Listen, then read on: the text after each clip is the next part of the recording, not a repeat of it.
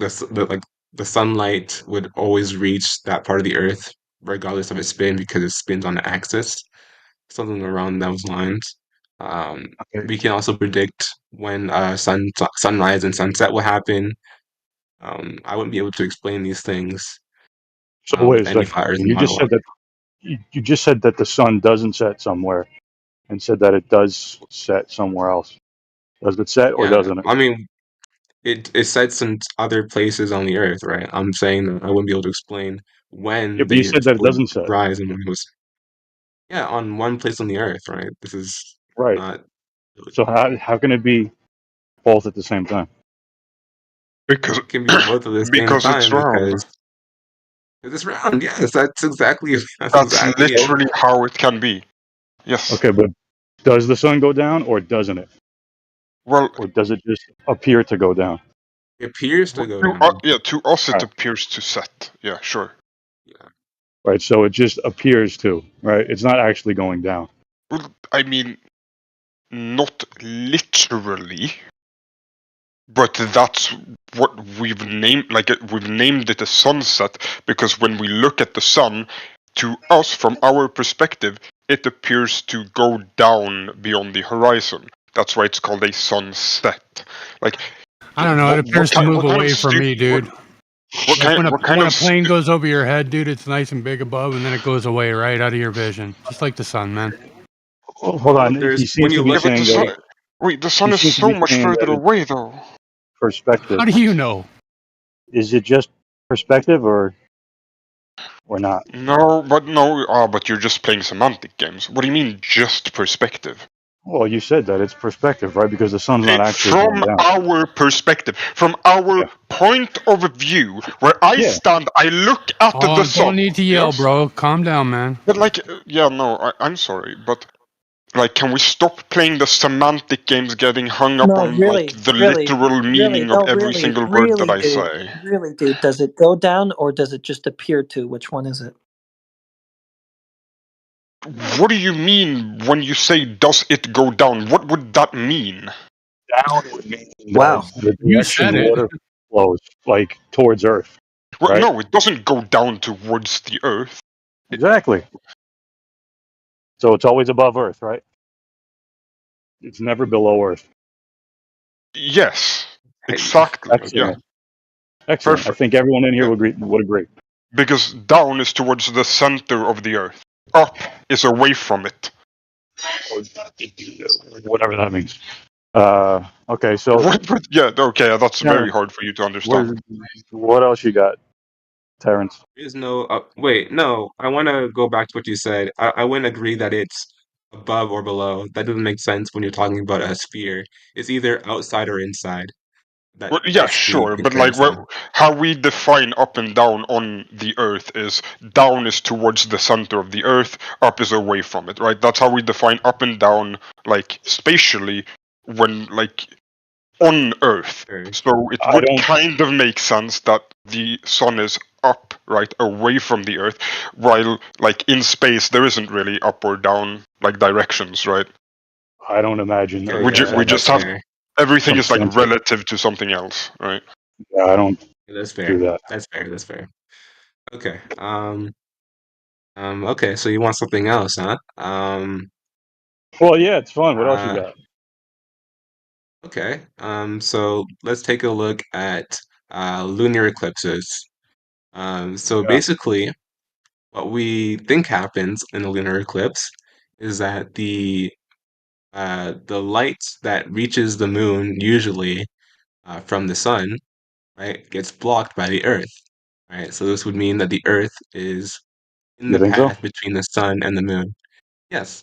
So if we assume that this is correct, um, the question comes down to the shape of the Earth, right? And we can infer things from, the fact that it's like a shadow.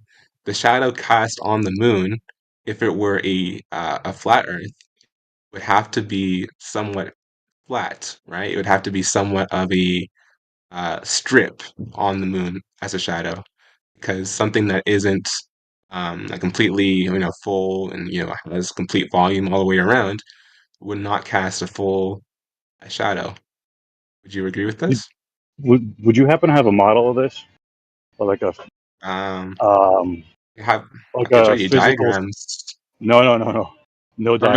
it's not really that hard to visualize. Okay, No, visualize no, three. no. I'm not talking about visualizations. I'm talking about a physical scale model of how you think this works, because I've never seen one. You've never seen one. Just Okay, Google, like Never. I promise you, Google lunar eclipse okay, and go it get will it be then. the top result. Yeah, you Oh. go get it then. Well, I'm That talking easy. about a physical scale model. Oh yeah, I am not able to send you a physical scale model through the internet. Has anyone ever made one? Like, why does it have to be physical? Why? yeah, you Like, can Well, how? because we're Okay, simulate it. dealing with physical phenomena, yeah, right? okay, but like, are you telling me it's that hard for you to imagine 3 balls? Just it doesn't have to be Earth. Just 3 tennis Imagine. balls. Well, Imagine I'm not. 3 tennis balls, Just right? imagine. One is Yeah, I the mean, sun, we're one is going the Earth, just one is the talking moon. about. I mean, if we're talking about imagination, then Yeah, but like, couldn't you just make holy up any fuck. reason you want? Okay, go. Do you have tennis balls at home? Go grab them. Like, Yeah, you well, the can thing make is, this it in doesn't 2 work. minutes. The thing is, it doesn't work. Why? You have to substantiate that. Why doesn't it work? What do you mean? Because the distances are too far. It doesn't work. What? You can't just say number too big. I don't compute. What? Oh, okay, Yes, well it then, works. make one then, or get someone who has made one. I am not able to create a 1-to-1 scale model of the solar system because that's a Oh, little bit so too why do big you? for me, you know? So why do you think it works the way you think it does? If you've never seen a model of this, Because we observe it. no, you observe something happening and then you explain it in some way. Yeah, because the way that we explain it is in accordance with everything we think we know about physics. Yeah, but you've never seen a physical model of this, right? Which is the thing that Why everyone would I always asks have about flat to? earthers. Why? Like, I don't know. Wouldn't it help? if the math checks out, and we can accurately describe All right. and predict these kind of events, like, we can be kind of sure that, yeah, no, we actually do understand how this works. All right. Do you have Like, anything else? if we can accurately predict things, right? Yeah, I say this thing is going to happen, and then it does. yeah. Do you got anything else? Um, Oh wait, I wanted to ask a question about the tilt Go or ahead, the man. axis of the Earth. How does it compare to the Polaris star? Do you really think that the whole galaxy aligns with the 15-degree tilt of the Earth, just so we can see what it is? Wait, what? What? Do you even get my drift? No, I Why did doesn't not understand the question. so the Polaris star does not move, right? Yeah, no, because it's like Yeah. directly off the like axis of the Earth. Yeah. So like if you look at the Polaris star, it's like the way that the Earth spins make it so it doesn't like rotate around the sky. It stays roughly in one spot. Do you really think that? Why wouldn't I? Why is that hard to believe?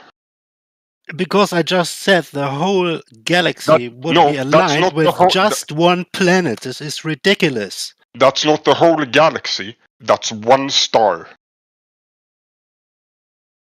Yes, of course, the whole galaxy, because the stars around the Polaris star are moving also. Well, yeah, Around the because Polaris, the there's Earth. no star moving Yeah, through because Polaris. the Earth. Because wait. I need to slow down a bit. Fuck. The stars themselves do not move. What? When you see the stars moving through the night sky, that's not the stars themselves actually moving. That's the Earth spinning. Oh, is that what's going on? Yes. Oh, fucking hell, man. Thank you. I appreciate that. Yeah, why He is didn't old we enough. came on this? Oh, shit. Now Like, there's only why- one thing left. One thing Uh-huh. left. Prove it. Hey, Heretic, what did I miss? Sorry, came in at the best line for you to say. I'll shut up. Apparently, what's happened is, the stars move. Well, it looks like the stars are moving across the sky, but that's not actually what's happening. No, the stars aren't moving. Yeah. Hold on. To I just find this. this is the entire concept of like general relativity. Okay. I'm just I trying to couldn't hear understand. Jedi, sorry. Yeah. Apparently that's us moving the Earth. The Earth is moving. We're on the Earth, so we're moving with the Earth, and that's what makes the stars appear to move across the sky. It's not them. It's us. Fuck. Well, okay. This might go over your head, but I'm going to try anyway. Okay. Okay. All right. Are you familiar with the theory of general relativity? Yeah, well, I tell you what, being as you seem very learned, why don't you express to us what it is? Maybe we don't understand anyway. The important part of it, okay, in this context, the important part is that to an observer, like to me, if I move through my room, visually, to me, I am still and everything else is moving, right? Right. Oh, so, okay. Two objects moving in relation to each other. Mm. If you're on one, the other one seems to be moving. And then if you go to the other one, the one you were just on now seems to be moving. You are always stationary from your point of view. So, like when you're driving in a car down the freeway and there's a car next to you. I get you. Oh, if only we'd spoken sooner. So does that make sense when we're talking about the stars? They seem to be moving, but we might actually be the ones rotating in relation to them. Cool. Now it's might. But could they be moving and we be stationary, like you said with the car example? We're in the car. Well, from our perspective, we are stationary and they are moving. Okay, but we can be stationary and things can be moving, right? No, we can never be. Sorry, hold on. Listen, we can technically. Hold on. I want to follow you. We can never be stationary and other things can't move, according to you. No. Okay, so we can be stationary and other things let can me move. explain. Okay. We are both us and the stars are moving in relation to each other. There is no one stationary. Okay. So we definitely can't be stationary and other things appear to move. That's not a phenomenon we can ever observe then. I mean, from our perspective, that's how it looks like, but we are also moving. Okay. But just to be close, I can be still and things can appear to be moving, but according to you, that can't happen. According to me, we are still moving even though we can't tell that we are. Like, if we observe, let me scale it down a bit. If we observe, for example, the sun from the Earth, the sun appears to be moving and we appear to be still, right? Yeah. But if we were to observe the Earth from, say, Mars, then both Earth and the sun would be moving. Like when we're on the Earth, when the sun, moon and stars appear to be moving like Mars. I get you. Seems though like we've got a few choices. Seems like everything can be moving. Seems like, yeah, it seems like things can be still and other things can be moving. I guess the next question is, how do you prove any of those suppositions to be true? Well, the thing is, motion in general, motion like overall, is in like reference to another thing. I am in motion relative to something else. If there is nothing else that I am in, like that I can be in relation to motion-wise, I can't be moving. If I would be in a completely empty void, right? There's nothing else. Okay. There's no telling if I'm moving or I'm stationary. But as soon as you have anything else, if it's me and then there's like a bucket over there, and that's all that there is, then I could Actually, tell if David, I'm moving or just not. use a train analogy. That's a lot better than what you were saying. There's lots of analogies that we can use, but you still haven't answered my question. But he Being as wasn't we've doing got, a very good job of it. my friend, thank you. Being as we've got a few choices about what can be moving, what can't be moving, everything can be moving in relative motion. How do we prove that we're moving? We've got choices, right? It could appear one way or another. How do we prove we're moving? Again, according to I think it's general relativity. Yeah, it has to be general relativity. If you move at a constant speed, there's no experiment you can perform that could prove that you are in motion. Okay, well that's lucky because the Earth is said not to be in a constant speed, so we should be able to sort it out then. I mean, we are relative. We are like the difference in speed is negligible. We're said to be rotating, so that's an acceleration. At and we're said to be pretty constant speed. Okay, but acceleration. Okay, it's not linear. There's no acceleration. The Earth is spinning at a pretty constant speed. Hold on. So 1,000 miles an hour or so around the equator, yeah? Mm-hmm. Okay, north and south of the equator, not so much. It slows down, doesn't it? That does not entail. That doesn't entail acceleration. Just because at one point there's one speed and at another point there's another speed doesn't mean that like something slowed down. The Earth is slowing down the further I get away from the equator. No. If I am standing, listen. If I stand in one spot, yes, maybe I am north of the equator right now, right? But if I'm here in this spot, my speed is not changing. Okay, all right then. What about the elliptical orbit of the Earth around the Sun? Now that necessitates acceleration and deacceleration because it's an elliptical orbit. Again, the difference in speed is negligible. We're moving at very high speeds. So if you slow down like a tiny bit, sure, theoretically you could measure that, but we don't have the instruments that can. So we can't measure any motion of the Earth, then, according to you? No, because we're moving at a constant speed. But we're not. This is well understood in physics. No, but we're not. You just said trying to. But okay, because we are not able to measure that small difference. Excuse me, I've given you an awful lot of time to talk, and I've bit on your bullshit. So let's see it through to the end. I don't think you're even listening, so. My friend, I'm listening more intently than you realise. So anyway, let's get back to your story. Never mind. Yeah, you are, but you're just looking for words to hang up on. I'm trying to show to you that you can't prove any of this. No, you're just trying to play semantic games. That's all you're trying to do. Excuse me. Are you going to listen? How about you let me finish as I've let you finish multiple times instead of you jumping in all the time. You've been interrupting me as well. You're doing it again. You're doing it again. Now, I was trying to follow you, mate. I was the one with the stick that helped you walk down this path, and you started spouting your bullshit. So you've given us a few choices. That's what you've done.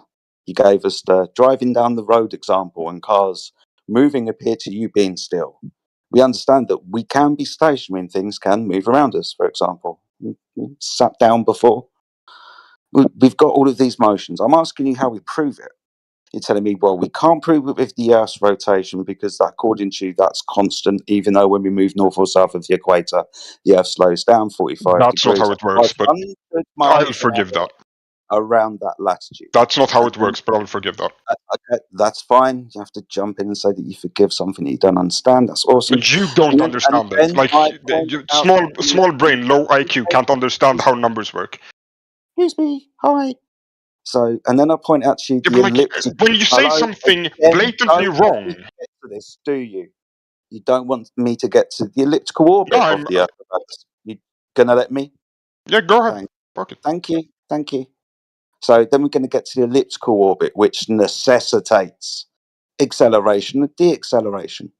You're saying, well, it's so small, even though you've only just heard of it and probably pulled that out your fucking ass to answer that question because you hadn't thought of that. No. So you made that up on the fucking spot, didn't you?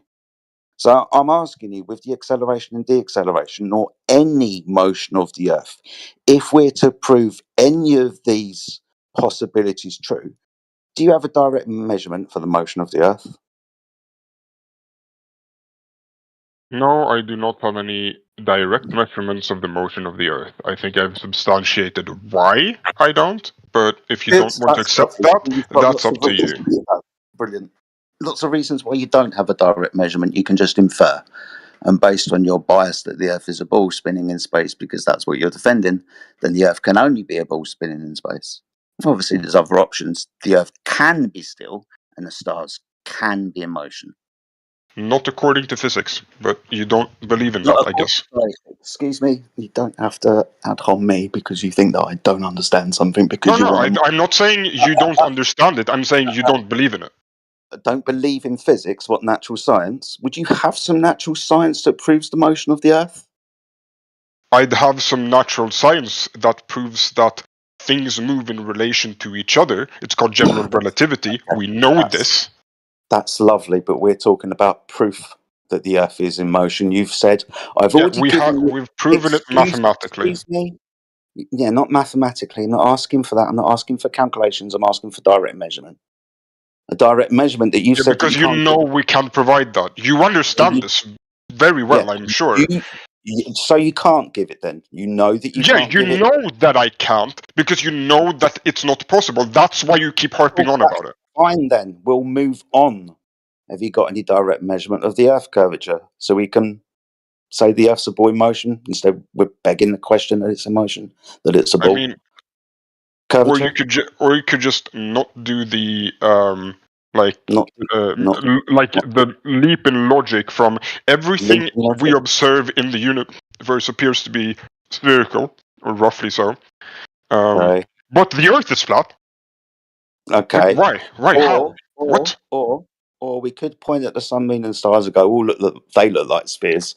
I wonder if the Earth is a sphere too, just like those. I'll tell you what. Let's see if we can measure the Earth to have curvature. But logic entails that it should be, no? No. Physics doesn't allow for flat Earth. No, incorrect. I can go to the woods. I can see lots of trees. Doesn't mean Doesn't mean I'm a tree too. Do you know why? Because I can look at myself and demonstrate to myself. That's fallacious. But I'm not a tree. It's not fallacious. You're pointing that's at fallacious, but that is not analogous. But that's fine. Yeah, it is. Everything around me is a sphere, so I must be on a sphere. Everything around me is a tree, so I must be a tree. No, I don't. No, I don't look at everything in the universe and go, I am a sphere. That's not how it works. What the fuck are you on about? We don't go around making declarations. I never said I was a sphere. I'm saying the Earth is a sphere. Hello? I said that. You weren't listening. No, you said I go to the woods and I look at tree. So me, I am tree. What? That doesn't work. Do you know the correlation? Do you know the correlation? You need to dial it down. That doesn't work. You know the correlation. The analogy doesn't work. You don't like Pick another one. Talk, do you? Do I have to No, I want another analogy. I want a different analogy that actually works. Please. Let's put it like this. So you're turning around to me and saying everything in the sky is a sphere, so I must be standing on a sphere. That's akin to me saying I go to the woods and I must be a fucking tree because all I see are trees. The thing is I can look at the Earth and demonstrate the Earth is not like those spheres, just as much as I can look at myself and demonstrate to myself that I'm not a fucking tree. I don't have leaves. The Earth doesn't have curvature and the Earth doesn't move. Just like the things in the sky have curvature and move, it's not like those things. We can't run around and say logically, because everything around me is one thing, then this thing that I've got here must be the same as those. That logically doesn't follow. You have to prove the premise. Demonstrate that those things are like those things with a direct measurement. One, you said the Earth is like those things, spheres that are in motion.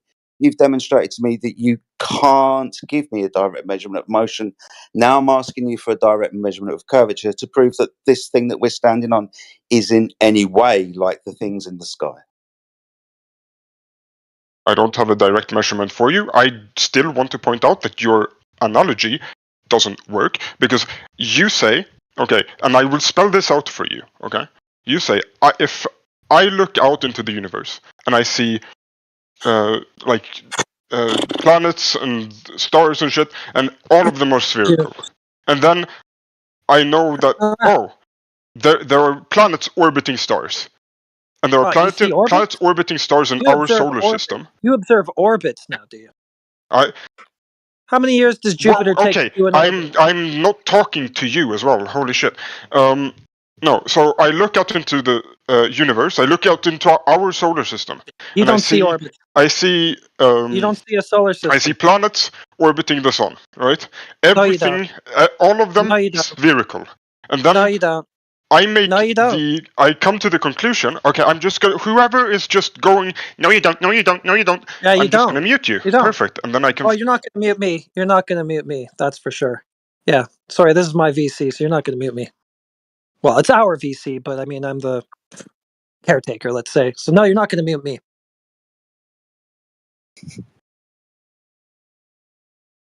Someone better let him know. You can't mute Heretic. He's the channel owner. It's definitely not the person that you want. You're really picking on the wrong people today, Honey Sunshine.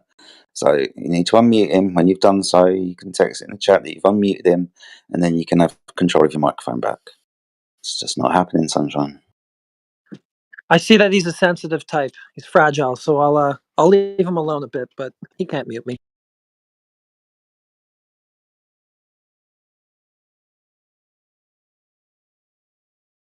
Yeah, you've been unmuted. Heretic, he has unmuted you.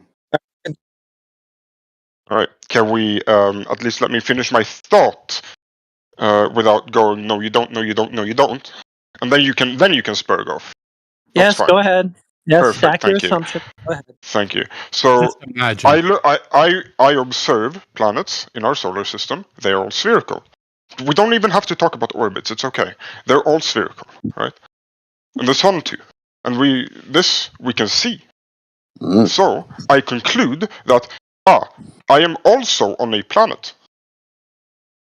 Okay. And it makes sense to me.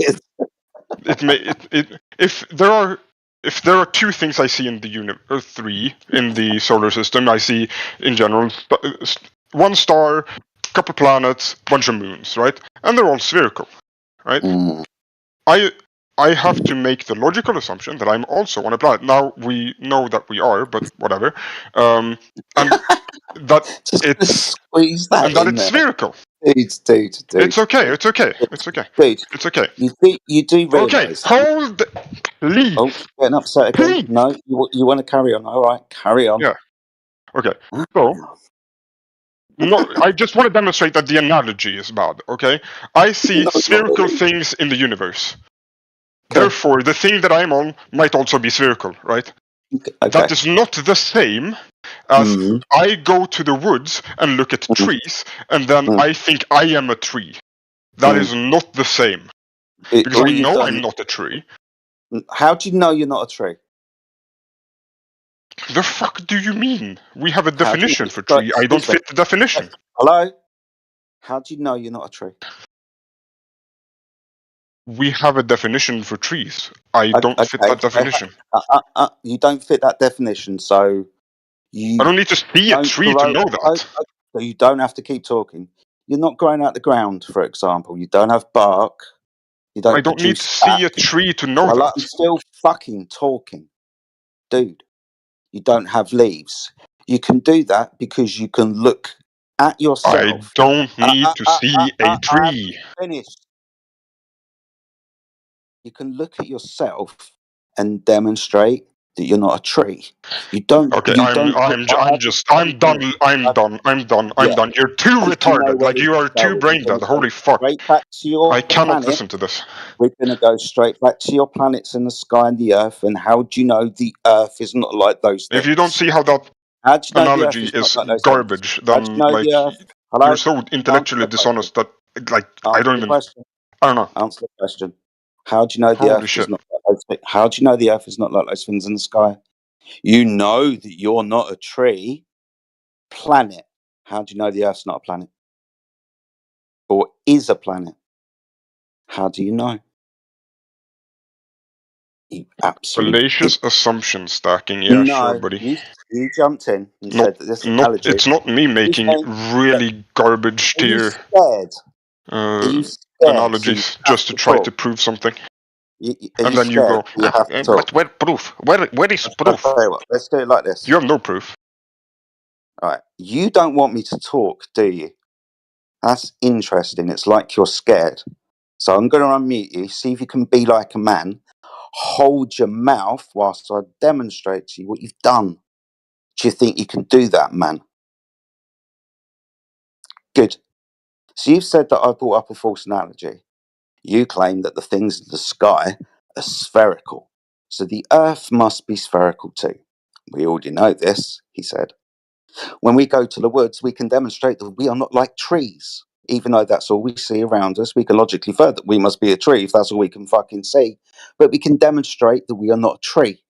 We can measure ourselves to not be like those things. We can observe ourselves to not be like those things. But we know that, you said.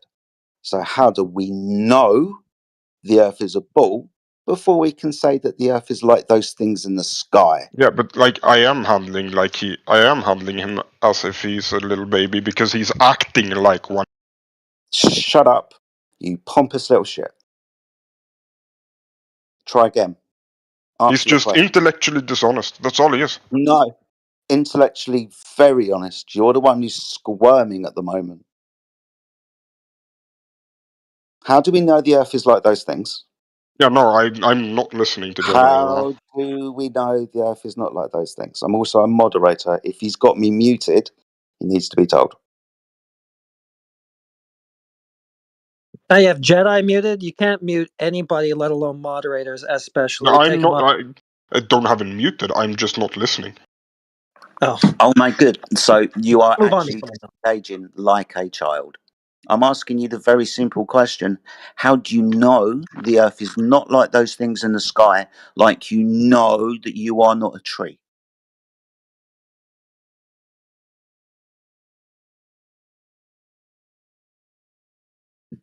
You think you can play games?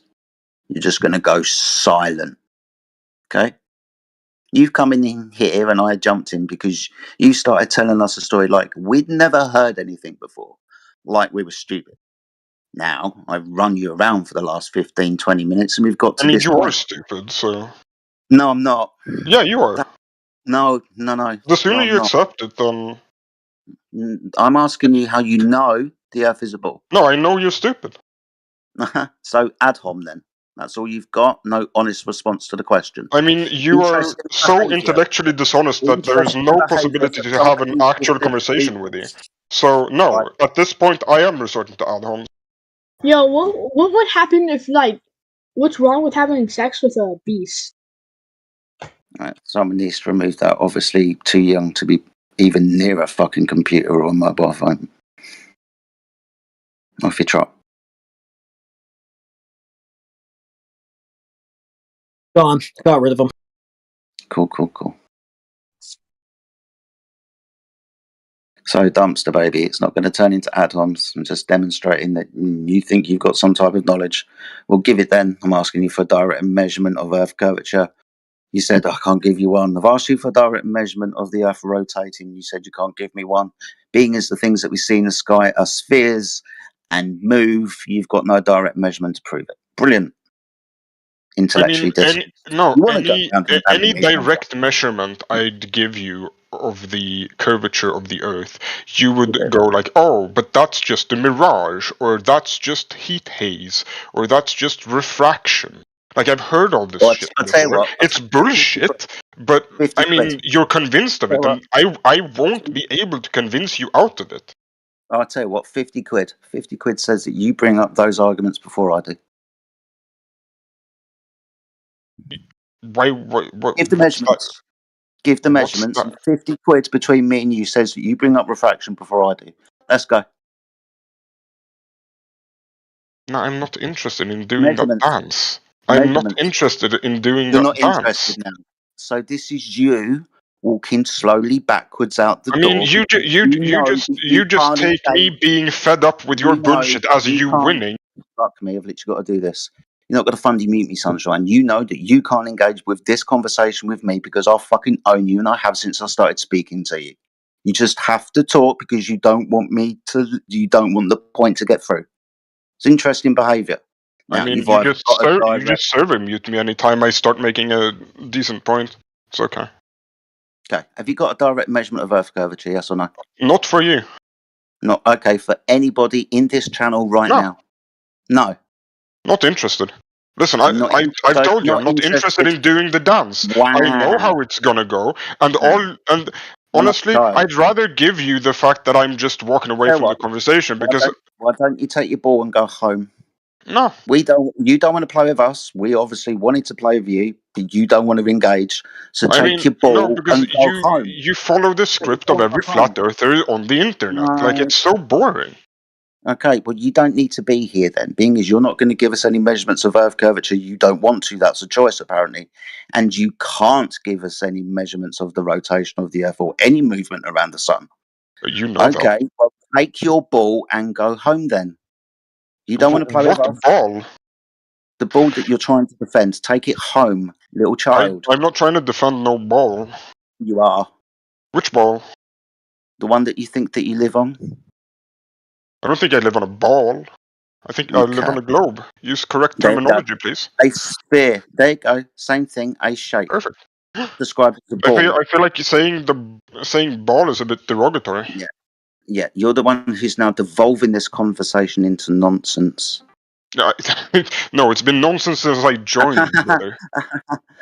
No. There's no way you actually sit in here and you're serious about this shit. Like, there's no way.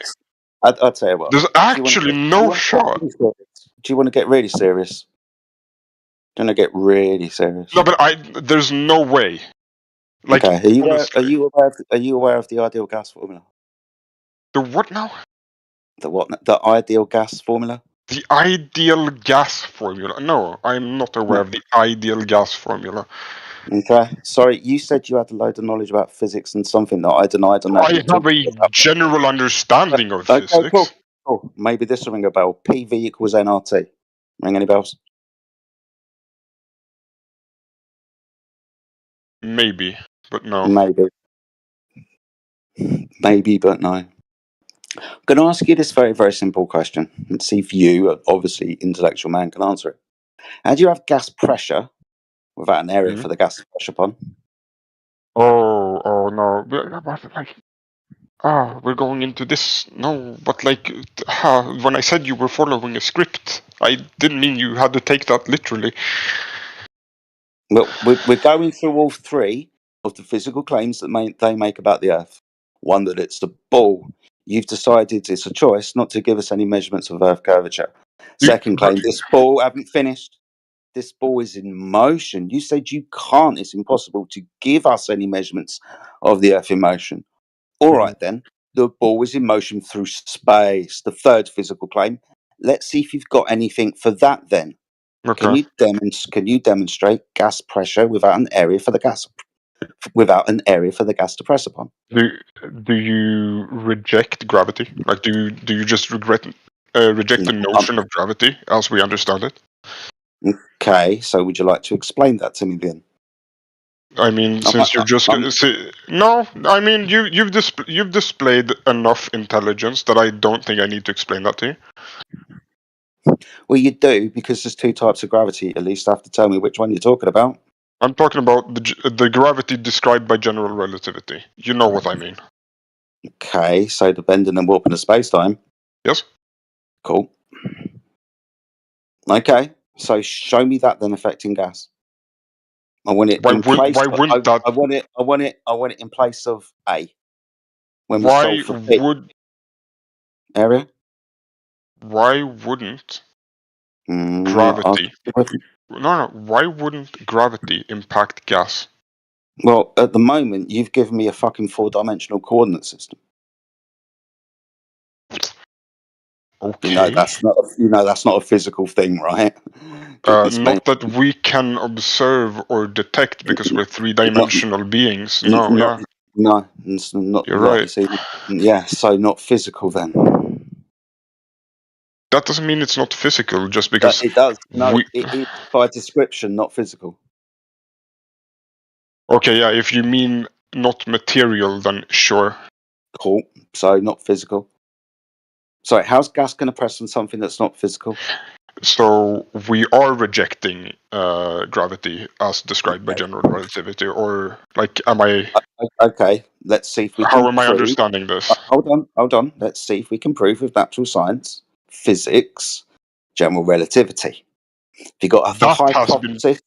Have you got the hypothesis that we can test the prediction of cause in an experiment to prove a bending and warping of space-time because of the unequal distribution of mass?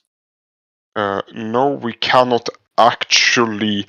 Okay, Like, then. we can't actually view the thing, but it is the most established theory in all of physics, in all of science, that, like, very confident, aren't you? yeah, but You like, just came around to me. You started your response with no. That's all I need. yeah, and that's, you stop listening after that because you're just listening you after said no. words to hang your arguments on. Like, you're just listening for like the one word that you can go like, but you said this. It's like, Yeah, you said no. You're not actually interested in what I'm saying. I asked you if you could give me the hypothesis. You said no. So no natural science then. Case and point. So not proven then. Case and what do you mean? So give me the hypothesis. Do you understand? Wait, no. But like, no. Listen, okay, no. But you're giving me an aneurysm by how retarded you are. It's insane. All I've done is asked you for natural science to back up the claim of general relativity, and you're the one that's do you understand how a scientific theory works? Yes. So we do. So good. Thank God you understand something.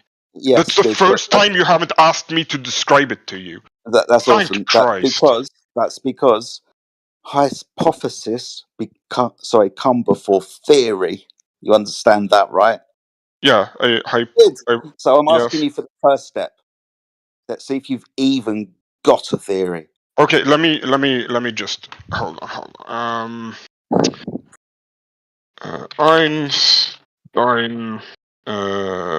theory of general relativity. I'll just link this to you. I'm just gonna link this to you real quick. To be clear, I don't want the theory. I want the hypothesis. Hypothesis come before theory. Theories are based on hypotheses. I want that first. Don't I? Obviously. Natural science, physics, you said. Okay. Should have been super simple if there was one. I mean, the theory of general relativity. Don't need the theory. Yeah. Can I get more than 2 words out before you start spurging? I just want the hypothesis. Yeah. The hypothesis was like the thing that Einstein laid out, and then it became a theory when things matched that hypothesis. I bet you don't even know what a hypothesis is. I am well aware of what a hypothesis is. Cool, go get it. Oh, listen, if you're so hell-bent on reading the hypotheses of general relativity, you Google it. I am not Google for you, okay? If you want to read it, you go find it. Perfect. You're the one who's made the fucking claim that gravity, in this instance, general relativity, okay. Explain to me, now we've got to jump in again. Interesting. Just fucking interesting, dude. This is your claim. This is your claim. We're just your going claim. in circles. I'm asking you to back Nothing's your claim. happening. Back in your claim. Can you back your claim? I've asked you for the hypothesis that would back your claim. You haven't given it yet. You said I don't need a hypothesis. I have a theory. Don't need one. I want the hypothesis that can be tested. I have a theory. We're doing natural science here, Sunshine. Yeah, I have a theory. Which will require a hypothesis, Sunshine. Listen, stop calling me Sunshine. Like, it's cringe. Yeah.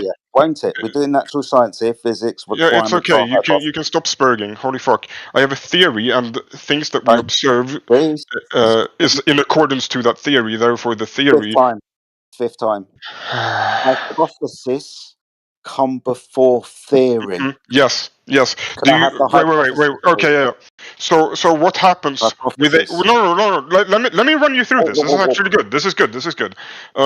So what if you have a hypothesis, right? And then Do you you have test a it. hypothesis? No, and then you test it, right? And Yep. it turns out it's accurate. You can predict things with it. Great. What does that become? That becomes a theory. There you go. I know. So I've been trying to tell you this for the last 10 minutes. Don't now start jumping on my side and jumping up and down with me like you're on the fucking winning team, Sunshine. No. I've you're asked this you close. for the hypothesis first, not the The theory that comes hypothesis after. is the same as the. You need to calm down. I've asked you for the hypothesis, the thing the theory is based on. The hypothesis being the prediction that's been tested through rigorous experimentation. You can then base your theory upon that which you have proven. I've asked you for the first step of natural science, Sunshine. Why you jump into theory? It's weird. The hypothesis, please. It's the same as the theory. It just got proved. Hypothesis, please. The hypothesis is the same as the theory. What does The a hypothesis contain? The hypothesis. What does it contain? A series of assumptions. Oh, a series of assumptions. A series of assumptions or predictions. Oh, there we go. That sounds like a prediction. Better word. Maybe that's a better word. English isn't my first language. That's okay. I'll forgive you that. Not a problem. Yeah, So, but a prediction okay. a prediction of what? Well, it depends on what you're studying. No, we're always studying the same thing. They just come in different forms. The hypothesis is a prediction. What is that prediction of? Well, no, that depends on what you're studying. Like if you're studying. Right, now I've got to help you even further. What's an independent and dependent variable? What are they? An independent variable is something that it says it itself. It doesn't depend on anything. It doesn't change. While the dependent variable is dependent on the independent variable and it changes. Okay, so the dependent variable will be acted upon by the independent variable. The independent variable will cause a change in the dependent variable. Yeah, the dependent that's roughly what I said, no? Yeah, it's okay. I'm not saying you're incorrect. I'm just filling in the gaps, and so we are both understanding correctly. A dependent variable is a phenomena. A phenomena is something happening, also called an effect. An independent variable is what you think caused, keyword, caused that phenomena to happen. Your hypothesis is a prediction into cause and effect. Correct? Correct? Maybe. I don't know if I'm ready to accept that, but sure. What do you mean maybe? We can run with that. Okay, cool. So that's what I mean by a hypothesis, a prediction that will have two things in it: a independent, a dependent variable. It's important the hypothesis has those two variables because you're going to test that hypothesis in the experiment where, apart from the control variables where you keep everything the same, you, the researcher, will vary and manipulate the independent variable that you predicted in the hypothesis to see if it has a change on the dependent variable, fulfilling your alternate hypothesis that 1 will cause 2, or fulfilling the null hypothesis that there will be 0 change and 1 will not cause 2. That's what we're hoping to achieve with physics and natural science. Yeah. Now, the question is, Einstein, general relativity, hypothesis, please. Well, you do realize that Einstein's hypothesis for general relativity was a little bit more complicated than for me to be able to summarize in A, therefore B.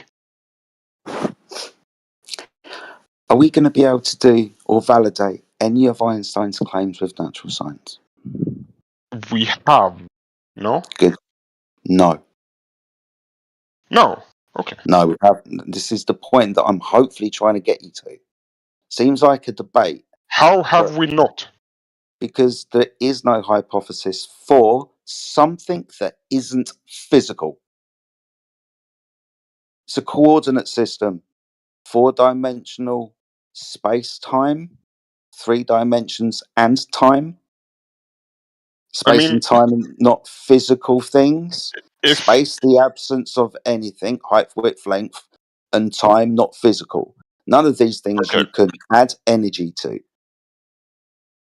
The thing is, that's why I didn't really want to accept the premise of it being solely like the A, therefore B in the physical world thing, because we have a model, right? We have a model of how, for generally, gravity works, right? That's mostly what general relativity is about. It's a little bit of time dilation, stuff like that, right? But mostly gravity, and that model seems to work, right? We can make predictions with it that are accurate. Einstein predicted the gravitational waves. We have now detected them, right? So the model seems to work, right? A light move 1/10,000th of a nanometer, but okay, if you say you've detected gravitational waves. Yes. If you've looked at those results. I have not personally reviewed the results. No. Okay, so you don't. I'm not a physicist. I don't claim to understand everything there is about physics. I have a general understanding of physics. Cool. So what did they detect in LIGO, and how did they detect it? From what I understand, it was a collision of 2 black holes, and okay, you're already laughing. You're already laughing. It's okay. Then I won't explain it to you. That's fine. This isn't natural science, and this is the point that I'm trying to get to. Yeah, but it's pointless. It's pointless. You're not going to convince me. I'm not going to convince you. Well, you could do if you had. I know this. You knew that. You would be able to if you had anything that you could claim. No, I'm 100% certain I would not be able to convince you, even if I had if I had unrefutable objective evidence of like the Earth's curvature that you couldn't refute. You'd make up a way. No, I know you would. That's not true. Yeah, true. shut up, little bro. Yeah, you've got no idea. No, I know you would. If you were to be able to give me a direct measurement of any of the 2 claims of the Earth being a ball or in motion, that'd be awesome. If you could give me a demonstration, that'd be awesome, but you wouldn't be convinced. I would. If you could give me a demonstration of gas pressure without a container, I would be convinced. If you could demonstrate it, of course I would. Gravity, but I believe that's a key point, little bro. It's okay. We're just running in circles. Have no natural science for gravity. We're just walking in circles. You don't have any natural science. You're saying the same words over and over again. Yeah, because I want them to get through to you and to everybody else. You have then if you want to get through to me, try some other words, because the words that you are using obviously aren't working. It's all right. I'll let somebody else speak to you. It's been fun for that's fine. Yeah, I bet you've had fun. I'm pretty sure you're just trolling. There's no way you actually believe this shit. That's brilliant coping strategy you've got there, mate. No, I think maybe you can call it cope. I'm just trying to be realistic about things. I don't want to believe that you're actually that stupid. So that's fine. You're just whining, dude. Shut up, dickwad. Point. You're just bitching and moaning.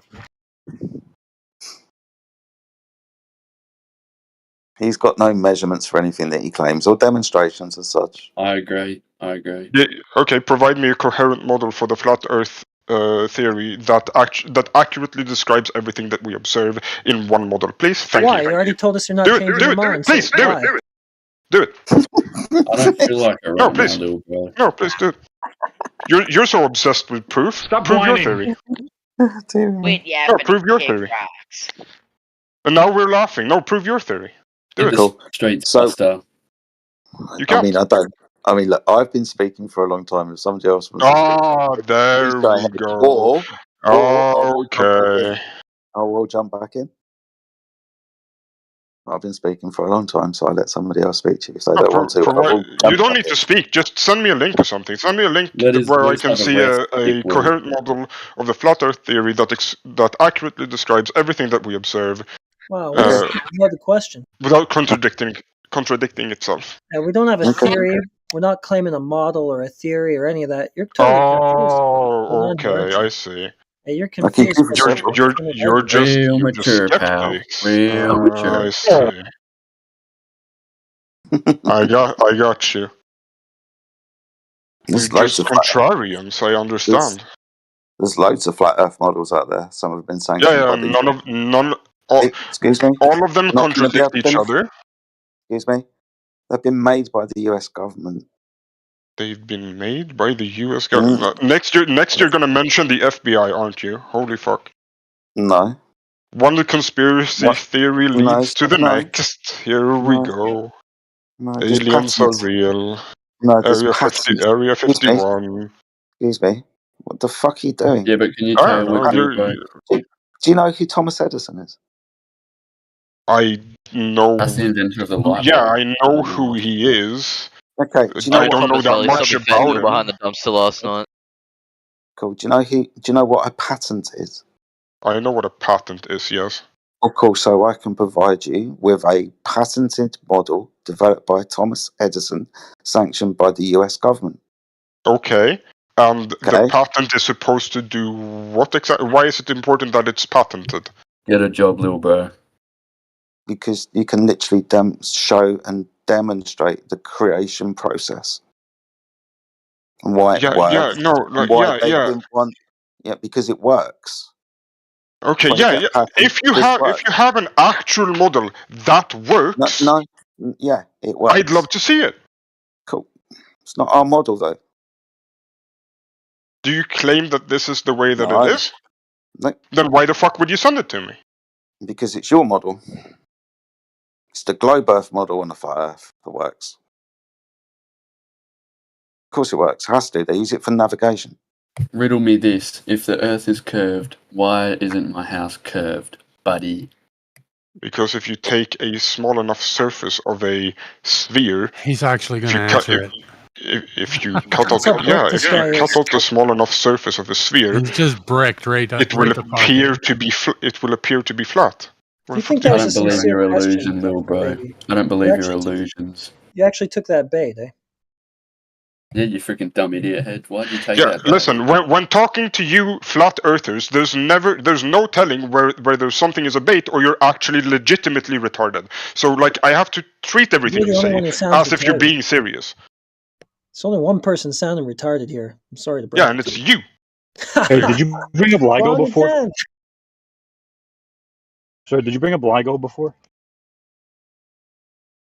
You mean the gravitational waves thing? Yeah. Yeah. How does that work? Can you tell me about LIGO? Oh, here we go. How does that work? Google it, man, if you want to know. Well, I did some basic Googling, and it said that the laser has to be perfectly straight, right? The laser inside that big ass tube. Mm-hmm. Right. And that there's mirrors, and that there's mirrors on either end of that tube, right? Sure. And they hang plumb, right? Do you know what that means? As I said, English isn't my first language. You might have to simplify that for me. Vertical. Do you mean they hang from the ceiling or what? Not from the ceiling, but they're hanging there from a string, plumb, straight down. Right? Yeah, so they're both vertical, right? Sure. And the laser has to be perfectly perpendicular to both of those verticals, right? Mm-hmm. Okay, that's all. Sure. Are you trying to imply that that's not possible on around Earth? Oh, I'm just saying. I'm just asking you if that's what happens, and you said yeah, and okay. Yeah. All right. Perfect. Okay, so he's pointing out that on the globe model, the direction of vertical is non-parallel, so it wouldn't work in LIGO. I didn't bring that up, Captain Saberhole. Okay. Okay, so we have a horizontal laser, and 2 perfectly vertical plumb lines, both perpendicular to that one horizontal. Sounds good to me. Right. Hope it does. Was this for navigation or something? No, I'm just talking about LIGO. LIGO?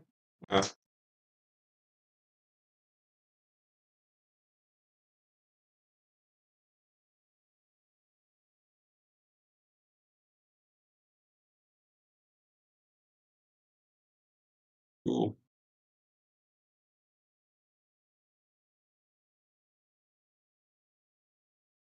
You Googling now? No. I'm laying in my bed. What the fuck are you on about? Yeah, I bet. What would I be Googling? What the fuck? Yeah, that's okay. Is that your favorite That's go okay. to? Like, are you Googling Yeah, now? yeah, As if looking up information is something bad? I find it really weird that for somebody whose English isn't their first language, they put like into that sentences an awful lot. Really weird. Don't know why you would do that. Nej, så, engelska är inte mitt första språk, så att jag vet inte vad du pratar om. Yeah, probably, mate. Exactly. I'm just proving to you that I don't actually speak the English language as my mother tongue, but whatever. Yeah, I knew that already. I didn't distrust you with that point. So what the fuck? It's just weird for an English speaker to hear somebody not an English speaker use like in their sentences as much, but there's no real need for it. It's just an English inflection. I don't know where you would have picked it up from. Well, I did go to an English school for 2 years in my childhood. Maybe there. I don't know. That's probably what it is then. Just a genuine point of inquiry. I was genuinely curious. Yeah, it's hard to tell with you, you know? Uh-huh. Are you always angry, dude? Are you just mad at life? When it's absolute stupid, yeah, I think so. I mean, if someone's being intellectually dishonest and just plain stupid, and Who's being intellectually dishonest? And I'm pretty sure the only it's person being intentional. intellectually dishonest is you, dude. Okay, then. You have no proof, no evidence, nothing, man. No proof. You just no have evidence. stories. Yeah, and if I give you anything, you're just gonna go like, oh no, that's a hoax. You haven't given us anything, dude. I gave you the LIGO experiment. What does LIGO prove, man? Not Well, it proved that the verticals are perfectly perpendicular to the same horizontal. It proves that the predictions that Einstein made 100 years ago actually held true.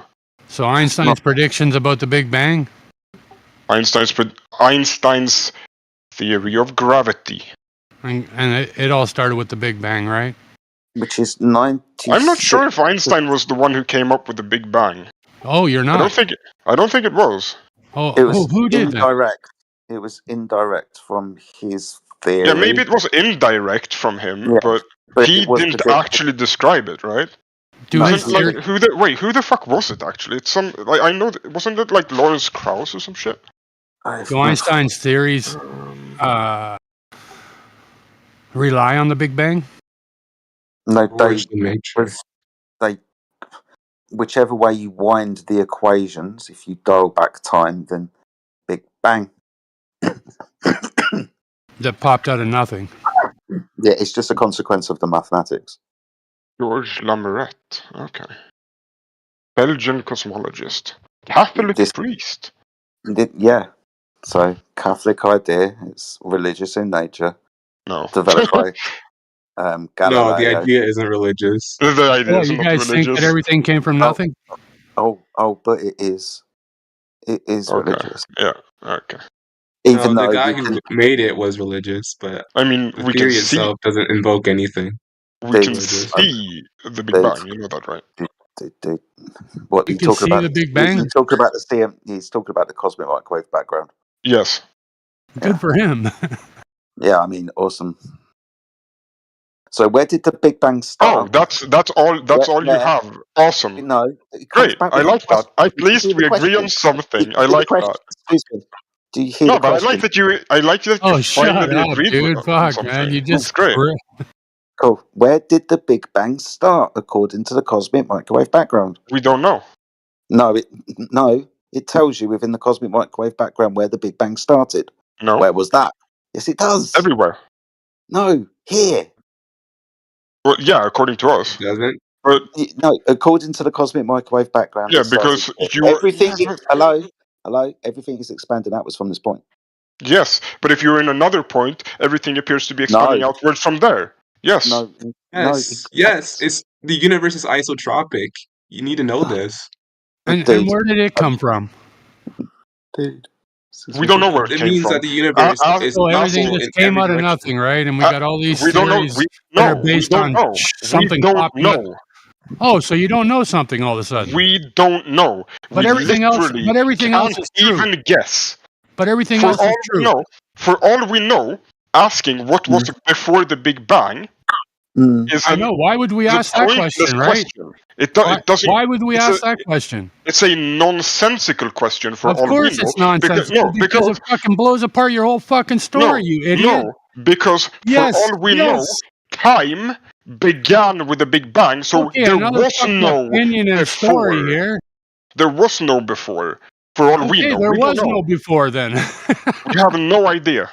So asking the But question you know doesn't make everything sense. that happened afterwards, though, right? Yeah, you have because no we can see idea where it. any of it started or where it came from, but you know how fucking everything else happened. Yeah, because we can see it. Oh, you can see it. Yeah.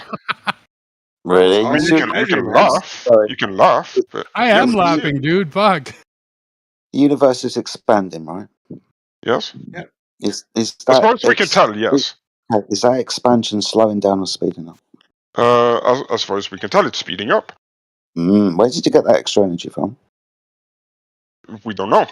Extra energy. Why would it take extra energy? What, to increase in speed? To accelerate? Yeah, but the universe isn't like an object within, like, you're talking about the thermodynamic principle as it applies to matter and Like you're stuff like talking that. like you know what it is, dude. No, stop the fucking cap, man. He's talking about dark matter and dark energy. And what the fuck is dark matter, dude? We don't know. We don't know. No, we don't. Dark matter and dark energy take up 96% of the forces in the universe. So there's only 4% that can be attributed to gravity. No, wrong. The thing. No, listen. Hear me out. Listen, how are you gonna make a fucking assumption? I can explain. I can explain this. I can You can't explain shit, man. I can explain this to you. We'll Okay. let you explain the crisis in cosmology. Off you go. Yeah, no, it's not like I don't have an answer for the crisis in cosmology. I don't know what dark matter is, but what I'm saying is, what you said with only 4% can be attributed to gravity is not correct. The thing that we call dark matter, we think it's there because we see the gravitational effect of it. We just don't know what it is. It's in your imagination, right? Dude. Your universe doesn't have enough mass in it to bind it together. Yeah, that's why we say that there's dark matter, because we don't know what it is, but we can see the effect of it. Something is binding it together, we just don't know what. Your mathematics is incorrect. They knew this when Einstein published his papers anyway, but they went with the theory, but they're noticing more and more and more that some of the math may or may not be incorrect. This is generally how it is throughout all of science. We are never completely 100% sure of anything. For all we know, our idea of or how we describe the law of thermodynamics might be wrong in some way. But for now, it's useful and it seems to work. Yeah, it seems to work. That's brilliant. But it doesn't work. It works well enough. No, it doesn't. That's the point. No. We can make accurate predictions with it. That's what I call it. Works well enough. Actually, no, you can't. You can't make accurate predictions with it. With not every prediction, with but most. The law of thermodynamics? No, with your gravitational bullshit and general relativity. You can't make accurate predictions with it. No, they lose accuracy as time increases. What do you mean? So over 100 years, what do you mean with time increases? Yes, so over 100 years compared to now, 100 years, you will be off. You won't. Your prediction will not be 100% accurate. You give it more time, Well, the diversions. Yeah. So that's not an accurate prediction. True. That's true for. That's true for pretty much any prediction. If I say I'm confident you're I'm just gonna like I'm confident you're gonna wake up and be healthy tomorrow, or I could say I'm confident you're going to wake up and be healthy in 50 years. One is more probable than the other, right? You said it made accurate predictions. All I had to do was point out that was incorrect because of the time problem. Oh, okay. I'm sorry. I didn't. I should have added accurate enough. Accurate enough. Yeah, accurate enough to the point where it's useful. When's it useful? What do you mean? When is it useful? When's it useful? When we try to send shit to the moon. Didn't we do that like yesterday? They landed. Yeah, did you see the video yesterday? That was awesome, I'm pretty sure they landed a new. You're pretty sure, right? Yeah, I don't know if it was yesterday or the day before. I know I watched the live stream. Let's see it. Let's see the landing. What do you mean? I watched. Wait, just show it, man. Okay, fuck. I'm sorry. I'm sorry. You can't go to YouTube and then Google and search NASA. I did. I couldn't find any video, dude. Fuck. NASA moon. Yeah, that was like yesterday. Yeah, you want to show me an Atari game? That's great, but like, you got any video? Oh, it's live right now, actually.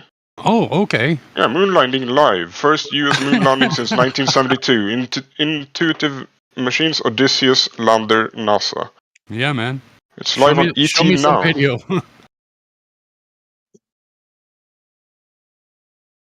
I mean, if I show you video, you're just gonna say, "Oh, that's CGI," and then you can't show me video because there is none, dude. Anyone notice that before NASA said we can't have a live video of the Earth, and then now they say we can? Contradiction. Another contradiction in the globy worldview. Yeah, you got it. Well done. Did you see the India moon landing? It was fucking pretty cool too, man. You exposed all of us. It's all CGI. You're correct. All your conspiracy theories are correct. I'm sorry. All your conspiracy theories are correct, I was just trying to trick you in believing false things because I think it's haha funny. Yep. You get 100% on the test, dude. You memorized all the fucking literature. You're awesome. Yeah, you're correct. Well done. I applaud you for seeing through my deception. It's not hard. You could see it too. Yeah, you're right. My bad. The Earth is actually a triangle. Correct. It's like a pizza slice, you know, or like a Star Wars ship. It's great. She's coping with it. Just coping now, aren't you? I know, the poor guy. No, but I mean, if he's gonna resort to that shit, I'll resort to that shit. Like, if you want to have a normal conversation, I can. But who's resorting to what? You already said you don't know, dude. You don't know where it came from, and you can't tell, I don't and know. all this other stuff. Right? So how can you? So how can you be so fucking certain about everything? Just because there are things because people told you. Just because there are things that Just because there are things that I don't know doesn't mean that I don't know anything. There are things that I can know to a certain. Like you're gonna open your eyes tomorrow, right? To a certain point of certainty, right? I can feel like I can know things to a point of certainty. I can never be 100% sure, but I can be pretty close. Yeah, so we speculate. If the things that I claim to know to a point of certainty, if they're reliable and they act the same every day, I can be pretty sure that the model that I have in my head, it's pretty accurate relative to reality, right? It is it? I'm not saying I'm 100% accurate, but I'm saying that the way that I view the world seems to work.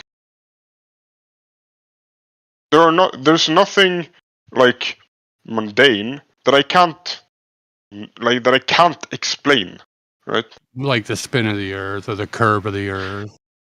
Yeah, Or yeah, where the Big Bang came from. Where fucking yeah, how you I mean, bend yeah, we can explain like how we can't like directly measure how the Earth spins, but No, we I can mean, if you imagine, dude. Not explain. we We can have imagine. observed it from the moon, but you don't believe in that. I'm pretty sure you're gonna say that that's a hoax. Am I right? Yeah, you're right. There you go. As predictable as always. Okay. Yeah, it has to be a hoax because it comes from a place that can't exist. You try to The answer that moon question. doesn't exist. You're right. I'm not looking at it right now. Excuse me. I said it comes from a place that doesn't exist, so the vacuum of space that the moon's said to be in. Probably best you listen. So the moon exists, but the vacuum of space doesn't, and Whatever that the moon. affects. Yeah, whatever. And that Are you gonna affects how. are you gonna demonstrate gas pressure without a container? Okay, so we're jumping back to that now when I'm starting to question. Like, you actually don't think Sorry, the moon did I interrupt exists? you doing something? I'll shut up then. No problem at all. Wait, you don't. Wait, you actually like we've already gone over the gas pressure in the chamber thing. I'm not interested in that. No. Yeah, I've said gravity. That's about all I need to say on failed that. to prove. It was a I've said gravity. You don't agree. We're at an impasse. We move on. Okay. You agreed with me. No hypothesis. It isn't physical. It's a coordinate system. So you didn't answer it. It's a model, and it accurately predicts. No, it doesn't. No, wrong one. Wrong gravity when you're talking about how you're going to. Wrong gravity. Yep, you're right. Yes. My bad. So Yeah. I'll tell you. Truly. I'll tell you. No, you don't tell me. It's okay. We can just leave it there. We're at an impasse. It's okay. We can move on. No, we won't. We're going to stay right here. Okay, great.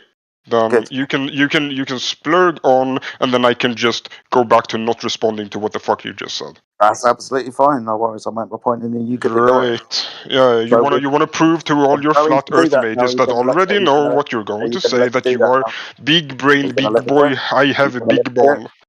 Okay, cool. Okay. You're going to let me do it, aren't you? Just to be clear. Yeah, go ahead. Good, thank you. So within the ideal gas formula, PV equals nRT, you failed to give me the replacement for A, how we resolve for pressure. So pressure, that's equal to force over area.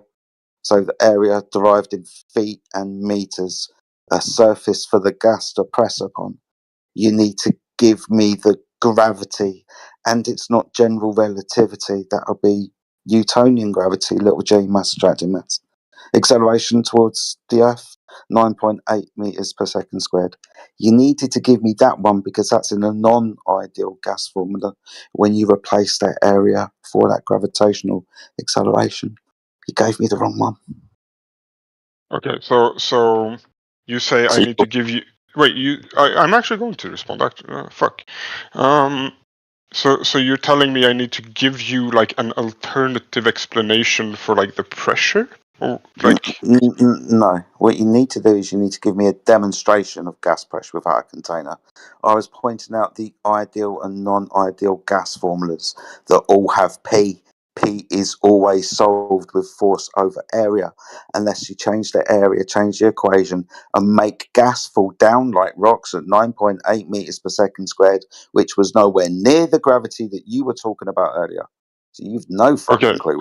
So what do you think is the origin of that pressure, like over the area? Why does the gas exert a pressure there? Because the gas is in movement, and that's a physical thing for the gas to press against. It's the definition of gas pressure. Could it be? No. Just speculating here. Could it be, right, that the gas is falling towards the center of the gravitational force pulling on it? No, I mean, it could be, but observably it isn't, because gas doesn't fall down at 9.8 meters per second squared. Yeah, no, because it has some buoyancy to it. It's not as fucking energy. What are you talking about? Does gas expand to fill volumes? In general, yes, but when exposed to like a gravitational source, you are able to manipulate that. Always. So here on Earth, all the gravity is gas expands to full volumes. What are you talking about? Yeah, well, yeah, on Earth, if you have like a small jar. No, an amount of gas. Yeah, a volume. I mean, yes. Given a volume. A volume given in liters. Okay, sure, and and yes, it does, and it expands away from the Earth, but it can't escape because of gravity. No. Yes. That's incorrect. That's incorrect. I mean, you can just say that's incorrect, and then... No, what I can do is I can cite it. I could do it better. Would you like me to do that? To demonstrate that you're incorrect with how gravity affects the entropy of the system? Would you like me to show that to you? I mean, if you're going to show me something that you did in a box on Earth, I'm going to laugh. No, I'm going to give you Nobel laureates and scientists and... Yeah, but that they did in a box on Earth. I'm going to laugh. Okay, well, this is how we describe gas. Sorry, can you describe gas pressure without an area for the gas to press upon? Why would there not be an area for the gas to press upon? You have... We need a fixed area of space, don't we? I mean, it's very important the size of the environment.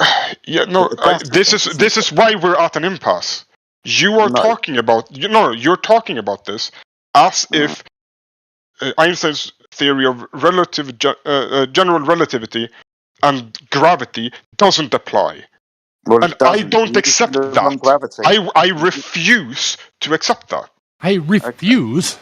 So we're at an impasse, and we can just move on. No problem. So you can go and get the barometric pressure formula. You know, atmospheric pressure. I still want to know if you believe the moon exists. Well, I can look at it. There's the moon. You're an idiot. Yeah, so but like, what do you think it is? No, you said that you said something about like it not being what we claim it to be. So I want to know, what do you think the moon is? He said the vacuum of space is not what you claim it to be. He didn't say anything about the moon, dude. You want to bring up stupidity, but fucking, it's not what it is, man. I mean, you go ahead. I mean, sure. Then what is there? What's there instead of the vacuum of space? I want to know. Why don't you speculate for us? No, I'm curious. I want to know what you think. You've been speculating the whole time. Like, I want to know what you think. I want to know what you think. I speculate He's been telling you what we think, but you don't want to accept it. You tell me no. He hasn't told me what he thinks is out. He hasn't told me what he thinks is out there instead of vacuum. He's been telling you for the last 15 minutes. You just don't want to listen, dude. No, he hasn't. Not when it comes to the vacuum of space. He hasn't talked about the vacuum. I think that the vacuum of space is a positive claim that violates natural law.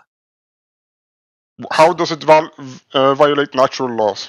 Because entropy increases. Your claim is entropy decreases, which is a violation of that law. No. Yes. When did he claim entropy? When did he claim entropy decreases? Yeah, when did I claim that? When the gas doesn't disperse into the space. Because of gravity. It's not gravity. a violation of entropy. Yeah. It is when the gas doesn't expand into that space. Gravity is right. So again, gravity is not a force, but it is within the atmospheric equation for barometrics. Right, the barometric equation for pressure. That's gas accelerating to the floor. Yeah, but you're not accounting for gravity. I'm talking about it right now. That's gas. But you have like a warped idea of gravity, so like it's all irrelevant. No, I'm pointing out to you in the equation what it is. It's not the gravity that you were talking about for fucking half an hour for no fucking reason, as in general relativity. You still haven't explained to me your version of gravity. Don't get angry, bro. Please explain to me your version of gravity so I can maybe understand what the fuck you're talking about. I'm not talking about my version of gravity. I'm talking of how it applies to gas behavior. When we're talking about atmospheric pressure, that's acceleration. That's a force, 9.8 meters per second. Newtonian gravity, mass attracts mass. Not what you were talking about. You said it was easy. You said it was easy. gravity. You then went on to Einstein. That doesn't appear within any of the gas formula. Einstein's and Newton's theories of gravity do not contradict. Oh my goodness me, they're different things. No, it's just how they described it differently. No. Yes. Idiot. They're not. Okay. The so same. now you're the name caller, right? I get to call you out for that. You call me out for that. I call you out for that. You're the name caller now. Demonstrated yourself to be an idiot. So have you? But when I tell you you're an idiot, I get muted. So you're just incorrect when every time you do that. So are you. No, that's just coping. If I can add something to this really quick. Newtonian gravity was mathematical and descriptive, but it provided no mechanism by which, gravity functioned. Actually, Newton was uncomfortable with the notion of action. Yeah, it did. It's called a force. It's called mass attracting mass.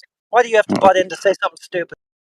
I was just trying to say that Newton didn't. He's actually saying something intelligent, but you're too low IQ to understand what he just said.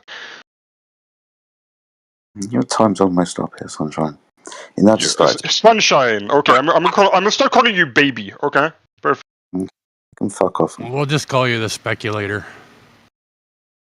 You got no idea what you're talking about. None. Hold on, let's see if we can ask him a question. Hey, you should put an application into GF6. They're recruiting, dude.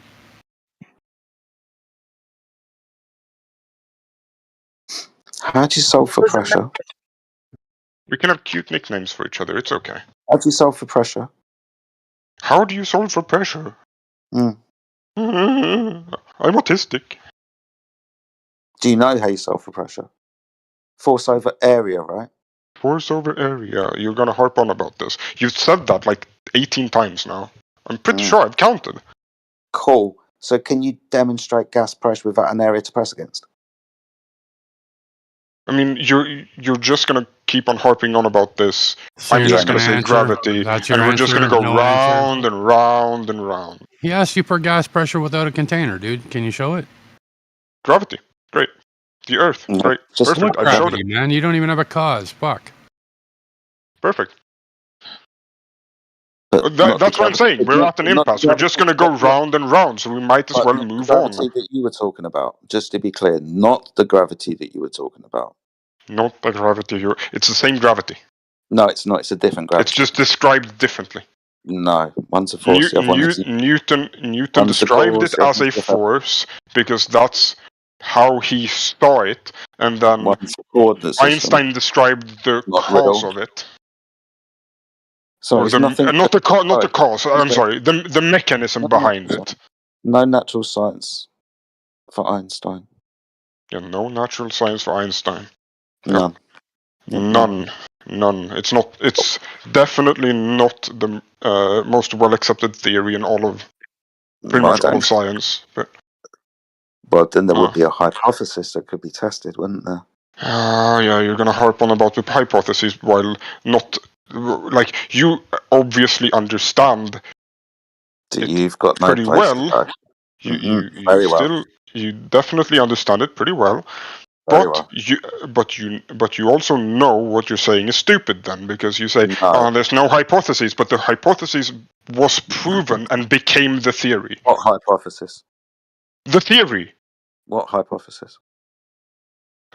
Okay, I give up. You're too stupid. Or you're not too stupid. I'm sorry. I shouldn't say that you're stupid. You're just too dishonest. No, I'm definitely not dishonest. Yes, you are. Yes, I want the natural science. You are. Doesn't appeal with any of the gas formula equations to gravity. We're still talking about the gas formula. I'm still just going to say gravity, and you're never going to move on from this point.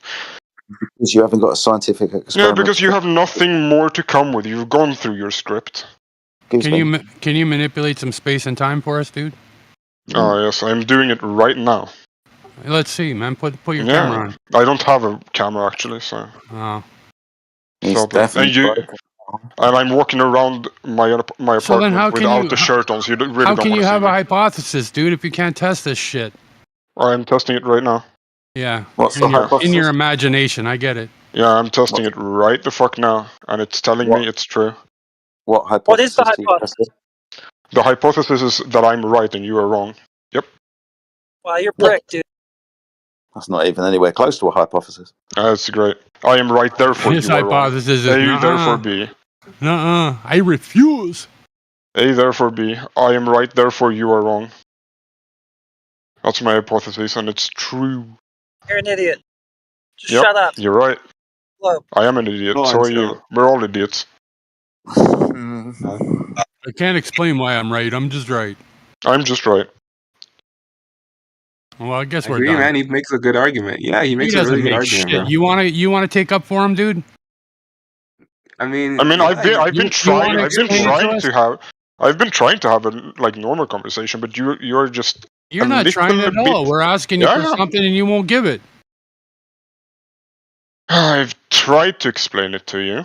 No, you haven't. You go, I don't accept that. That doesn't conform with how I view the world. And then Well, show evidence of it then, and then man. ask me the question again. And I'm Instead of just tired just of stating it over and over and over, just show us some evidence, tired dude. of it. I'm tired of it. I don't have a bunch of evidence on hand for you.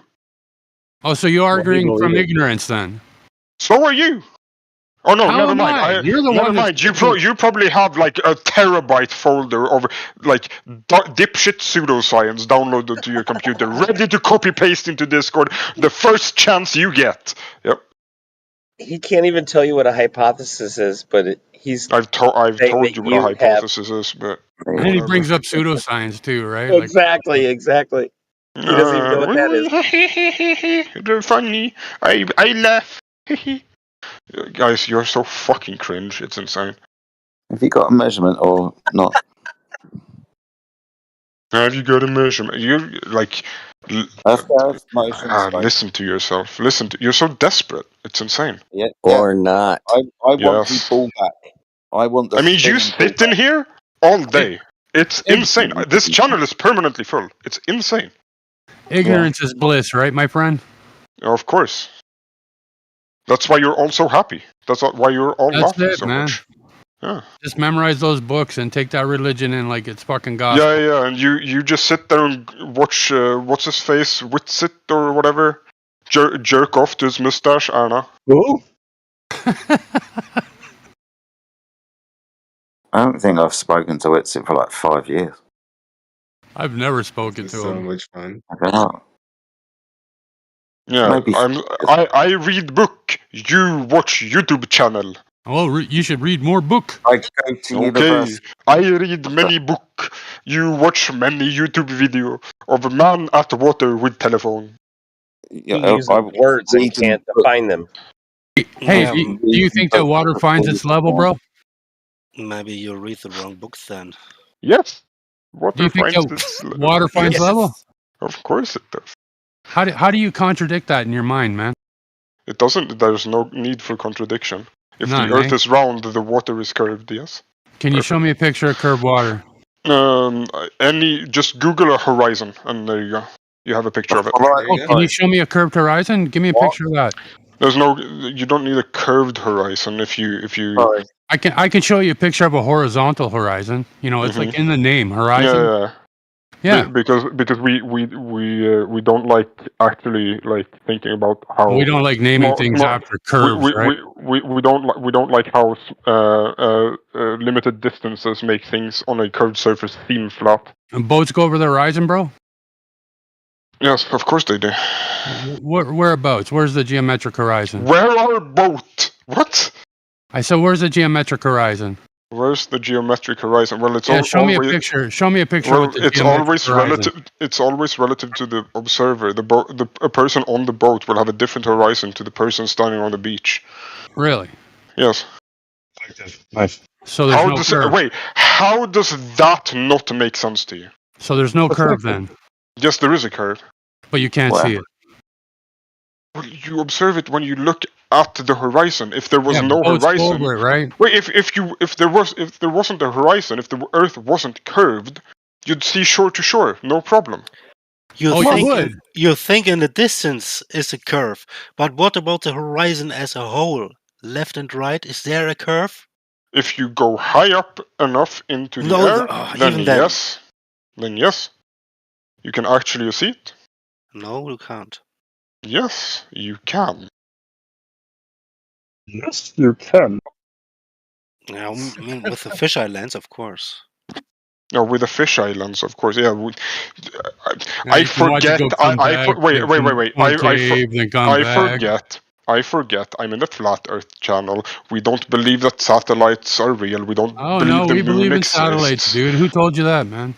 We don't believe the moon exists. Saturn doesn't have rings, and Why you gotta Jupiter is talk made of cheese. for, dude? We see the same stuff you see, man. What? Who told you the moon doesn't exist? Is this you misremembering when you misremembered the conversation earlier? No one said the moon doesn't No, exist. I'm being a little bit fallacious and a little bit dishonest because it's funny to me. Okay, it's funny to me. So you would not agree with this statement that when contained at rest, water is level. Oh, we're going back to it. I thought we moved on. What, to water? I thought you were going back to the gas with the container shit. No, that's why you should listen then, isn't it? You should listen. I never agreed with this flat. I said that water finds its level, yeah. Yeah, level He being who answers horizontal. before a matter is a fool.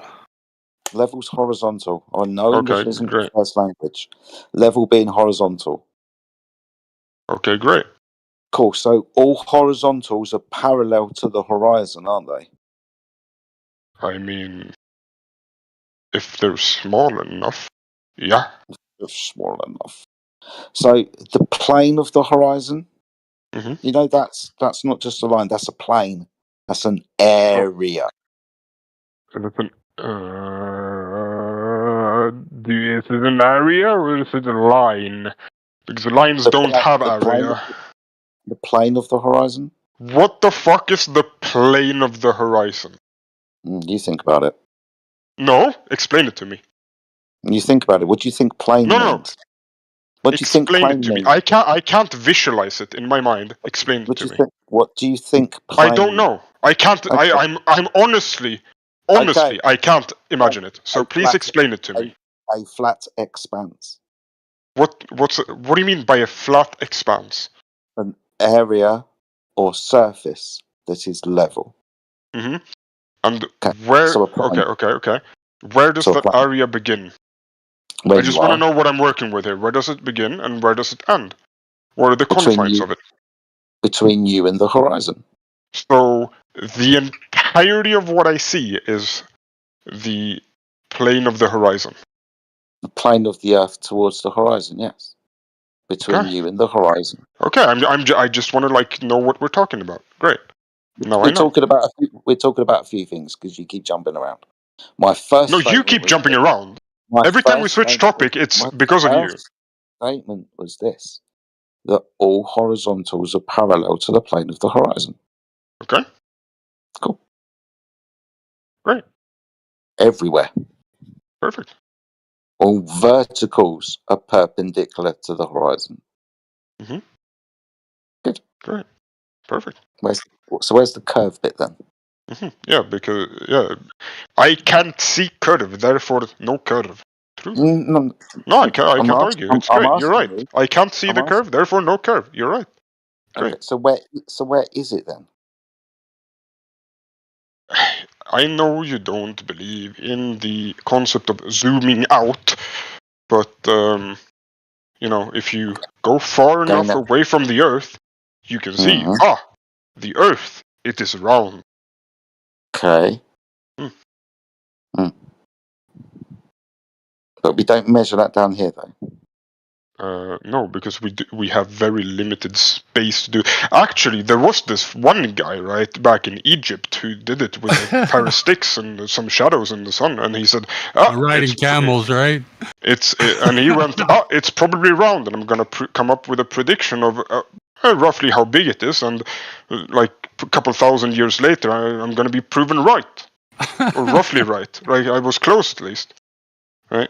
And then we sit here today with modern instruments and we go, I don't know, maybe it's flat, I can't tell. Oh, we could tell 2,000 years ago though, right? My eyes, I can't tell because horizon flat to me. Yeah, we can't make. We've moved. You're the one that can't do it, dude. Why are you putting it on us? We've moved from observing things and making inferences upon those things and going, but horizon flat. See, and the reason why we're moving topic to topic is because you got no foundation, man. You just fucking spew off speculation. Yeah, we go with other holes. So we went with one thing, you had nothing. So we moved to another thing, you got nothing, man. You just I'm not the one jumping between topics. I'm trying to move on from the gas shit and whatever his face is, Jita or whatever. Awesome stuff. So in geometry, keeps jumping back to it. In geometry, a horizontal line is one which runs from left to right across the page. It comes from the word horizon, in the sense that I haven't finished. Thank you. In the sense that the horizontal lines are parallel to the horizon. I'm aware of what a horizontal line is. Good. So yes, double reference to the horizon. I did pay attention in 3rd grade. Well done. Can you measure? Thank you. Can you measure an angle of two lines if one of those lines is curved? Wait, what do you mean by it? Can you measure an angle, the intersection of two lines and a deviation?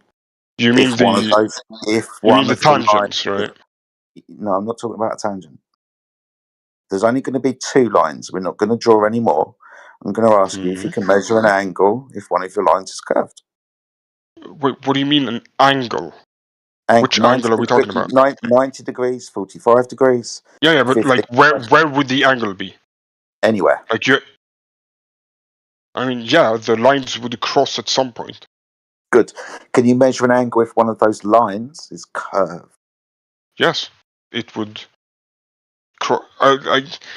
Depends on if it's curved down from the other line or if it's curved up down, into left, it. right. If that line is not straight, can you measure an angle?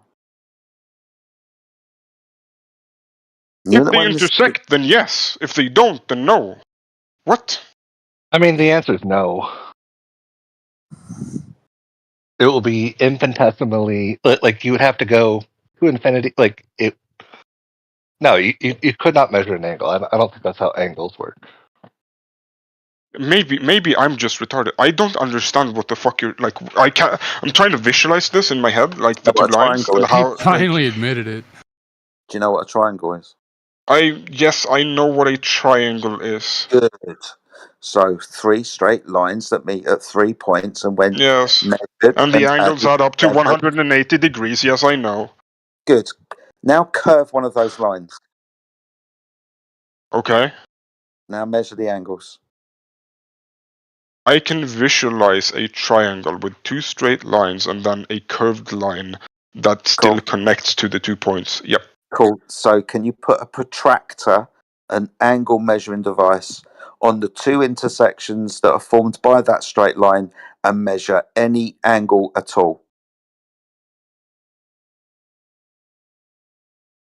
I mean, this is simple fucking geometry, mate. Bloody hell. Yeah, but I work better with images. This is interesting, right? You came in here just a minute ago. You said before I piped up about triangle that this was basic geometry. Oh, someone posted. Wait, someone posted a image.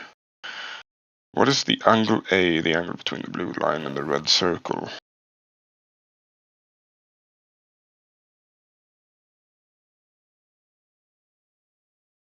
Well, yeah, no, like. Kind of simple, right? Yeah, it's 45 degrees.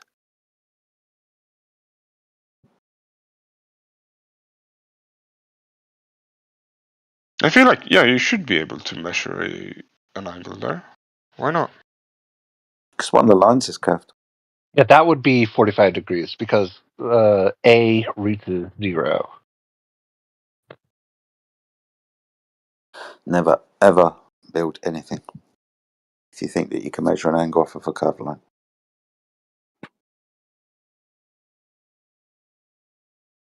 Why couldn't you? A reaches 0 there, right? Like at we've got 2 lines. At 5? Fuck Matthew's little drawing. We've got 2 lines. Let's say we have a vertical line and we have a horizontal line, but the horizontal line is curved. Now, usually if these were two straight lines, a vertical meeting a horizontal, that would be described as 90 degrees. But if I was to bend that horizontal, that would no longer be 90 degrees. Okay, so on Matthew's drawing, it would. This is you a were to- triangle, not point geometry. They are talking about a triangle, guys. Well, you can construct a triangle from this. If you were to draw a line tangential to A, the angle of the blue line would be at 45 degrees, right?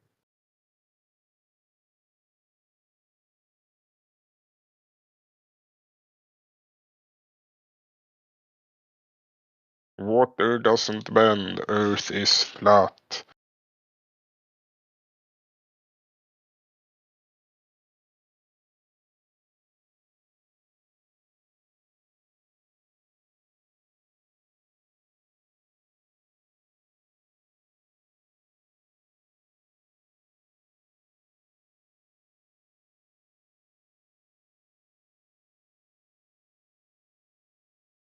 Yeah. You're right. Now I get it.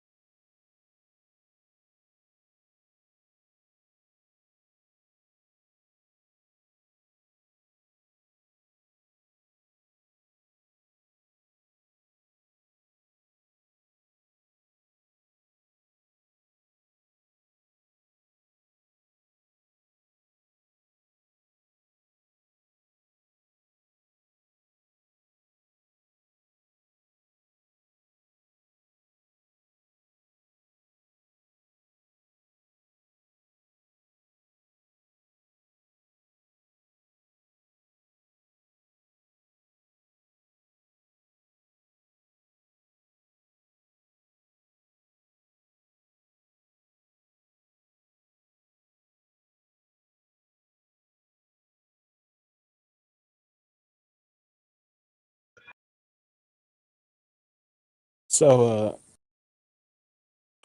what's your guys' opinion on the moon landing that happened recently?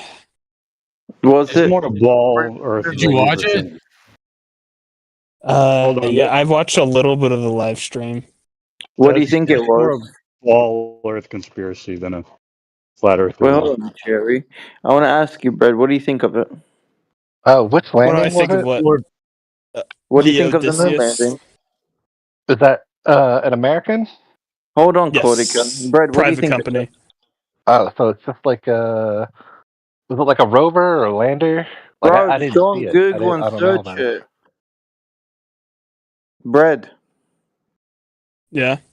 what do you think of the moon Like landing? is it just like a lander where it does like Oh my experiments God. like right where it lands, or is it like a Bro, rover?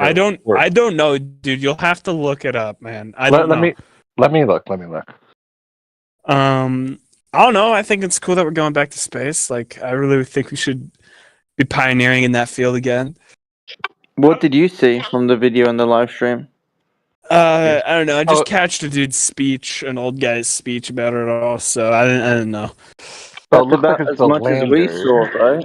We just saw let a me see what it's video trying of to people do. talk. Cordico, shut up, please, bro. Go on Google and research if you don't know what it is. Odysseus lunar lander is sideways on the moon. Okay, give up. I don't know. I think it's cool that we're going back to the moon. Like, I think we should further our space development, man. Like, I think we should double the NASA budget. What does that even mean? Tell me what that means. Oh, fuck my ears. Oh shit. That's pain. What does it mean to double the NASA budget? I just got No, fucking tell me what it means raped. Goddamn. Double the space exploration or whatever you said. So there is a congressional budget, and then you multiply it by a factor of 2. Go fuck yourself. The other guy.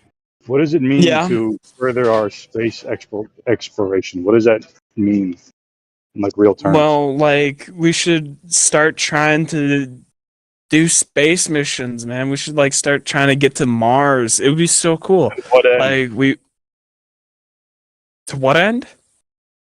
Yeah, to what end? Well, hopefully to like eventually become like an interstellar species, you know, just grow out, you know, spread out. So you want to bang alien chicks, do you?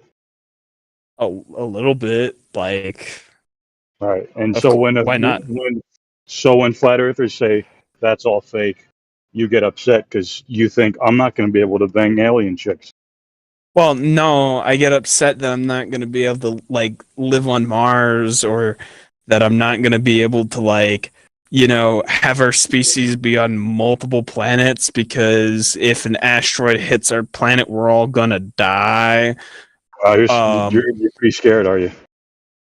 No, not really. Like, it's kind of out of my control, so if it happens, oh well. So I don't really care.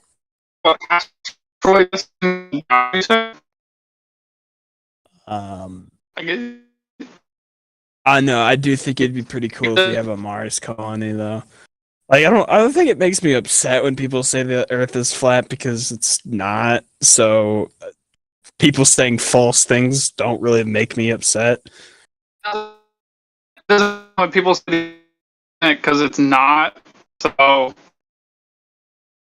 I'm sorry, dude. I can't hear you. You were like lagging beyond all belief.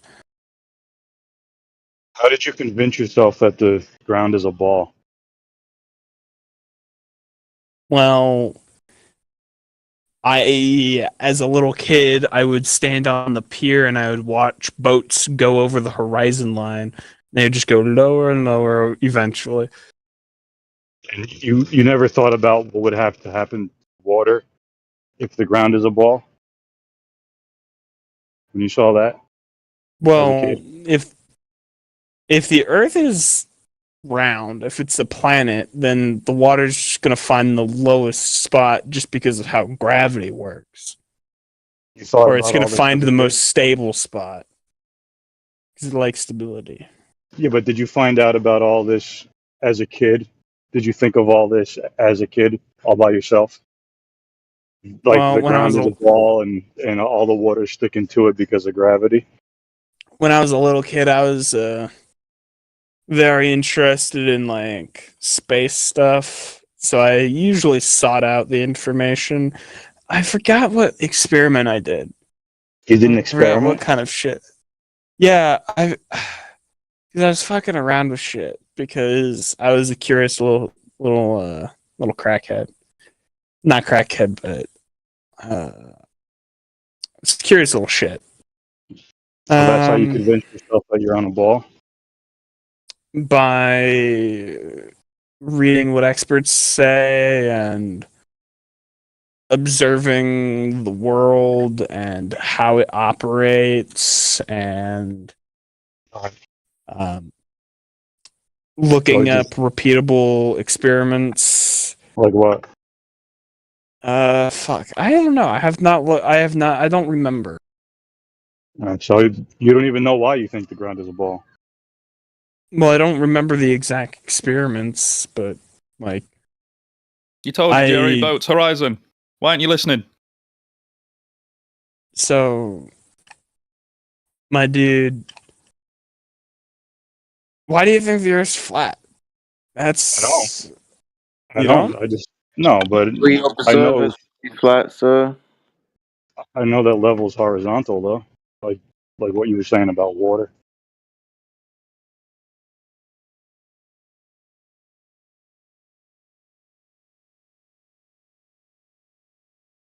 I don't know. Because which way would you say the boat is going when you look at it on the horizon? Away from me? And it's going straight out. Some of them were. Others were just going along the coast. There was one or two that would go away, but... So why did you think it was a ball if they're going straight? Well, because you would see less and less of the boat until you could only see the very top of the boat, and then it would vanish. I'm asking how you explain that.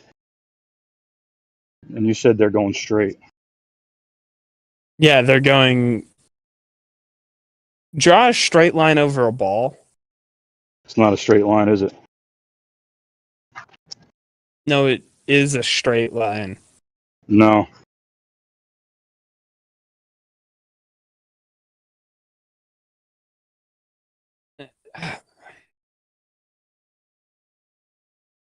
Well, like, I guess if you...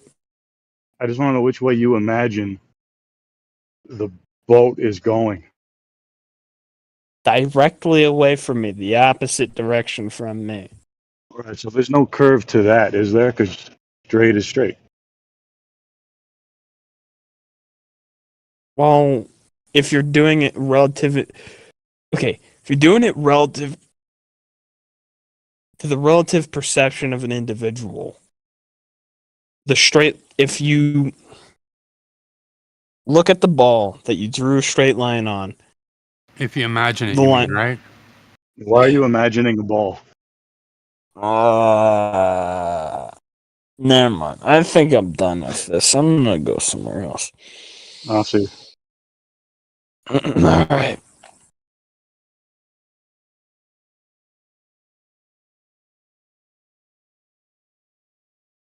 Yeah, Mez, did you want to say something, buddy? Yeah, what's up? You figured out how circles work yet? Did you figure out how curving water works yet? Yeah. How? It curves. How? By curving. Okay, from your position, which way do you imagine water curves? All right, here we go. Here we go, everyone. Jerry's about to not understand the circle again. Is that a scary question? From my position, right? The Earth curves downwards. So from shoreline to shoreline, the water's convex, right? From shoreline to shoreline, yeah. So it's like, going up then. What's holding the water so up? everyone needs to understand this, right? Jerry just changed the question. He said, from my point of view, which is a single point, it goes down. From two people's point of view, so you want to change it to Jerry's between argument, those two not mine, people, right? There's going to be a bump in the middle. So what's holding the water up? Jerry doesn't understand circles. No, hold up, dude. You said that it curves down. Now you're saying from it goes my up. point, from one single observer, from one single point, right, tangential to the surface, the circle or sphere, whatever, is going to go downwards. Down, not up. Yes, correct. Okay, so there's great. So there's no hump at all, is there? No, it's not going to be a hump from one point. Okay, so if you connect 2 points, there we go. There it is. Then what? Then it's going to be a hump because you're drawing a line between those 2 points, which is going to go through the surface of the Earth. So then it's going to be a bump. So from horizontal, it goes up then. Well, no, it's not going to be horizontal then, from any of those 1 points. Right. So I'm saying from horizontal. All right. Are we talking about where's this horizontal from? If it's from a single observer, then it's going to go down. Yeah, then down. All right. Okay. So if you connect 2 points with the horizontal line, then what? Yeah, well then, if you have 2 points on a circle, right, and you draw a line between those 2 points, where's that line going to go?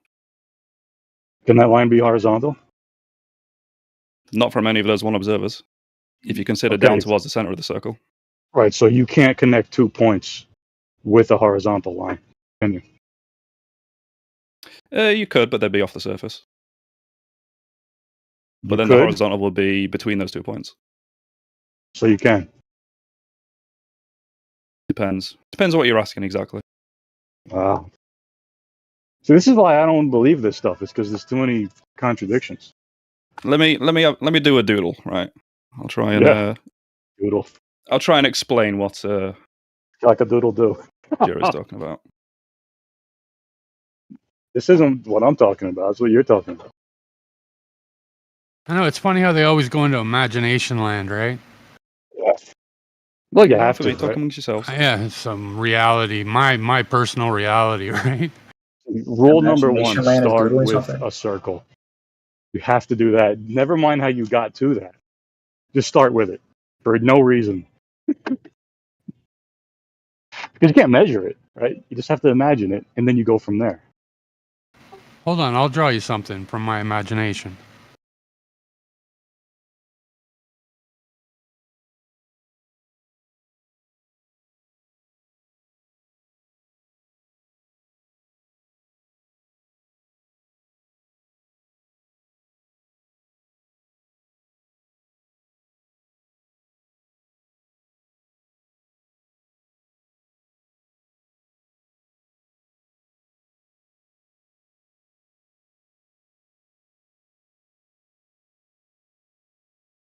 All right. There we go. Imagine how the surf would be if it was curved, man. Holy shit.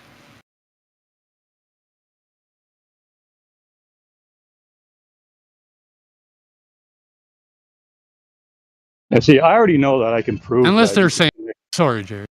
No, I was going to say is like I already know that I could connect 2 points with a horizontal line. So I don't really need a picture. I mean, Now imagine if this was the way it is.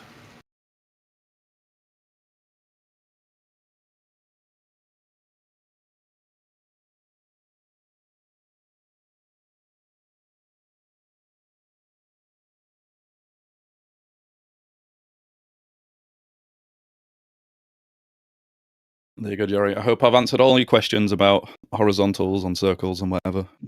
I already know about them, but if you feel like you need to draw satisfied now and never ask this question ever again. Fuck, you could ride away for miles, man, if it was curved. It's just like people say that it's curved and all this, but they can't say which way it's curving and it's going up and down at the same time, and then it's perspective, and it's like it's just a big mess. Just because it doesn't make sense to you doesn't mean it's not true. Of course not. You're intellectually handicapped. It's okay. Of course we are. Yes. I know, it's too big to see the curve, and we can't feel the motion, and everything came from nothing. It's all fine. What's the highest level math class you've taken?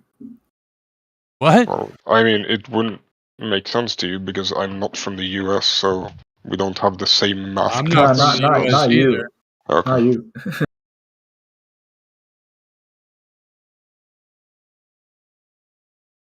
So the boat's going down. So is the boat lower than you, Mez or Dumpster Boy? What do you mean lower than me? Relative to what? You. I mean, relative to me, probably not. No, it's not lower than me. I agree. It's not lower than you. Well, Mez says, I would say that like it's not closer to the center of the Earth than I am if we're both at sea level. So no, Mez it's says not that lower than me. Mez said that it was lower than him. Who said that? Yeah, it would be a lower angle to you. Right, yeah, lower angle. If you have 0 degrees as your horizontal angle. Yeah, so it's lower, right? The boat would be lower. Correct. Yeah, that just depends on how you define lower. Yeah. If you do angle, then yeah, it would be lower. If you do distance to the center of the Earth, then no. Okay, so what do you mean by lower? Define lower. Wow. You don't know what lower means? Define how you want me to answer. Like you have to define lower so I can answer it properly. Then. Are there any like 3 or 4-year-olds near you? Like, ask them what lower Come on, Jerry. What's lower mean? Yeah, what does lower mean? Explain it to me like I'm 3. As a grown men, you don't know what lower means. Yeah, come on. Tell me what lower means. What does lower mean, please? No. No. I've explained circles to you. Now you can explain what lower means. No, I'm good. So, okay. No, I'm good. Okay. All right. If you're looking at intelligence level, if you're on the boat and you're looking at me, am I higher than you? Depends. How much did you smoke? Wow. See, these are the toughest questions in the Business. Yeah, I know. You can't answer what lower means. Come on, Jerry. You used the word first, not me. Yeah, he used it as a reference to the angle from. Are you really going to argue over the word lower, man? He is. It kind of matters, yeah. It does matter. Because if you mean elevation, like if you mean distance from the center of the Earth to you, That's not what the center of the elevation Earth. No, I changed how I describe this because I realized let's just change everything. So you're going to assume the distance to the center of the Earth, right? No, we're trying to figure out what lower means. Yeah, I'm trying to figure exactly what the fuck does Yeah, lower mean. you guys are. Right. Is it All right. distance to the center of the Earth? You seem to know, Jerry, so can you tell us? Is it? No, I'm not going to tell you. No. Okay, so Jerry's not engaging. Great. He's a coward. Yeah, I'm the coward. He's doing the thing. Come on, Jerry, answer what lower means. No, I'm not going to answer what lower means. No, he doesn't want to because he knows. Anyone over the age of 3 knows what lower means. I don't know what lower means. Please explain it to me. I'm stupid. So when I want to talk to my 2-year-old child about what lower means, what should I tell him? Ask him or her what it means, and they will tell you. No, you said a 3-year-old. He's 2. Yeah, if they don't know, how do you explain it? My dad never explained what lower means to me. Please tell me. He didn't explain a lot of stuff. What does it mean? Please help me. If I use it in a sentence? No, I want you to define it. No, I want you to define it. I want you to define it. Something going beneath something else? Lower? You're lagging too much. I can't hear what the fuck you're saying. Like, what do you want? You want some synonyms or what? No, I want the definition. All right, so if you have like a water level and the water is flowing, the water flows down. How about that? Right, because one point is higher. Well, you're using the word in its definition. That's not very helpful. Why? Because one point is lower than the other. You can't do circular definition. Define it. You can't just say it's lower because it's lower. A lower define would be the direction water flows. So downhill. Down. There you go. Down. Okay. Then down means down. Using that definition, then no, it wouldn't be. Great. So there is no drop, right? There's no change in elevation. No. Right, so it's not lower than you. No, it would be at sea level. Exactly. Else would I be? Right. Why can't I see it? I don't know why you can't see it. I don't know. There we go. But what we did establish is that it's not lower than you. Well, it depends on how you define lower. The way we define lower, then no. Well, how do you define lower, dude? I can use lower. I can use lower in many different ways. Well, give us one. We can do the downhill one. We can do if there's like a difference in angle between you and the ship, for example. Difference in angle. What's an angle? Okay, we're just gonna. No. I just said difference in angle. The almighty magic angle. If it's at a lower angle from you, like if sea level is 0 degrees, then it would be at a negative angle from you. So it is lower. If you use that definition, then yes. Wow. See, this is why I make things very simple, right? Lower or low or relative to. These are not simple things. We can't just go by pure intuition. It's very simple, right? So no, you designate we can't discuss this based on pure intuition. We have to agree on what. You designate a point on a vertical datum, and then above or below that is how you designate higher or lower. Dude, that's how like a 5-year-old views the world. So the angle. So two things can mean the same thing, right? No, there is no angle. It's just above or below. So if you designate a point, say a point on the horizon, and the ship is below that point, would there be a negative angle? Would you say that the angle from the ship to you is 0 degrees, or would it be negative? If it was really lower than you, then the water would be flowing. Well, yeah, because you're mixing two definitions of the word angle. Not angle, lower. You're the one trying to do word wizardry. No, I'm trying to define the terms that you're using.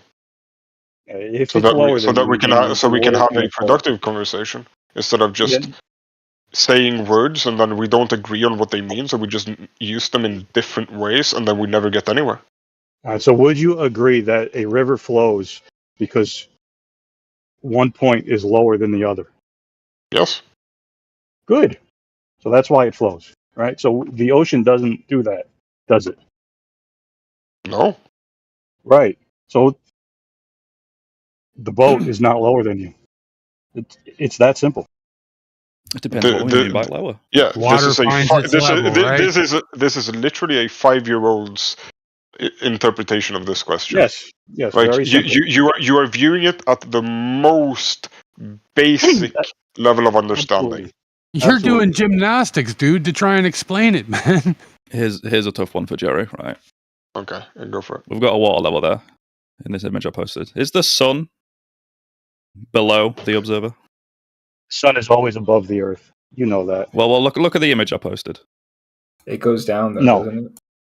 No. Oh shit! So, but it's below the horizontal.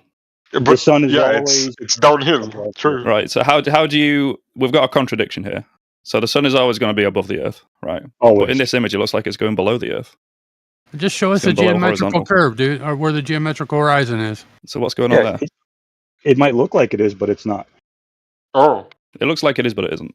Oh. Isn't that what you guys say? Tell me, how did you figure out that the Earth was flat again? You get so upset when we say it. We didn't think you'd say it too. Of course we do. That's what we see. It moves. No, but you guys say that it is lower, and then when we ask you, say, "Well, it's not really lower." Well, according to your definition, it is, right? I say the sun is always above Earth. Everyone knows that. Even Scott said so. Scott Mackey. Yeah, but you contradict yourself.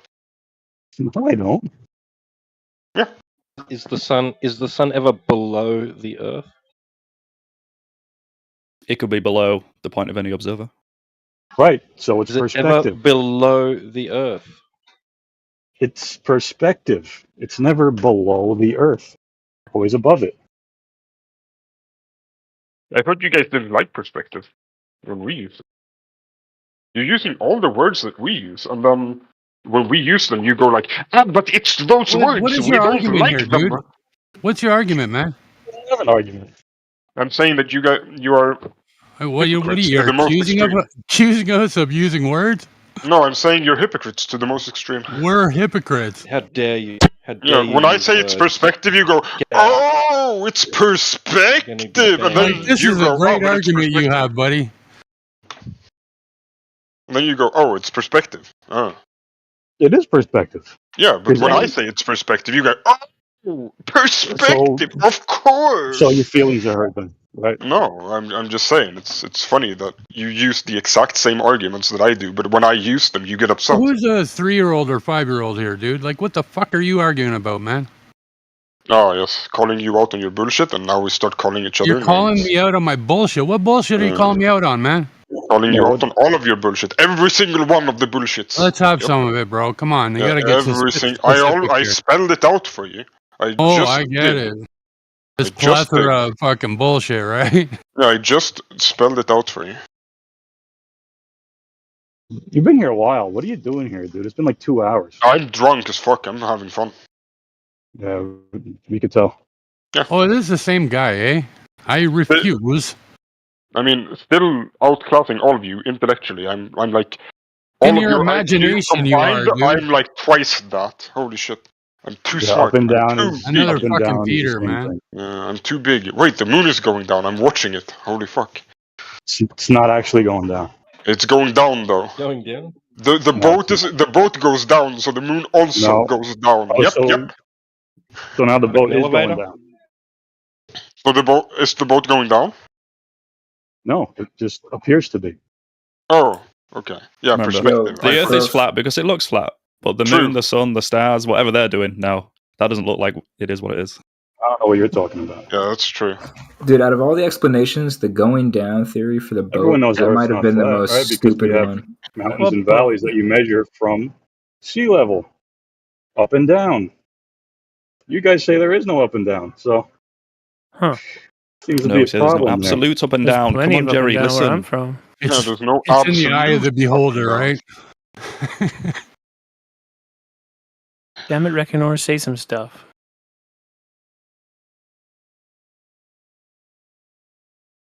No, don't matter. Jerry's going to reset tomorrow, and then he's going to start talking about circles again. You're gonna reset too, dude. So are you. Circles? We hate talking in circles, don't we, guys? Oh, shit. Oh, no. Where have we been not for the past circles. 12 years? Imagine living on a big circle, but it's 3D. I couldn't. It's too 3D complicated circle? in my mind. Do you think circles are 3D? What is a sphere but a 3D circle? What is a sphere box isn't but a a 3D 3D circle. square? No, that's not what a square is. A 3D. A 3D. What is a 3D man circle. but a featherless biped? Yeah. Did he really say 3D circle? 3D circle. What if a circle in 3D What's a might three-dimensional be a circle? Will you answer sphere? that? Might be a sphere, might not be. Who knows? Maybe it's a triangle. I don't know. You know what shapes are there? I don't know. I never learned shapes. Math wasn't my strongest subject in school, I swear. You can tell.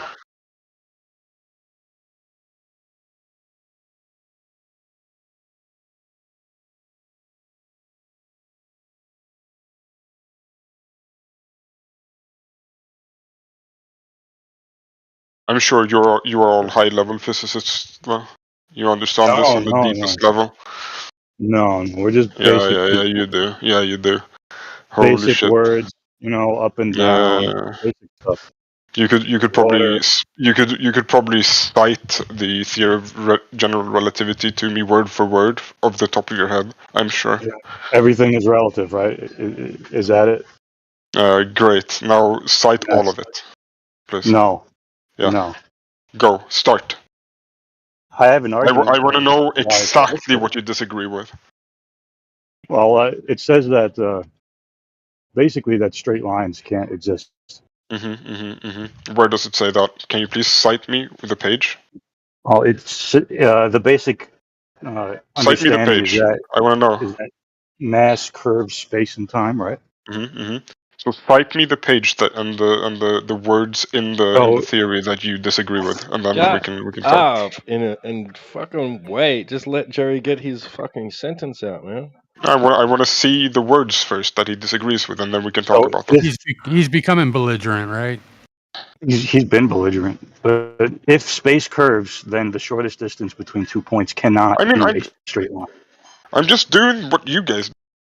Okay, I'm going to get this argument out. Because I made it up, goddammit. Flat earthers make a lot of stuff up. If space curves, then the shortest distance between 2 points cannot be a straight line. The shortest distance between 2 points is a straight line. Therefore, space cannot curve. There's no way you took that seriously. I'm literally just doing the thing that you guys do. Show me the proof. Cite me the thing. And you actually took it seriously, and then proceeded to answer it without giving me any sources. Serious? Do you want proof of a straight line? No, I want him to cite the address specific. what Jerry just said. No, I've asked him for specific citations of the things that he disagrees with in general relativity. I want him to cite those to me. I don't want him to say what's in his head. I don't want to know what's in his head or anything like that. I want a citation. Did he say he disagreed with anything? He's disproved straight lines, but he hasn't disproved the curvature of the Earth. No, I want to know the citation. I want him to look up the theory of general relativity. Shut up. Thank you.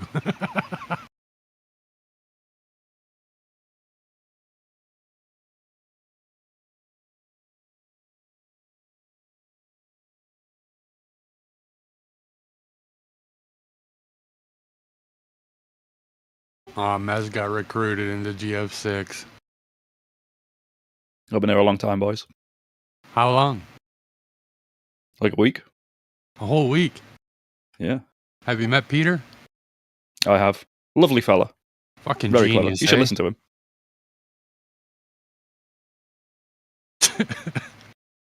You think he's a lovely fella, do you?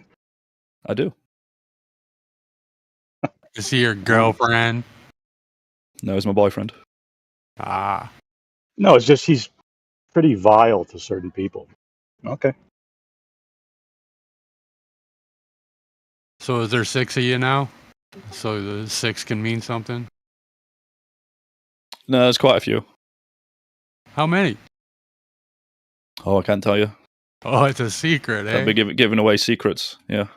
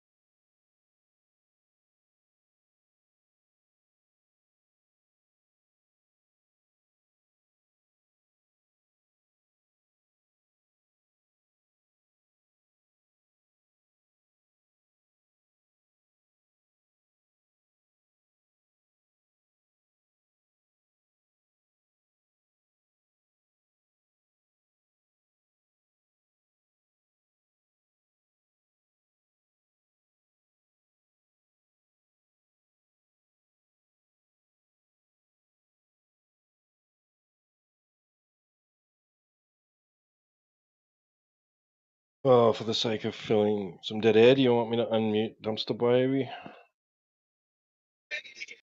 Sure.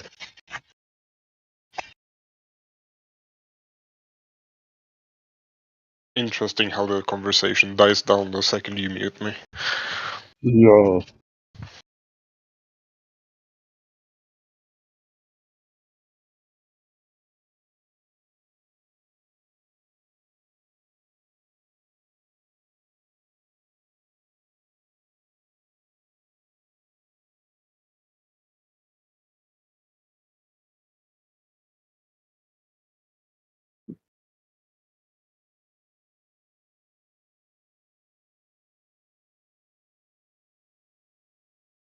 What do you think Jupiter is? Oh, Cortico has an alt account now. Very good. Wait, what?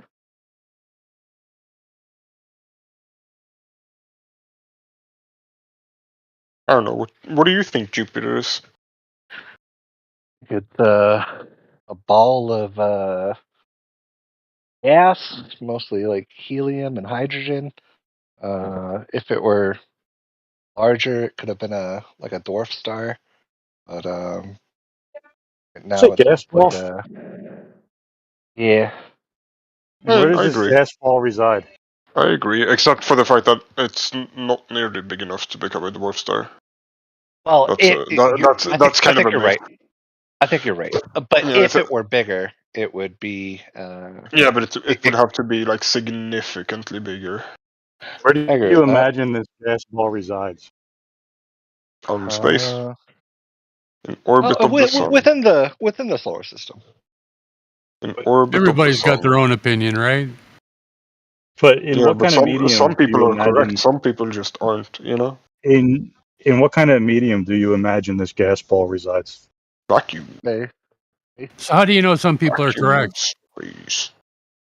A vacuum. Ugh. Wait, what was the question? How do I know? A gas ball in a vacuum? Yep. Yeah. No issues there. It's kind of like a best guess. Yeah, I mean, it seems good enough to me. Oh yeah, absolutely. I guess, right? For you. Like if it can contain. I say it, therefore it is. Well, I mean, if it can contain moons, like pretty big moons, like way bigger than our moon. Like what it contains moons? Yeah, inside of it. Yeah. Moons orbit it. Like if it can contain moons larger than Mercury, it seems to me that it could probably contain gas. Like to the point that it's. You'd think it'd be getting bigger like all the time, right? Why? No, it has to have. Well, I mean, it has to have mass attracts mass, right? What would it Well, I mean, what mass would from? it be? Yeah, what mass would be flowing towards it? I don't know. There's no mass there? No, it's a It's vacuum. just a vacuum, right? Yeah. Yeah. I don't see the problem here. Problem there? There's no problem. I mean, you're laughing. Like what's the obvious problem? It's great. It's funny. Just that we have a pressurized system next to a vacuum. Don't give it away. Well, I mean, we're saying there's an obvious problem. We got people laughing here. Like, point it out. It's funny. I just did.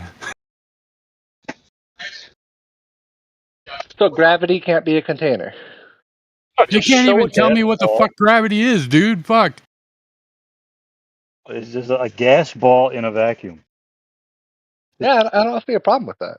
Yeah, You just say a word and it fucking makes it all good, right? Yeah, gravity. I said a fundamental force. Yeah. Oh, gravity's a force. Yeah, I can say four words that describe all of general physics. Like that. What is it a force of? Gravity. Force of? It is a fundamental force. That literally makes no sense. Force of what? Hold on, explain to me why it doesn't make it. Why does it have to be a No, force of? a force of reference. does not make sense. That literally just I agree. A force of does not make sense. Okay, so if I kick you in the balls, the force of my leg hurt your nuts, right? So what is gravity a force of? No, I got balls. You don't understand the concept of a force. Okay. You don't have to answer that. That's okay.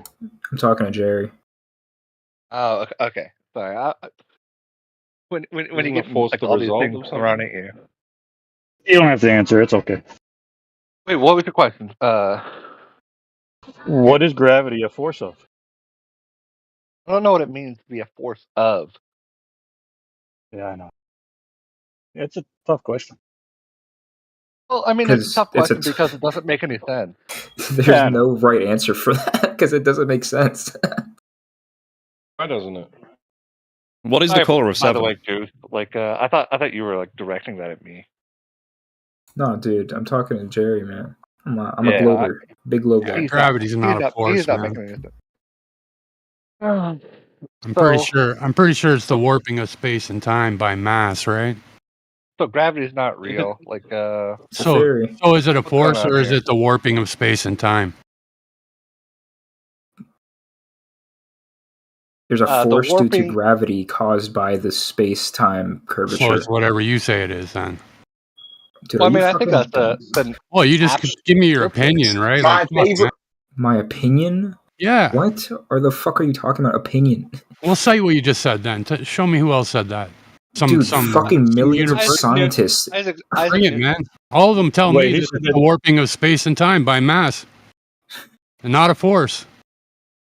Do you understand that there's a force caused due to gravity based on... Use the force, Luke. I get it. Caused by gravity. Yeah, dude, I feel like I'm talking to a deranged grandpa right now. What is happening? Well, it's just earlier, Cortico said that that gravity was the force. Now you're saying gravity causes the force. No, I don't think you're saying that gravity causes a force. What's gravity? I will still maintain causing a force. Gravity is like the attraction between gravity is bodies of mass. It's just a phenomena. Gravity is objects with mass curving space-time so that they fall towards each other. So not a force. If it is a force. I mean, you haven't established that it's not a force. It's doing things. It does work. What it is? What is it a force of? Force of gravity. That doesn't make sense. Force of. Do you know? You ever taken like any kind of like physics class? Here we go. Here we go. Oh, I don't think they'd know. Who gives a fuck? It's referred to as the force of gravity, right? I mean, they've taken like elementary school physics and then they've watched like 2 YouTube videos and they have like this one formula that they memorized and everything else is sounds like you. to them.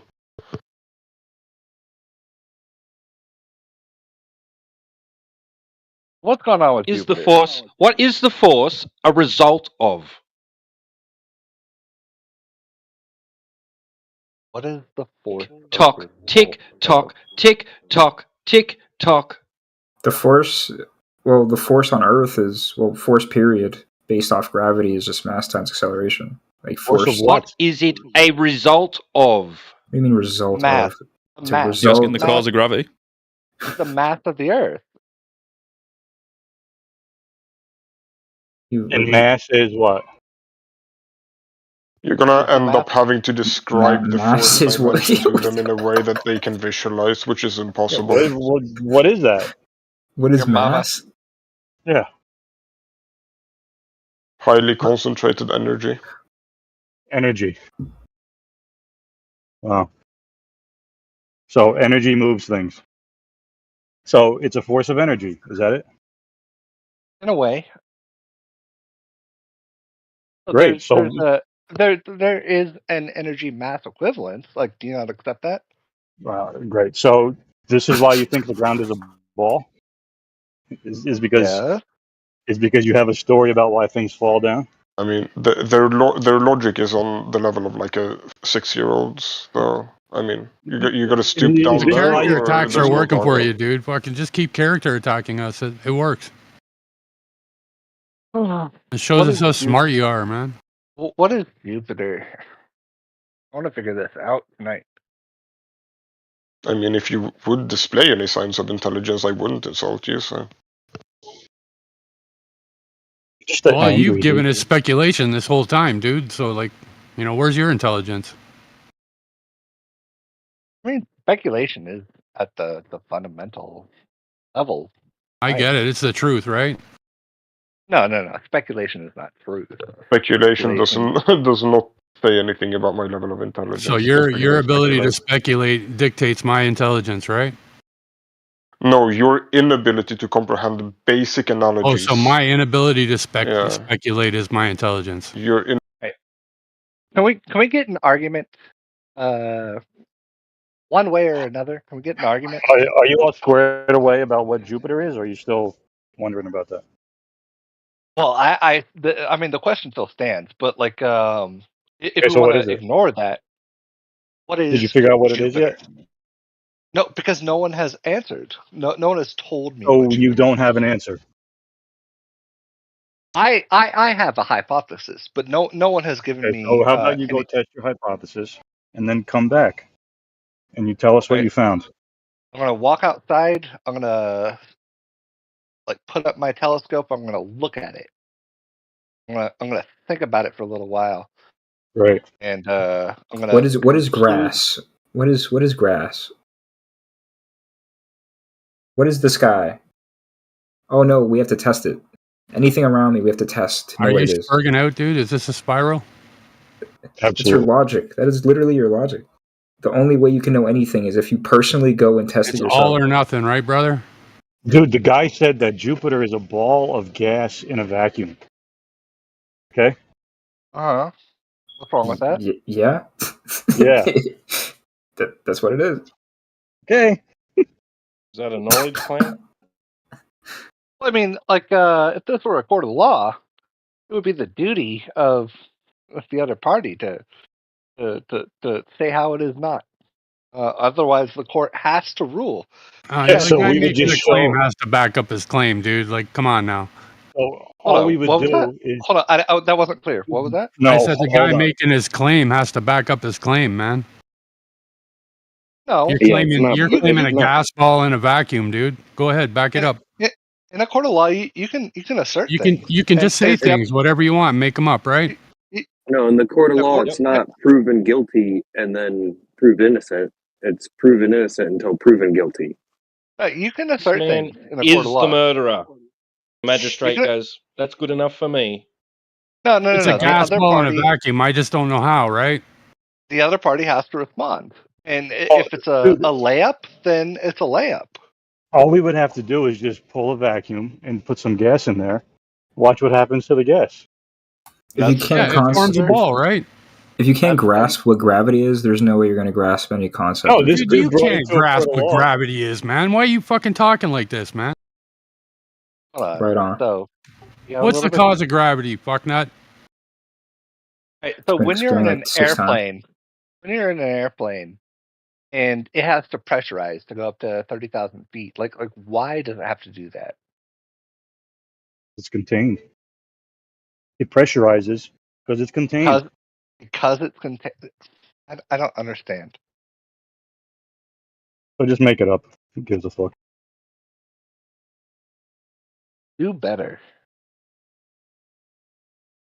Gas ball in a It's vacuum. really uncomfortable. Your explanation for that was that it's contained? Wait, what? It pressurizes because it's contained. It makes for a better journey. That's not informative. When an airplane takes off and it goes up to 35,000 feet, why does it have to pressurize itself? You tell me. It pressurizes itself? Yeah, airplanes pressurize themselves. They have pressurization systems. Why does that occur? You want us to look up Chat GPT for you or something, or what? I think it's a defeater to your argument. What argument have I made? I mean, maybe you haven't made one. Well, okay. Come on, Jerry, put yourself out there. Give it a go. You have argued that gas systems do not work in vacuums. So why do airplanes, when they go up in the up direction? Why do they have to pressurize themselves? We didn't say gas systems don't fucking work in a container, dude. Yeah, is this your evidence for gas balls in a vacuum? Yes. Well, that's actually not accurate. It's literally just because gravity holds it in. It's not like I mean, gravity does, but they don't have an explanation. Just for use why gravity airplanes, then. Don't have a cabin. Have to pressurize a cabin. Don't have a cabin. Just use gravity. No, but the atmosphere. Okay, my argument is gravity's holding it down, right? Yeah, but gravity holds it down at the surface Do it without level. the container. Do it without the. So it doesn't work up high. Yeah, do it Correct. without a closed container. So when the airplane goes up, the atmosphere gets thinner. The force of gravity is less. Particles are more dispersed. there isn't enough oxygen. We have to pressurize the aeroplanes so people can live. Like it's a simple concept. I Therefore, think, right? Jupiter is a gas ball. Wait, Yes, so with actually, yes. gravity, Actually, yes. the particles disperse? What are you talking about?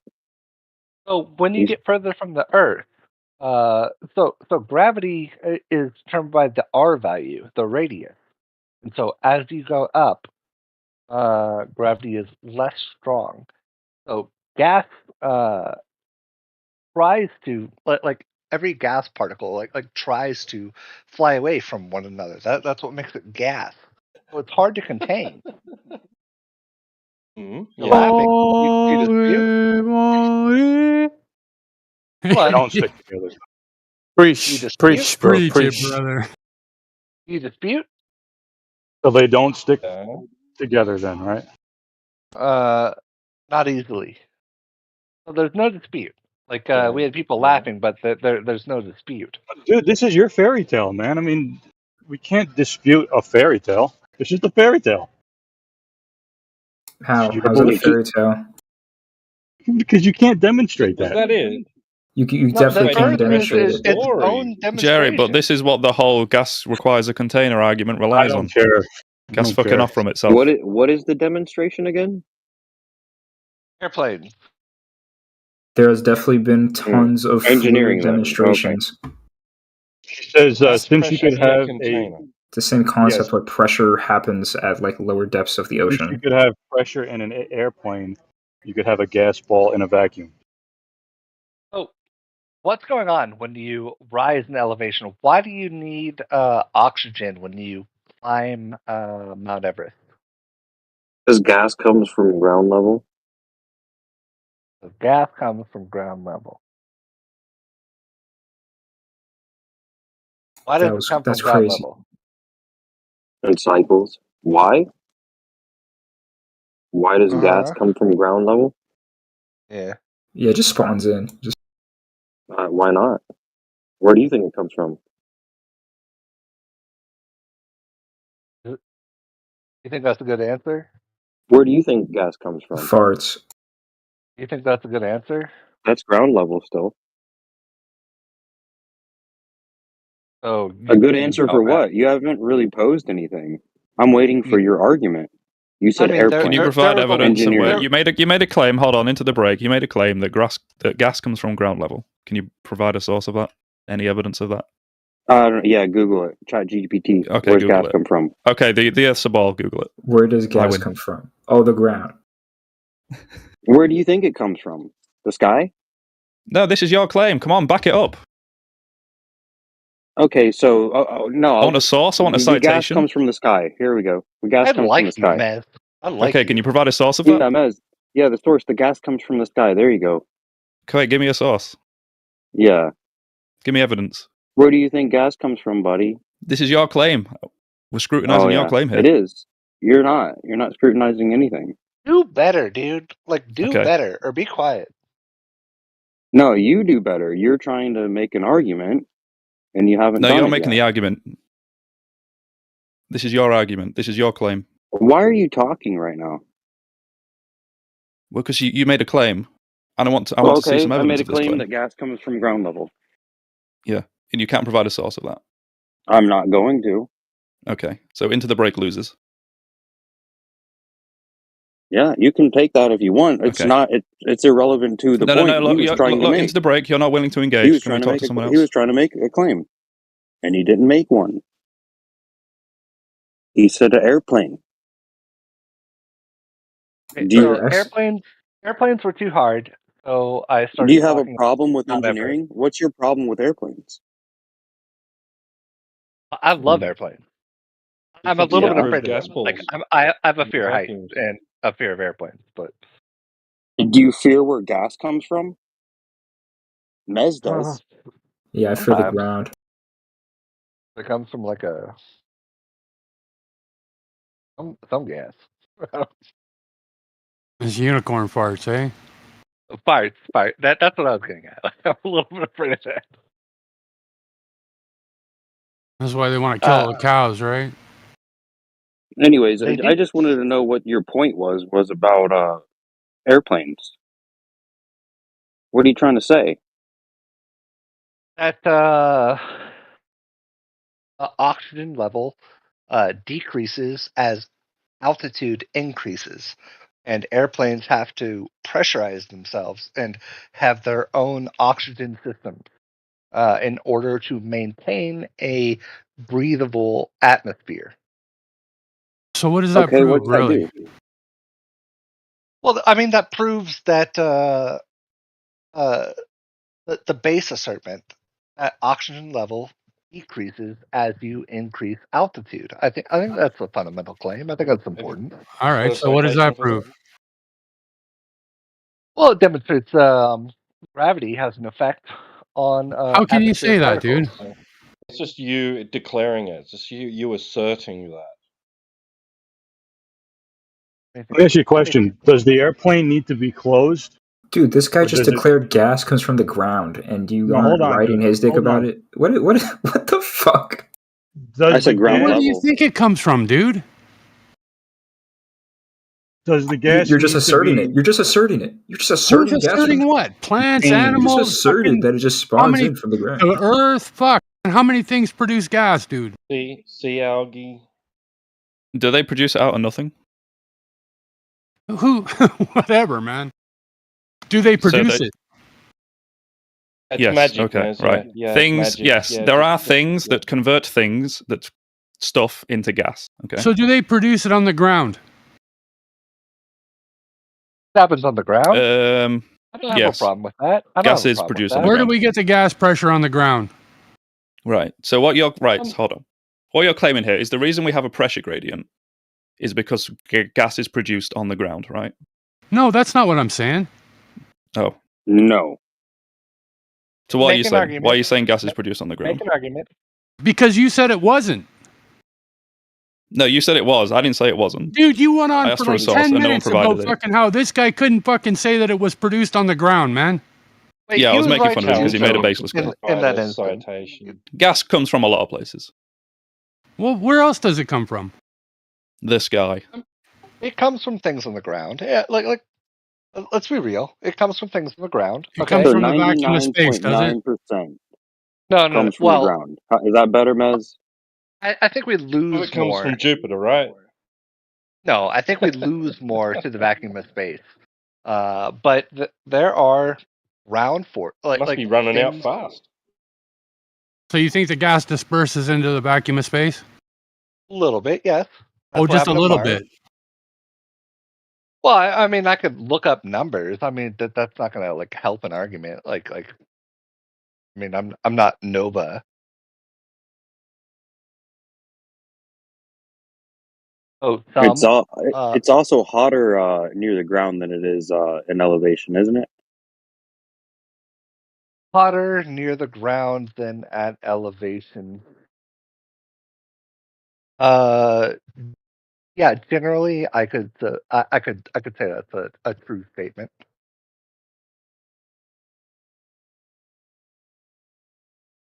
But we do lose gas to the atmosphere, like I was attempting to say. That is why Mars is in the state that it is in. What state is that? Gravity hold on to it.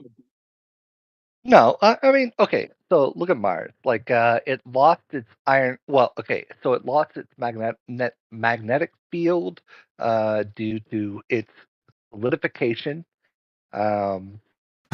Holy shit, that's a cool story. Hold on. That's a good claim there, buddy. What's the problem with that? Can you back it up, man? It's there. You saw it. Okay, so this is a theory. Stay on Earth, man. Stay on Earth. We can't talk about Mars. Mars isn't. Why would you want You to? can talk about it all you like, None of man. it exists, man. All right. I What? have to What talk question? about this guy.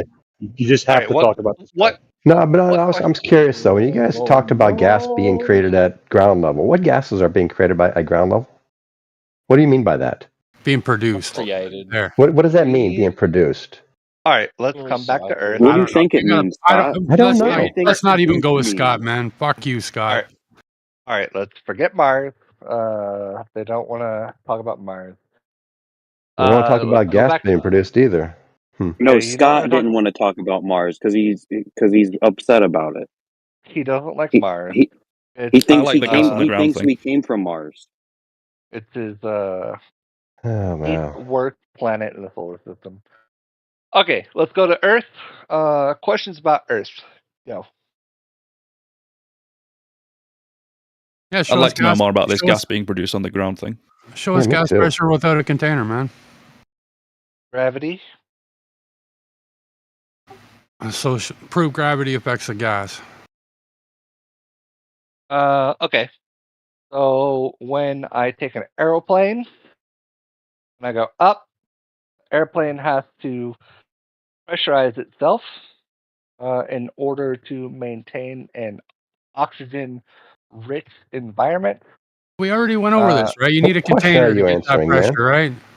No, but you didn't disprove it. You need a container to get that pressure, right? Yeah, the airplane's the container. So show me a gas pressure without a container. The Earth. Dude, like how are you gonna say that, man? Like this is the thing in question. No, I You mean only that's contain what gas with a that's giant what pressure I'm- gradient. That's And how are what you I'm gonna even demonstrating. prove that, right? Like, come on, man. Okay, so as you go up, does the oxygen level decrease? And that proves gravity? Yeah. You know what would prove gravity would be if you could have pressure inside of the airplane without the container of the airplane. It just kind of sticks to the airplane. That would be good. So because we have less oxygen up there, gravity. Yeah. Okay. Yep, that's the reason. Couldn't be any other, couldn't be any other reason, right? I know there's less pressure. What is your well, alternate apparently. hypothesis? What is your alternate hypothesis? I don't feel like speculating, dude. That's your job. I mean, I'm not speculating. Like Yeah, we've you are. done the work. No. Yeah. So as we get higher, the I oxygen agree level with you, man.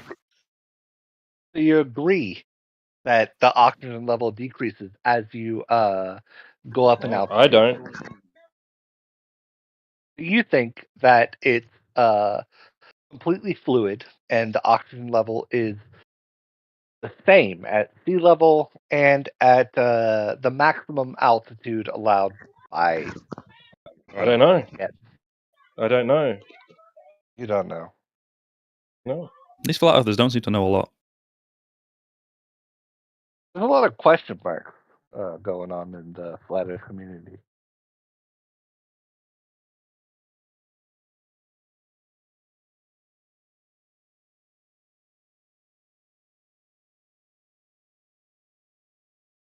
So did you guys just make up that gas as that ground level thing to have a reason that there's pressure What are you gradient? talking about, man? What are you talking about? I'm just wondering how you came up with that. In school, man. What did they tell you in school? Oh, here we go. T-Dub just believing what he was told at school. Just see. Indoctrinating into the school cult. Nitrogen. Yeah, shut up. Nitrogen cycles and the hydrogen cycles and all that. Fucking water cycle. What are you talking about?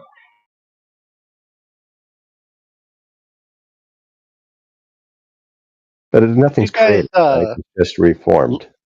Is you guys' least favorite shape a sphere? Like, is that what's going on here? Like what is happening? Oh my god. What are you talking about? I don't have a fucking. I don't have. I'm not. Well, okay, so we've discriminatory shown against that shapes. we've shown that there isn't a like reasonable justification. Like I'm just trying to find out like what it is, what in its primal nature is the problem.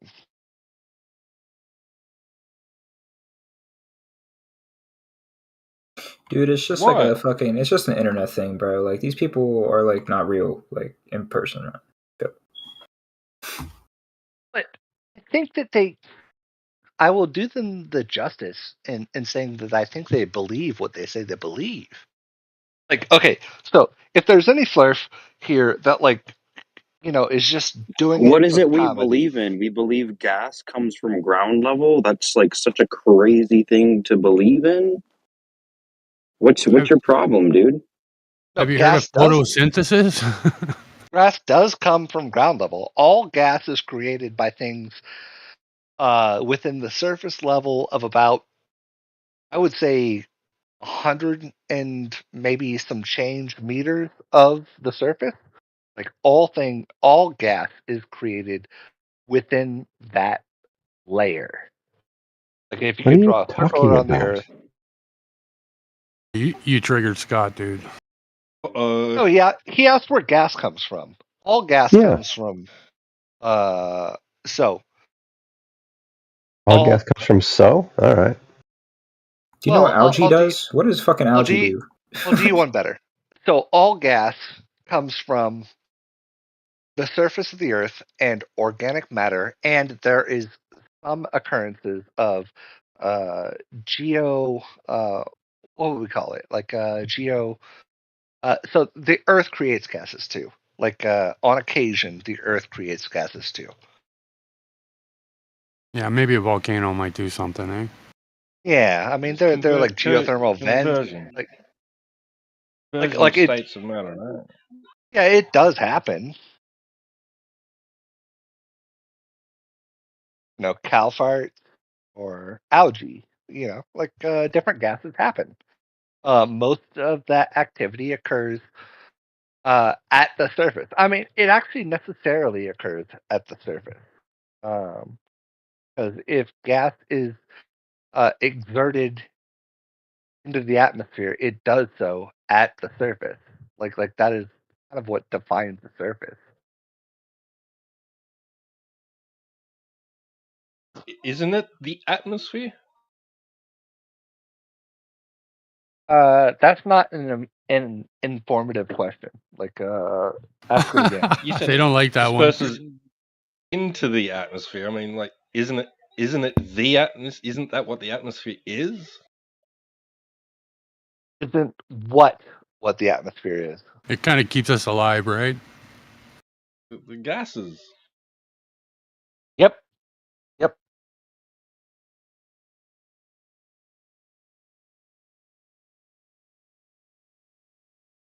All right. So I asked what Jupiter is.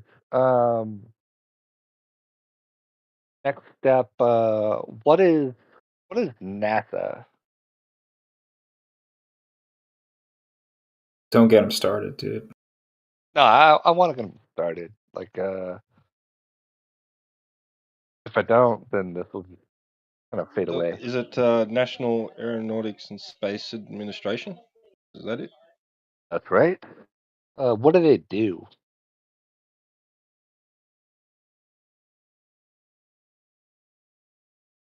Anyone want to talk about like what happens in NASA, like what their goal is? You can talk about the ice wall. You can talk about anything. They make rocketry.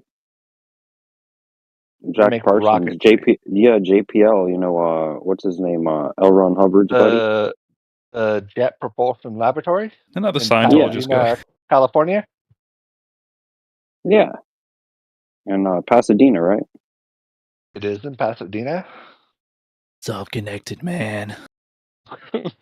Mez, it's literally his connected. Like, are you Mez? Just sit, boy.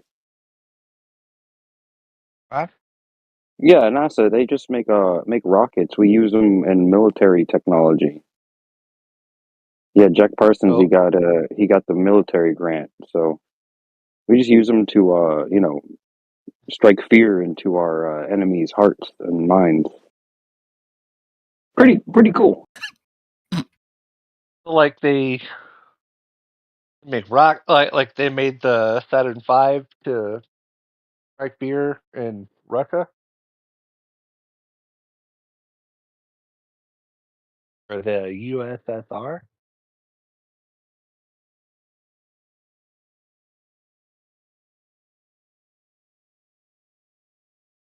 They built a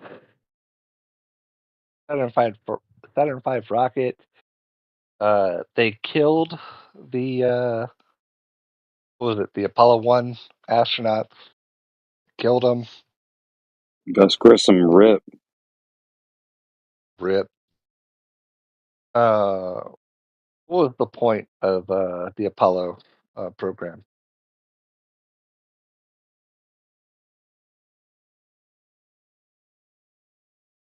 To establish military dominance on a world stage. I think you're right. Honestly, I actually think you're right. Nah. I think they did have militaristic, like kind of overall goals, but I mean that was not like the actual goal of Apollo, right? Yeah, like they had a duck stated research, goal, right? right? Duck research for the benefit of all mankind, right?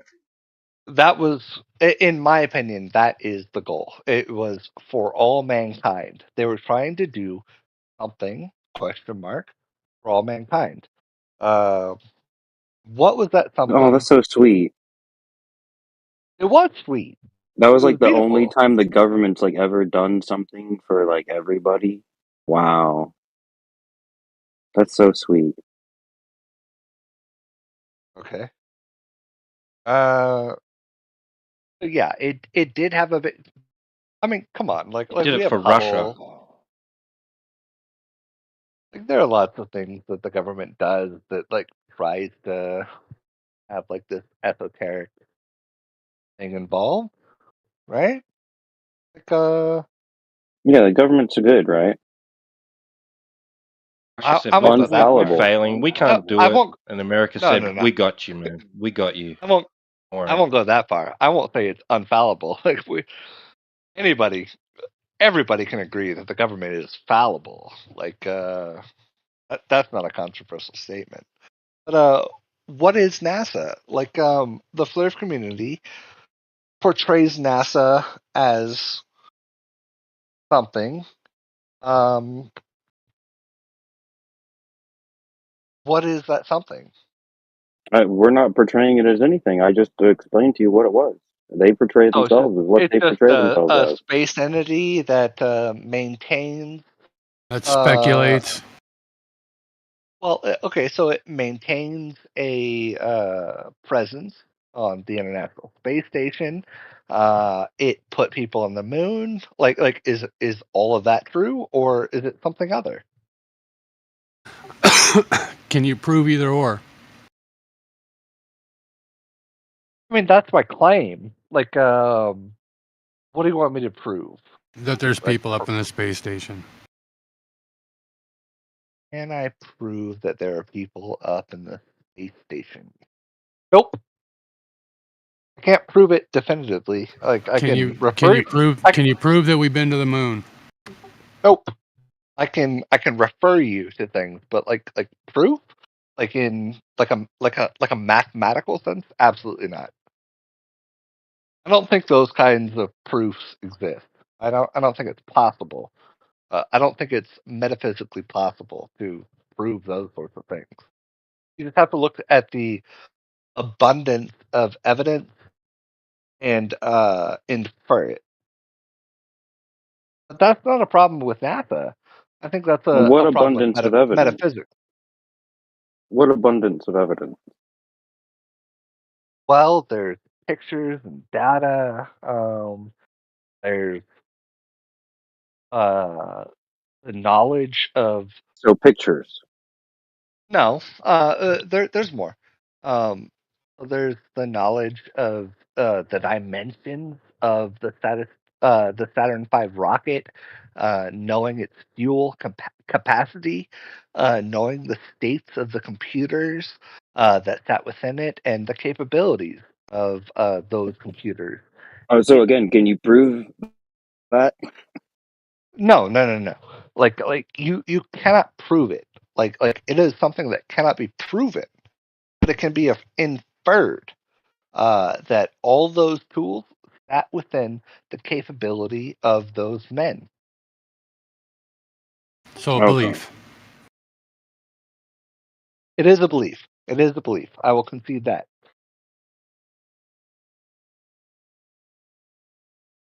But you can prove physical physics, right? Physical physics? What do you mean? Yeah, physics. I can prove physics? Yeah, can't you? Can you prove that your brain does the work? We know yours does, dude. In your imagination all the time. Can you prove that it's not the heart actually doing that? Goose, why are you upset that I asked if you can prove physics? Because that same concept that you're trying to do as like an argument can be applied to literally everything. What, that you can prove physics? What are you talking? Make a complete coherent argument, Goose. Moose or whatever. What do I need to argue? So you're saying you can't prove physics? Okay. I'm not making an argument. I'm literally exploiting like the logic. You can't prove physics. You can prove physics. You can't. You can. Which is it? Can you prove physics, Goose? Can I prove physics? That's a weird question. Can we? Yeah. Can I prove physics? Okay, so I will say no, because science works provincially. That is to say that anything that we say that we know about science is subject to change by its very nature. So today we may have an observation. Tomorrow that observation might not occur. It might not be the same. It might go in the opposite direction. So science is observational. It is not provincial. Like you cannot prove it in the same way that you can prove mathematics. Mathematics you can prove. Mathematics. Okay, so you observe the flat Earth. You must accept the flat Earth then. Well, I mean that's an assertion. I don't. You accept observe a flat Earth. You saw it. You observed it. It's all you've ever observed. I don't observe anything of the sort. You should believe it at least, right? Believe what? I don't observe it. What you see. I don't. Is there any reason not to? I don't observe a flat Earth. You're coming at this like very weakly. Like that's a very weak argument. Like do better. It's very simple. It's a very simple argument. You think you're spinning at the speed of sound right now? Or you know you're not? Okay, so the Earth is 24,000 something. No, but the speed of sound has to do with atmosphere. Like the speed of there's no such thing as the speed of sound in a vacuum, for example. So that's not. I was just saying the speed of sound the speed of sound is 700 miles an hour, 650 or something like that. I mean, that's not germane to this argument because the atmosphere moves with the Earth. Yes, so it is. It's relative to the speed of the Earth. Well, you would be. It's not germane to this argument. You should just be conceding, yeah, it's locally flat, and then the space-time Coriolis effect, you only have the ability of seeing locally flat, seeing it flat, experiencing it flat. You only have that possibility unless you leave the Earth reference frame, and then you would be. All you really have here is geometry. Like so, like what is your geometric argument? Because the speed of sound is irrelevant. Well, the claim of rotation, that's what your claim is that you're spinning at the 33rd degree latitude. I just assume you're somewhere within that, so you fall within the speed of sound sort of speed. Equator would be the atmosphere is within the 36 or something. The speed of sound is irrelevant. Okay, 700 miles per hour. No. We keep talking about the speed of sound. The speed of sound is irrelevant because it is. So you're not spinning at that speed. No. the Earth is spinning at that speed. However, the speed of sound is irrelevant because the atmosphere sits upon. That's why I said okay. It's just 700 miles an hour. Then I just say speed of sound because it sounds better. And again, you're claiming gas balls in a vacuum, and you're upset now because you're like, no, I'm not upset. Imagine a gas ball in a vacuum. No, I don't want to do that. You're just complaining about the speed of sound. So I just said, okay, just call it 700 miles an hour. So you think that you're spinning at 700 miles an hour? Well, I haven't worked out the speed of the Earth rotation. That's about right. I mean, I will accept that speed. Like, I have no problem with that speed. Like, but saying the speed of sound means nothing because he just said the speed of sound fluid. as a shortcut for saying 700 miles an hour. It doesn't have anything to do with sound. I will accept that. But like, there is no like sound breaking. There is no breaking of the speed of sound. Like, there's nothing like that. There's no sonic boom occurring, and there's no reason for it to occur. How would you even know, though? Be more informative. Good question. How would you know that it wouldn't break the speed of sound or that it wouldn't make a boom? Oh, you're saying that the Earth should... I'm not saying anything. I'm just asking you how you would know. Okay, so the contrary thesis is... Like, do you have something to compare it to, dude? Like, how would you know? No. Let me... No, seriously, man. How would you know? I don't need a drawn-out explanation. I'm just trying to work it out in my head, what you're asking. It's a simple question. Well, let me work it out.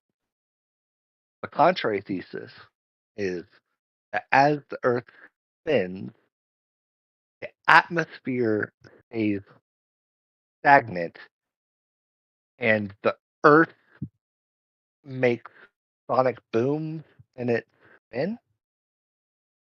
But like even the atmosphere part, how do you know that the atmosphere is spinning with the Earth? I guess we have to go back to gravity. Like it just. So it all comes back to gravity. Yeah, it's like a glue. Gravity holding this ball of gas. Yeah. It's not gravity. Okay. More.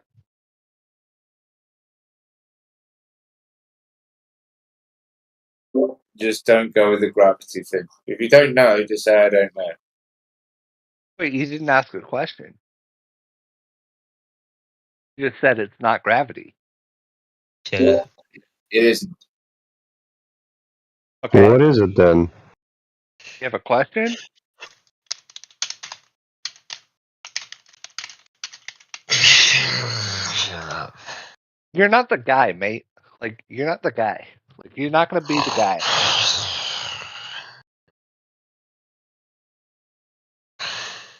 No, but you just make assumption after assumption. Like, that's all this Wait, is, I right? made no assumption. Sure you did. You're assuming the Earth's spinning. You're assuming the atmosphere's spinning. You're assuming it's spinning at this speed. You're assuming there wouldn't be a sonic boom. Like, there's all you do is assume, dude. No, I'm talking about what would happen within those assumptions. So you're imagining, right? No, I'm talking about what would Well, you can't say that what would happen because fucking we don't know, right?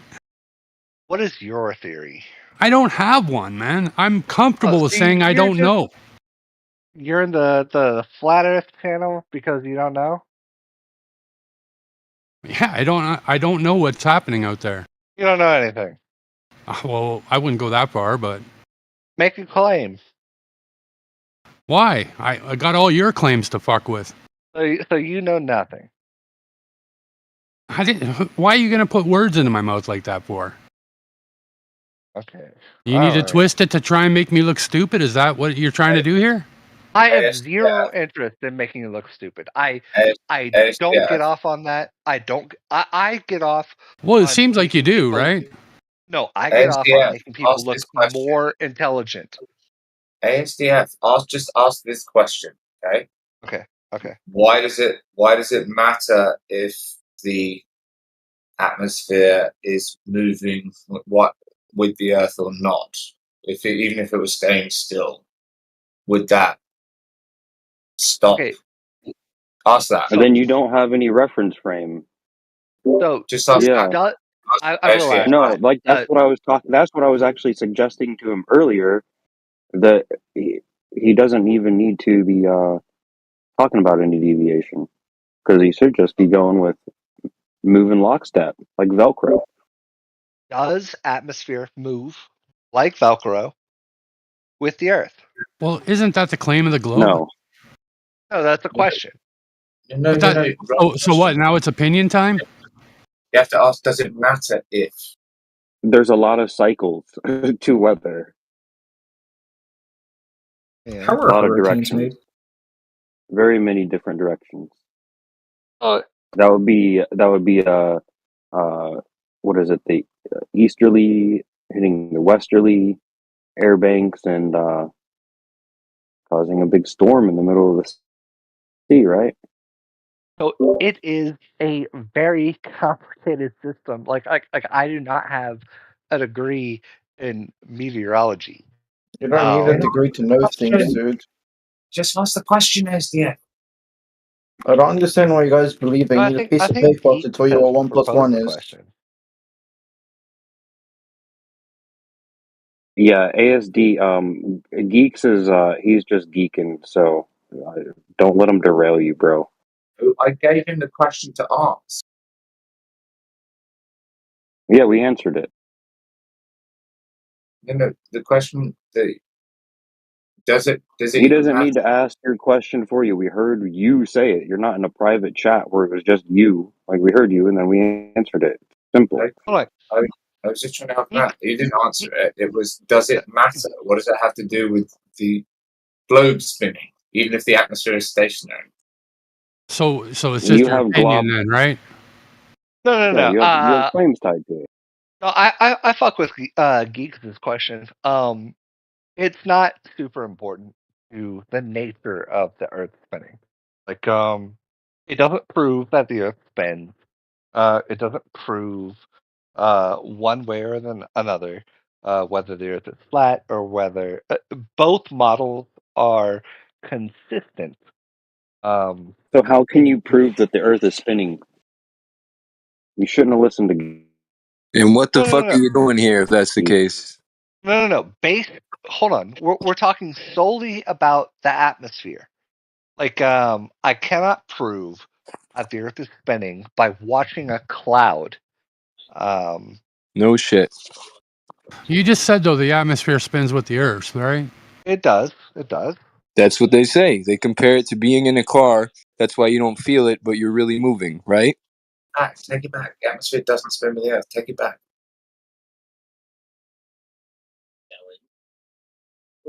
No.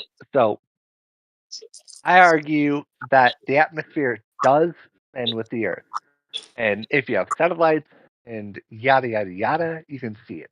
But just like as me standing out here, I cannot like look at the atmosphere and make an argument that the Earth is spinning and the clouds are coming with me. Like that would be like a tall order. Can someone make an assertion real quick? Can That would anyone sound just make a crazy. I solid agree. assertion so we can actually talk about something meaningful? Point Damn it, Did you just yada yada through the best part, ASD? You almost had them. ASD. Maybe I did. No. By the way, a question, because like this is a friendly conversation. You guys, like, I respect all of you, even the flat earthers. Ask away. What's your favorite? Even Netflix as flat series? earthers, eh? What is your favorite You Netflix lowly series? peon. No. Can we talk about something my meaningful, friend please? in Thank the you. flat. Yeah, we're not gonna go off topic into Netflix. The topic of the channel is straight up flat Earth 24/7. All right, don't worry about what Netflix series people like, and so stick to the topic. So Does anyone Mr. Hall has made anyone the want to give me assertion. something so I can watch it tomorrow? No, so Mr. Hall has made the assertion that you can prove the Earth is round for $170. Go ahead and speak up, please. I'm begging for help. Mr. Hall, you there? What are you watching? What's your series? Okay, take care, buddy. Mr. Hall, you there?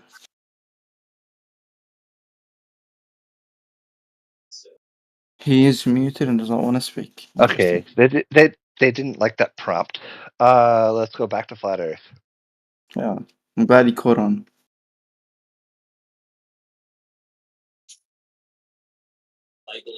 So why does the atmosphere dissipate at high altitude?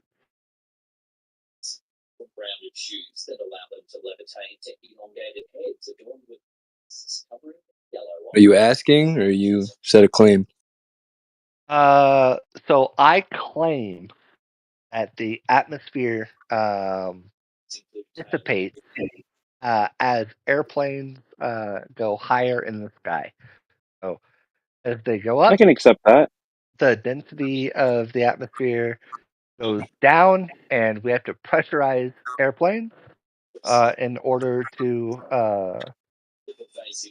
maintain survivability in the airplane. I don't disagree. So the question at hand is, what causes that effect on Earth? This guy wants me to throw my phone into space. What you just say, Hall? What do you want me to do?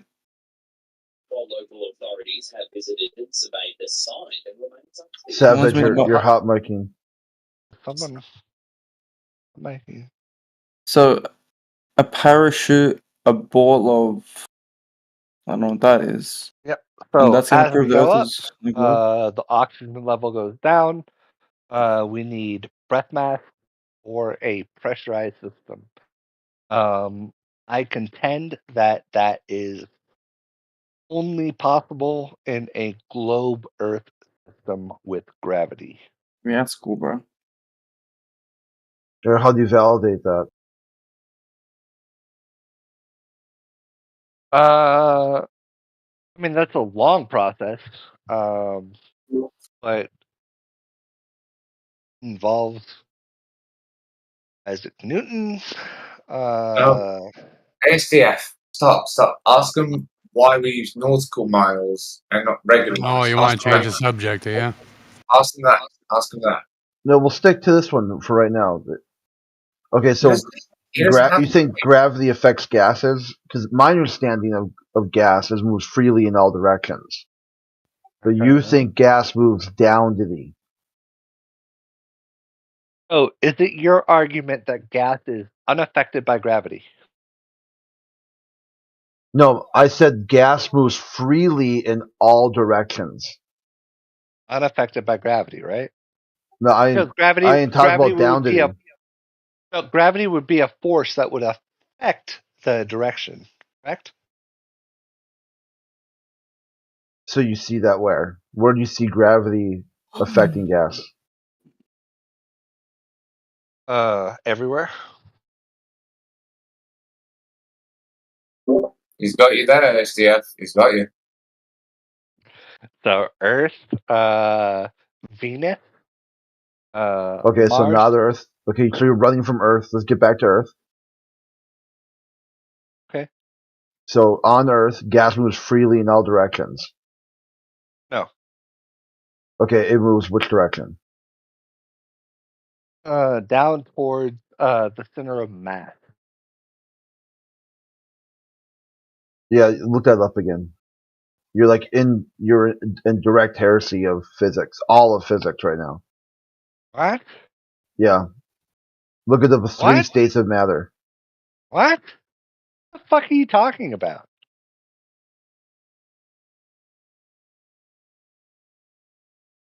Do you know the physics of matter? The three states of matter? I have a general understanding. I took physics 3 in college. Like, what are you talking about? Yeah, you wouldn't be able to pass physics 3 without knowing this. So that's bullshit. I did pass physics 3. I got a B. ASDF, what happens to hot air? Hold on, you just like made a noise. Like I What don't know what you're. happens to hot air?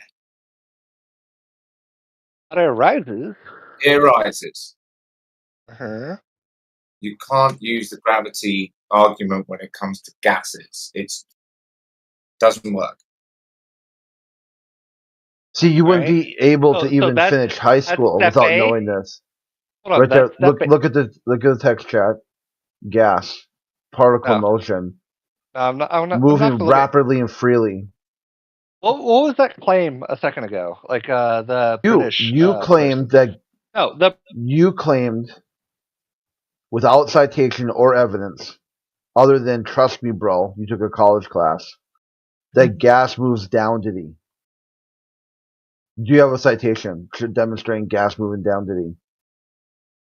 No, I don't have a citation. I'm sure. I can Okay, so find you one. just made it up. I don't. Okay, that's a mute then, dude. Look at the channel rules. If you just claims require evidence, where is your evidence that proves or demonstrates practical use gas moving down to D? Oh, every claim. Okay, just drop it right there in text chat. Okay, we're not going to argue about the channel rules. It clearly states. I mean, unless you didn't read them, you could say I didn't read the rules. I had no fucking clue what I was doing. I just wanted to come in here and beg for, try to dominate the channel and beg for attention for a while. You guys can answer my question now. Yeah, it says right here. We're here to have an honest, respectful, and rational discourse about the nature of Earth. You're welcome to ask questions, present an argument, or simply discuss. But remember, claims require evidence. Why do we use nautical miles instead of regular miles when? Yeah, can you define nautical miles for me real quick? Yeah, sure. I won't mince my words. I will get. Go ahead. Nautical mile is used to measure distance traveled through the water, slightly longer than a mile on land, 1.15. Statute miles. Nautical mile is based on the Earth's longitude and latitude coordinates, with 1 nautical mile equaling 1 minute of latitude. Right? Yeah, so nautical miles are used as a unit of distance between an agreed upon convention, just like any other unit of measurement can be used if it is consistently defined, right? So it gives a shit. Just like any other unit of measurement, we just agree upon it. Why do we use it, not just regular mile? Who uses nautical miles? Because I think that the most common measurement is miles or kilometers. Planes and boats. Who gives a shit? They use miles as well, don't they? No, they use nautical miles. Okay, it's because they've already agreed upon it and they've been doing it for a while. That's why they use it. It's just a unit of measurement that's been agreed upon, just like any other unit of measurement. But why? Instead of Because they freaking defined it as that, dude. Because they said we're going to use it. Why do people do anything? Yeah, don't repeat the question. Yeah, You're don't asking repeat. a question. Make a claim, and then back it up. Don't It's just like repeat the anything question. else, right? Like, why do we use kilometers instead of miles? Why do we use miles? So who gives a shit? It's because people choose to do things. Don't fall for the bait. Okay, that's your answer. Yeah, Ask there the you go. question, or make a claim and back it up. That's Well, no, it. he had an AMA. He said, "Hey, I'm curious. Why would you use nautical miles?" And the answer is like, Question. That's a question. yeah, and it was answered. Yeah, it was answered. If that's good enough for you guys, then fine. Is it not good enough for you? What else you want me to say? You want me to go in depth a bit more? If you want. Not really. It's a meaningless question. Can you just lead to the conclusion if you like? Okay, fine. If you don't want to go into it, then fine. It's good enough for me. He's got stage right now. No, I got what I wanted.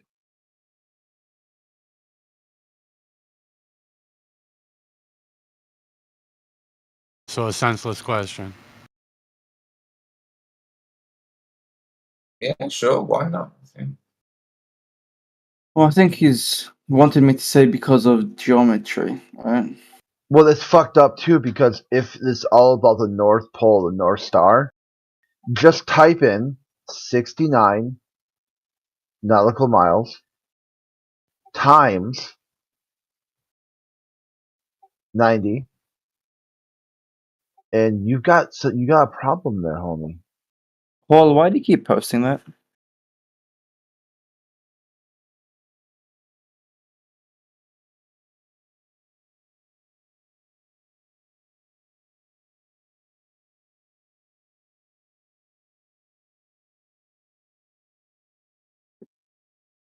Cool. Thanks.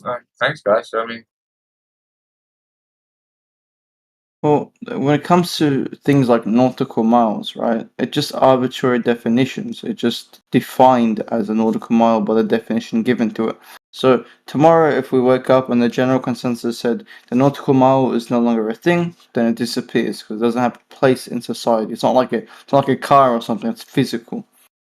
It's just a unit of measurement. Because America could wake up one day and say, you know what, we're sick of the miles and pound system. We're going to use kilograms and kilometers, and then this whole thing is gone, right? Okay, cool.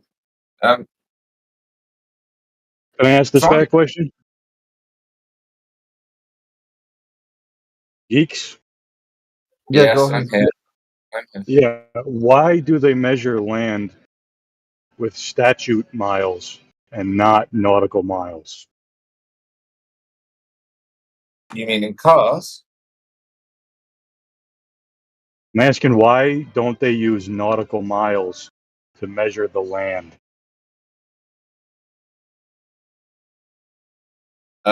They do. Who are you talking about when you say they? Okay, if you look at any map, any map with a scale on it, they're going to use statute miles. Statute miles. Did you hear what I said? I heard you say they. Who is they? Surveyors, map makers. In America, Europe, what country? Who are they? They use degrees, minutes, minutes and seconds. They use statute miles. Okay, fine. Why don't they use nautical miles? They don't use either, map makers. Okay, so your claim is they don't use statute or nautical miles to measure distances.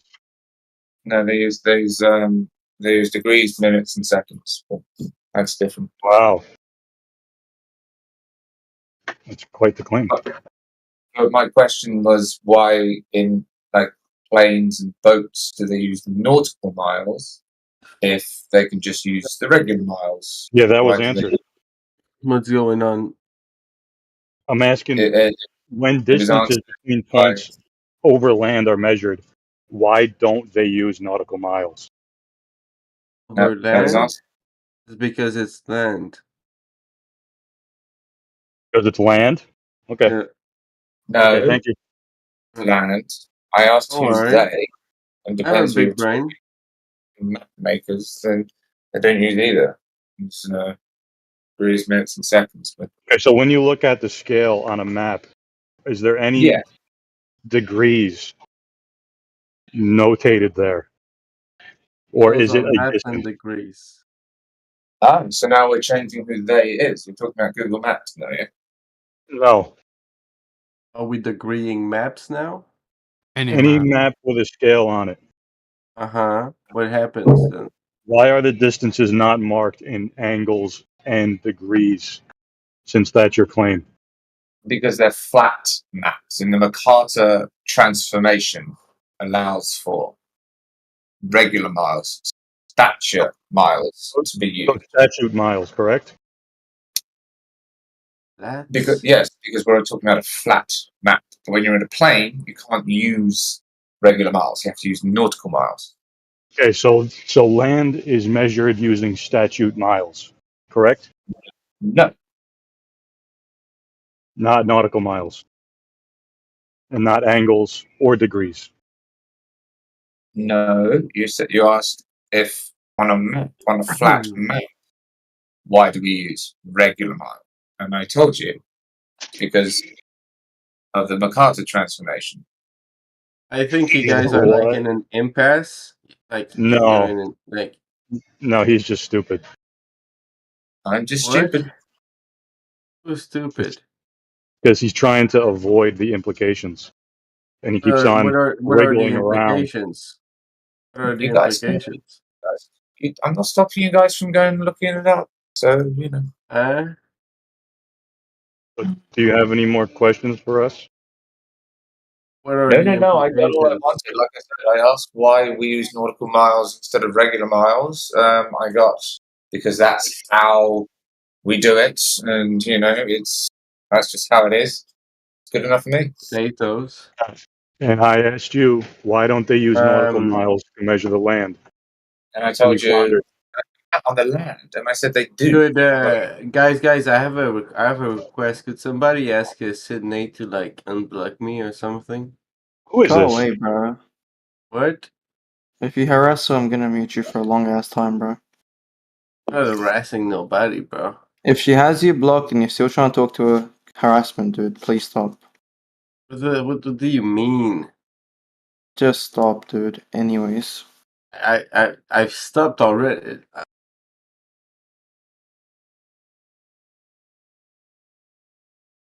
Anyway, thank you for giving me some of your time, gentlemen. Appreciate it. Are you leaving now? Stick around and listen, but appreciate.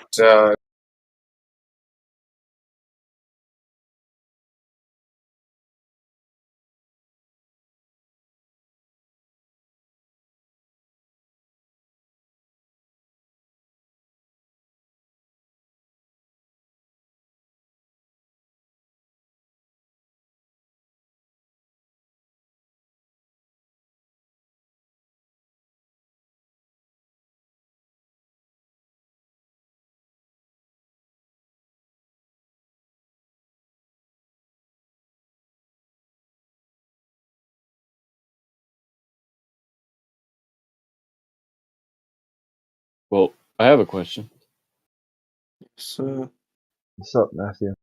Hey, is the Tropic of Cancer smaller than the Tropic of Capricorn? What? The Tropic of Cancer is a circle. The Tropic of Capricorn is a circle.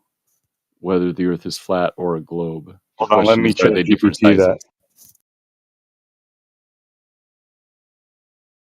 I think I looked this up before, and there was a difference. Is there like any other way to word that?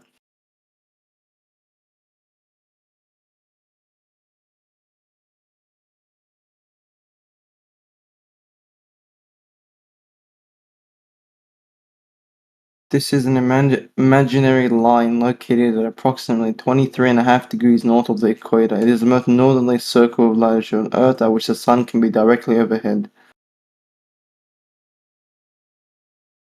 Yeah, and vice versa for the Tropic of Capricorn in the south.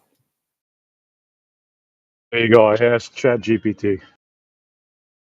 No, there's no smaller. Like that. Imaginary lines, a circle. Are we talking about imaginary lines this time? Yeah, it's. I mean, it's an imaginary line like the equator is imaginary, but it's well known.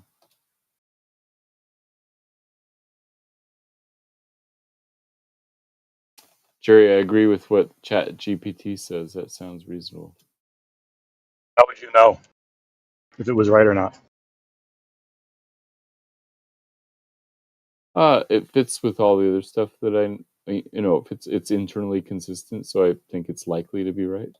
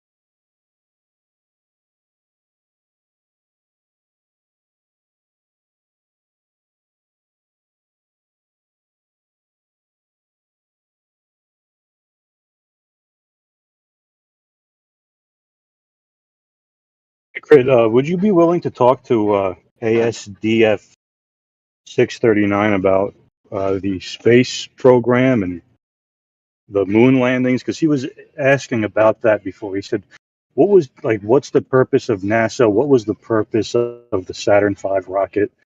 And I was hoping that you were around, but it was a little before you were. So I'd love to hear a discussion about what. Well, he's kind of bricked right now. He still thinks that gas moves down. So I think that conversation might be too advanced for him. He said gas moves down? Yeah. Oh no, that's a disaster. Yeah, it really is. Yeah, I would put it differently than that. And his proof was gas moves down is that he took a college class and got a B. Gas moves down. Doesn't that contradict gravity? Contradicts like all of physics, really. No wonder why he failed. I said either just retract it, because claims require evidence, okay? So let's evidence it out. Show gas moving down. And he won't do it. Dude, ASD, yeah, you're not going to talk, because otherwise you just make claims without evidence. That's a mute. That's literally probably one of the most justified mutes. Someone just coming here making claims and then providing no evidence. So you can retract or evidence. Where's your evidence? And then we'll examine it. I'm sure someone will jump in it.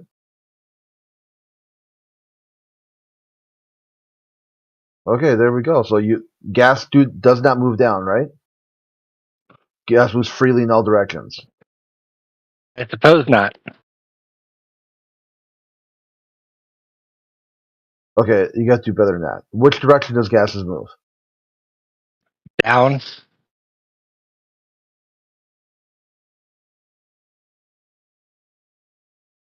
See, now he's got a contradiction, too. He retracted and didn't retract at the same time.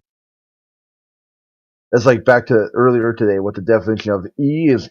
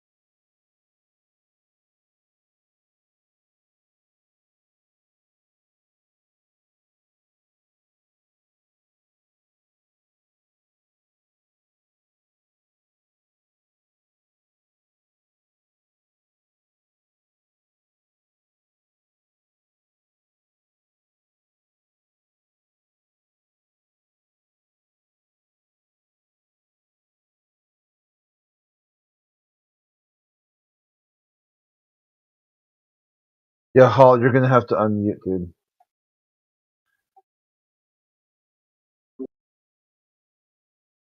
Or time to go. Because by your worldview, the gas would still be there right now. You could go to that location and see it still there.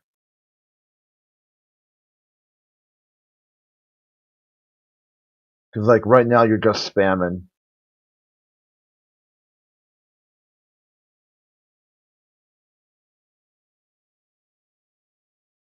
All right, get the fuck out.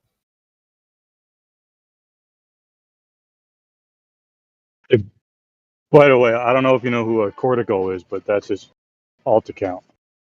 Oh, figured.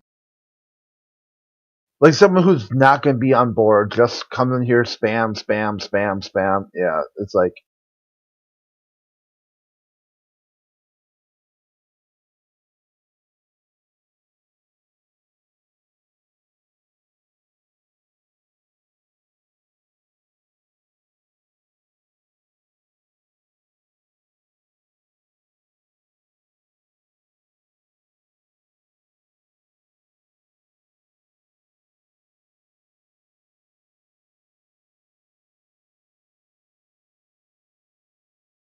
Post like a 0.2 second GIF over and over and over again.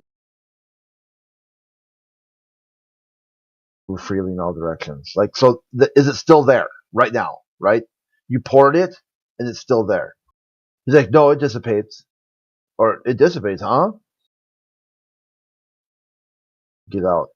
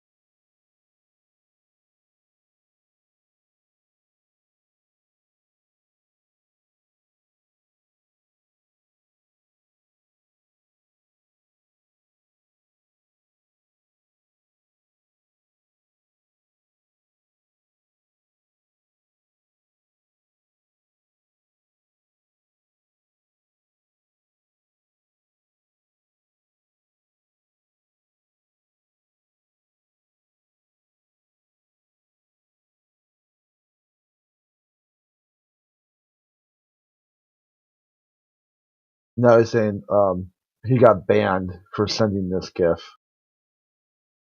Spamming. You got banned for spamming the same GIF. Not coming off mute.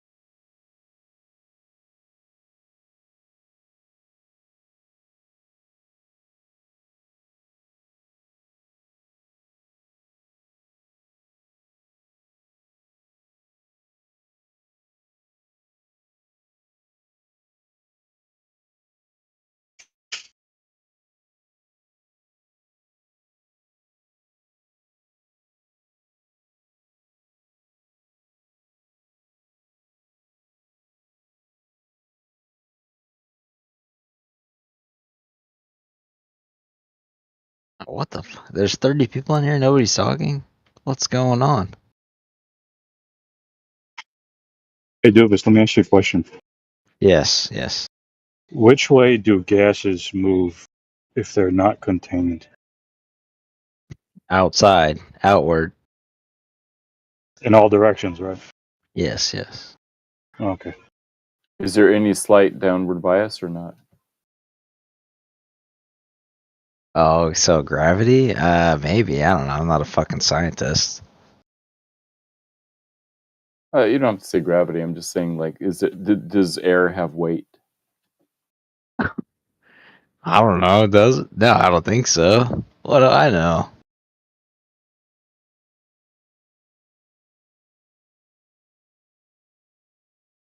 Because we have someone in here. It seemed like that you were gotta- talking about gravity when he said downward bias, like downwards towards like the center of the Earth or something, because it's round.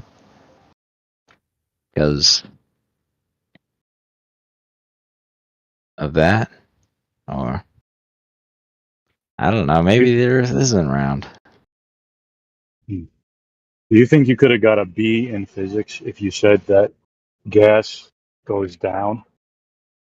No, no, you're not allowed to say that. That's true. Well, yeah, I mean, it doesn't really go down.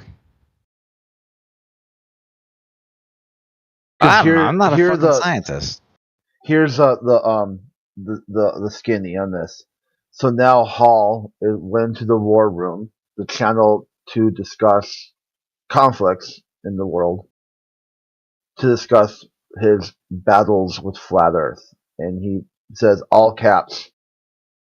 They said gas travels equally in all directions.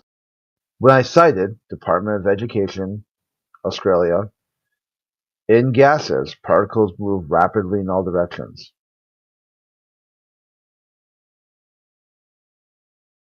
So, yeah. Wait, I don't get it. Yeah, particles move. Yeah, they move fast in all directions. What are gases? Yeah. What's the? I think I kind of zoned out. So what's the contention there? Well, the contention was that if somebody says gases do not do that, all gases move down to the, would that be a claim that requires evidence or not a claim that requires evidence? Oh, so okay, who's on which side about like the shape of the Earth? What's your what do you think the shape of the Earth is? Okay, one step at a time. Would a claim that gas moves down require evidence or not? If it's getting sucked up by some fat whore, maybe it's getting sucked down, or it's going down. Does that make sense? Yeah. Like a high pressure and low pressure system. Yeah. So you talked about like a low pressure suck. Yeah. I don't know. I don't really know anything about it. I'm not a scientist. How about, here's another one, Doofus. So very easy, Yes, okay? yes. So if there's a rule here in the channel that claims require evidence, and a person makes a claim, and you say, okay, what's your evidence for that? And they tell you, fuck you, coward. Would that be against the server rules or for the server rules? Did I say that? No, I say a person. I'm asking you, like, there's a person out there, not you, okay?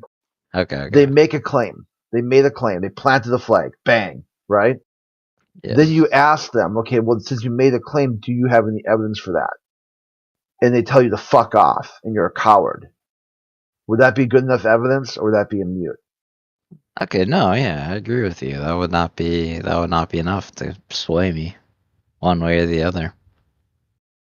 Like somehow you're afraid to talk about the conversation if you ask them for evidence. Asking for evidence means coward in their worldview. Yeah, he called you. That's cringe, dude. I agree. Yeah, would you just? How about this? Would you mute them or just ban them? Well, I don't. I think you should just let them say whatever, and then popular opinion will. Everybody will rain down on them and call them retarded and stuff, and that'd be fine. But if you server mute them, that sucks. I've been server muted so many. Are you talking about me? Did I say you or not you? I don't know. You said not me, but I feel like now I feel like we're approaching territory where it's like you're gonna do a gotcha on me, and it's like, oh, I've been talking about you the whole time because you. So you think like weeks ago you Someone who disagreed was with here a me? few minutes ago. It's nothing to do with you, Doofus. Don't worry. Okay, all right. You were like paranoid, I don't know. delusional. Everything's I a think I am. conspiracy Yeah, I theory. probably am at this point. No, just because somebody disagrees with you. Well, I don't know. Are they saying something outrageous like that? It's like, oh, just get out of here. Or was it just like, Yeah, gas moves down. oh, gas moves down, period. Dot period. Yeah, that's it. And the proof of that was weird. they took a college class and got a B. Huh. Well, that's weird. I'll admit that.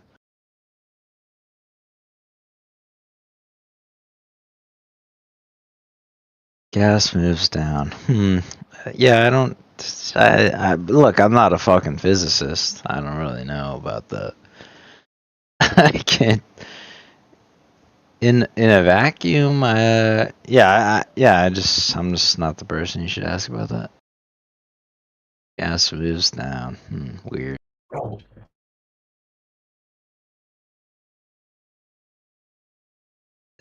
How is that related to flat Earth though?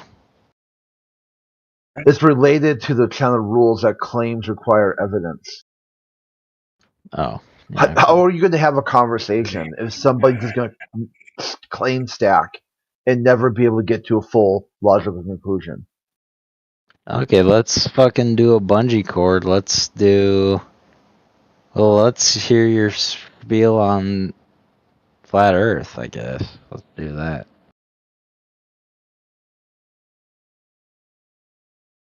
Read up at the top, it says AMA, flat Earth AMA, or make a claim and let's debate. Oh. So what do you got? Do you got a question? Because it just regurgitating the same stuff. I mean, you got a device that fits in the palm of your hand to access all of human information. If you want to know what flat Earth is, you can just look it up. Yeah, well, I get the basic concept, but okay, then ask a question or make a claim. Okay. But remember, claims require what? What do claims require? I don't know. Shit, Evidence. Claims require. Oh yeah, I never made a claim. I'm just asking you, like, what's the Holy big crap, deal? dude. Okay, I'm gonna tap out. We're obviously not communicating effectively. All right. Sorry, I guess. Wait, so could the Earth be flat though? How could it be flat? So if you sail, how about this? Okay, let's go. If you sail in one direction for as long as you can, what's gonna happen? Is this possible? Okay, so not forever. How about like a billion days or like a million days? Okay, if you're saying it's not impossible to sail forever, yeah, that's true. A million days. Do you have any idea how long that is? No. It's an extremely long time. Yeah, okay. We're doing a hypothetical here, okay? Yeah, it's pretty boring. It's well, what would happen? Would they go underneath the Earth? That's the point of what I'm saying. Why are you being weird? Who cares? Who cares? That's the whole thing about the flat Earth. Talk about what you can prove. Would they be what? Yeah. Why not? Okay, that's really weird because what if I sail to the end of the Earth? Well, what happened to me? Well, dude, would I go underneath the Earth? Would I? If we do this, Then we might as well just Go off talk the about planet. We might as well just talk about politics or religion. We're going to talk about hypotheticals all day. Like, what's the No, point? that's real. I mean, that's a real question. The real thing? I don't know. Actually, my question would be like, Okay, you don't know, then what? wouldn't if one really wanted to prove either way, wouldn't they like sail all around the world and record it? I feel like that's been Or, done like- before. Wouldn't that just be a circle? West to east, yeah. Hasn't that been done before? West to east. Oh, okay, I see. So it's a circle. So they're going like around it, not around it. Oh, that makes sense. You can't really go around something in a straight line. Yeah. Oh, yes, you can. No, you can't. What's a sphere? Have you ever heard of a sphere? Yeah, you you can't go in a go circle. around the sphere. Not in a straight line. Sure, you can. You can go in a circle. What? Yeah. I think your argument is that you can go around a circle for a flat Earth scenario. Doofus No, if you is travel talking in a about circle, if you're walking along the equator, even if Yes. you're going straight along the equator, you're making a circle as it dips down and goes. Yes, a around circle the- around the Yeah, around Duvus, the are you just globe, making but the globe. Duvus, are you just making the rounds right now? You go into channels, try to dominate them, act like a numbnut, get banned, and go right to the next channel? Is that where your stick is right now? Just come in channels and just act completely retarded until they get sick of your shit and kick you? Oh, you're gonna mute me? No, dude. Okay, so you need to start getting these concepts quicker than you are right now. Acting What dumb. concept? Okay, fuck it. I don't know. Are you good, Jerry? I didn't I thought really it feel was like that was going fine. to go anywhere. Yeah, it was going nowhere fast. I mean, if I walk around my house, in his worldview, that just means my house is a giant ball. Your lawn would be a ball then. Yeah, my lawn. Yeah. I just Maybe it's got up new. right now. I'm putting my headset down to walk around my desk and come and sit back down. Desk is a ball. The floor is a Can ball. Can you walk around your house in one direction? Yeah. I would say no. Oh, I mean like clockwise, counterclockwise? Yeah, you'd have to go in a circle. Oh yeah, okay. Yeah, you can't just go walk just east and go around your house.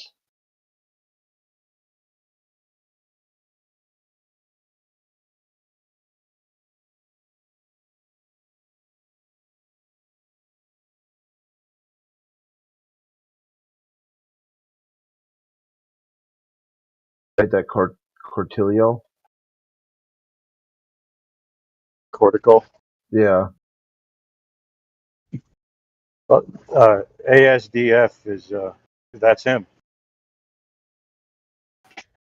Oh, is it alt account of his? Cortico? Yep. See, because I kicked him out earlier for being like obtuse, and then he came back in with an alt account.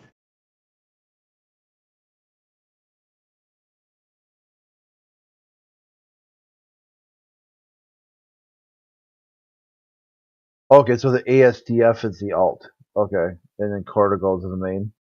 Yeah. And Hall is someone completely different. Okay. I'll change the log there then.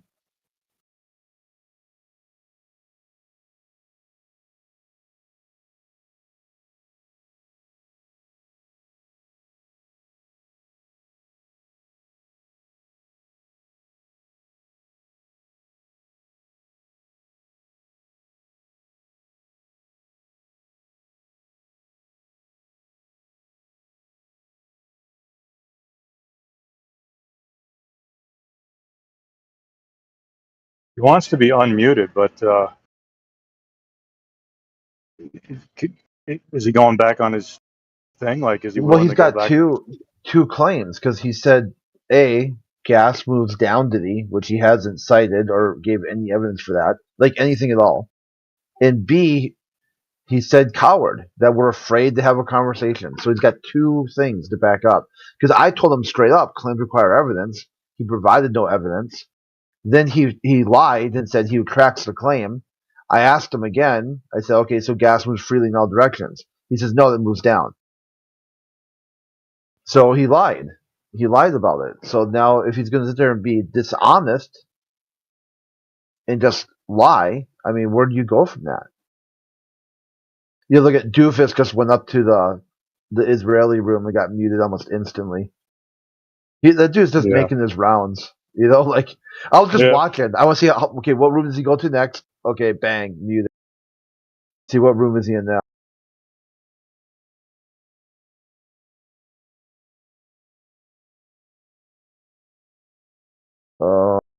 Yeah, I'm not seeing him. Maybe he fucked off to another server. He made the rounds. Got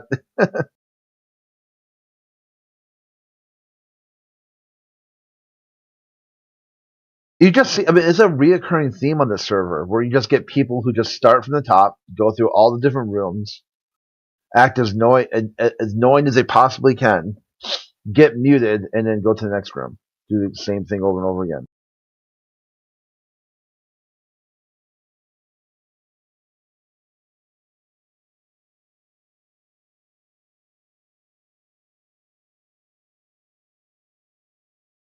This Darth Panis guy is seems really freaked out.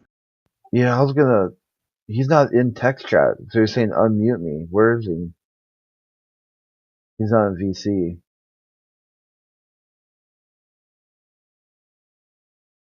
The mods are really on point, though. I mean, they right away they deleted that guy's Hall who was just talking shit in another channel.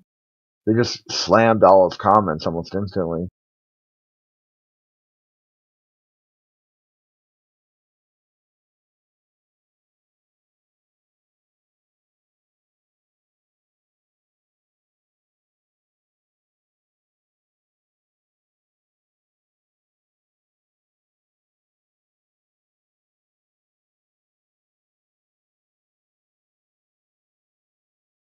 All right, let me get back to the text here. Where the Glovers at? Yeah, Darth. Hey, do you want to talk to a guy who says gas moves down, and his proof of that is he got a B, and you're a coward? Shit sounds weak. Yeah. Shit's weak, just like gravity.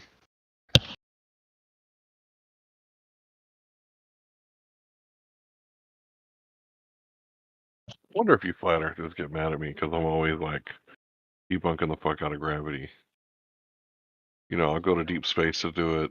I've been trying to learn about, you know, the quantum scale because I'm always railing on gravity at the galactic scale, but now I got to start doing it at the quantum scale because they can't deny it. Like, you can't really make anything up at the quantum scale.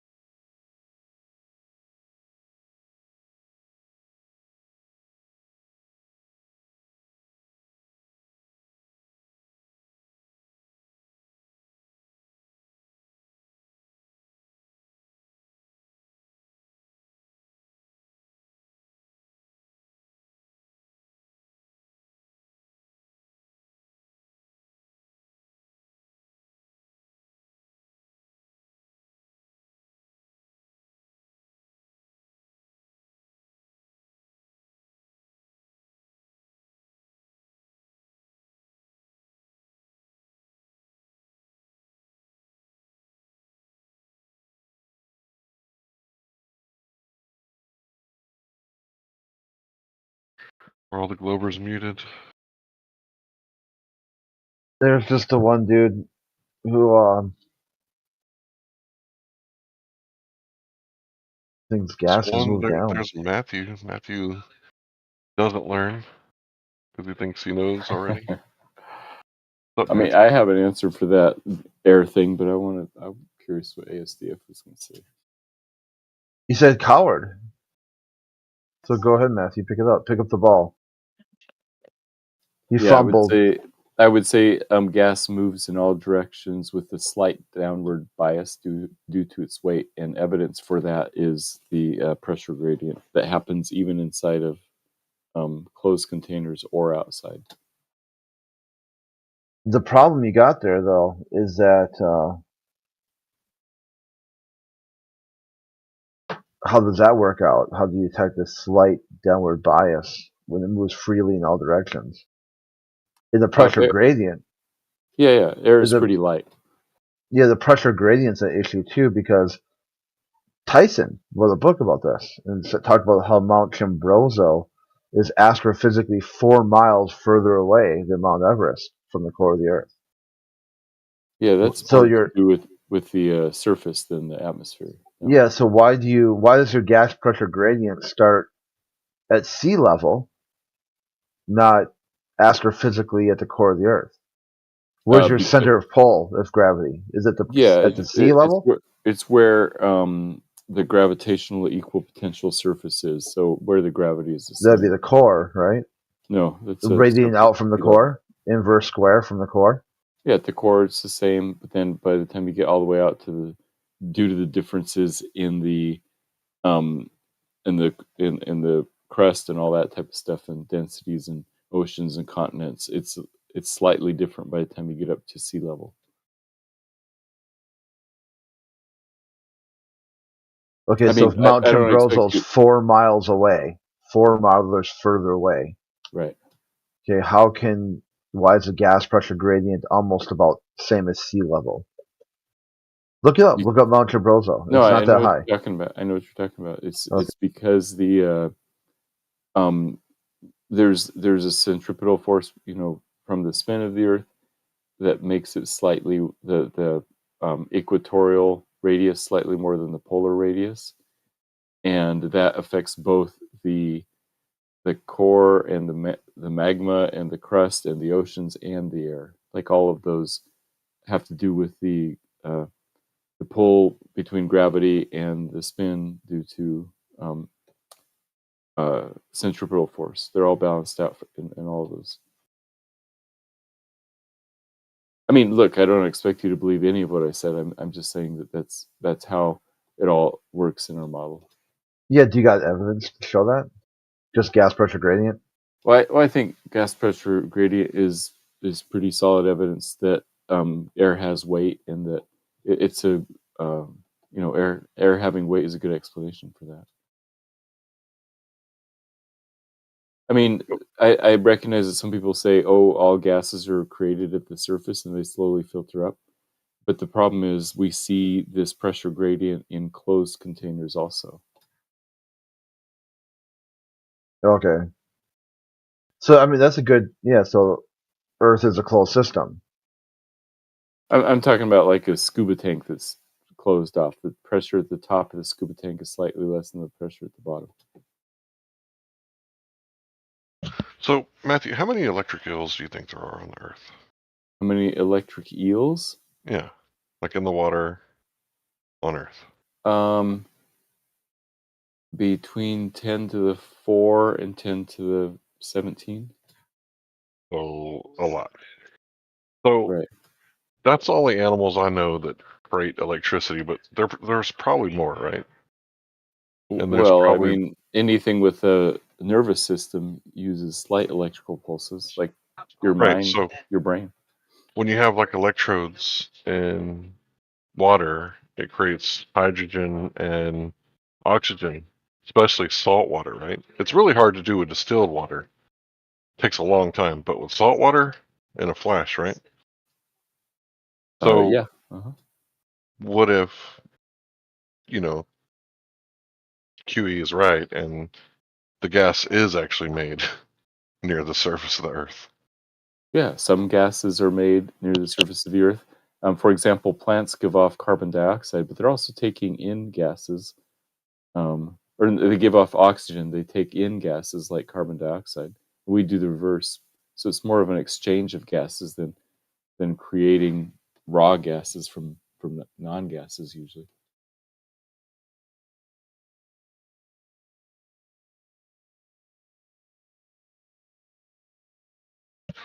I wonder if there's any deep underground electrical currents that we don't know about that comes in contact with water and cracks the water.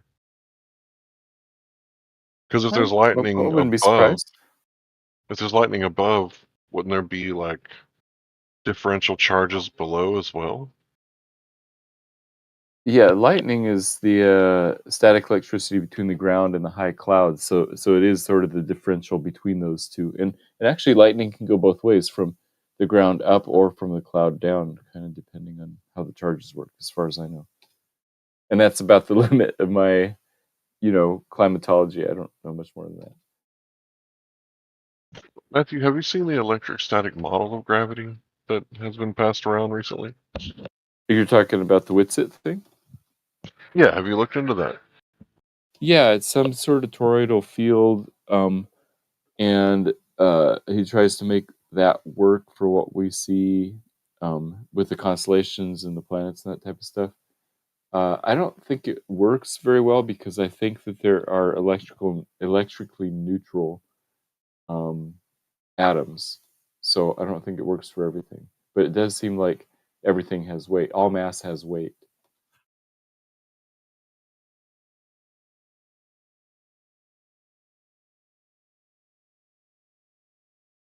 All mass has weight. Any object, like anything that, physical objects have weight. You mean like a Newtonian particle? Well, if it's styrofoam or lead or, copper that conducts electricity, or wood that doesn't. So it seems to be that it's something more fundamental than just electrical, because we don't see these huge differences between 1 kilo of copper and 1 kilo of wood, even though there's vast electrical differences between those two.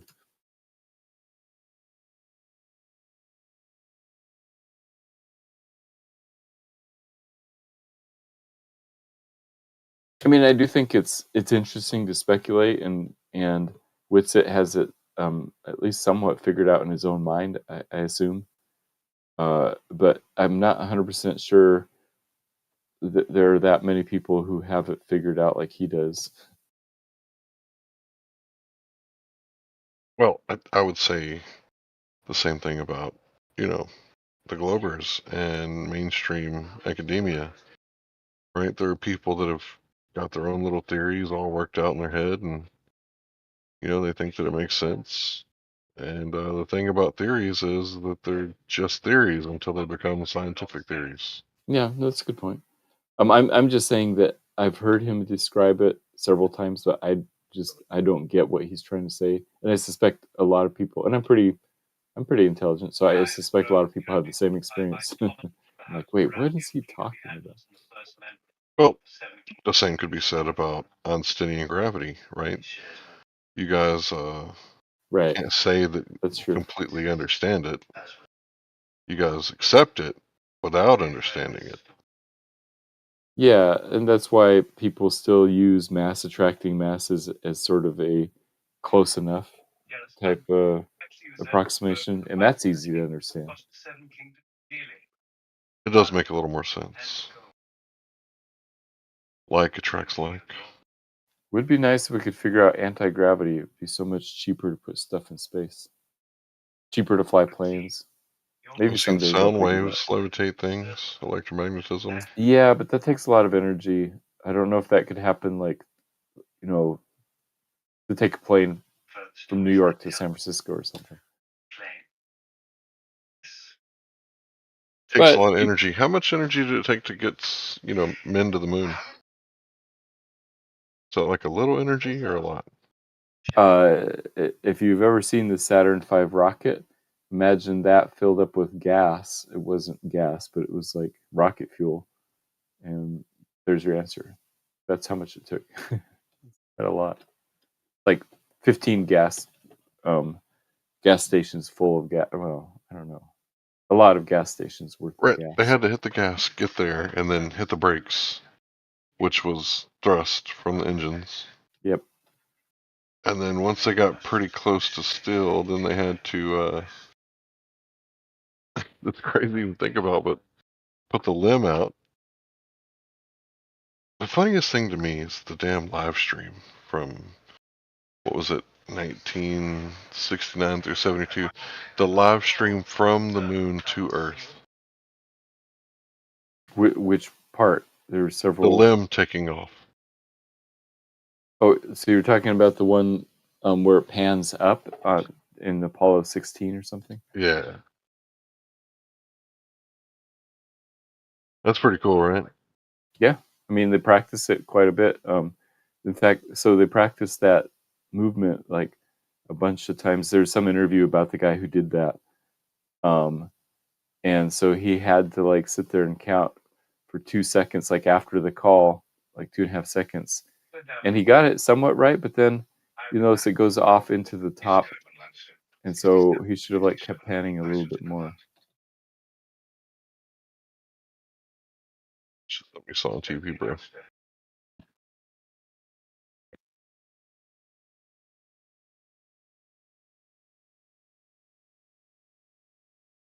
So how old were you when you quit believing in Santa Claus?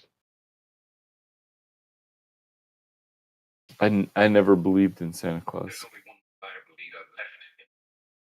Really? Right. My parents never said that. So your parents were worth their weight in gold. That's cool. I would agree. You see the gift that I just posted? Side chat. Yeah, that's pretty cool. What do you make of that? So what's happening is that there's magnetism happening in the middle piece, and it's quite a lot of electricity, so it's heating up. But as soon as it becomes liquid, then it can no longer sort of hold magnetism in the same direction, and so it sort of loses the lift from the magnetic force, and all at once kind of falls to the ground. But I don't know what it is. Is it like steel or something? But Matthew, I learned in school. CGI. Hold on. I learned in school that the Earth's inner core is what creates the shields of the Earth. And I heard recently that it just stopped and started going in the other direction. So how could that be true if, it gets so hot that it loses its magnetic field? But yet the inner part of the core of the Earth, it's pretty hot, right? Probably, yeah. So how does it work? That's a good question. A lot of people wish they knew the answer. Some people have educated guesses, but that is definitely an area of science where people don't know for sure. There are some things we know really well, like how chemistry works and how to combine hydrogen and oxygen to make water. But there are some parts of science that are not very well known, and that's one of them. I just think that the shields are not from the core. What's not from the core?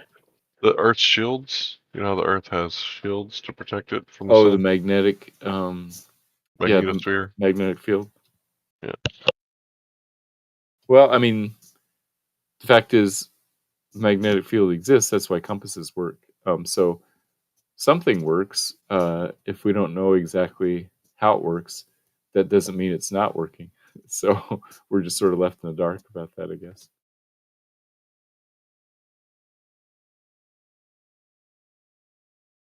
Somebody else was trying to get in. Yeah, go for it. Yeah. Why don't we talk about like Jupiter? What is Jupiter made of? Who said that? ASDF. Are you a Glober? That's not relevant. Yeah, let's talk about Jupiter. How do you have a gas giant that gets hit with a comet and it has a scar on the face, right? Because gas doesn't really have a surface, but let's pretend that it does. How do you have a scar on the surface of a gas giant for over 8 months? Go ahead.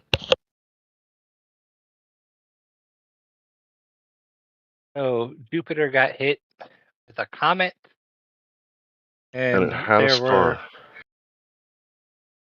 Yeah, I don't see any problem. Okay, do me a favor. Go to the store, get you a cigar, and get like a golf ball, a tennis ball. I don't like cigars. Okay, we'll get you some incense. Make some smoke. You ever heard of fire? Make a fire. Get a real good smoke, and then throw a baseball through it, and see how long that scar stays on the surface. I can't believe I'm saying that. Firebrand. Yeah. What's the problem? Well, whenever you throw a ball through smoke, it like expands to let the ball through, and then it collapses again. Right? Okay. Yeah. Jupiter forgot about the gas laws. Is that what happened? No. Like, what is your supposition? Like, what are you saying happened to Jupiter that defies? Jupiter got hit with a comet. Yeah. And it left a scar on the surface. Because if it was like Mars, I could understand it leaving a scar on the surface, right? But we're talking about a gas giant with a fluid atmosphere. Yeah. What's the problem? Whenever you drop a rock through water, because water is a fluid. I'm not saying that gas is a liquid, but water is a fluid. When you drop a rock through water, what happens? Does it leave a hole there for like a long time, or does it quickly fill in the available volume and reach equilibrium? It fills in. Right. So what happens when you throw like a baseball through a cloud of smoke? Does that hole stay there for long? It'll fill in. Right. What happened to Jupiter? It got hit with a comet and then had a scar for like 8 months. I don't think it did. I think you're lying. Okay, I'll be right back.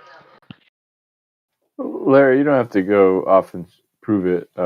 ASDF, he's not lying. Just look it up yourself. Hey, don't worry about it. This he's done. You give him a chance to unmute, and he just right away starts calling people liars and stuff. Oh, she's always on the edge of a freak out. Well, there's nothing wrong with asking someone to cite their source, so regardless of all that, I'm going to go ahead and cite anyway. Yeah, it's good. Let's just continue the conversation without him. He doesn't need to talk. He needs to listen. Yep, there we go. This isn't the exact one that I was talking about. Let's see. This is which one is this? Because it's happened multiple times. Yeah. So first of all, thanks for citing your sources, and I do think you bring up an interesting question. And I'm okay with saying it's a mystery that maybe they don't know why those storms persist for so long. I mean, Jupiter's red dot has been around since Galileo first looked at Jupiter, apparently. It was Comet Shoemaker-Levy. That's the one that... Right, that's the big one. Is this the one? Yeah.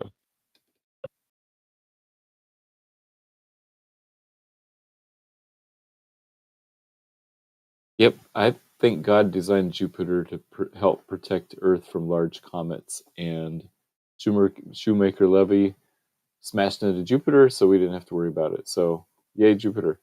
Well, the thing about gravity is that, a comet could be heading away from Earth, get sucked into the gravitational well of Jupiter and or other planets, and cause it to veer towards and hit Earth, right? Right. But in the heliocentric model, Jupiter is so big that a lot more things are going to fall into its gravity well than us.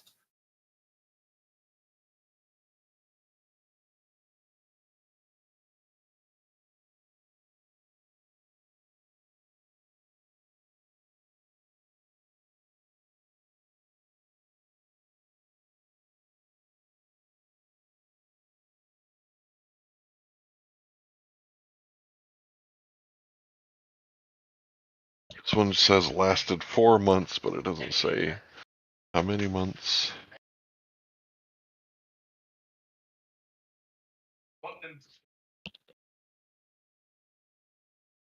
Well, so Larry, part of the answer, I mean, this is why people aren't bothered by your question too much, because by analogy, storms on Earth can last a while. Like a hurricane can be a storm system that lasts in Earth's atmosphere for a week or two or something like that.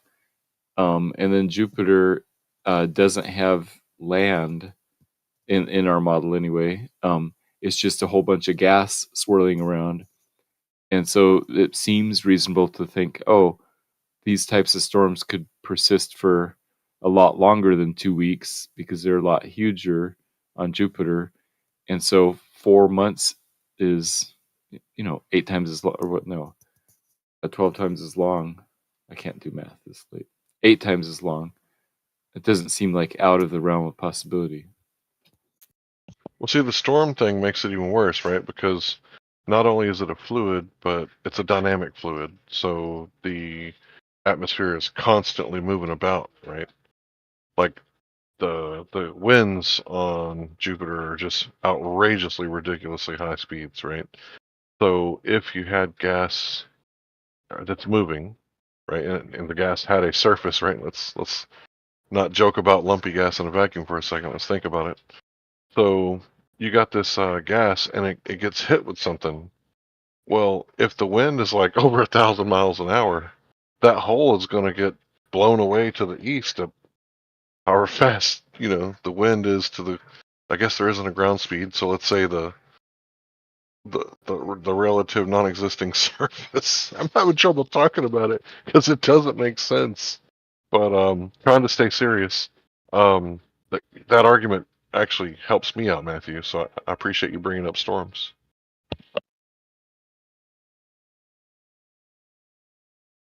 Well, yeah, I mean, a hurricane has the eye of the hurricane is actually like a hole in the clouds that persists for, like I said, 2 weeks maybe, and it turns out that there's all this wind happening, 200-mile-an-hour wind or 100-mile-an-hour wind happening, but that hole is there for a while. Obviously, it's way different. I'm just saying that odd weather patterns can persist on Earth, and it's not super unreasonable to think that something similar might be happening there. That's all. But to tell the truth, I think nobody really knows what is going on. All right, well, I'm going to post something for you, and I just want you to take a look at what they say is going on. Let's see, desktop. Is that it? Yeah. So now look at the picture that I posted earlier where the spot stays there after it gets hit. And then look at the motion of the atmosphere. Looks like it would be moving around, right? Because the atmosphere is moving around. So if there was a hole in the surface of a lumpy gas, it kind of makes sense that it would have like a quick dispersion of the hole. Yeah, it's a cool GIF. And then a contraction of the gas filling back in that void that was made. Yeah, from the GIF you can tell that all kinds of weird things are happening. Some bands of gas are going one direction, some are going the other. Some places seem relatively stable, some move, some rotate. Yeah, so like I said, it's this big dynamic system that probably nobody has a good model for. Well, I can agree with that. I don't think there's a good model either, because if you're telling me that lumpy gas has a hole in it when it gets hit in the face, and it stays there for 8 months like a black eye on its surface. Well, so, but the fact is that it happened, so something happened, right? Yeah, there's an event, but what is the global interpretation? What is the heliocentric model interpretation of that event? That the gas was like farmed for 8 months and it had to heal? What? How would you put that into words for me so that I may understand? Because I am just a lowly idiot. Yeah, I suspect that the planetary scientists say something like, "Hey, we noticed this thing persisted for 8 months, but we don't know why. Our best guess would be that it caused some type of weather event that persisted for a while." But they would also, I mean, what's the alternative? That it didn't happen? I mean, it did happen. The alternative isn't that it's a solid surface, because that makes even less sense, especially with the GIF that you posted. It's not a solid surface moving around up there.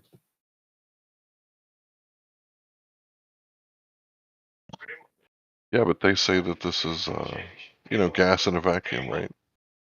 Right, but And it's not. I mean, it's not solid in a vacuum is even worse. So maybe liquid in a vacuum. But what would you say the alternatives are? Because we could just say we don't know, but you're saying you don't like the prevailing theory that it's gas.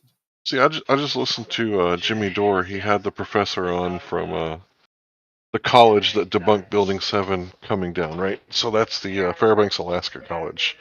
And he said something really important, because he says the words that have coming out of my mouth for like a decade now. He said, I can't prove what happened, but I can prove what didn't happen, right? And I think that's really important, right? That, it's really easy to falsify things. It's a lot harder to prove something to be true, right? So when I look at that, Shoemaker Levy hits Jupiter, and Jupiter, okay, maybe it wasn't 8 months.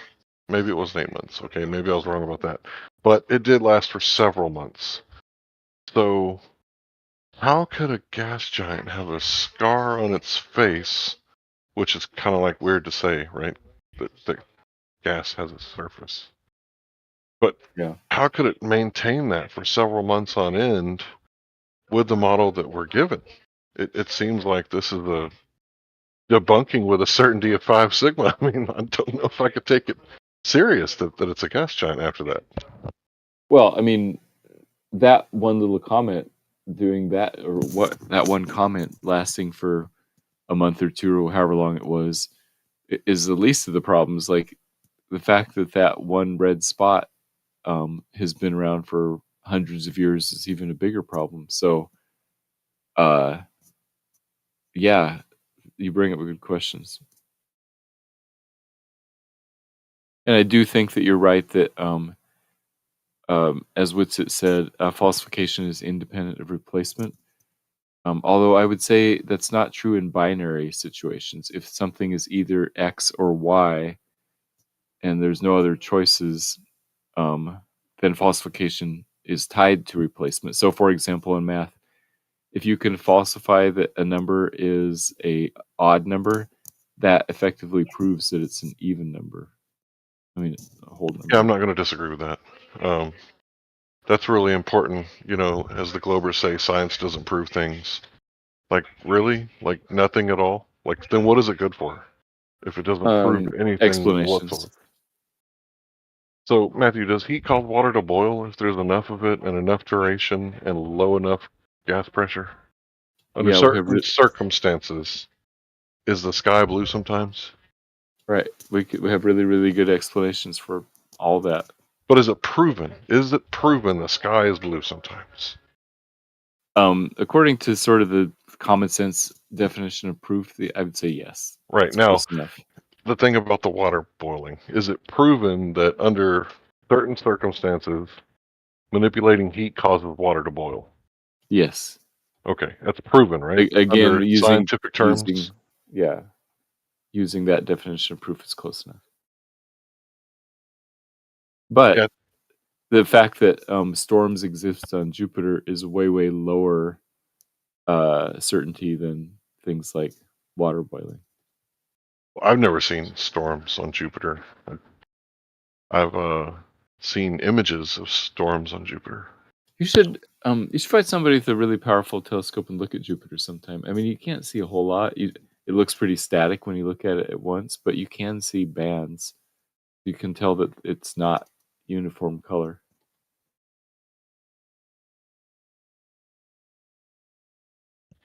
You're saying bands. It's kind of like the word motherboard, right?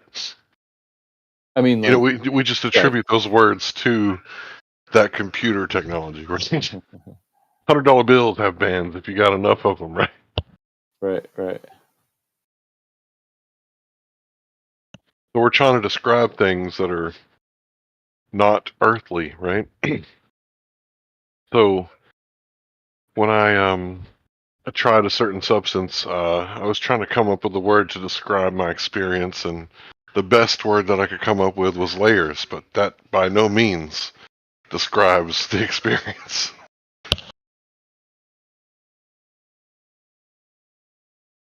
What I think is interesting about Jupiter is if they use Earth-based explanations of Coriolis, Jupiter debunks all of it.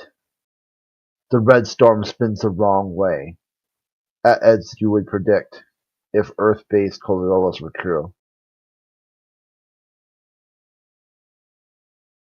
Yeah, that's interesting. I hadn't realized that, but I think you're right. Matthew, I could save you 15% or more on your Coriolis insurance. Well,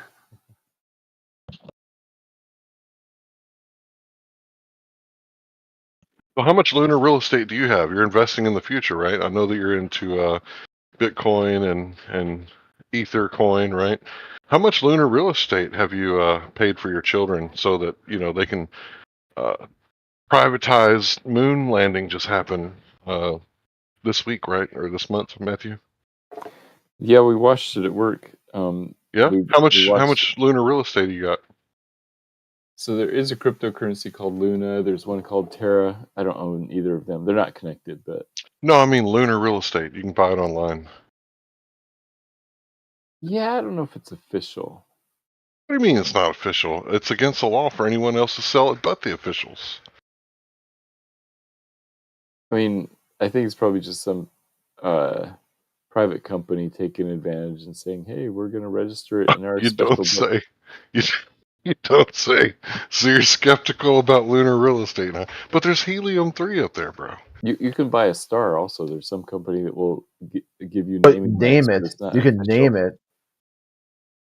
'Cause a lot of the stars are just named numbers and letters, like AB643, and you can add it and call it Sophia or something like that, or Brian or whatever you want.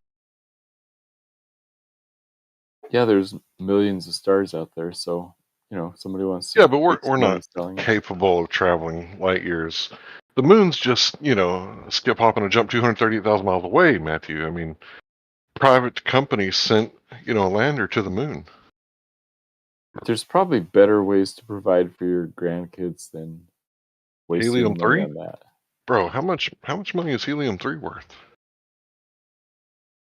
Oh, I mean, maybe a lot, but it's as good as it's as good as finding a bunch of gold on the top of Mount Everest. It's like, I'm not gonna go up there and get it.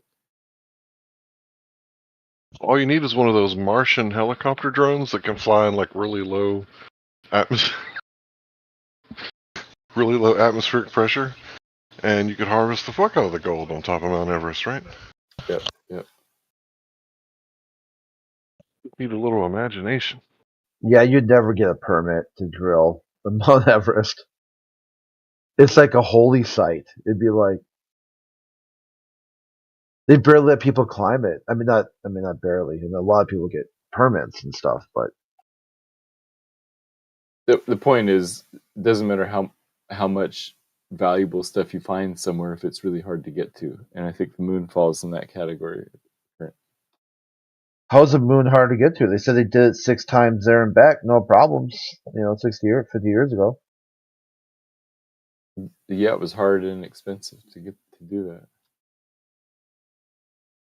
Well, that's a problem too, though. It wouldn't be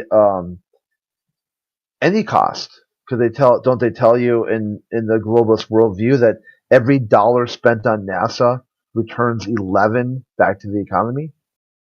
So NASA's already a money. They grow money on trees. So run the full federal budget through NASA. Now you've got 11 times the amount of money you had prior, and you've got mining operations on the moon.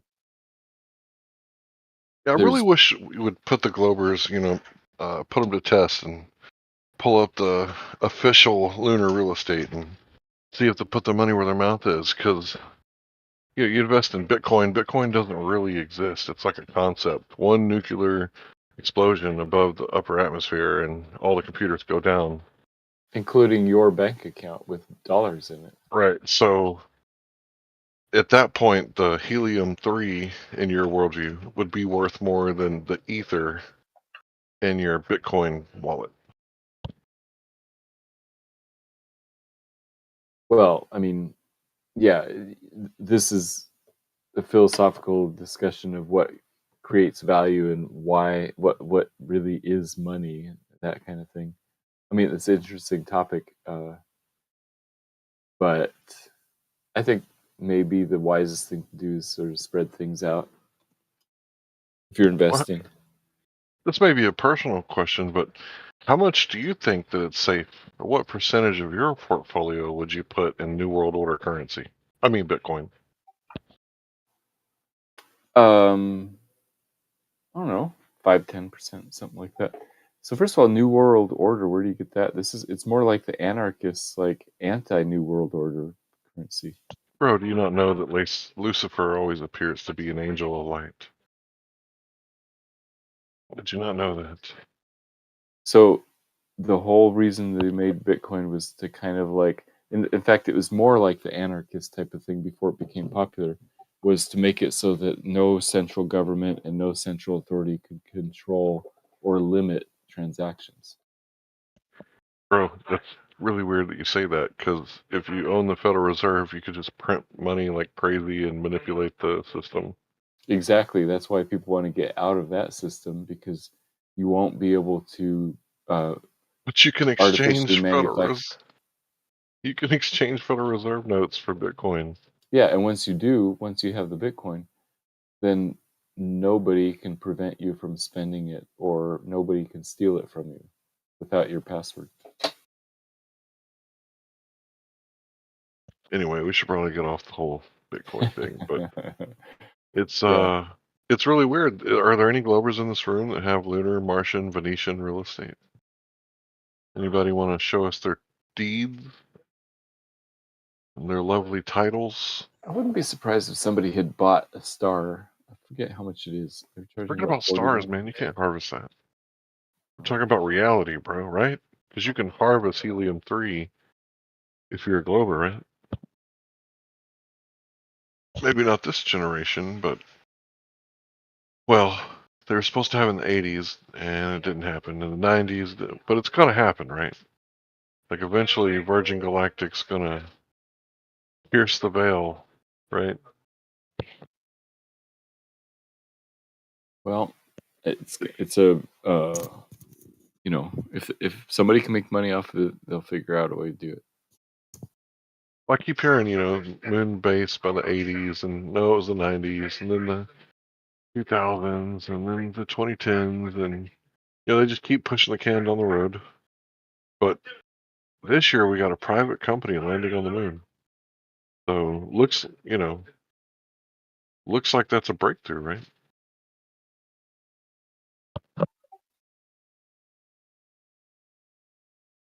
Yeah, I mean, it is something new that private company landed. But there's been 24 landings on the moon?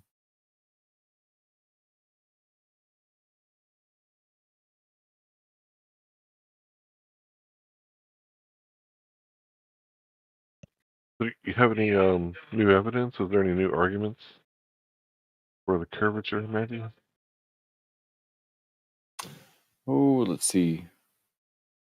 Tropic of Capricorn is the same size as the Tropic of Cancer, which makes sense on a three-dimensional globe, but it doesn't make sense if they're two concentric circles on a flat surface centered at the North Pole. Isn't the Tropic of Capricorn and Cancer, like those lines, the parallels, and what are the other ones? The longitude and latitude. Isn't that like a concept? Right. It's a just like the equator. There's you go to the equator. There's not some line in the sand, but it's right. It doesn't really exist. It's a concept. The land at the equator exists. Right, but the equator itself is a concept. Right, and it has a definite size. The concept has a size. Right. How does a concept have a size? similar to like if you were to say, okay, how far is my house from work? And you say, Those well, aren't concepts, though. That's real. The straight line. You might say, oh, well, I drive this many minutes, but what about the straight line? And somebody says, what about the as the crow flies? Like if you a perfectly straight line from your house to work, how far is it? And you could say, oh, it's 3 miles, but that line has a definite number. It's 3 miles, even though there's no actual line that goes through your neighbor's house to your work. It's a concept, but doesn't mean it doesn't have some properties like size. You know, Matthew, I'm a real big dummy. Can you tell me the difference between there and not there? Something that is there has matter. Something that is not there doesn't. Right. So the whole idea of me taking my town and laying grids over it, the grids aren't really there, right? Right. So you're talking about the not there for evidence of the globe. Can you show me some? Yeah, like latitude, lines of latitude and longitude aren't really there. Right, it's just concepts, useful concepts, but concepts nonetheless. Yes. I don't like to talk about the not there. When I'm on here with you guys, sometimes I do, because you guys heard me talking about lunar real estate and gas giants, lumpy gas in the vacuum. So when I'm here with you guys, I talk about the not there, but that's your fault. If in my everyday life, I don't really like, the part of the library where it's like all the stories, except for like Lord of the Rings and stuff like that. But for the most part, I don't like none of that shit. I like talking about the there, right? Not the not there. So you guys talk about the not there a lot.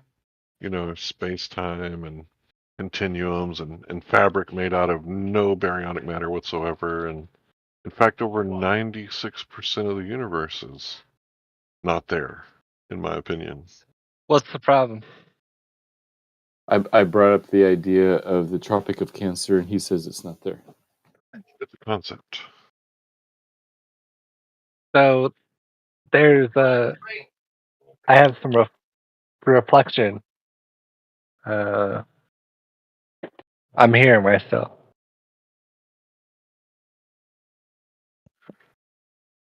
I hear you too. Yeah, go ahead.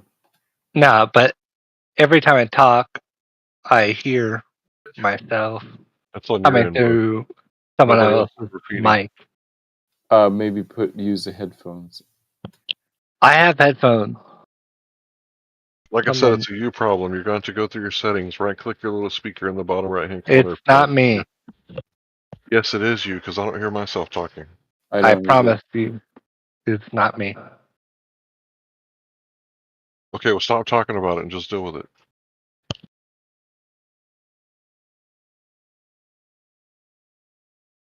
Yeah, you could disconnect and reconnect and see if that helps it. That's one thing people do.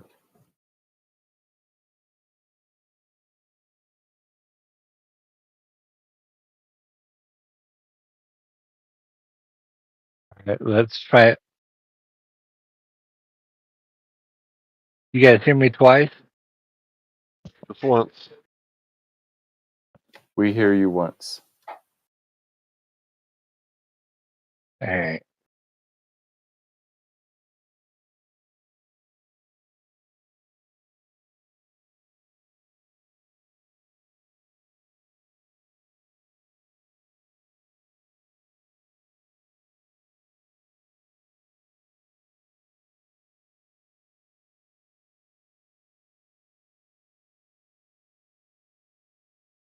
All right, carry on.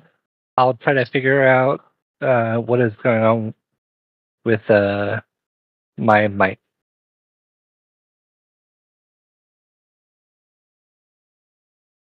Thanks. So, Capricorn and Cancer are the same. Would you say miles? Yeah. Beginning to end. So it turns out in both the heliocentric and on the flat Earth, there's circles. But on the two solstices, the sun takes 24 hours to go around both of, or first one, and then also 24 hours to go around the other one. So that's how we know they're the same size. So is that why you guys throw Neil deGrasse Tyson under the bus so much? Because he doesn't say what you guys say, shit. because he said that it's slightly pear-shaped. Oh shit. I think that the amount of pear-shapedness that he's referring to is very tiny, like maybe less than 0.1%. Well, it's really cool when you put it into numbers, but he said that actually the mountains in Ecuador are higher than Mount Everest from the center of the Earth. So it may be 1%, but 1% is very large when you're talking about, a circumference of 24,901 miles. Yeah, so the Tropic of Cancer might be, 2 miles, or 4 miles shorter or longer than the Tropic of Capricorn. Well, that rules out the same. You guys can't say the same. Yeah, but they're also not like right next to each other. They're hundreds of miles apart, thousands actually.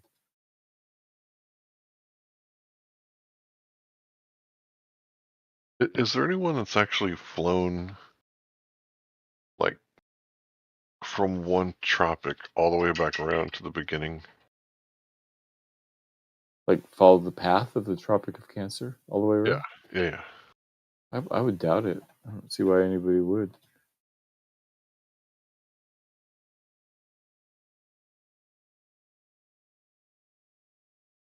I'm just saying, how do you confirm? Because you can't take a ship, right? Shipping lanes are weird. So you'd have to take a plane, right? To do what? Go from the start of the tropic, go all the way around 360 degrees back to your starting place. Yeah. You'd have to take a plane if you want to do that. How possible is it? It would be possible, right? Yeah, I think it would be.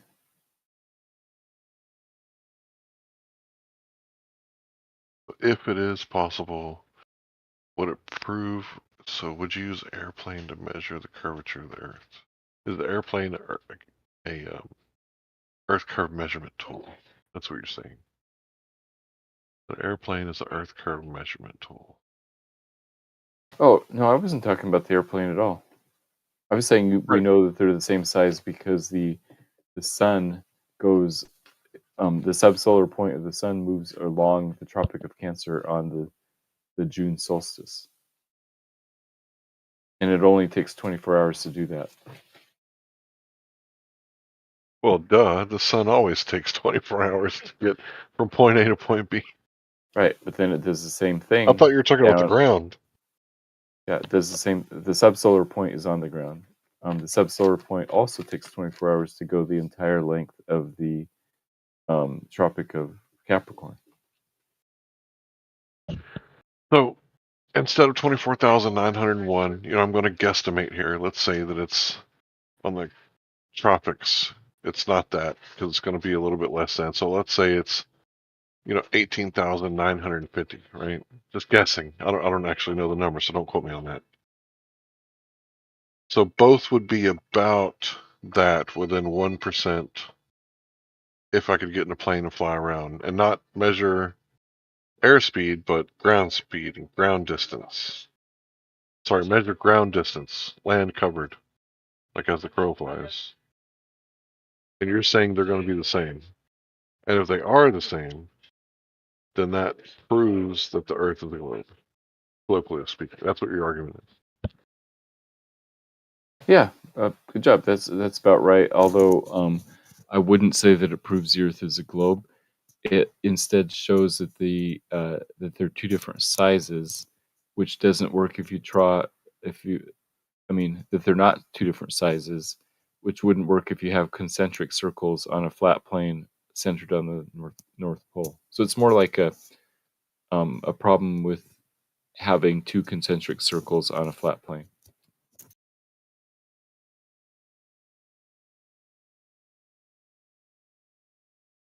Okay, well, at least I still manned your argument instead of straw manned it. So, how do we test it?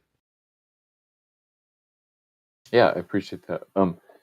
The way to test it would be to go to the Tropic of Cancer or the Tropic of Capricorn on those the respective solstices, and notice that the sun is moving exactly 15 degrees per hour.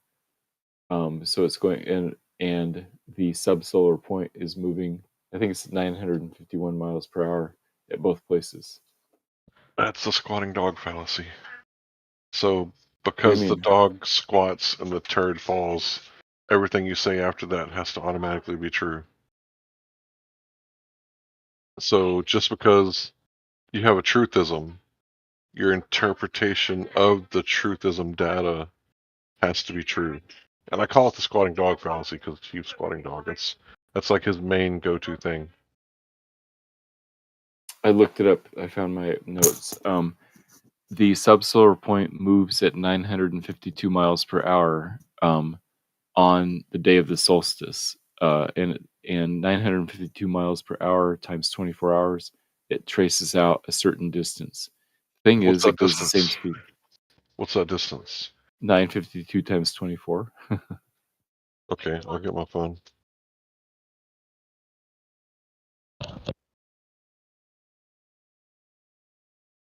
Uh, 22,848. Well, I guessed 18.9, and it's 22. Yeah, it's in the same range.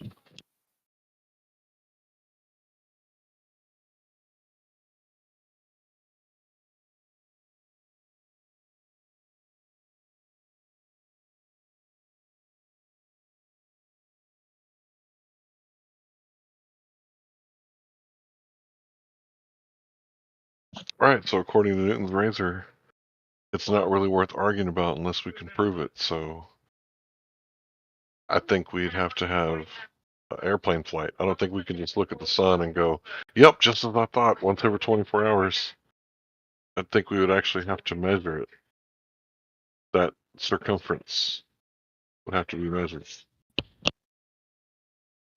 Yeah, so by definition, the on the June solstice, it is on the Tropic of Cancer because that's what the Tropic of Cancer is. We know it's going on that line.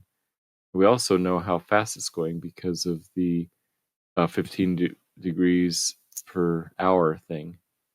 So that's in 500 or 952 miles later, it's over a different spot. So these are like observations that are well known and well understood. I suppose you could dispute that those observations are real. You could double check them on time and date, and then there's a whole question: do you trust that time and date is accurately representing what's really happening? And I think it is. Yeah, I don't really question the time and date so much as I question the mileage, right? Because that's what we're talking about. The surface of the Earth, allegedly in two different locations, in two different circumferences, should be the same if it's a sphere. And if it's not, then it would be impossible for it to be the same if it was flat. That's your argument, right? Yeah, that's right.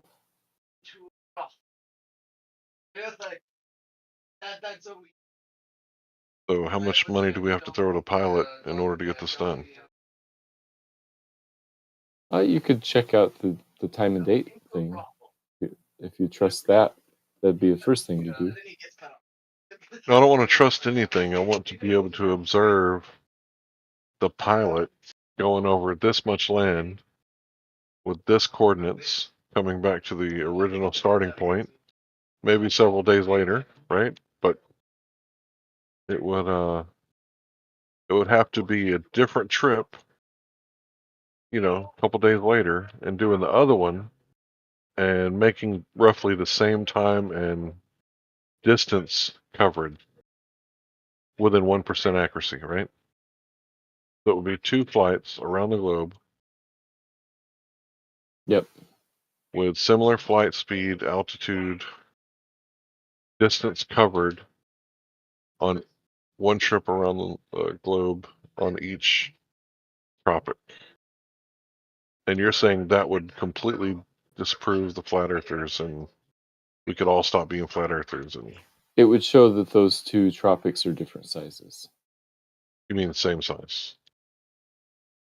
Right. Sorry, I misspoke. You're right. The other way to do it without a plane would be if you put two people on the land at 952 miles apart on the solstice, and then get on the cell phones, and one guy would notice when the sun is directly overhead. How does a cell phone work? A little bit off topic. No, well, it's relevant. I mean, you know, so you have the radio. You have the radio towers, right? Blankman, because I brought up the word cell phone, that is an interesting topic, but maybe you could wait until the end of my sentence to ask. I do apologize. You're right. I did interrupt you. And this would be, yeah, I'll just explain this one thing. We can move on to that. So, Larry, if they're on the cell phones, one guy would say, hey, at 12:52, the sun is directly overhead, and lo and behold, 952 miles later, it would be at exactly an hour later that his friend would say it's overhead there. That's not. The sun is directly overhead at noon. That never happens at 12:52. What are you? Oh, you're right. 12 noon. Well, it depends on the time zone, but yes, of course. No, it doesn't depend on the time zone. It's always at 12. No, and at 12 noon, and every time's like the sun is directly overhead. You're talking about solar noon. That's why I said time zones. No, there's nowhere in the world that at like 3 p.m. in your time zone, the sun is at its highest point. It's always at noon for you. Now, granted, there are like fuckeries with time zones, but it can be plus or minus an hour because of time zones. Kind of has to be. Okay, so like there are some like interesting fuckeries with like the Grenadines and like some weird island nations, but There was a discussion going on, and this guy just completely derailed. So, about Matthew and Larry. Well, yeah, we were pretty much done, but this Blankman guy was pretty entertaining. Oh, sorry, go ahead, Jerry. What did you want to say? No, I'm done. Yeah, so I was just finishing up saying there is a way we can test it. So I think where we ended up is that we're going to have to spend $1 million to rent some planes or fly some people down to the Tropic of Cancer on the solstice, and otherwise we're not going to be able to prove it either way. We're just speculating. Would that be a fair assessment? You can't fly people down. You have to actually, because we're given a map, right? And how long did we look at Africa, like the same size as Greenland, and not know until 2015 when we all started looking into this? Like what was that, 32 years of my life I thought that Africa and Greenland were the same size? Well, that's more of a you thing. I think a lot of people knew they What were. do you mean you? That's the map that's on the globe, bro. Yeah, and everybody That's knew the map that it was that they projected onto the globe. You know that, right? That Africa is actually what was it, like 15 times larger? Yeah, I mean, people have known that for a long time. What do you mean, people? Who knew this? I've known it for everybody decades. Go back to a geography teacher in 1852 and ask them which is bigger, and they'll give you the right answer. Okay, I'm gonna go ahead and pull up Google Earth real fast. You do that. I'm gonna look at it. I have a globe right in front of me, and Greenland's nowhere near the size of Africa. Not even close. Barry said 15 times. That sounds about right.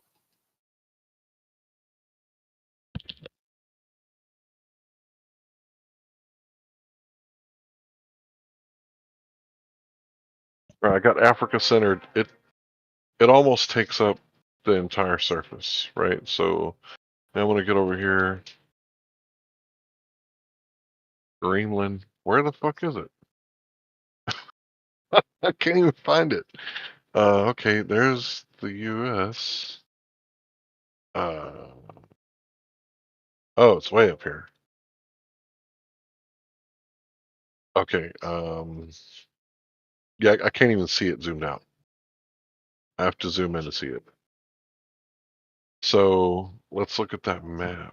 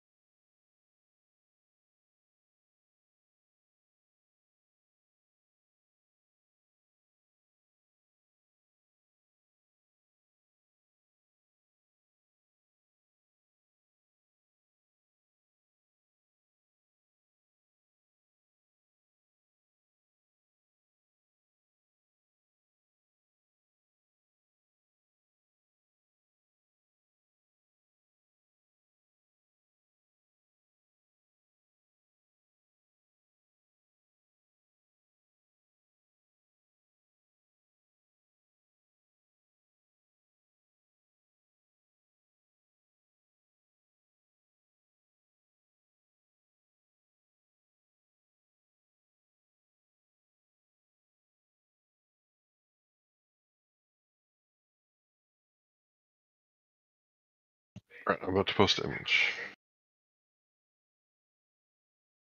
Okay.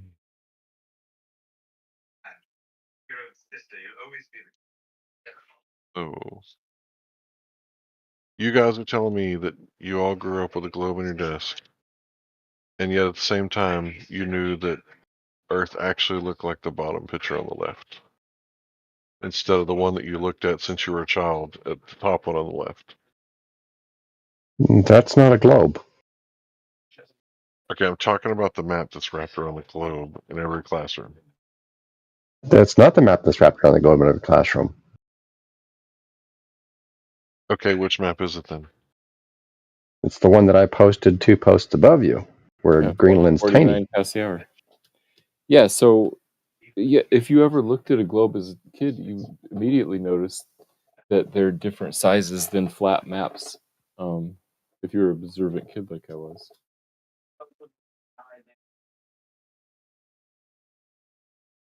But you're right, it is surprising if you just looked at that flat map, the one in the top left that you showed, and you realize, oh, wait a minute, Greenland's not anywhere near that big. But you would notice that as soon as you looked at a globe.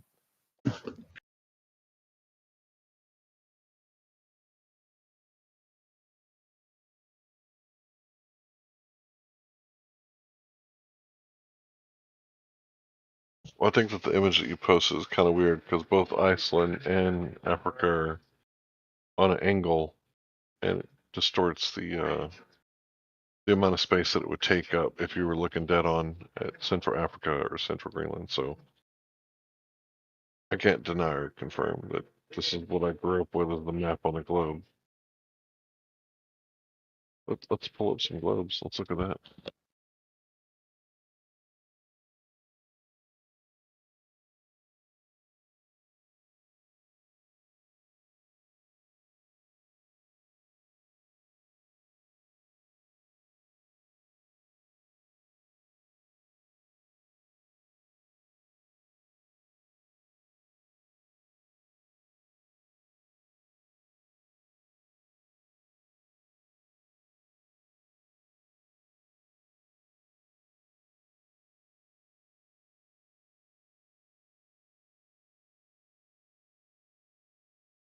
Yeah, these are all little squishy tiny Africas.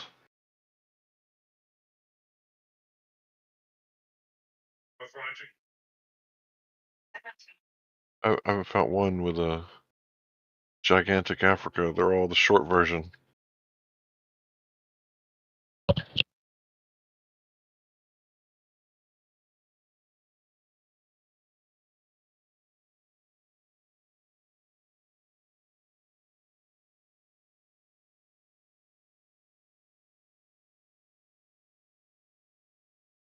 Yeah, I can't find an image of big ass Africa. These are all like little tiny Africas.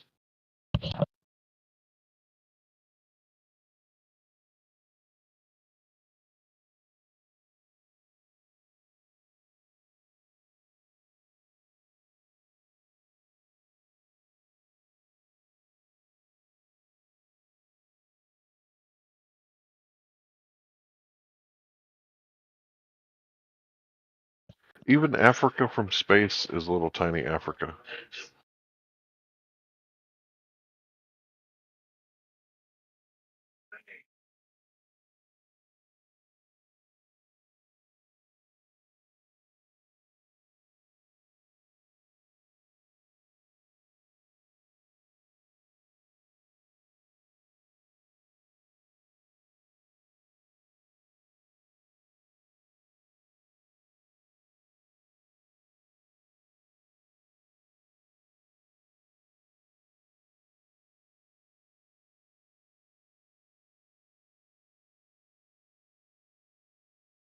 Yeah, I think you forgot how big Greenland was in the globes in your classroom. Greenland was big on the maps on the wall, small on the globe.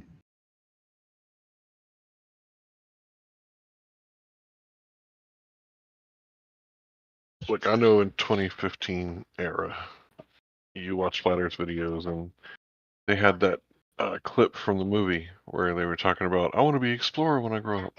That was the first time I'd ever seen like that map, ever. So you guys are saying that you like grew up with that map. Which map? The one where Africa's. I just posted it, bottom left.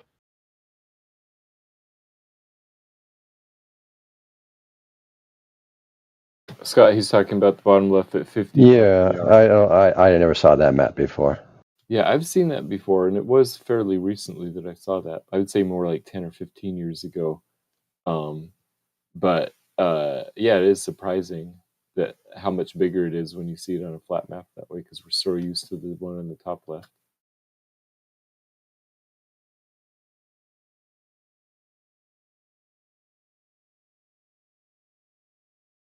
Scott, did you hear our discussions earlier about the Tropic of Cancer and Capricorn? Were you around? Yeah, heard a little bit of it. Matthew wants to test it by saying, well, the sun makes a full circuit once every 24 hours. Therefore, everything I just said is true, which I think would be insufficient at best. Well, it would be a good critique if you guys could actually put forth a model. But I don't think anybody's going to say that the Tropic. No, they're not going to fucking do any of that.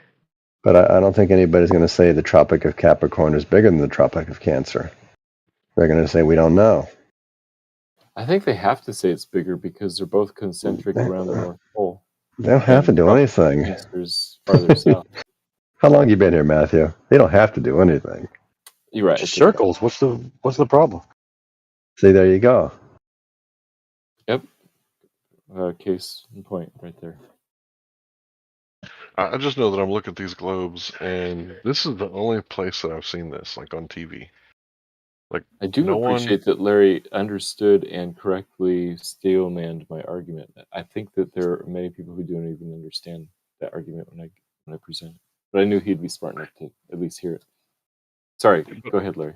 Yeah, I'm looking at these globes, and no one on Earth has ever experienced this, except for a handful of men that allegedly landed on the moon in the 1960s and 70s.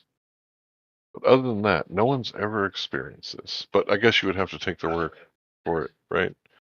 So, when do you say experience this? Like, what did they experience? the Earth as an object in space. Seeing Like a the Earth with singular their own eyes. object. Yeah, you ever experienced a child being born? But Larry, you know Scott Beach, right? You talked him over at GEMS. He has a picture that he developed at one of those photo mat, one of those little things that his dad handed him when he got off the shuttle. Yeah, they've been photoshopping photos. No, this was film. Hold on, bro. You can Photoshop with film too. They've been photoshopping since the 1850s at least.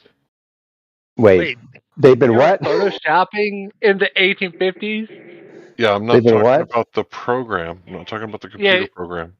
Oh, okay. What are you talking about? I'm talking about you can take the glass They slides. photoshopped Dude, back off for a second. Shit. in the 1850s. He's so triggered. You do know we had satellite footage, right? From hot In the air balloons. 1850s? If you just let me finish, from the hot air balloons. Go on. And yeah, I'll go on. Thanks for your permission. from got it. From balloons and photographers. So we had high altitude observation photography in the Civil What year War. was this? The Civil You just War. let him finish? The Fuck. Civil War. Shut up. Fuck you. The Fuck you. 1860s. Guys, come on. It's not that big of a deal. So if, we could have satellite images from that time, and they've been photoshopping since that time, because they just take glass slides and make compilations. That's basically what cut and pasting is, right? Now, I'm not saying Photoshop with computers, so don't misquote me. All I right. realize that Photoshop is like a trademark. That's not what I'm talking about. I'm not talking about computer programs. Okay. I'm talking about old school, like photo manipulation since the 1850s. Uh-huh. But you know Veach, right? Yeah, he has a story about a film that he Yeah, developed himself. his dad handed him the undeveloped film right out of the camera, right? And he took it down to the photomat and stood there for the 15, 20 minutes while they spit the film out of their machine. You're going to say that was somehow manipulated? That's his experience, bro, not mine. Well, he has to be either lying or it really happened, right? I mean, do we have other options? Yeah, believe whatever you like, bro. Be my guest. Well, but what do you think when you think about this stuff? Hell, I don't know what Scott Veach experienced or his dad or anything of the sort. I think it's ridiculous to think that you could know unless you were him. Wow. All right. I mean, I have no response to that. Do you trust men? Yes, I do, usually. Yeah. Ooh, that's weird. Why So, is like, it weird? what would you trust me with? Like, would you trust me to like hold your gold and silver collection for you without Well, like I a don't have receipt? one. I don't have one. But if I had one, you don't have any money. Like you're flat broke. I don't have a gold and silver collection, no. But if I had one, I probably would. I think I'd trust you. You sound like an honest guy. Yeah. You, I not honestly would everybody, too, Larry. not even close to everybody, but weird. I don't think you'd take it from me. I wouldn't let you guys or anybody hold my gold. I don't have any gold, silver collection for a day, an hour. Yeah, that's probably true. I think that's probably why you're a flat earther, because you don't trust anybody. Well, I trust my wife with it. I know, I but trust my son with it. But that's about it. I know. I trust my brother with it. But that's about it. If anybody else said let me hold it, Yeah. So have you never trusted people, or did something happen that you stopped trusting people? quit analyzing me, bro. The Bible says not to trust people, and every time I've ever put that to test, it doesn't work out. People are not trustworthy. Let me ask you something, bro. Have you Well, fulfilled every time? That have you sucks. have you fulfilled all of your New Year's resolutions? I didn't make any. So yeah. You didn't make any, so yeah. Well, if you don't make any, fulfill them easy, can't you? You can't fulfill something you didn't make, so the answer would be, I didn't make any, so no. Okay, I didn't make any, so no. Okay. That doesn't provide any. But how did we get there? Yeah, you trust people. I don't. I don't trust my government, especially. Hmm. I just always wonder what's the difference between those of us who trust and those of us who don't. Well, I guess you could ask the Armenians what happened to them when they gave the government their guns, or you could ask the Russians when they got disarmed, or you could ask the Cambodians. I've spent a little bit of time talking to a Cambodia guy. Mm-hmm. They don't trust the government taking their guns. They don't trust the government for just about anything. How do we get to How about guns? hold on. Let's follow this through. How about Okay. the Cherokee, right? Did they trust their government for the Trail of Tears? I have no idea. Probably No. not. No, they didn't trust. It didn't work out well for them. So no, I don't trust people. You can trust men to do one thing. That's be greedy. You can trust men to do that. Wow. That's sad. It's sad. Yeah, that you go through life like that. So how many Oof. how many male babysitters do you know of? No. Are there any None. male babysitters? Can you like Well, look in your I am. local directory? I have babysat for friends. I I'm talking babysat about for as a relatives. profession. As a As a profession. profession. Yeah. I don't know any. I wonder why. You think maybe it's because people don't trust men to set with their children? Maybe it'd be better to trust a woman because she's going to be innately superior to take care of that child rather than a man. Oh no, I don't know any men who want to be a babysitter. So I always thought that was the reason. You mean there ain't lazy sons of bitches that wouldn't want to sit around all day and just change a diaper every couple hours? I haven't met any. No. Anyway, I just, you guys have a lot of faith And in yeah. men like Scott Beach. I don't carry that same faith, so I don't have that belief. Hmm. So you guys are Yeah. very religious, as far as I'm concerned. How is that religious? Faith? You know what faith means? There's lots of definitions. What's one you want to go with? Well, obviously, belief, faith, religion, they're all synonymous, and you have faith in men to give you a picture, and this is Faith and exactly where it belief came aren't from. synonymous. Faith would allude to like an unreasoned belief, whereas belief can be rational. So you have reason to believe what you're saying. Yeah. Dude, this dude just told me that he knows a guy that his dad went to heaven, took a picture, and gave him the film to develop. Well, I didn't say he went to heaven. That'd be silly. Right, because if Yeah, you called it he went up in heaven, the it space doesn't shuttle. make sense. So he went to space. Yeah, he's an astronaut. He was an astronaut. He's dead now. Right. Got Astro. cancer. He went to the Astros. Right. He was in orbit. Yeah. Hold I on. think it's low Earth, if I'm not mistaken. Yeah, he went 20 kilometers up. No, whatever the shuttle does. Yeah, whatever the shuttle does. It's not so bad, is it, when you say it like that, Larry? 20 kilometers, yeah, give or take. Right.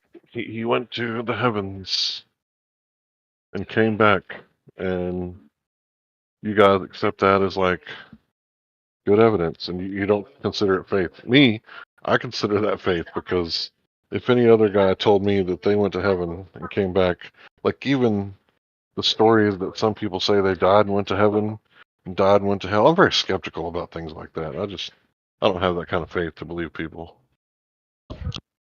I wish you guys were skeptical, but you're not. Are you skeptical about an invisible man in the sky building a flat Earth and making a woman out of a rib of a man? Of course I am. But it requires a great deal more faith to think that consciousness sprang up out of the elements and out of the rocks. Well, we are just chemicals, aren't we? I think it makes more sense to say chemicals arose, or chemicals combined and created biological states, because we are just chemical states. Computers are just, parts, right? And I assembled my own gaming PC, right? And when I did it, you know what I had to do? I actually had to install an operating system. So with you guys' faith, you guys think that you can just assemble your own PC, and if you let the computer sit there long enough, it's going to write its own operating system, right? Nobody Because believes it's that. chemical. No, nobody Oh, so believes there that. has to be an intelligent designer, right? No, there's nothing. No? Not the only two So options. No. what's the third option? Go ahead. I love it when you guys say that. What's the third option? It's when these life forms reproduce and vary somewhat in between productions.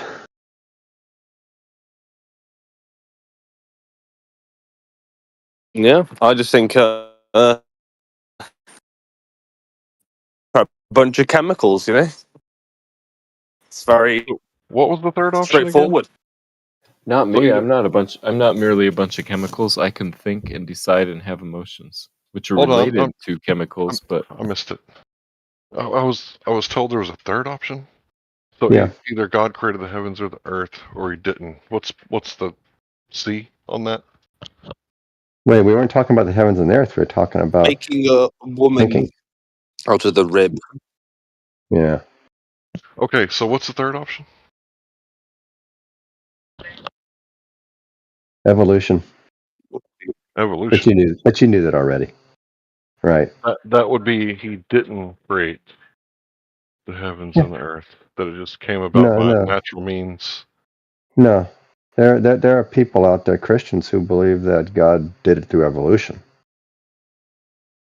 God did it through evolution. Most of Yeah. them, I'd say. Yep, a lot of them. Maybe even most of them these days. That would mean that God did it. That would be Yeah, the intelligent it would be. designer. And you were like, no, there's a third option. You don't need an intelligent designer. You can have evolution with an intelligent designer. Is that what you said, bro, or did I miss something? Oh yeah, you can. You can have evolution without an intelligent designer. Yeah. Yeah, Okay, but you can have one with it too. That would be B, right? He didn't. Either he did or he didn't. No, And you're but saying there's a third position. no, but Because he it's just a put it. binary.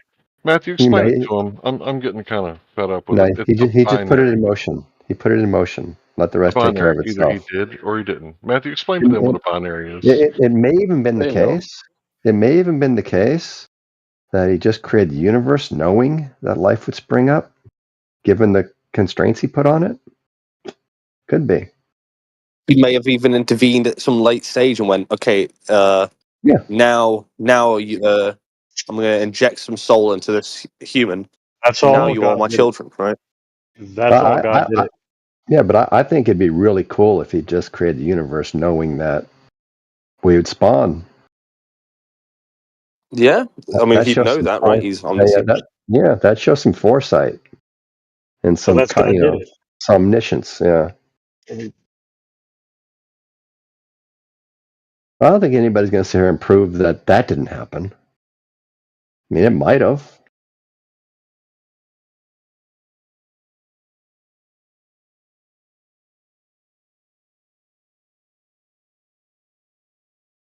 Oh yeah, it could have. I'm just saying it's not necessary to explain. I agree. I agree. It adds nothing to the explanation.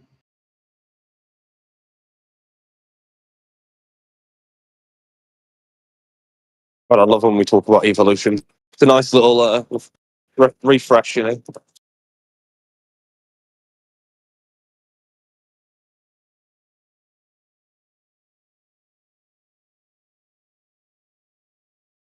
What about before evolution, before natural selection could even get started, like abiogenesis? What would you say caused that? What did you say? Sorry, what was the question?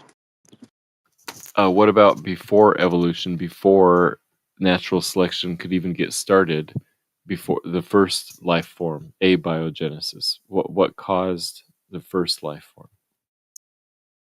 What caused the first life? Chemicals. Chemicals combined in a certain way that would produce something that probably didn't have any sentience at all. But they just kept on growing and growing and stacking on top of each other until, things happen. Chemicals do chemical things, Well, this guy is claiming that consciousness. I couldn't give you an sprang up out exact of the cause because chemicals. nobody knows that, and it would be silly for me to pretend like there is an exact cause. But chemicals, yes. Chemicals caused consciousness, and you don't We are. realize how Well, much okay, well, great deal of faith that requires. Well, all biological states are chemical states, so it would follow. Bro, the dirt walks around and calls itself Larry. Let that sink in for a second. But you he's think you right. come from dirt? No, he's right that all biological states are chemical states, but I think that not all mental states are biological. Right, and how do you reason that? I think it's a properly basic belief. I can choose, I think, and I feel, and those are things that I think require a immaterial aspect, a mind, to do, not just chemicals. Do you think your mind, like where you make your free decisions, exists somewhere in like a noumenal realm? I think it's non-physical. It's very closely tied in a cause and effect relationship to my brain, obviously. but I think it is something separate.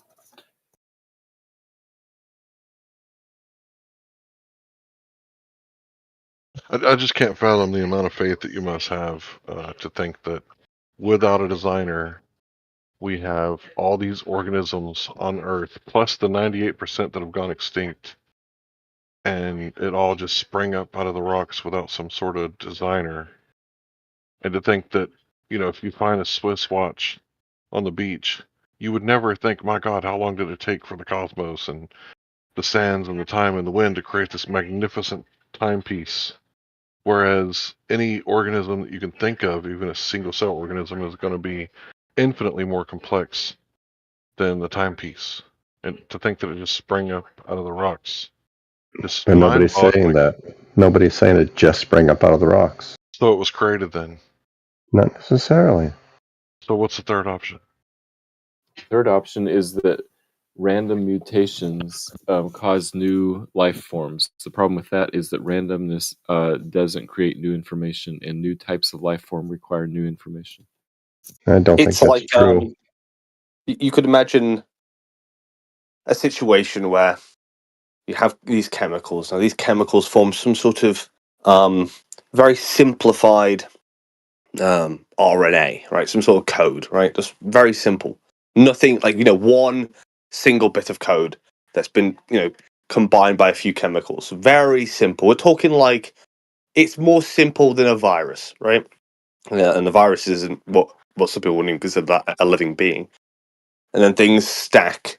And then at some point down the line, there's some sort of symbiosis that occurs where one of those little bits of code create a symbiotic relationship with another bit of code, and this code starts to get longer and longer and longer and longer and more developed, and this happens over an unfathomable amount of time. I could see that happening and eventually creating something which is as imperfect as ourselves, right? See, but you're talking about functional sequence and specified complexity when you're talking about symbiotic code, like the T cell and the helper T cell, and to think that out of all the billions of years that you guys believe in, that the T cell and the helper T cell would exist at the same time, performing both duties in symbiotic relationships with one another, like the termite and the bacteria that the termite requires to digest wood, like they both were created at the same time and just happened to be there to help each other out. And it just happened to be chance and lucky wind and magical time. I don't have that kind of faith. That is a great deal of faith. It makes much more sense that there would be a creator adding this functional sequence and specified complexity to get the results that we see in nature. Yeah, well, we have look. Let's baseline say you have a different kind of faith, right? So that's the baseline. Now, the reason why I'm agnostic. I'm not going to say there's no God, but I am going to say that I could foresee very easily, because we are just chemical states, right? How a few chemicals in the right conditions billions of years ago could combine to make a very, not even like more simple than the T cell, right? We're talking like it's barely alive. You wouldn't even call it alive, right? This sort of chemical collection of things that develops a slight bit of code and then starts to reproduce at some point, like millions of years later. And I could foresee that happening, certainly. I mean, with the timescales we're talking about and how simple it could be, right? The most simplest sort of relationship. I don't know why that would require much faith at all. You do realize that once the code copies itself through mitosis, there's actually bits and bobs in the code that checks it for errors and then corrects the errors. Right? Yes. And you think that just came about all by itself?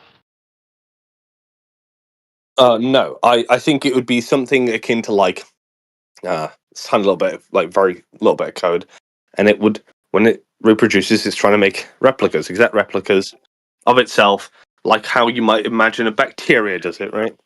And a virus, and then when those things go wrong, where the code starts to like do its own sort of like random changes, you get consequences of that would lead to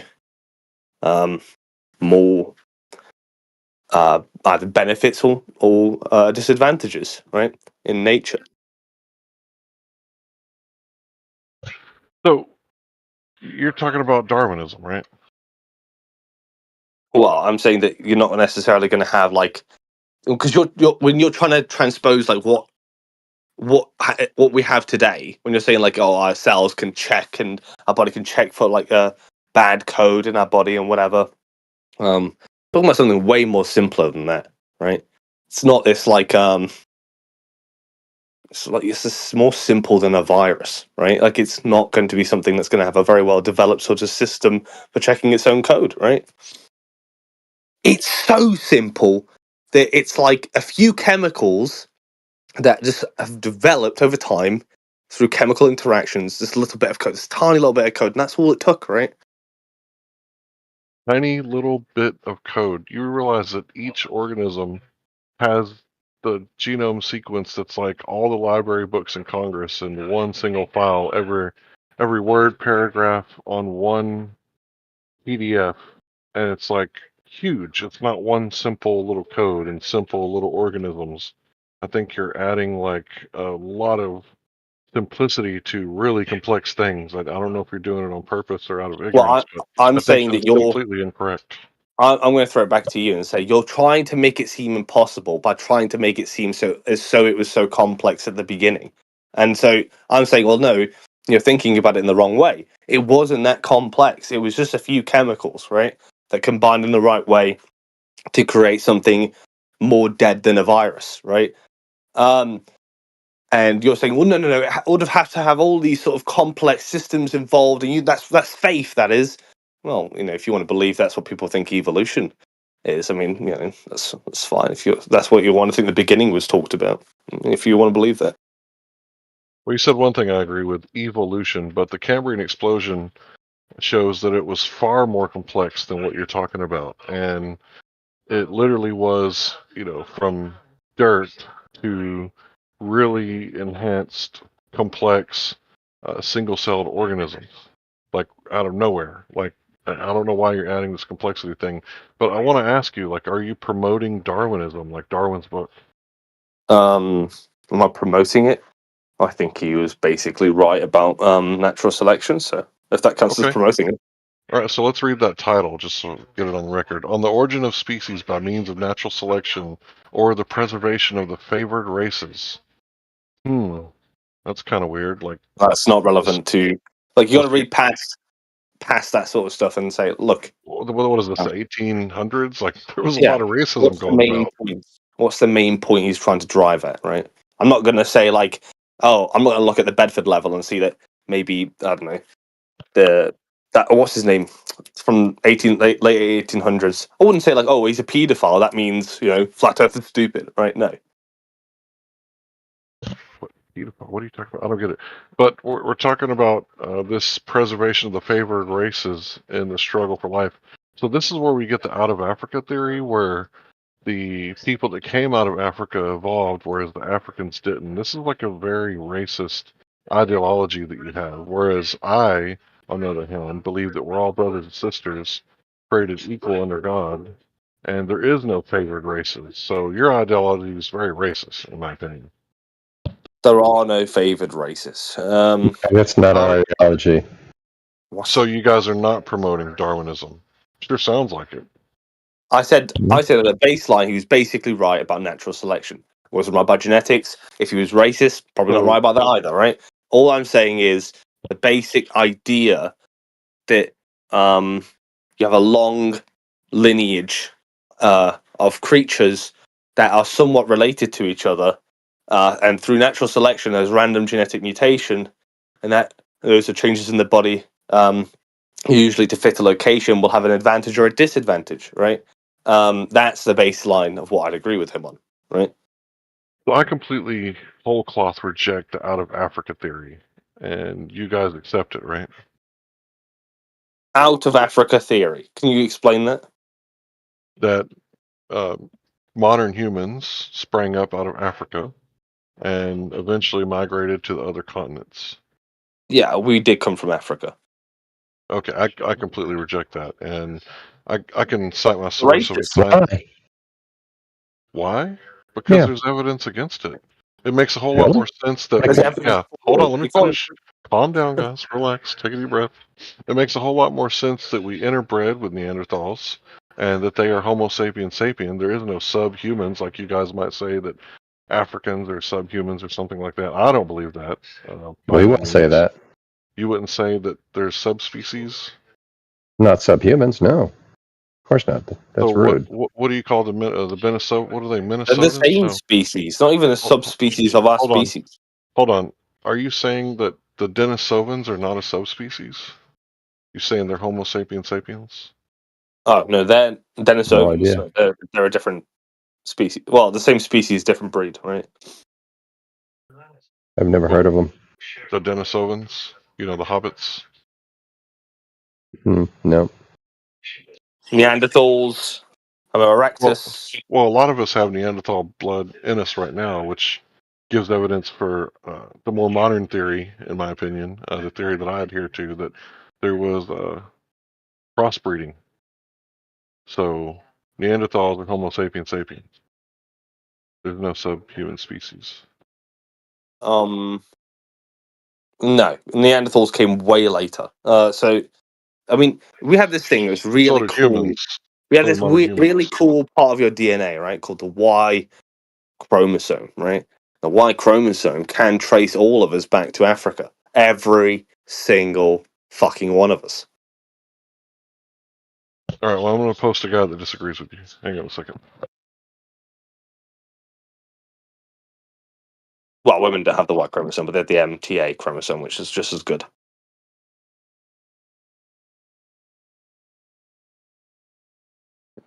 All right, so this out of Africa theory debunked. Let me find the guy who's talking about it.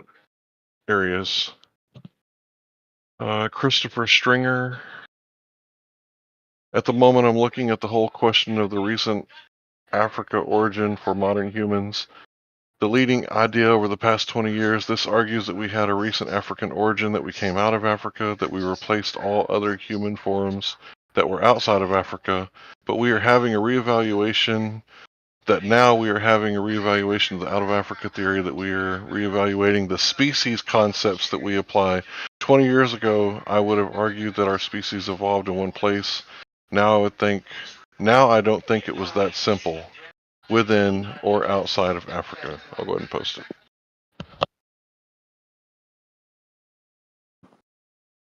So you have one scholar, right, who's dissenting from the main, and you think, okay, this is the one I'm going to go with because I want to be fucking denialist or dissenter, right? Have you verified that it's one, or is that just a claim that you just made right just now? Still commonly held belief amongst experts that this is the case. Oh, so you're appealing to majority or consensus? No, I'm saying you're appealing to minority, right? Where you have this one person, you're like, yes, this must be true. We've broken it, boys. Like what you do with the problem with the crisis of cosmology, you just get a couple of sources, and that's like, okay, we got it now, boys. We destroyed them. You just can't handle it. The competing theories like break your brain. You're suffering from so much cognitus right now. It's so funny. All right, describe the evidence then. You agree with him? You can articulate it, right? You told me what he thinks. You told me what he thinks is the case. And describe the evidence. Why does he think that? I just did. Why does he think that? I just did. Did anyone hear the why? Or did anyone just hear him saying, Yeah, well, because like modern scientists, I've been led to believe this, but now I think this. Bro, calm down. Relax. We interbred with Neanderthals. Neanderthals predate some of the other types of human. Are you talking about Homo sapiens specifically? Bro, you have Neanderthal in your blood right now. So what he's talking about is Homo sapiens, not actually just humans, right? 15% of the world is Neanderthal, bro. What do you mean We're skipping ahead. Yes, we know. We know we mate with Neanderthals. If you're just trying to say we mated with Neanderthals, so be it. I don't care. But like the actual human species that you might said they weren't include all of around. us under. You said they weren't around. The Homo species, which would include Neanderthals under, did come from Africa. And you can trace Homo sapiens specifically to Africa with their Y chromosome. All of us. There was interbreeding. Find me one human alive who has a Y chromosome that couldn't be traced to Africa. What are you talking about? Mitochondrial Eve? No, Y chromosome, not mitochondria. I don't know much about mitochondrial DNA. I've never really looked into it, but I know with the Y chromosome, we are all. Okay, well, cite your source for that. Let me see. Let me see the evidence. Okay. Look at R1B, R1A, EV13. Well, the whole haplogroup of R, the whole haplogroup of I, and the whole haplogroup of E. Right. That's already most of the world. I don't know what the majority Y chromosome is in China, so you're gonna have to look at that up. But they're all from Africa. It looks like here they're all from all over the western part of the old world. So how do you know that they're from Africa? Like how did they settle? No, that's where they are now. That's their current spread. Right, I'm Maybe asking, that's how do in the you last couple of know thousand that's the years. origin? How do you know that's the origin? Look at the predictions made based on migration patterns, archaeology, and the relationship between, for instance, EV13 has subclades, right? Subclades of that DNA that will stretch just a bit further than the Y chromosome itself, and then the EV13 will develop from another one, right? Or like be related to another one, which will tie it closer to Anatolia and the Levant. And then you'll check again, and then you'll start to see that the part that the parent group to EV13 will be a part of a parent group that was from Egypt, right? And you can look further and further back until you trace it to somewhere like Somalia, right? You could do that with all of them. They all have subclades, and all of their subclades are quite close to, genetically, the actual parent haplogroup. That's the strong inference there. Well, that's a cool theory, but it's still an out of Africa theory.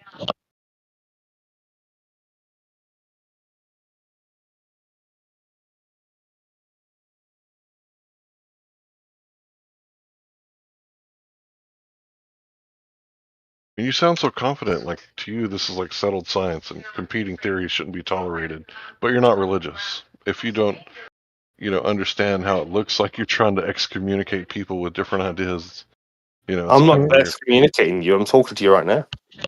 Yeah, who said they shouldn't be tolerated? He didn't say anything like that. We should go where the evidence leads. That's the thing. Like, I posted the video. I would expect the response from an open-minded, skeptical person to be like, oh, this is new. That's interesting. Oh, this guy's, like, highly educated. But instead, he was like, you found one person. How dare you appeal to one person?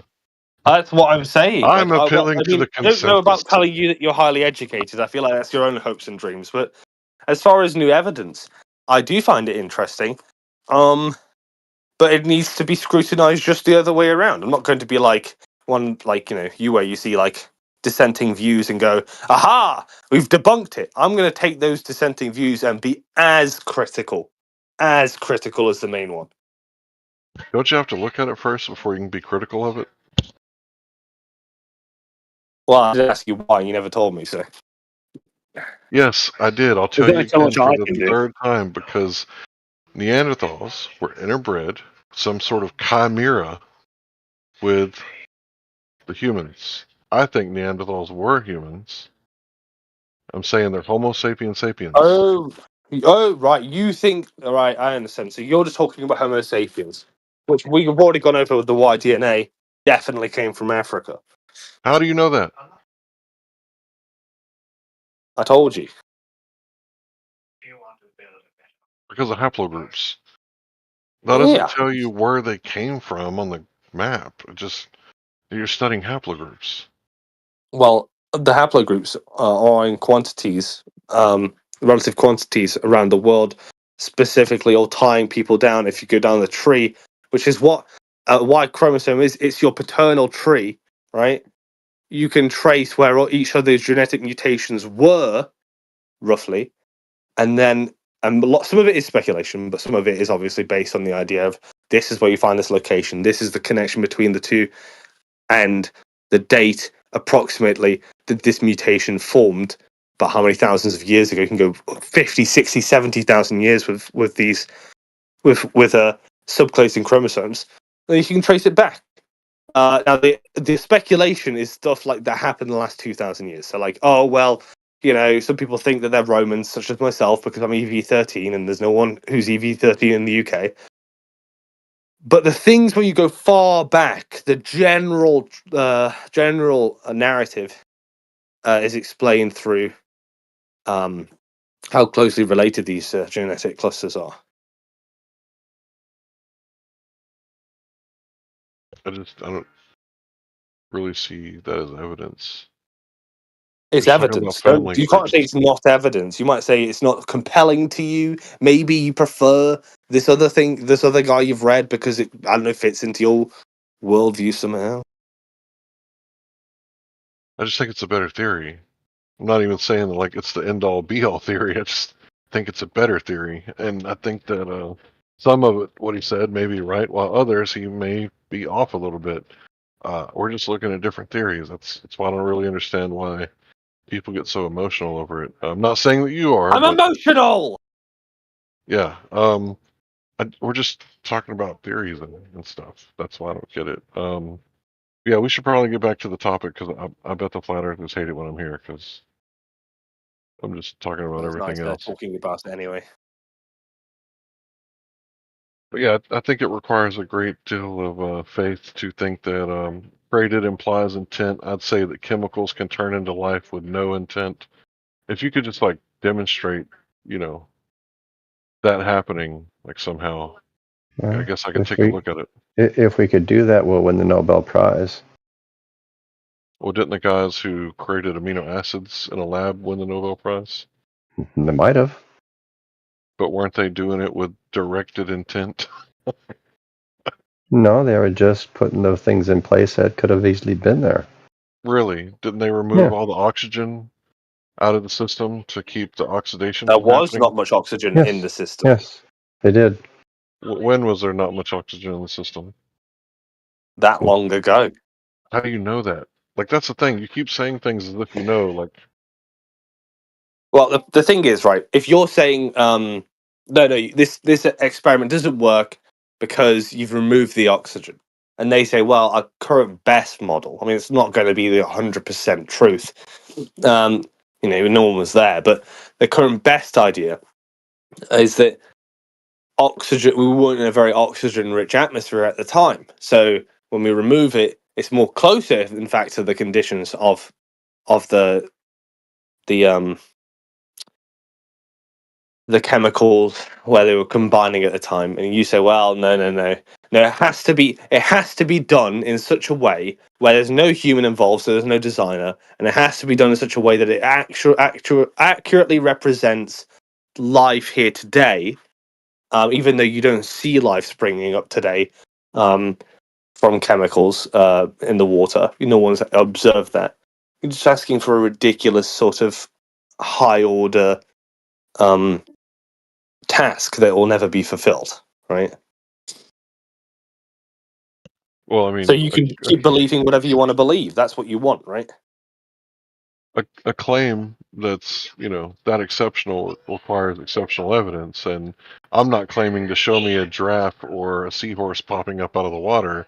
I'm just saying, back up your claim a little bit. Like, I can't back up the claim that a creator created things, but that's what we see. It's what we experience every day on this earth. You're never going to walk into a building and go, my God, I wonder how long the winds blew before this magnificent courthouse was created out of whole cloth from lucky wind and time. Like, no, obviously there's, you know, specifically designed electrical circuits and foundations and all these sorts of things. And when you see that sort of creation, you know that it has a creator. And that's why that one guy, I forget his name, he said, if you'll permit us one miracle, we can explain the rest, right? And that was, you know, talking about creation. There has to be a creator. In the complete opposite direction, right? I mean, this has got to the gaps almost, right? And forgive me for saying that. I don't usually indulge in atheist rhetoric, but when you say, look, right, you can't show it to me today with the exact conditions that are today without a human even touching the machine, because that implies a creator. So you can't show it. So it's obviously God, right? I mean, that's just like, that is God of the gaps, right? I mean, that's not a scientific approach, right? That's But yet you did it with dark matter and dark That's energy. your faith. That's your faith. That's what you guys did with dark matter and dark energy. I'm not the guy who came up with dark matter or dark energy. I'm the guy telling you to stop using your religious beliefs in science. Okay, you didn't come up with it, but you believe in gravity, right? I believe in gravity. I believe in a force that has the ability to change the vector of gas. A force? So you believe in gravity? Well, no, a force that has the No? power to change the vector of gas. So you don't believe in gravity? No. Just a force that has the power to change the vector of gas to have things stay up in the sky seemingly and not fall onto Earth. I could define like the moon. I believe in that thing, whatever that is. That's what I believe. I could define my britches as the force that diverts the direction of gas. Yeah, but I'm saying this force I don't know is what the you mean by that. underlying force. What force? Like Lucas? Like Star No, Wars? I'm gonna call it Scott Mackey force, right? But named after one of the great globers, right? This force can change the vector of gas. It can, in our reference frame, make masses seemingly attract. It can, if we want to, extend its application, make things circle around the Earth in perpetual freefall and not crash to the surface. That's the force I believe in. But I don't know what I'd call it or what its exact properties are beyond those sorts of things. All right, I got a quote to read from Rupert Sheldrake, one of my favorite famous Globers. It's almost as if science says, give me one free miracle, and from there the entire thing will proceed with seamless, casual explanation. The one free miracle was the sudden appearance of all the matter and energy in the universe with all the laws that govern it. Quote by Rupert Sheldrake. So that's the force that you believe in, all the laws that govern it just popped out of the universe. So you believe in the Big Bang, right? I do believe in the Big Bang. So how did one single hydrogen atom escape that gravitational well? I'm not sure. It's a very early stage of our universe. I'm not exactly sure what actually occurred. I think that you could trace everything back to one point. But probably that is. But it's not an absolute belief. It's not an absolute knowledge claim. That'd be a huge gravitational well, right? And it would require something outside of that gravitational well to bend and warp space-time enough to allow such seepage or expansion of the material. That's another gap, isn't it? I'd say it doesn't have to be a being. It could be a fact, right? A fact had physical properties that could allow for that. Maybe, I don't know, maybe there was so much energy in its expansion that there was no such problem with the well, right? Hold on, I'll be right back.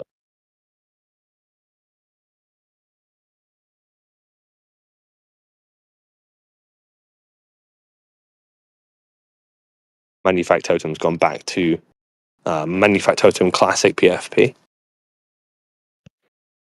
Yeah, so you said there's a fact that attracts mass, and that's what, bent the space-time. I believe I'm getting you right?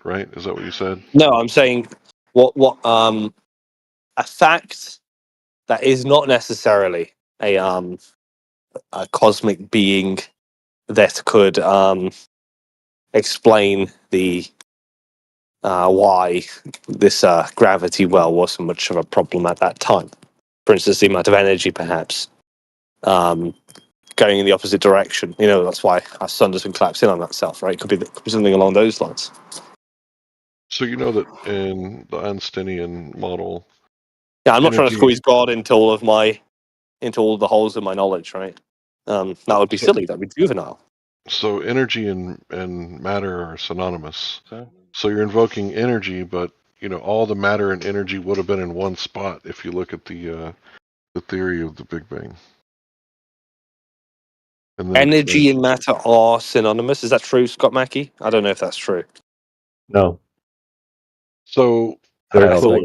what happens when I take a tree and I set it on fire? Do I convert that mass into energy? But you're saying they're synonymous. That's a different claim. They're equivalent, but not synonymous. Okay, maybe I used the wrong word there. I apologize. So they're equivalent in the Einsteinian worldview.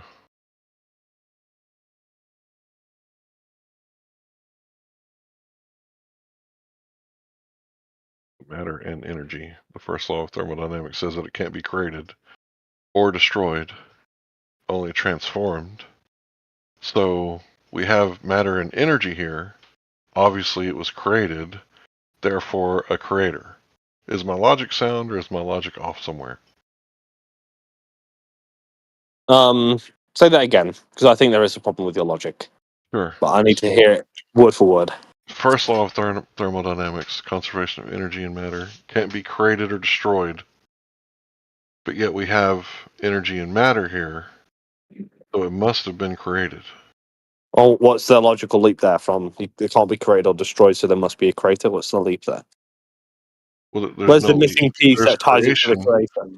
There's creation. The only way you could get creation is a creator.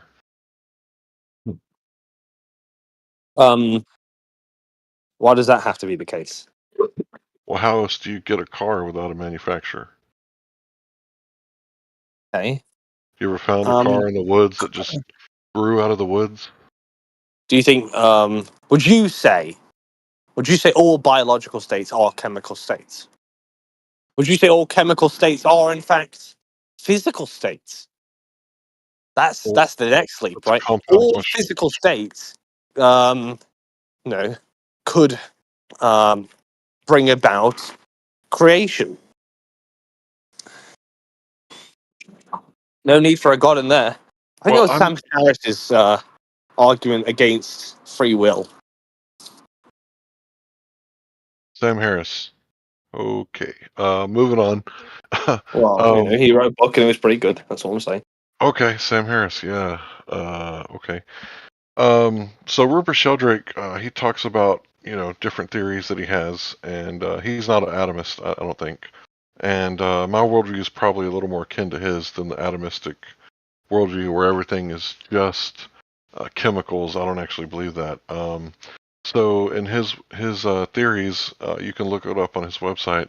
He talks about the different connections that entities have with one another that aren't like physical connections. So he does research on. Let me just go ahead and pull up the website. Oops. The crisis in cosmology. The globe is dead. That's you. That's how you sound.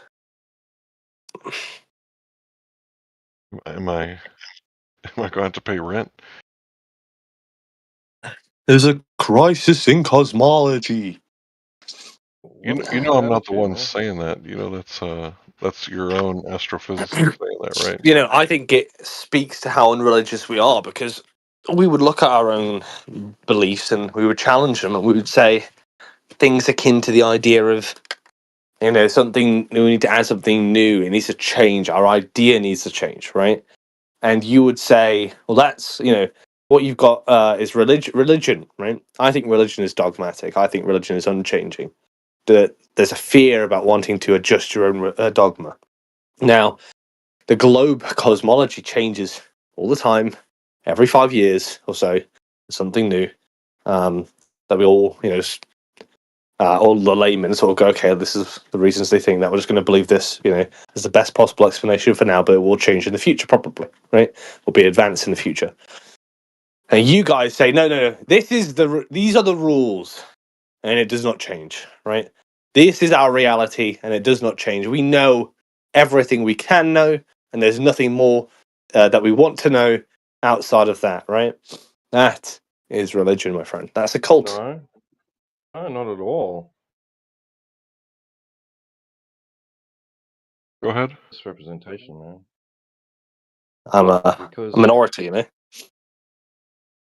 No, we just admit where it ends. It ends at what we can know.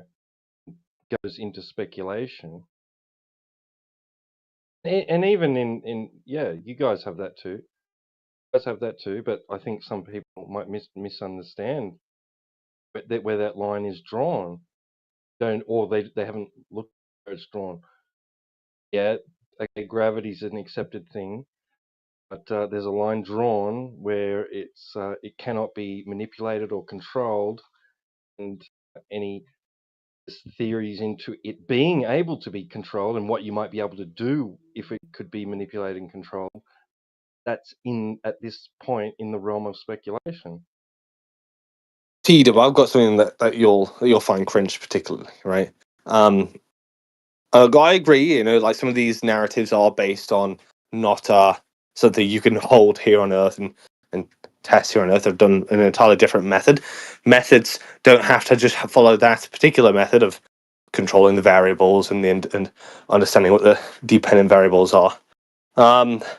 It could be some other method, right? Some other method for Only understanding. applies to cause and effect relationship. There's a funny thing I heard the other day. Game. There's a funny thing I heard the other day, T-Dub, and that was a flat earther came in. One of your guys, I can't remember which one it was. And he said, and I quote, "If only you accept flat earth into your heart, you will understand that it is good," right? And I just thought, this is uncannily religious, right? I'm saying you'll find it cringe. You'll also find it cringe, right? But that's the kind of rhetoric that I think most maybe flat earthers have, right? I mean, some of them come in here, they try to religiousize flat earth, and the other flat earthers are like, oh, don't do that, right? But why is that the main sentiment? That's the interesting question, because I think it is a bit religious, right? Well, I've heard Neil deGrasse Tyson talk about what makes him feel spiritual or religious, but I'm not going to use that as an argument to say that all Globers are religious. I'm going to point out the things that you guys believe and the evidence for the reason that you guys believe it, or maybe you guys should do that, and I'm going to weigh it out, right? I don't care what you believe, as long as you're not raping and killing and murdering for fun. So like that. Right, yeah. So as long as you're, moral, I don't care what you subjectively believe, as long as you're objectively moral in society and you're not causing victims and creating harm, injury, or loss. So I really don't care what you believe. You can believe whatever you like. But I find it weird that you guys believe that, all the things on Earth, the organisms, sprang up out of the rocks without any kind of intelligent design when we don't witness anything like that. So, yeah, I agree. We don't witness a God. I call it a belief. You guys don't witness functional sequence, specified complexity without a creator, but you guys don't call it a belief. Yeah, I say it is what is, right? If there was a reason, because I'm agnostic, I'm actually, contrary to popular opinion, quite God-friendly, right? I'm not so against the idea, but what I am against is the insisting upon inserting it into every way you possibly fucking can, right? Just because you want something else to be true. That's not good reasoning.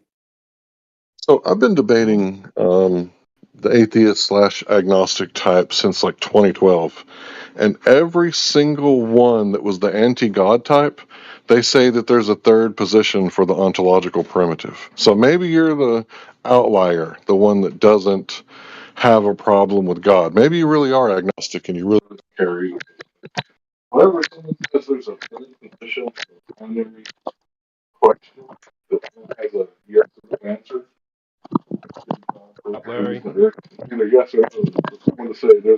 Let him put his head in the fish tank. In my opinion, they're very much anti-God and they don't believe in objective reality, because how could there be a third position from a binary question? So far, I think if there was a God, he would be this unintervening actor, right? But I don't. Yeah, I'm not against it. I'm just saying, like, when you say, well, God, because the amount of times we've gone over a few topics, right? And the amount of times you've mentioned, well, this is obviously God, right? Where there's obviously some sort of nuanced point. I think speaks to the poor reasoning a little bit. It is obvious.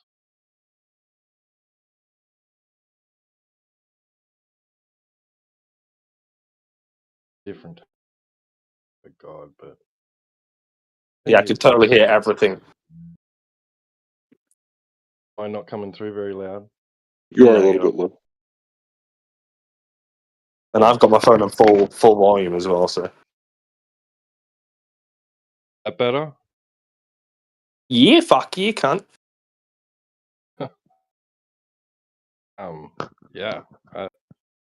It is obvious. Like, I just don't see there being any other option.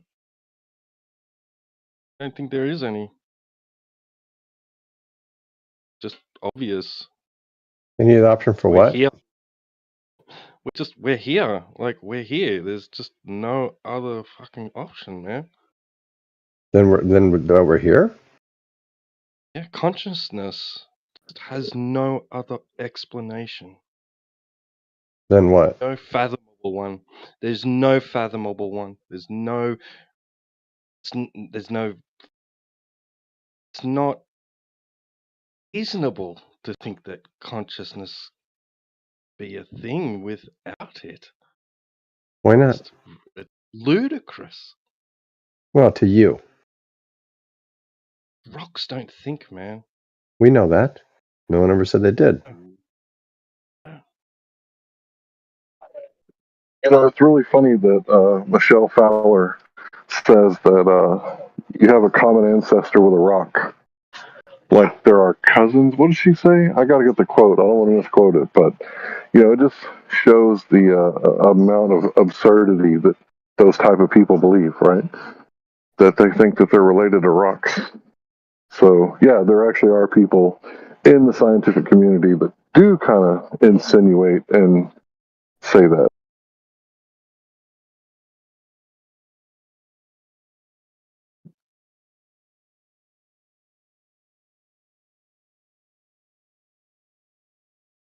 Yeah, I mean, maybe there are, but what is important, right, is to, and this is the rule of thumb, right? If you could exhaust every attempt at explaining it without God, right? And I'm talking like you're at the point where you can't even say that we just don't know what that reason is yet, right?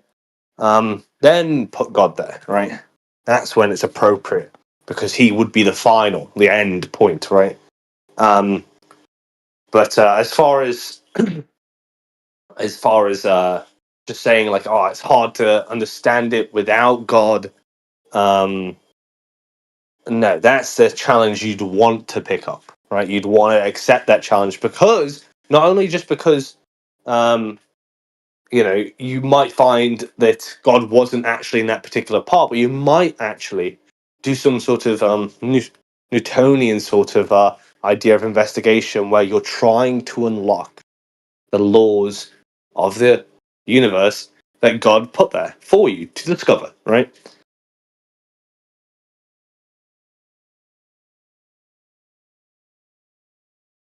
I just love how you don't really have a problem, when the scientists do it, right?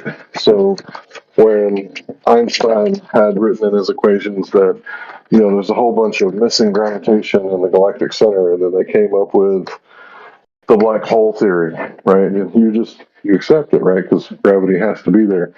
And then gravity didn't work when the expansion of the universe was expanding too fast, and they came up with dark energy for that, and then dark matter for the areas in the galactic realm where gravity doesn't work, and they put dark matter in the exact places where the missing gravity is, and you accept that as far as the God of the gaps. But when we say that, hey, we've never experienced or have any sort of logical, conceptual idea of how you can get functional sequence and specified complexity out of nature, because we've never seen that. And how long would it take for a tornado to go through an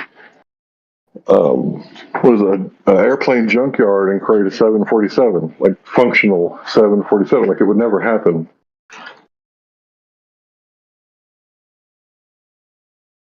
Well, and I'm going to say this as an optics point, right? If you try and take all hard ideas and put God there because it's not quite unraveled yet, I think you're going to kill God quicker than anyone else could, right? Because whenever every time that we actually get more evidence, more reasons to believe something, that it's obviously not God, and God has to be like perpetually debunked, right? You're killing God as something that people would want to believe, right? I think it's far better to be hands off with God. Take your hands off him, and say that he is there somewhere, but you're not going to, put a hard line and say, okay, this is where God is. And when that eventually becomes something that most people find hard to believe, they will end up rejecting God, right? I think that's the story of the last 100 years, really. Yeah, especially with like dark matter recently getting debunked, according to Professor Krupa. Him saying that it's debunked with a certainty of 5 sigma.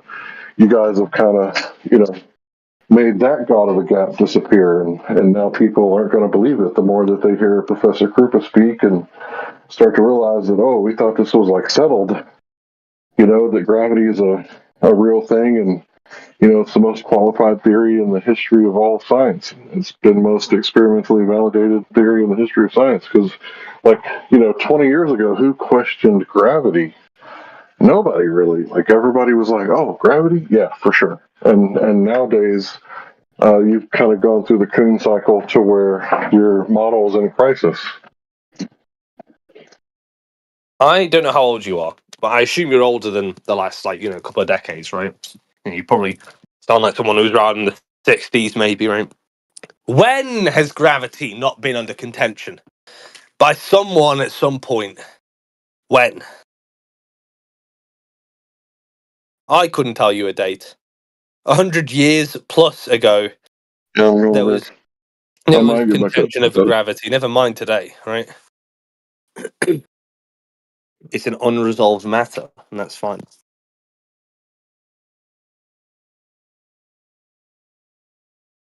As far as the phenomenon is concerned.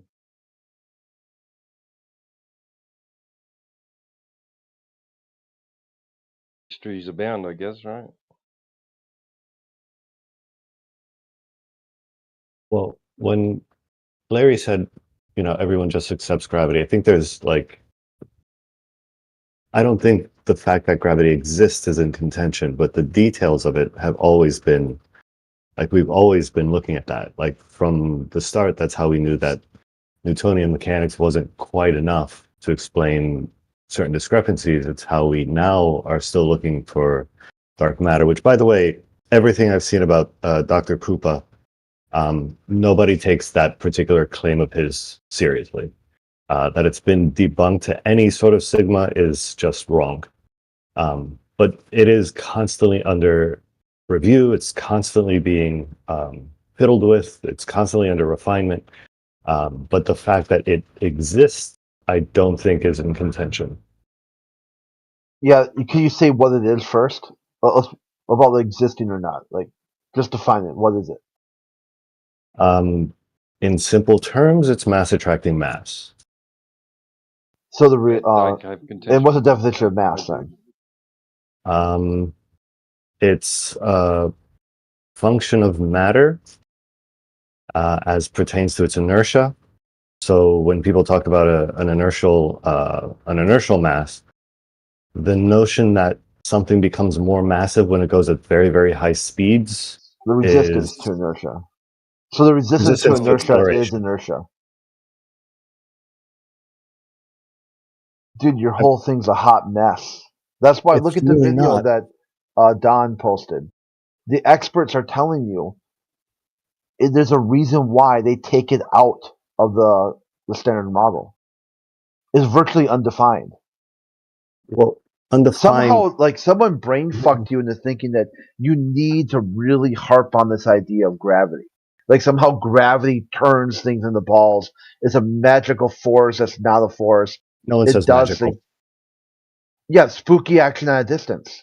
That's No, actually no. That's magic. exactly what it isn't. Yeah, That no, was that's what If I could Newton just, had issues with. spooky if I could action get at a in, Said it was distance. though. Magic. Said it was.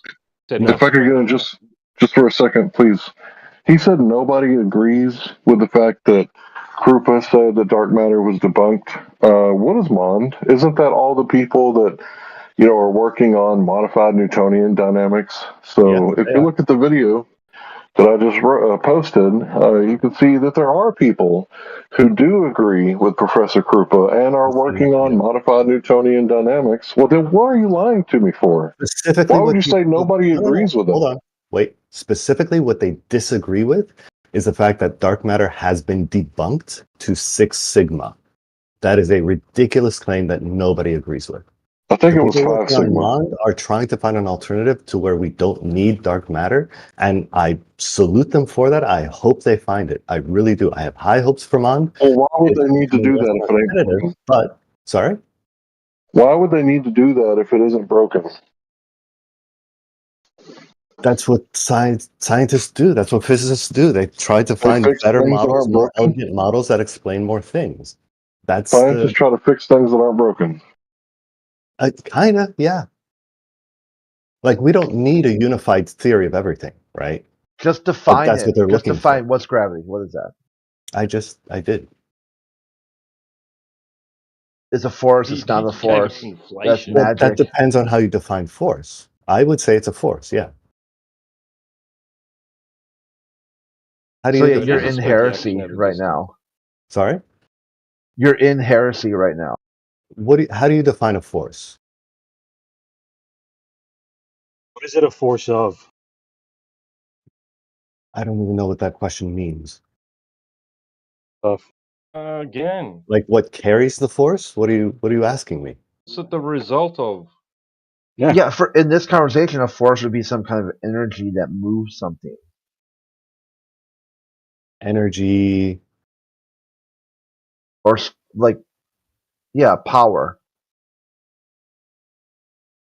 So, all right. So when you say that the whole thing is a So hot I mean, mess, that's like the reason that a down. I mean, if you take up all the different definitions of force, you're just playing fast and loose. You're just back to like what the definition of is. yes, yes, a lot of the issues around this discussion are specifically because the language is insufficient to be as precise as it needs to be.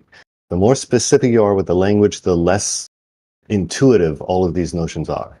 The more we approximate these things, the more you're going to find little crevices and discrepancies with the words we're using. The underlying fact of the matter is not contradictory. The words we use to describe them can be. That's the only issue with these kinds of discussions. These are high level things, right? And that's double speak if I ever heard it. It absolutely isn't. Yeah, it's a contradiction. It's a force that's Where's not the the force. No, it's only because how we're defining force can change from reference to reference that it is or isn't. It is a force if we're talking in 3 dimensions. It's not if we're talking in 4. Yeah, gravity is not a force, dude. It depends. Do you believe in the 4th dimension? There it is. Listen to Donatello. No. So what is push? Then it's a force. Not a force. It is in 3 dimensions. If a force is something that changes the direction or acceleration of something, then it is a force. If that's not how you define a force, then it's not a force. If you have a definition that gravity doesn't fit, then fine, I'm happy to adopt that for this conversation. But if you're asking me if it's a force, I would say yes. No, I just asked you what is gravity, and you said it's a force. I said it's mass attracting mass. But I specified after another question, yeah. Well, that So it is presupposes spooky motion. action at a distance. No. The mechanism that allows that to happen is not spooky action at a distance. Gravity takes time to happen.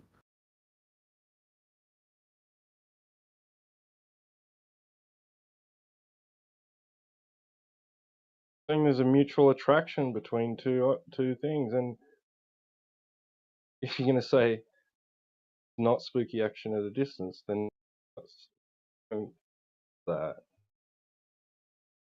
What are you talking about? That is doublespeak. No, the whole reason that quote about Newton not wanting gravity attributed to him is specifically because he knew that there is no spooky action at a distance. He knew that there had to be some mechanism underlying this that he was yet unaware of. And he left that for future generations cutting to out for you? discover. Me? Am I cutting out? Me or Manufactotum? I can hear Manufactotum just fine. Can you hear me? Yeah, me too. I can hear you fine. I think I can hear everyone. But yeah, all I mean by that is nobody expects it to be spooky action at a distance. Einstein had Enter problems with that space-time. even. Yeah. Einstein discovered the mechanism by which it happens. So not a direct interaction between two masses. Well, what do you It's mean one direct mass affecting interaction? a medium, which then affects another mass. Yeah, There's there's no nothing wrong with other that. mass, right? Single mass is still bending the space-time. There's nothing else to follow that curvature. Uh-huh. Right? I don't It's understand not where the problem is. an interaction. It's not mass attracting mass. It's not one mass pulling on another mass. It's the result of the curvature of space-time. Which results in masses pulling each other. It's not a contact Pulling force. each other. It's following the curvature of the space-time, which has been distorted by the larger mass. That's correct. An Yes. interaction between the two masses. That's exactly. You're not saying two different things there. It's the same thing. A mass attracting mass. It's not the mass ignoring the space-time and going straight to the other mass and saying, "Hey, come here." No, it's doing it through this because of the space-time. That's the mechanism that Anything allows to that the to other happen. mass. It's doing something to the space-time. Yeah, and that's affecting the mass. Do you know how No, it's electromagnetism works? Do you know how magnets attract each other? no, I don't. It's similar. It's very No, similar it's in the not. sense that It's there's not no similar. contact happening. That's a false equivalency. I can demonstrate magnets. Okay, what's the difference? Is that the only difference that you can demonstrate? Yeah, with a magnet, I can put one on top of the table and one under the table, and I can move the other. Can you do that with gravity? No, but does that disprove So it's what I'm not talking about? similar. No, it is similar, not in the way, No, it's not. not similar in the way that they can both be demonstrated on a tabletop. I agree with you. They are similar in how they attract each other, quote unquote, at distances, right? It's Okay, not demonstrate spooky, it. and it's not magic. Demonstrate it. That's It's not spooky. the issue in contention. The demonstration, I agree with you. That's how they're different, is one can be demonstrated on a tabletop, one cannot. It's Fully in spooky. agreement. It's not spooky. Are you saying Einsteinian gravity is a force? Is that what you're trying to say? As Einstein describes it, it is not a force because he introduces a fourth dimension. It is Okay, a force so in a colloquial sense. It's a force in 3 dimensions. It is a force in the sense that it causes a change in acceleration or direction. Those are all the ways in which it is a force. You said it's not a force, but it's a force.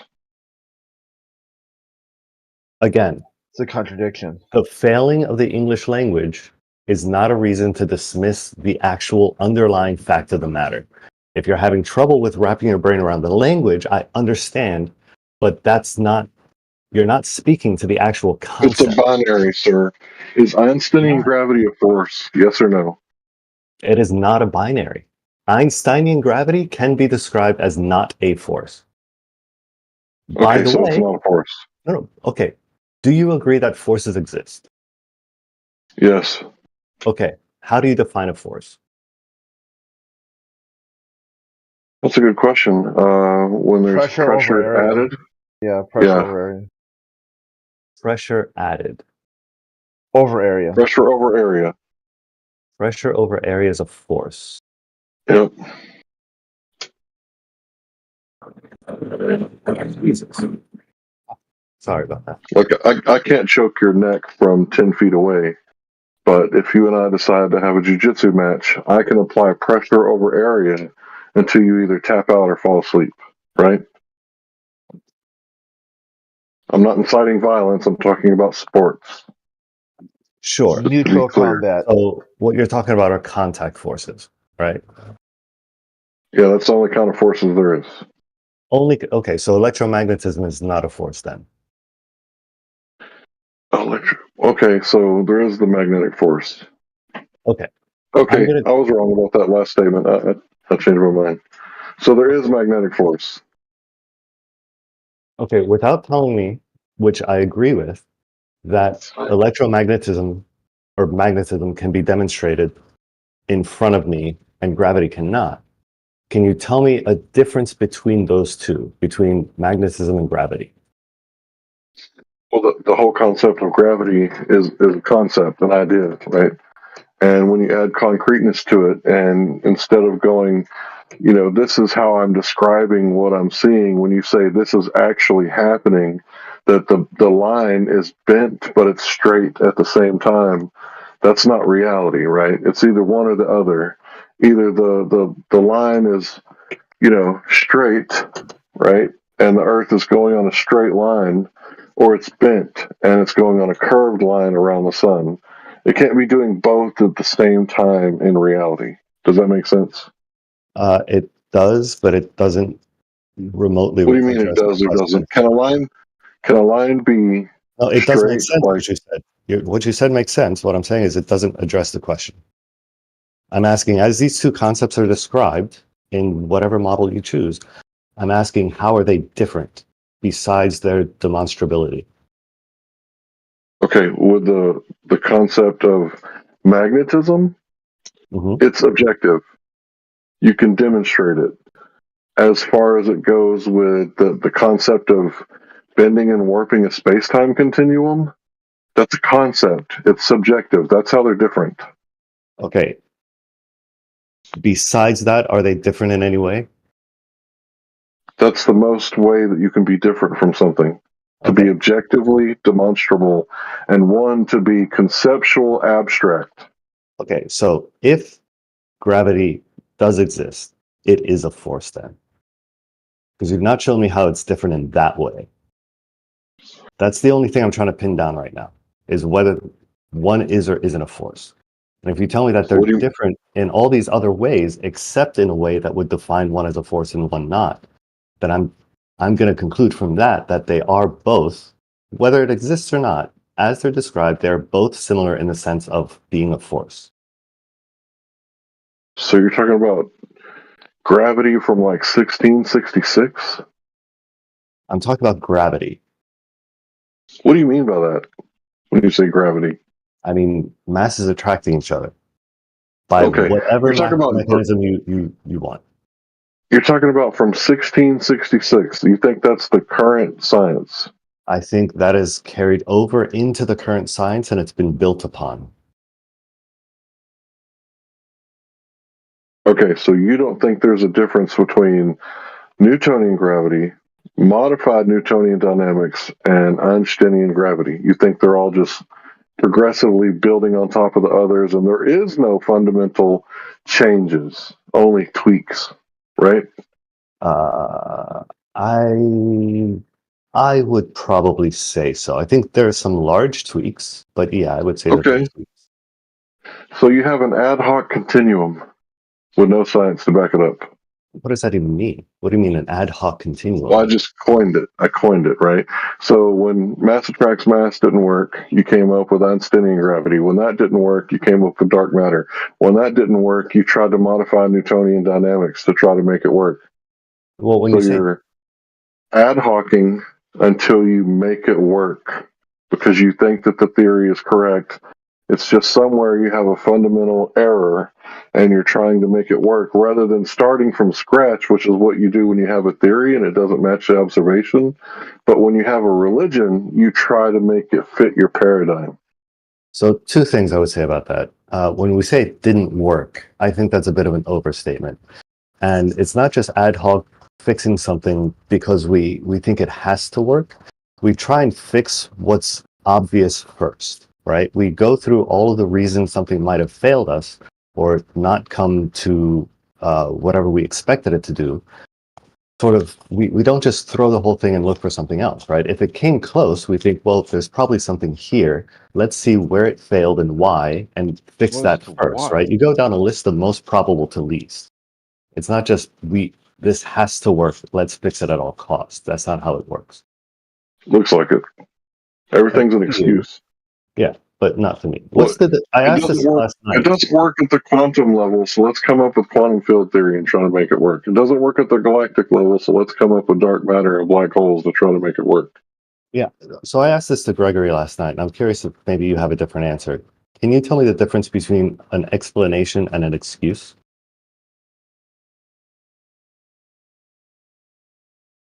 Explanation and an excuse. There isn't one. When it comes to failure, there isn't one. Okay. You and my mother would get along swimmingly. This woman. Yeah. Real cherry blossom. How come there's so many people muted? We're having a fruitful conversation, and people are, respect. Oh. How's it going, guys? Good. If you have a valid point, feel free to jump in. But for me, when it Go on. okay, well, yeah. When you're talking about failures, right? Like, let's say you show up late for work, and your boss asks you, "Why were you late for work?" It doesn't matter if you tell the truth or if you lie. From the boss's point of view, it's an excuse, right? You could explain you had a flat tire, or you got pulled over by a cop, or you could lie and say you had a flat tire and make up an excuse so that you don't get fired. You only get written up. But to the boss, it's the same effect. You were late for work. When you sign a contract and say you're going to be here on time, but you were late for work, and now my numbers are all screwed up, so my production bonus is at stake. I got to make sure this doesn't happen again. So, okay, you got an excuse. I got a write-up. Sign here. Mm-hmm. It's the same thing with, failures with Mercury at the Newtonian level. It's the same with failures at the galactic level with Einsteinian. And I'm pretty sure eventually when, they get Mond ironed out, maybe 100 years from now, there's going to be failures for that too. Sure. So I've only recently started wondering about that question, but it seems to me that there's some fundamental difference between those two examples. Like, I agree with the boss, if you had a responsibility to be somewhere at a certain time, you do that. And if you don't, there's no excuses. All right, let me paint an example. You just bought a brand new Tesla, but the transmission broke, they fixed it. Then the motor broke and they fixed it. And then the battery broke and they fixed it. Is there any excuse or explanation that I could give you to where you don't file a lemon claim against the car and try to get a different model or something? Because it qualifies as a lemon because it had 3 problems in the first year. So it's technically a lemon. And there's lemon laws to protect consumers. So is there any explanation or Yeah, I think excuse? that's actually a very good example. I would say there's no excuse for that to happen, but I would certainly want to know the explanation for that. Right? So I think I have to make a distinction between the two. Like, those feel like two different things. One, I mean, you might say that they're synonymous in some ways, but one certainly has a moral loading, right? Even with the example of the employer. Like, I can have an explanation for why I'm late, but that's no excuse for being late, right? So I feel like there has to be some difference. And I'm not sure what that is, but I just don't like those words being conflated, I guess. Like, I Well, I wouldn't think use it's because you have excuse a in bias. You have a bias with your faith in humanity or faith in men, right? Like, I've noticed a lot of you, I hate to do the typology thing on you, forgive me in advance, but the agnostic type. You seem to want to have so much faith in your fellow man, and it's often because, like, in your worldview, the state is God, right? The state has authority over. Does the state have authority over you? Has some authority, yeah. Okay.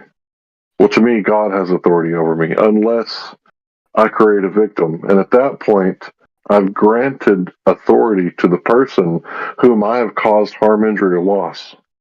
Because it's not that I think that laws don't apply to me. Of course, laws apply to me. But what set of laws apply to me? Every little policy that every little place has. And if someone comes up to me and I'm taking a picture of my family at the park and they say, "Oh, excuse me, it's against policy for me to be in your camera," bitch, what the fuck are you doing in my frame? If that's your policy, then get away from me. Like, if you don't want to be on film, why did you walk 60 yards to get right up in my frame and say that you don't want to be filmed? Does that person have authority over me? I'll be honest, you kind of lost me with all that. Okay, we're talking about derived authority, legitimate authority.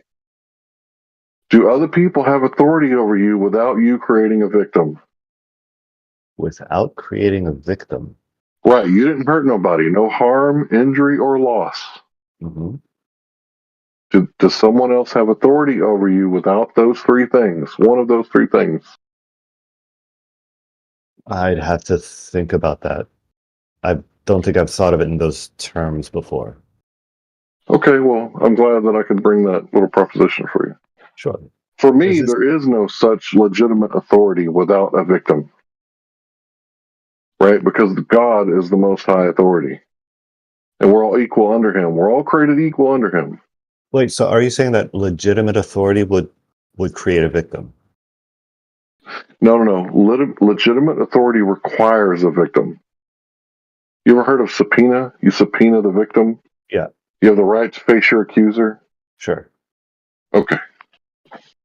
Yeah, I don't think I agree with that. I think legitimate authority, like if I grant someone authority, am I making myself into a victim?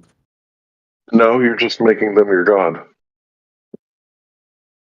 So, but by what you said earlier, then authority doesn't necessarily create a victim. Look, you have your own authority. You can give it away if you like. Like when the cop comes up to you and says, "Give me your ID," and you're like, "Bro, do you suspect me of driving?" "Well, no, but I need your ID." Well, in Texas, you don't have to do that unless you're driving, right? So you can say, "You know what, pal? I'm just going to make your day so much easier. I'm going to help you out with your investigation. Here's my ID." Like, you submitted to his authority. He is sovereign over you because you've allowed it in your actions. Mm-hmm. When it comes to me, like, I don't owe you anything. Am I under arrest? No. Okay, well, pursuant to Penal Code 38.02, I don't have to give you any ID unless I'm driving or arrested. Right. So if I'm not under arrest or not driving, kick rocks, copper, right? And that is me showing that there is no real authority. It's only perceived authority at best. Sure. So in that example, would you say that that person became a victim? No. I didn't cause him any harm, injury, or loss. No. You're talking about the cop? The guy who submits to the cop, does that person become a victim? Oh, yeah. 100%. No. Okay, go ahead. I think he is a victim. I mean, how do we judge victimhood, right? Like, he's being taken advantage of because he doesn't know the law. And, like, you know the law clearly. But, I mean, not everybody does, and they usually fall for the bullshit. Know your rights. But what... Larry, how did you define victim earlier? There were sort of three aspects to harm. So physical harm, your body has been injured. Like injury, right? Like if you sign a contract and the other person doesn't fulfill, but you did your part, like you put a roof on the guy's house, that's injury or loss, right? Financial loss. You're injured with a contract, you have a financial loss. Those are two separate things. Okay, so harm, injury, or loss. Correct. I guess it would come down to the loss part. Because you might say that that person who submitted to the cop lost something. Their rights. They gave them away for Yeah, nothing. They gave it away for free. arguably. Now, I could say, "Oh, Copper, you want my ID? Sure, give me $100, or give me your driver's license with your family's address. Okay. We'll trade, So, right?" yeah. So Now, is the if cop going to want to do that? Is the cop going to want to tell me where his children sleep? no, of course. So Right, if of course not. But why would he expect that I would want to tell him where my children sleep? So I think what it's going to come down to, in terms of societal rules and laws and who has quote authority, is going to come down to what we gain from that loss. Like it's going to come down to, if I sell something, I'm not losing that thing, right? I'm getting something in return for it. And I think ultimately what that equation works out to, if you do the whole cost benefit, is going to be what you gain from that process. I'll be honest, this is something I'd have to think about, but intuitively it feels like there's some loading to these terms that I think are probably where we would disagree on the details. I understand what you're saying. Right, because the state is your God. You'll bow down to the state's perceived authority. If a cop came up to you and said, "I want to search your car," right? You're Yeah. probably going to say, "I got nothing to hide." Sure, go ahead, No. search my car. No. I can tell you Really? I have not done that. Yes. So the cops ever asked you to search? Yes. And you said no. Yes. Okay, well, you might be educated and you might believe in either yourself as a higher authority, or you might believe in a creator. Do you believe in a creator? Ooh. I'm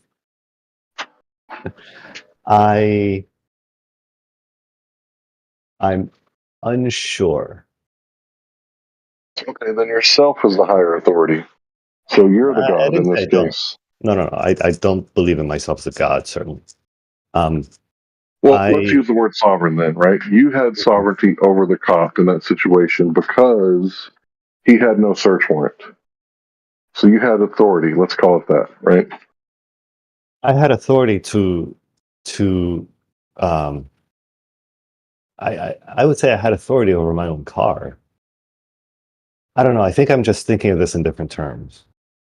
Like, I don't know if it was the relationship between myself and the cop so much as the But where relationship. did you derive that authority from? Did you derive it from the Constitution, a piece of paper written by men? Ultimately, I suppose, yeah. Yeah. That's ignorant. Why? It's ignorant. You were born with that authority. Nobody gave it to you, and if they could give it to you, they could take it away. That's true. Technically, well, They can though. yeah, I think it might be so. It could be a God-given right, but I think the Constitution establishes that to a larger society, right? Like nobody needs to follow that necessarily. People can come and take stuff from you by force, but the reason that we have those laws in place is so that society will agree on that set of conduct, right? Or get punished when they don't. So I understand what you're saying, but I think there's more to it. Like it goes a little further than that. It doesn't matter where the rights came from if they're not enforced, right? And I think that's Well, they're enforced with a federal 1982 civil rights lawsuit, or is it 1983? Yeah, there's civil rights lawsuits that you can file. and that's enforced by the larger. The punishment's actually death. If you read those, Yeah, I mean, I've participated in orgies by the definitions of like Virginia laws. I don't know that those are really upheld anymore. that's weird. Yeah, by Virginia law, an orgy is 5 people in a room without their shoes on. Oh, it's stupid. That's not so weird. Yeah. Okay, words have meaning.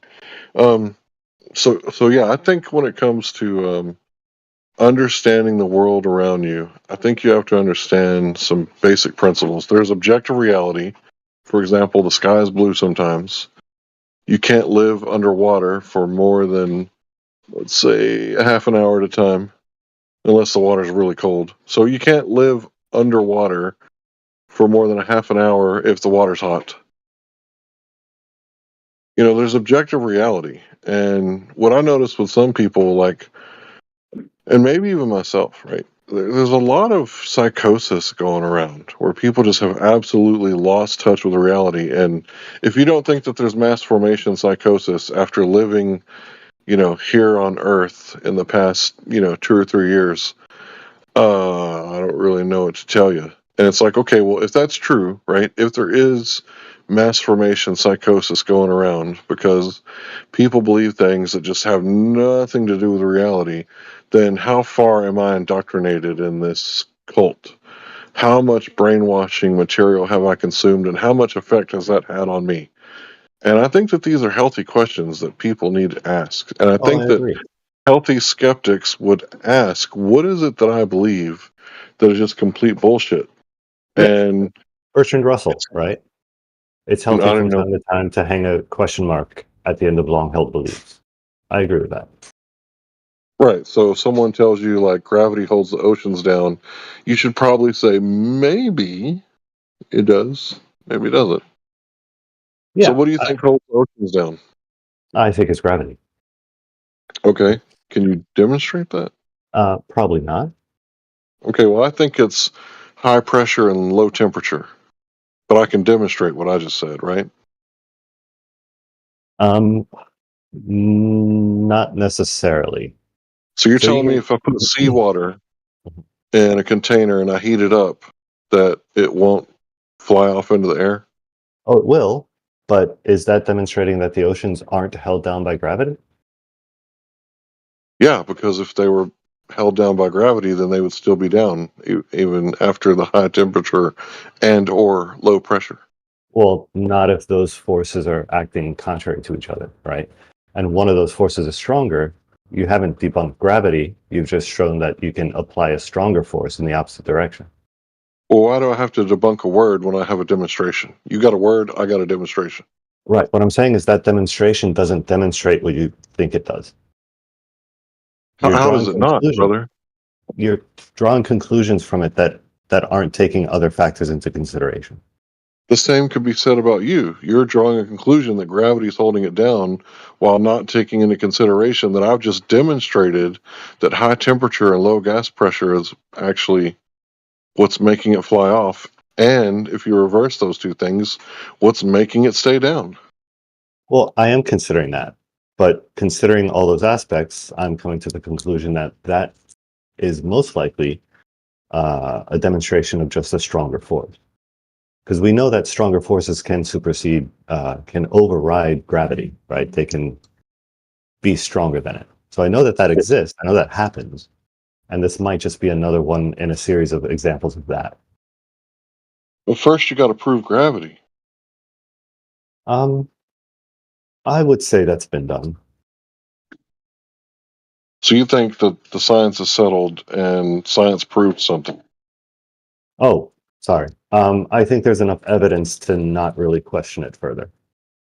Again, we can talk about the details, right? We can ask about how it works and whether it is inverse square, inverse cubed or something like Mond. That's fine. But to say that it exists, I think is well enough supported. I'm having trouble getting you to define gravity properly. If you could just define it so that I know what you're talking about, because you could be talking about dark gravity, Newtonian, I mean, et cetera, et cetera, et cetera. Specific gravity, what do you mean when you say gravity? The attraction of massive bodies. Oh, like weight, like specific gravity. Related to weight, it's what gives things weight, basically. Right, like specific gravity. Like I weigh 350 outside of the swimming pool, but inside of the swimming pool I weigh nothing. Yeah, so specific gravity is an expression of weight. Or density, is it? It's also known as relative density. Right, yeah. So that wouldn't be the definition of it. That would be another way to describe it. I think it's a very good description, because what is the definition of physics rather than the study of bodies in motion in a medium?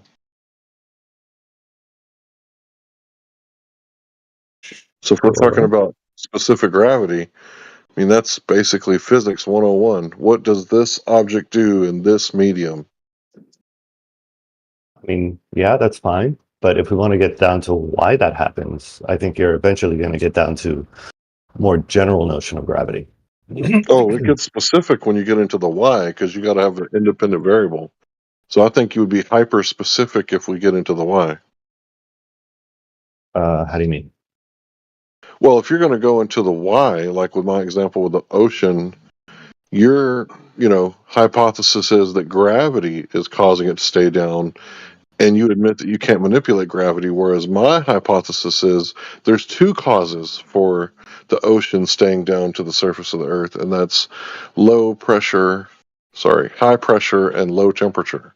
So mine are very specific, where yours is kind of a general word that I don't really know what you mean when you say it, other than you said that it could be described as specific gravity, which I would agree with that, right? But why does it stay down? Well, you have to have an independent variable to prove a how-why cause and effect relationship. Right. So a couple of things. I think I may have misspoke when I said described. I think a better way would be expressed as. The other thing is, if you're trying to test the reason oceans stay down, you might conduct an experiment where you need to manipulate gravity. If you're trying to demonstrate the existence of gravity, you wouldn't need to manipulate gravity. There would be other experiments you could do that would demonstrate that relationship, depending on what it is you're trying to test.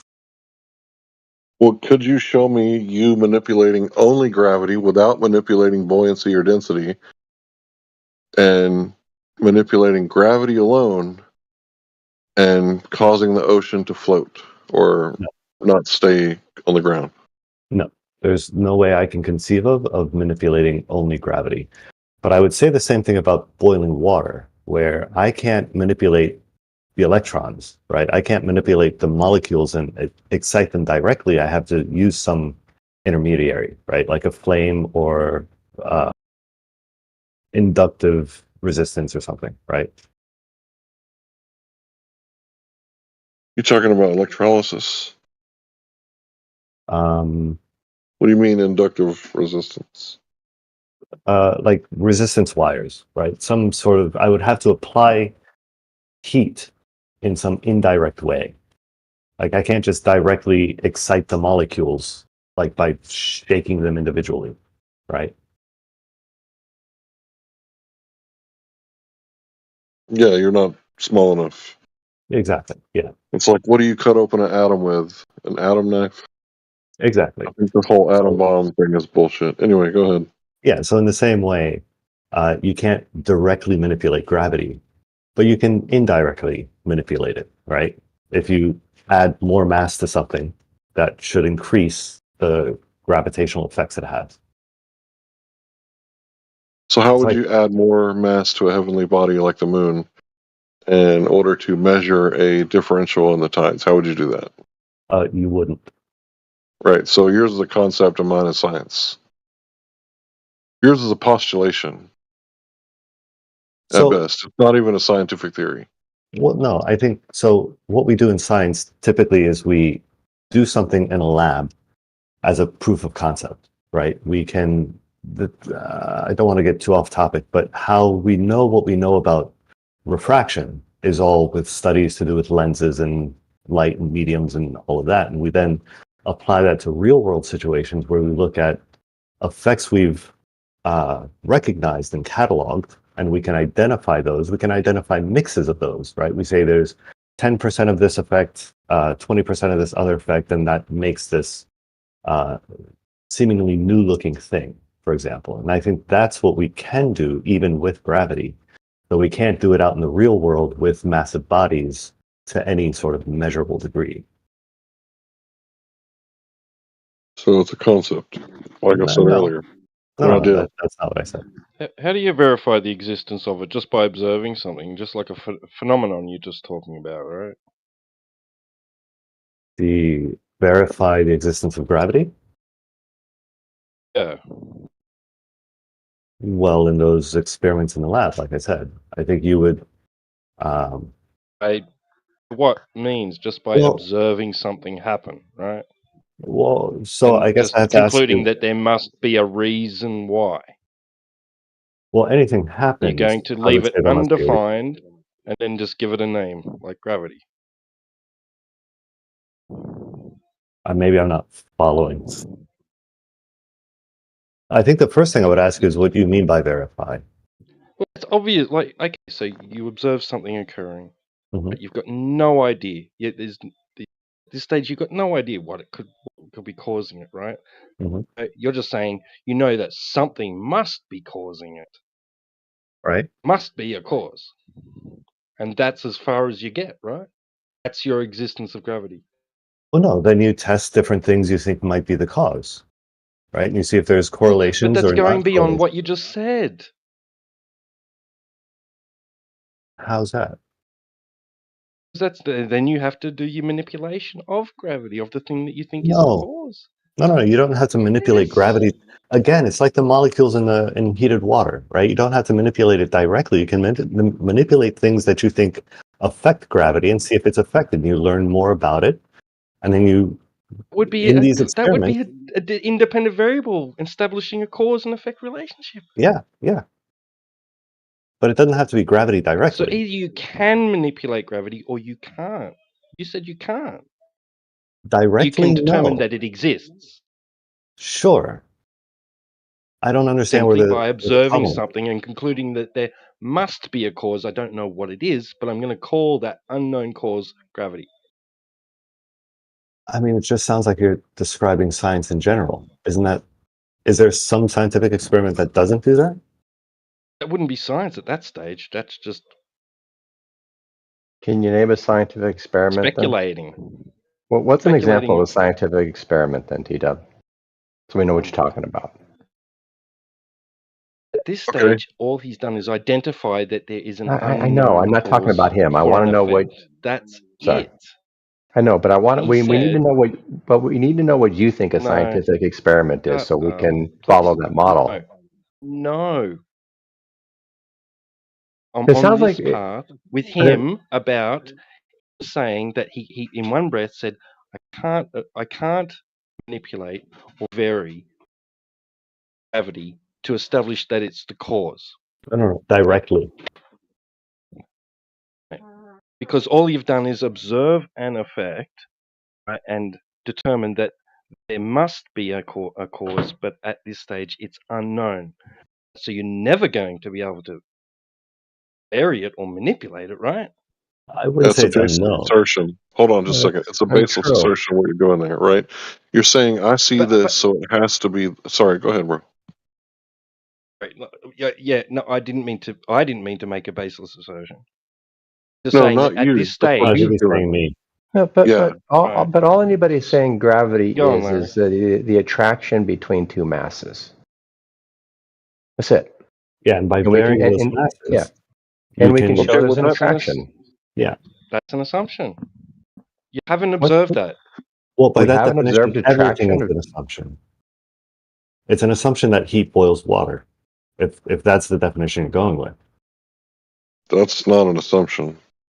Hypothesis is an assumption. So saying that you can't make an assumption in science doesn't make any logical sense. You have to make it in the first place.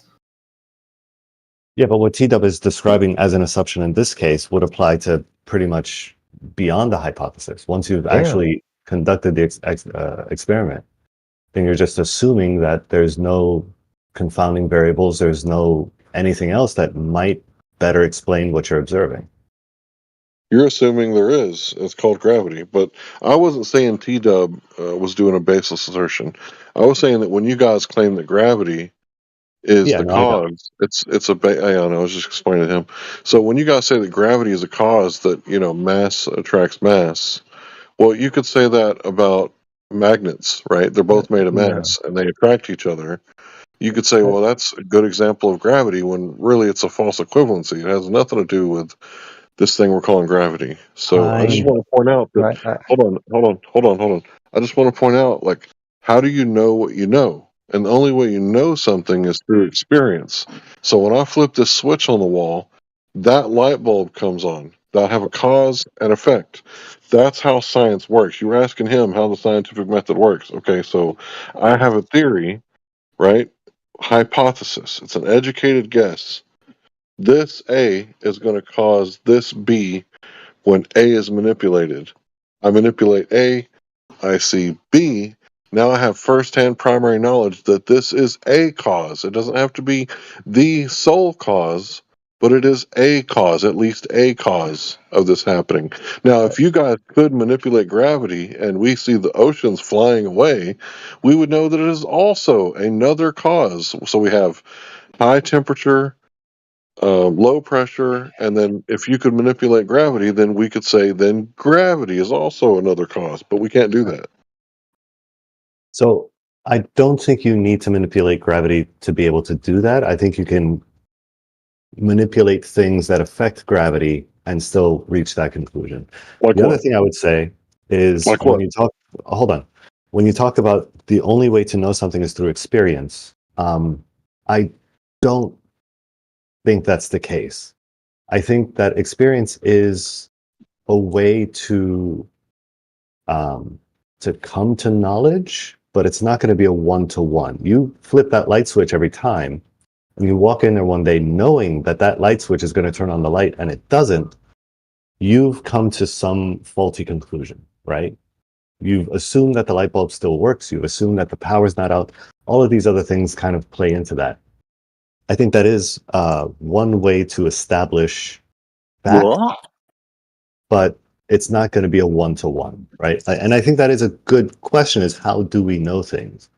But I don't think How are you that's going to it's affect as something you simple as haven't that. identified yet? I think what you're doing, what you're doing, bro, is you're saying the light doesn't come on, therefore it has to be X, right? And I'm saying, well, it could be X, Y, and Z. We need a test for it. So No, let me I check agree the with that. breaker. Let me check the breaker. Okay, it's not the breaker. Let me check the bulb. Okay, it's not the bulb. Oh my God, there's a problem in the circuit, right? This is going to be a major problem. I have to trace this thing down, right? And you're going, no, it's the bulb. No, When you say gravity, because you can't test for it. you can test for it. Okay, how? You said that you could. How do you test for gravity? I mean, you know what I'm going to offer up, right? Cavendish? Yeah. So, because two balls in a shed eventually collide with one another, therefore everything anyone's ever said about gravity is automatically true? People have said some wrong things about gravity. Those aren't going to be true. I don't see Okay. how that follows. So, how do we differentiate what follows from this experiment? Because we're all looking at the same data. Okay, sometimes these balls that could only go two ways, right? They end up touching each other, right? So, we're looking at the same data. Okay, what do we, get from that? Like, how do we interpret that data, right? Well, you might say, well, that proves that mass attracts mass. Okay, I but at wouldn't the say same proof. time, you say that it's evidence for mass attracting mass, but at the same time, you believe that there's this thing called gravitational lensing, where there's this bending and warping of space-time, and light, being a massless particle, is being warped into the space-time, and it's not gravity like mass attracting mass like Newtonian, it's Einsteinian. You believe both of those things are true at the same time when they're two totally different concepts. One's 3 space and one's 4 space, and you don't see the contradiction. You think that everything's like A-OK because, if I need to be a religion 1 second, I'll be a religion. The next second I need to be a race. You can't have it both ways. Like, this isn't Burger King, bro. So that's not why it's A-OK. So the reason that I don't see a contradiction there is that mass attracting mass doesn't hypothesize the mechanism, right? It just explains the observation of gravity, right? We have a correlation between mass and their attraction inversely to their distance, right? That's what Cavendish establishes, that mass is the reason things attract each other. Then, when we understand the mechanism for why that happens, which is these masses create this warpage, that then explains how massless things like light can seem to be affected by them, right? So it's not being attracted by gravity in the sense of masses attracting each other, but it's being affected by the curvature that those masses create. I'm not being funny, mate, but nobody's ever seen mass attracting mass ever. Well, in the Cavendish experiment, they have. No, in natural life, mass doesn't attract mass. You never see it. You've never seen it in your everyday life ever. I mean, that's what you see when you see things falling, right? You don't experience it as mass attracting mass. You experience it as falling. But that's what you're looking specific gravity. No, that's specific gravity. That's because the relative density of the object is causing it to fall. So I would agree with him. Other than the torsion balance that you have designed, not you specifically, the proverbial you, to somehow find a way to give some sort of evidence for gravity when otherwise there is none in nature, I think that this is just a conjured ad hoc explanation. That's why I say that gravity is the ad hoc continuum. Well, aren't all scientific experiments to some degree ad hoc? Like, don't they seek to explain some observed phenomena? You have to do it eventually, afterwards, right? there has to be a point to where your theory is not matching a reality, and you let go of the theory and start from scratch. Yeah, I agree. And that happens often.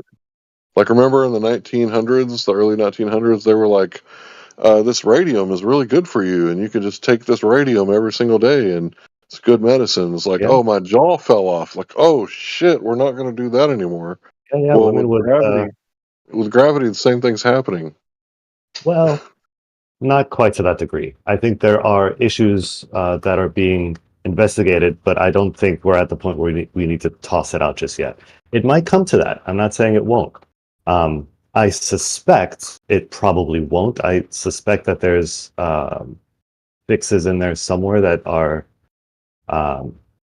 probably staring us in the face, but I'm not saying that's not a possibility. It absolutely is. And the reason, by the way, kind of tangential, but the reason that I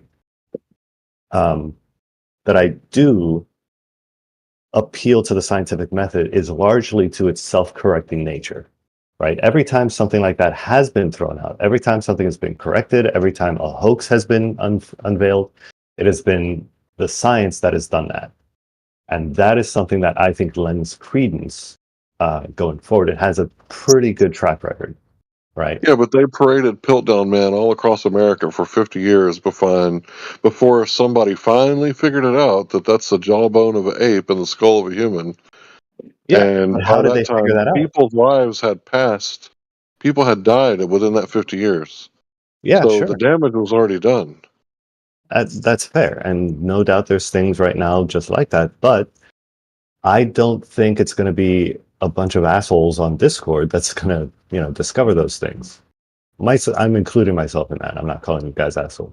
You're cool, good folk. But that's the reason that I appeal to. By the way, when I say appeal to consensus, I don't mean the scientists. I mean the science, right? Multiple experiments investigating multiple different aspects of the world, coming to similar conclusions about that world.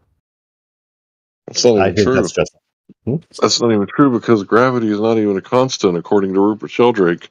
He pointed out how they're fudging the numbers and cherry picking.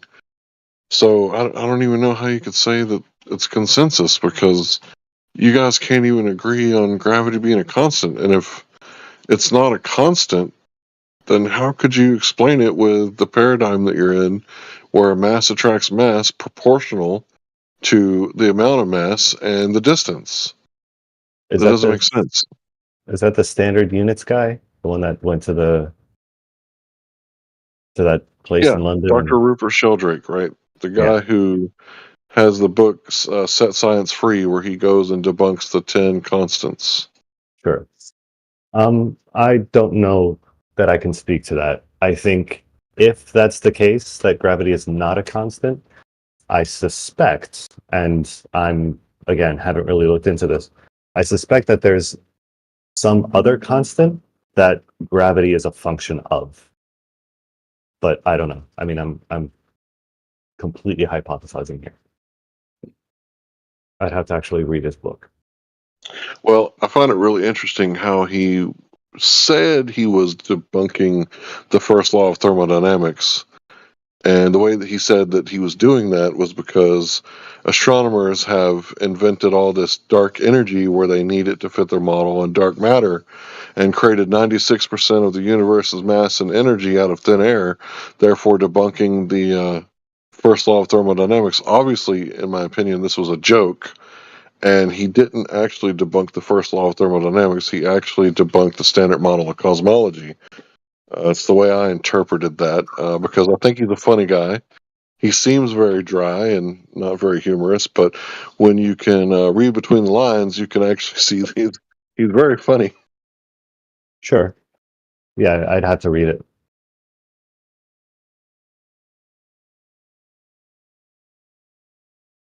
Oh shit. On that note, I got a dip. But it was lovely. Thanks very much. Peace. Yep. Thanks for not being a prick. Cheers very much. Same. Yep, there is no law that says that you have to be a prick. That's the fruits of the spirit. If anybody wanted to look that up. I paraphrased a little bit.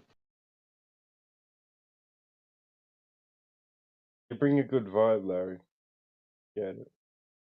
Thank you, sir. I appreciate that.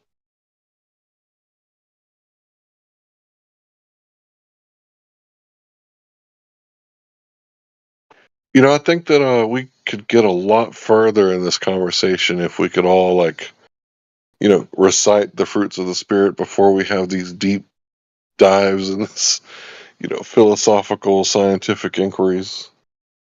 If we could just, you know, I don't know, kind of the opposite of what happens sometimes, that'd be great. And it happens on both sides, I'm assuming. But how about that mass formation psychosis? Man, that shit is real. It's funny because you type that in and you'll find, you know, on Google, of course, a whole bunch of people explaining why it doesn't happen. But, I mean, if you think about it, if that's true, that it doesn't happen, like because I've looked it up, right? I've done a little research on that, just a little bit, not a whole lot. And you'll find all these articles how that doesn't happen. Some people are using this word a lot, or this phrase, and it doesn't really exist. And it's like, okay, if that's true, and I take like the mainstream narrative that it doesn't happen, didn't a bunch of people believe they'd fall off the earth if they sailed too far west? So weren't those people under some sort of mass formation psychosis? Oh, so it does exist in the mainstream view. And if you don't look at the mainstream view, and you're not a coincidence theorist, and you're more of a conspiracy theorist, whatever that means, and you look at mass formation psychosis, like, oh, that's people who are under, you know, the mainstream media, Mockingbird, Monarch mind control, you know, fake news. That's what, you know, the people that are in the left and right paradigm, like Trump will save us all, even though he wants red flag laws. Trump will save us, like Bernie and them, and whoever the president is. They're so far to the left that they make Trump, which is obviously a Democrat, look like he's some sort of alt-right guy, but that's psychosis. That's not true. Trump's not saving anybody. They're all politicians, and I don't know any good politicians. And what's even worse than politicians, the law enforcement that are enforcing their evil rules. Because Stalin, the one-armed man, you know, one of his arms didn't work because his father beat him so bad that he couldn't use one of his arms. Stalin, the one-armed man, was not the real criminals. I mean, yeah, he was an evil little dude, but he should have been locked in a cave somewhere. But instead, they gave him, like, all the authority, and there was his henchmen that were actually, you know, doing these terrible things that were written about in Alexander Solzhenitsyn's book, The Gulag Archipelago, where they tortured him into confessing and then locked him away in a Siberian work camp, which would be a concentration camp for 20 years because of a false confession. That's what cops do. They're like the enforcers of these stupid politicians, the ones that can't even speak correctly when they talk about guns and asking like, does TikTok turn Wi-Fi on when it's on airplane mode? Like the stupidest shit you hear these politicians say. They have no idea what they're talking about. But if they were just in Washington, D.C., and nobody here in our local areas enforced their crazy ideas, like we got to get rid of all the cars by 2050 that run on gasoline, like who the fuck do you want to starve, bro? Like this is not sustainable at all. And people are acting like that's something we can take serious. What kind of electrical load would it be if all the trucks in America were running off of storable energy on batteries? Dude, it would take like 5 times at least as many trucks and drivers to do what we're doing now. We don't have the infrastructure for it. It's like It's funny you saying say that. Go ahead, bro. Sorry. No, you're good. Go ahead. Town, they've replaced the postie bikes that used to get around on little moped bikes, right?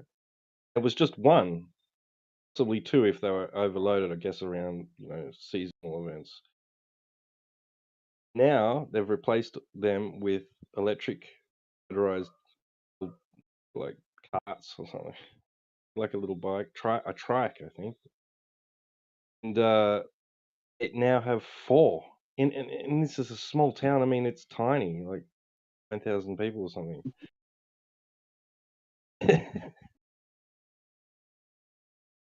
Same example of what you were saying. I look at politicians that have so much power and authority. Like Ocasio-Cortez or Sandy or whatever her name is. Like when they asked her about Israel, like she's pro-Palestine, right? She could not give a legitimate argument. She didn't know why she was pro-Palestine. She just knew that she was pro-Palestine. And I'm like, what the fuck? Because when they asked her about it, they slightly probed her a little bit. The media doesn't ask hardball questions. They asked her a softball question, and she defers to her ignorance and says, well, I don't really know anything about geopolitics. Bitch, that's your job? That's your only fucking job? Is to know about politics, whether it's geo or local. That you're a fucking political scientist, I'm assuming, or some sort of lawyer. Like you don't know about politics and shit. And it's like, did this person really get elected? Did someone say Sandy's the best we got? She's the best we got. Sandy the bartender. I don't think so. Yeah, I totally agree with you there, Larry. Totally. That bitch is dumb. Oh, yeah. I mean, if she had Mine's something... got Mackie muted. Psychosis. I don't know. I don't mean Mass psychosis. Yeah, I'm sorry for being so crass, but I've never really heard her say anything that... Now, there have been some politicians that have said things that I liked, but I think that they're just trying to get elected and shit. Well, Like what's that got to Chick-fil-A. do with Flat Earth, Larry? We're talking about mass formation psychosis. Try to keep up. All you guys think that you live on a spinning water ball flying through space with converging and diverging inertias. Yeah. I think I get it now. It's like when people watch a bunch of YouTube videos and come to a conclusion based on what they want to believe. Like that, right? Right. Kind of like when they Flat Earth. heard that they landed on the moon on the radio and they believed it because they heard it on the radio. Or when Mars attacked and people committed suicide because they thought the Martians were attacking, right? Or when That's they what I was watch going the to ask. Is there a ISS. difference between psychosis and hysteria, though? Like, I was thinking of that Mars Attacks thing when you mentioned it, and I was thinking that's more so hysteria, like Beatlemania. I got involved. I've been caught up in real life hysteria, mass hysteria. I mean, it's fleeting. It What's doesn't. mass hysteria in doesn't last. Australia? Like everyone's like surrounding a Fires. barbecue and The fires a few years back, I'm probably pretty sure that fucked them up a little bit. Australia was on fire, what, 5 years ago? no, it's definitely the case that he was dancing around a barbecue or something. No, a politician came to our school and there was a protest going on at the time with the year 12 or 12th grade students and some of the teachers, over classrooms or something. I don't know. Yeah. This politician, as state premier, came to the school inspection, and he was doing a campaign and on the rounds. And he came. His bodyguards and him walked through the quadrangle where the protest was going on. Lo and behold, a lot of our students, right, because there was this protest on and there was a lack of teachers, had all been congregated in the quadrangle with the protesters. It was a massive. It was packed. That's and funny. He decided he'd walk through the middle of us all. And we all got hyped up by this person on the megaphone. This year 12 student was just saying all this stuff, and we were going, yeah, that's right, yeah. I didn't even give a shit. And then next minute we were all like just hoarding him and throwing toilet paper rolls at him and stuff, and like we're getting. I got smashed up against one of the bodyguards. Like there was that many. There was a throng of people just trying to crush him. It was crazy. All right, I got one for you. When I was in grade school, probably second grade, this son of a bitch come to our school LARPing as Abraham fucking Lincoln, right? He said he was the same height and the same weight, and he was Abraham fucking Lincoln. His name was Abraham. He was the president, right? And of course, I wasn't buying this bullshit. And the rule was we could ask questions. So the kids started asking questions, and I'm raising my hand. And, I'm not buying it. Like, this dude is LARPing. Obviously, I don't know what that word meant then, but I know what it means now. And that's what I was thinking. This dude's bullshitting, right? So I asked him, who was president when you were a kid? Oh, the teachers got mad at me, bro. The teachers were so pissed off. But he couldn't answer it.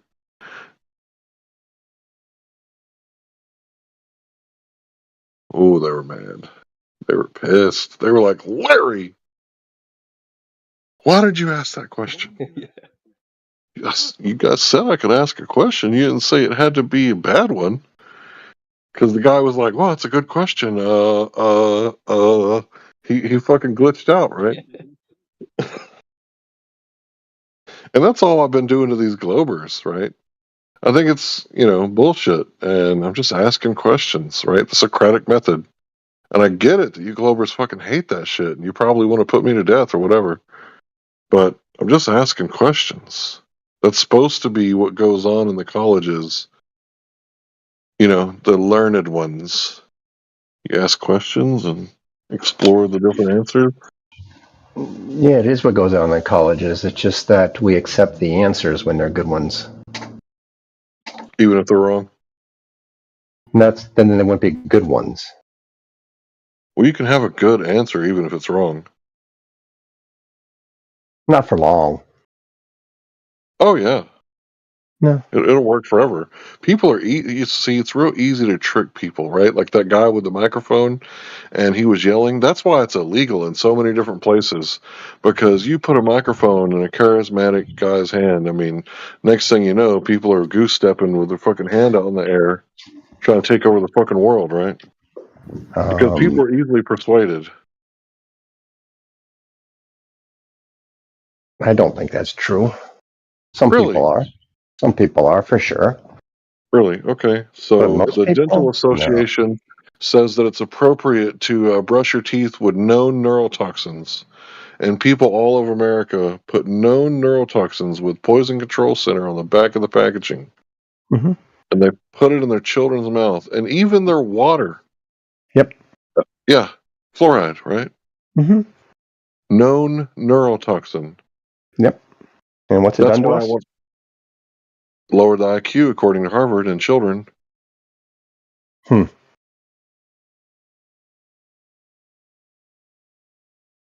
like to see that study because I think that would have caused a bit of backlash and people would have started complaining. Really? Unless it's not exactly what you're saying.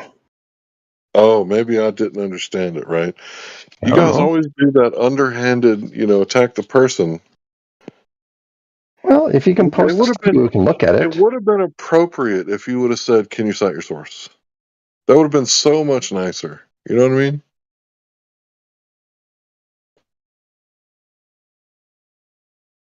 Can you cite your source? Oh, absolutely. All right. I don't know if you're going to be able to understand it, Rick. Maybe I won't. It's true. What is the current Scott's argument which he's supposed to post the source for? I think I'm kind of out of the loop. No, Larry's posting the source on fluoride, and it's knocking off IQ points out of children.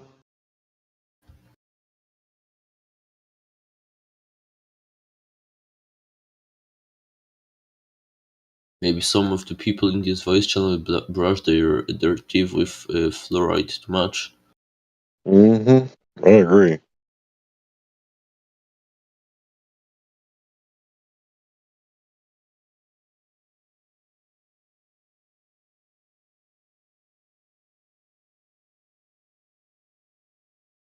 "27 studies have found that strong indications that fluoride may adversely affect cognitive development in children. Based on findings, the authors say that the risk should not be ignored, and more research of fluoride's impact on development of brain is wanted."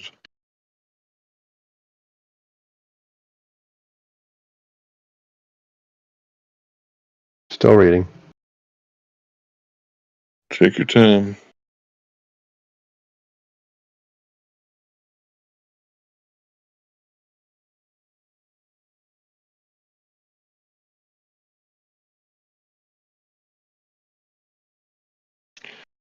They then analyzed possible association with IQ measures in more than 8,000 children of school age.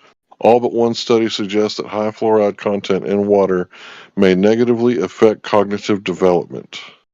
Yeah, high fluoride content. Yeah. Right. So What do how they much define as do high children? fluoride content? Yeah. Right. How much do children get a day? If they bathe in it, wash their clothes in it, if they drink it, if they cook with it, how much are they getting a day? Is it high or is it low? Can you tell? I don't know. I hope the people making these decisions know this stuff.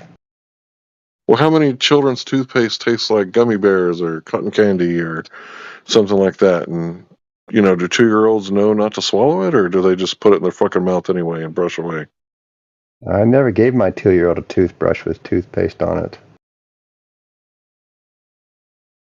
Well, maybe it's because you knew something that the other people didn't know. Yeah, that my 2-year-old couldn't brush his and her own teeth. That's not what I meant.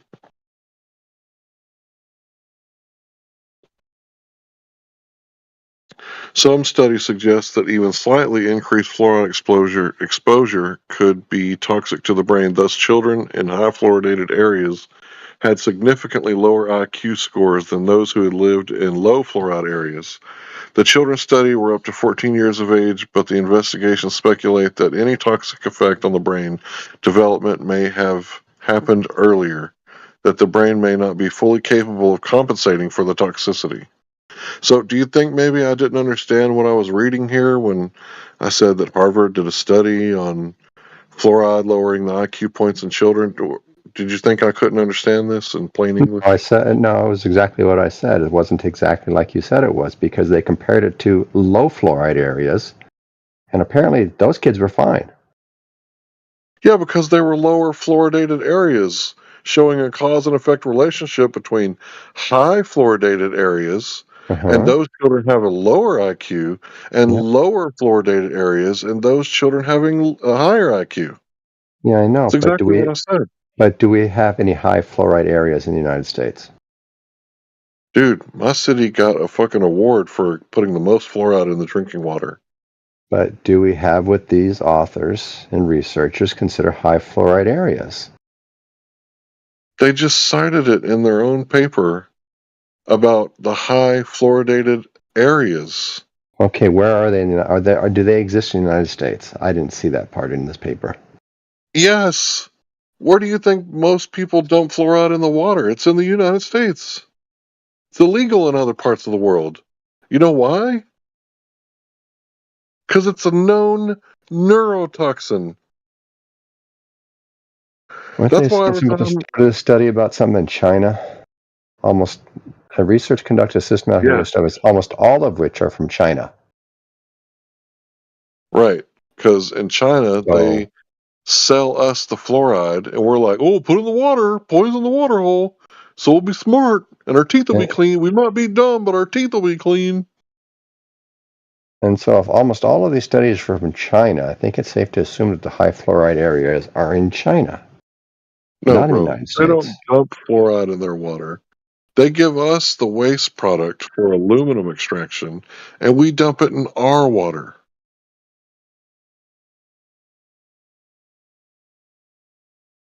Yeah, and I guess I don't understand the study like you understand it because it says systematic review of studies, almost all of which are from China. That says to me that they're studying Chinese people. They're studying fluoride. Yeah, I don't understand why this guy has a problem. Listen, Scott. Do you think the Chinese researchers were studying American water? Bro, not all the studies were in China. Go ahead, Lou. Explain it to Does him. the He's water having have to pledge allegiance or something? Dude, it's fluoridated water they're studying. It doesn't matter where it is. Well, they said they found difference between high and low fluoridation levels. Listen, the study talks about high fluoride and low fluoride. That's because all water has at least trace amounts of fluoride in it. Yeah. So that would be like low fluoride levels. High fluoride levels would be when it's added.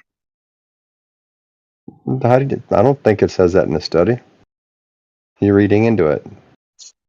It's just a truth. How do you know what this research? You can test your groundwater and it will have trace amounts of fluoride in it. Yeah. There's a reason why. Yeah, when you get the fluoride treatment at the dentist, where they say make sure to spit all of this out. Do not swallow any of it. Fluoride is harmful if ingested. Now, Dude, the other question is whether or not it does anything to fight tooth decay. Well, that's not what we're talking about, though. What is it called when the fluoride fucks up your teeth? Fluoride acidosis? Is that what it's called? So we know that it eats through your teeth enamel. We know does that? it actually? Yeah, do you know what fluoride acidosis is? So who knows it eats through your teeth? Do the dentists know this too? Yeah. And they just go along with it anyways? Right, because what happens when you have holes in your teeth? Who makes money? Who capitalizes? Who I guess benefits? dentists do. So you think dentists are just in it for the money and they just want more and more business?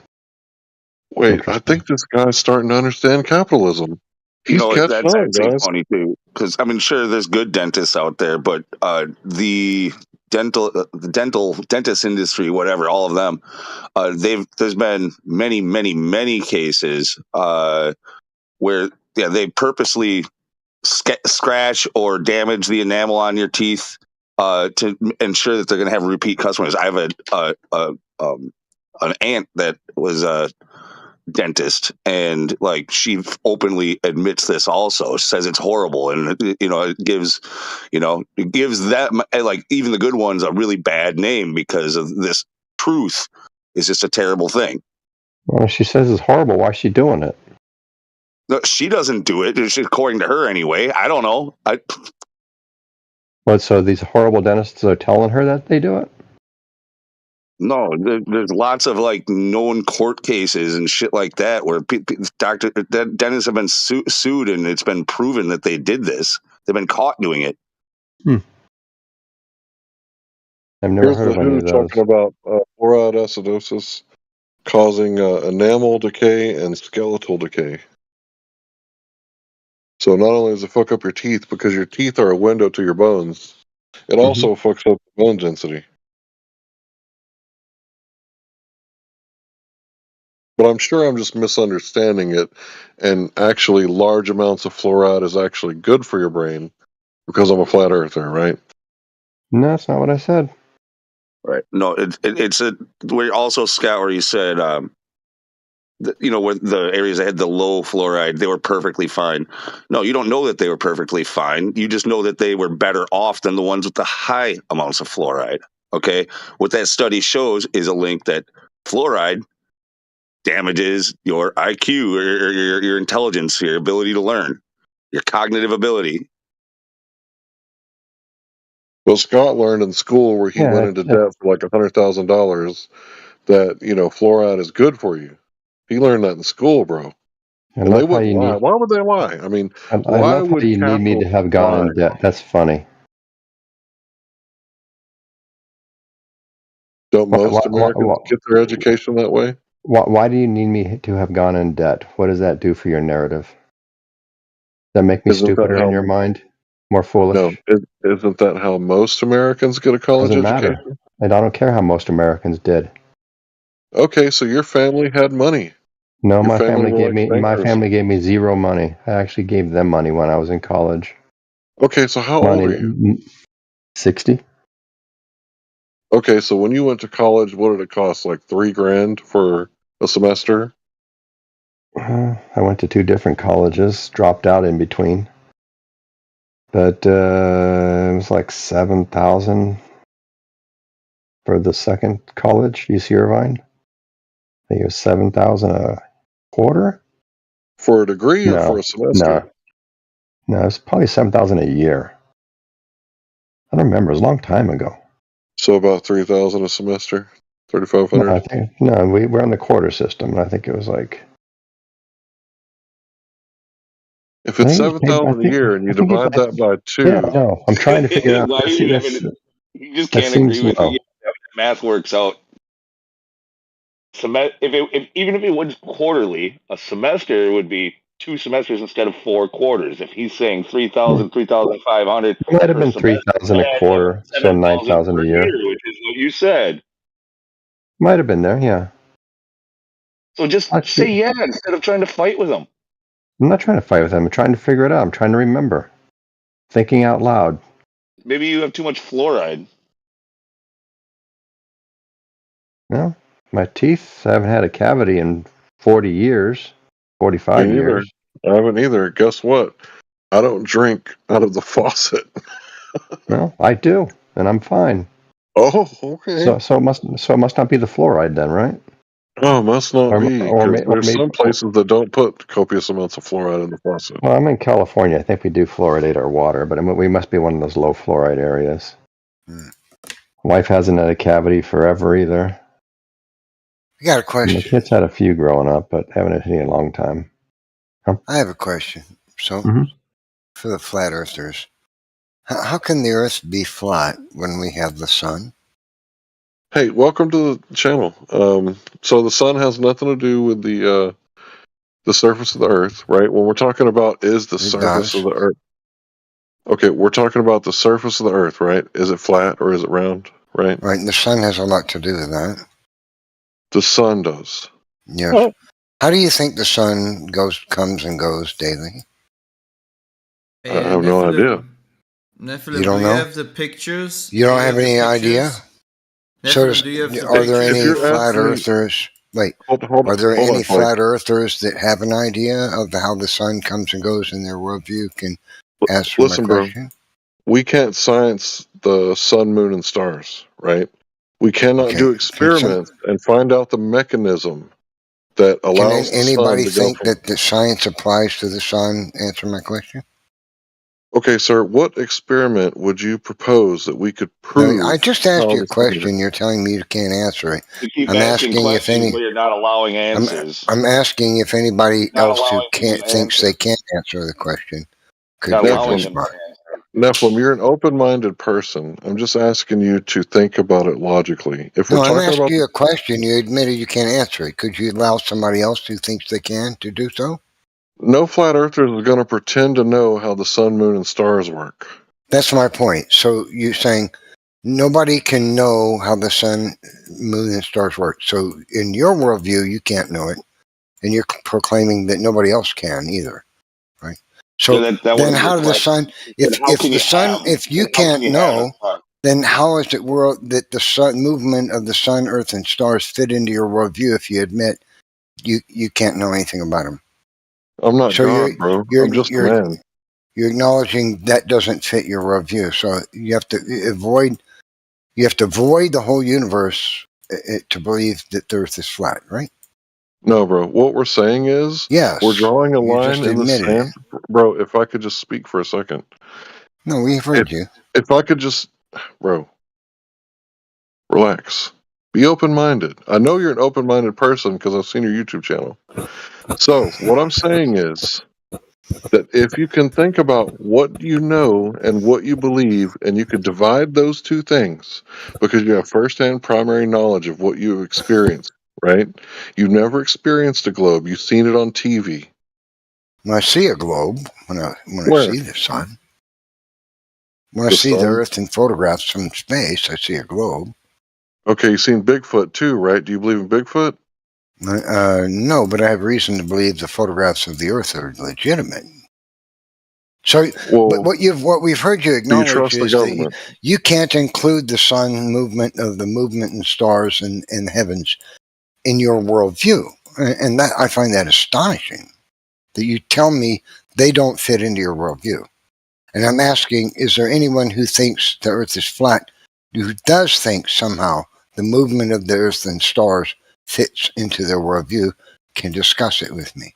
But you've bowed out already. You've told me they don't fit into your worldview. You deny the existence of the movement of the stars and the heavens. No, I don't. In order That's for your I deny is there the any mechanism. is there Bro, I anyone deny who the mechanism. is Bro, there anyone mechanically, who how does it work? Yeah, go ahead. discuss it with me? Anybody want to No, pretend to nobody should know? even try to talk with this guy. He should be muted. He just wants to. No. 1 second. 1 second. So you guys just all bow he's out? the Is that same the way it guy. works? No, listen. He's such a hypocrite. He's the same guy who. 1 second. He's such a hypocrite. So I you want to bow point out out, what a all of hypocrite. you? 1 second. I want to point out what a hypocrite you are. You have have a bowed chat out room when. where you challenge people to come. Listen. You have said. Oh, now he bowed out. So it's the same guy who said he has the original photographs of the Apollo missions, right? And then when he was asked to present, and he bowed out the last time. It was like a month ago or 1.5 months ago. Anyways, he's a hypocrite. See, when you're open-minded and you're investigating things, you have to let the other person talk. If someone came in here and they started talking about nuclear fusion or ignition at Lawrence Livermore Labs, I would shut the fuck up and or ask questions. I wouldn't go in there and be like, can you explain everything that there ever is to know about this thing? Like, it's like people think that we're gods and we can explain the mechanism when they themselves don't have a mechanism. They have a concept of space-time, which is an idea, which isn't reality. It's an explanation, but they've taken the explanation and added concreteness to it, even though that's a logical fallacy. And they've just bought it. And this dude trusts his government.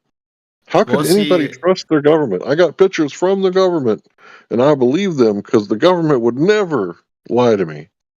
Did someone kick him, or did he leave by his own when I pointed Who out cares? his... Him out.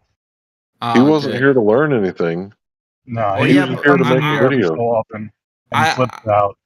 Yeah, He's he answering- doesn't let anyone talk. Asking a question, he allows 2 or 3 words and then starts talking over them and says, "See, you can't answer." Yeah. And he's the same guy that said that he has the original photos from the Apollo missions from the moon of the Earth, and when he was set to present them, he couldn't. So he's a hypocrite. He runs away. Actually, trust me, this guy ran away. I can still remember the last time he was in here, and he was his arguments were challenged. He ran away. Yeah, I was trying to bait him into saying that he was open-minded. I was trying to speak it into existence. I already knew that he was closed-minded because I follow Stellium 7. You guys know about him, right? Well, Stellium 7 is the guy who does Mount Elephant, and he shows the petrified organs, and he's basically in competition with Mud Fossil University when they should be working together side by side because they're both, you know, kind of doing alternative geology and paleontology, right? So those two guys should be like best friends, but it turns out that people that have the cooperative mindset are like the billionaire types, whereas when people have like the competition mindset, those are the impoverished people. So he's stuck in his own poverty thinking that everything's a fucking, you know, game that has to be won. He has to be the winner. So because I don't pretend to know the mechanistic causation of the heavenly bodies, it's a weird thing to ask. Think about what he's asking. Do you know exactly how the heavens work? Like, no, bro, I read Job 38. I have no fucking clue, bro. Like, I'm not even going to pretend. So that dude is a pretender clown. Yep, he is. Shout out to QE. He's a typical Glover. The only way he can Pretender stay in his clown. delusion is to keep telling himself that it's a ball. Pretender Clown University.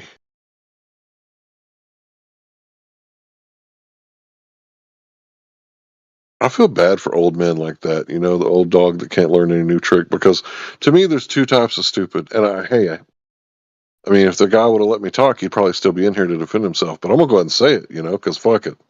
Because every once in a while, you know, I just tell it like it is. Only every once in a while, though. But there's two types of stupid. The people that have such a low IQ, because the fluoride, that their cognitive abilities are lowered to where they can't retain new information. And then there's the people that are already so highly educated, indoctrinated, that they can't learn anything new because they think they know everything already. So that's the two types of stupid. That's the two kinds of stupid. There's two kinds of stupid people, though, which is even worse, right? There are the stupid people that accept they're stupid and don't try to cross any boundaries beyond their stupidity or what they know. And then you have the stupid people that tell me, you know, all the time about how smart they are and how stupid everyone else is. You know, and they'll tell you more about how smart they are than will actually show it, right? Yeah, Those are I've the worst seen people. you 2 days ago on Earth Awakenings, and dude, they have like literally muted you or even kicked you because they were unable to have a conversation with you. They were unable to have a conversation with me because there was 5 flat earthers, and every time I talked over one of them, they muted me because every flat earther must be able to say what they want to say, and no matter how many dumb things they say sequentially, I'm not allowed to respond to it. So, for instance, they said, what was it, a genetic fallacy. Now, I'm the kind of guy that wants to make sure every point is addressed, right? I don't go for like, oh, you want to talk about this, but you'll say a bunch of stupid stuff in between that point and the other stuff. No, I want to make sure that every point is addressed. So when they say it's a genetic fallacy, and I'm like, it's not a genetic fallacy for X, Y, and Z reason, they're like, oh no, ignore that, talk about this instead. That's just their problem, right? Don't say it if it's incorrect, right? Or retract it at least. I was just thinking, man, we are very, very liberal here. That you have so many opportunities to talk. I don't. But say almost nothing most of the time. Well, that's your opinion, right? I mean, well, I could say you don't say anything all the time. I mean, you're more like the piggyback flat earther where, you know, Jedi, T-Dub, Jedi T-Dub, Heretic will all do the heavy work, and you'll just be in the background going, no, you'll wait till the Globe Earther gets muted, and then you'll be like, yeah, that guy's so dumb. But when it comes to a one-on-one, I'm sure you'd be the weakest Flat Earther of the bunch, right? That sounds like a challenge, Clay. Do you think I care about your opinion regarding my Yes, I debating do. skills? I'm not here to I fight do, I definitely people, do. man. I think he does. I don't debate. I don't debate people to fight. I just want to challenge them to reflect on their own misunderstandings. And if someone can represent the Earth to be anything but a topographical stationary plane, and he says, for example, oh no, I think I live on a spinning, wobbling, tilted space ball flying for an ever-expanding void of darkness, then I'm happy to listen to the claim and the supporting facts about that claim. Okay, I'm not here to fight, and if you interpret my argumentation skills as weak or whatnot, you can do so, but don't expect me to care about it. Well, I don't think... I mean, you might be good at debating, right? But you always seem to wait until after the Globe Earther is muted before you want to say anything about that person's argument. I think that's wrong, but it's okay if you have... I mean, you have a very distorted view on many things, so it's really not a huge surprise that you would say something like that. I don't know what happens in your brain sometimes. You get things mixed up or something, but that's okay. Maybe get the heavy intoxication by lowering the fluoride intake out of your. Well, it's as simple as this, right? When people have a debate, right? You can tell who they are, right? There's this moment when the Globe Earth has been muted and it's all done, right? They've wrapped it up. The Globe Earth got muted for whatever reason, and then about 5 or 6 voices. No, it's a different. I'm making a different point. 5 or 6 voices come out of the woodwork, right? And they start telling everyone in the room about how obviously stupid they were. And these exact same people, when they're ever confronted with a Globe on a one-on-one, they collapse. They collapse and they can't even stand like 5 seconds. Can anyone else tell me that is true? I really want to find a clip where guy, he hasn't been around long, Clay. I've seen it. Yeah. Let me just get in for a second. Clay, this guy hasn't been around very long. We used to do things in like 2015 and 2016 to where nobody muted anybody. It was just a free-for-all where somebody would come and hog the mic for 12 hours, and it would normally be a Glober accusing people of that which he was doing. So there has been times where we allowed absolute anarchy where there was no ruler whatsoever, and then we had to reel it in a little bit to get further in the conversation because we believed in freedom of speech so much that we would let somebody come in and flat earth debate before, what's his name, who runs it now? It was run by Andrea Sensi, right? We believed in flat earth. Larry, no one's complaining about... Nobody's complaining about... Hold on, bro. We would just let them do and say whatever they want. Like, they would porn bomb us. They did all kinds of stuff. Drink bleach, show me your face or I'll cut off your head. All the things that they used to say to us. And then we try to reel it in a little bit and get like a little bit of decorum and have like a little bit of structure, right? And then they complain about being muted, but they're the ones getting like hyper emotional and threatening to cut people's heads off and all the weird stuff when it's just a conversation about philosophy, bro. Yeah, I agree. Yeah. I don't think anyone's complaining about being muted today, Larry. But I think it's first of all with the mute, right? I take it as unless I'm trolling or I'm talking over someone being rude or whatever. If you've pressed the mute button, you're trying to control the narrative in your favor, right? That's just simple, right? Everyone should agree with that. But that's not what I'm complaining about. I don't give a fuck about mute whoever you want. Everyone else can see what's happening. So if you think it's whatever, we can do it. But like, I'm talking about the post-debate cope session, right? Where all the flat earthers who would never try. Well, I mean, it's just who cares? Let us have our reflection in our room. Who cares? You can literally go down into the LGBT section or something else if you're interested more. If you don't want to listen to our reflection of past conversations, go on, man. But why should we care about what you have to say, man?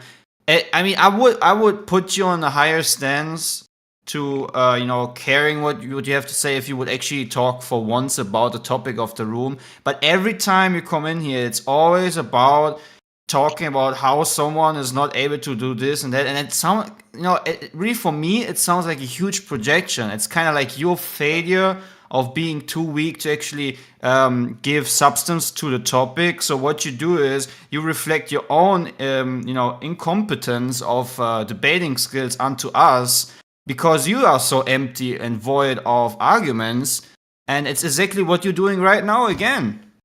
To the effect of what you're saying is to the effect of a no you, right? You're saying no you. I'm not saying that flat earthers can't argue. Some of them can, but the ones that can't are always the ones that participate in the post-debate cope session. Argue for the topic because you can't. I've done that many a time. Would you like to talk about the container? You were talking about being muted over an Earth Awakening. I wasn't there for that, but dude. No, I'm talking about today, right now. No, this earlier was started just a little bit ago. It started with that, and now you've turned it into this. But I just wanted to point out, about whatever happened to you over in Earth Awakenings. I'm not talking about Earth Awakenings. Extremely rare. Nobody's talking about Earth unless you're constantly talking. He brought up Earth Awakenings. I didn't. No, it's true. I don't care about Earth Awakenings. No one in Earth Awakenings actually, it's very hard to get muted or even get kicked, man.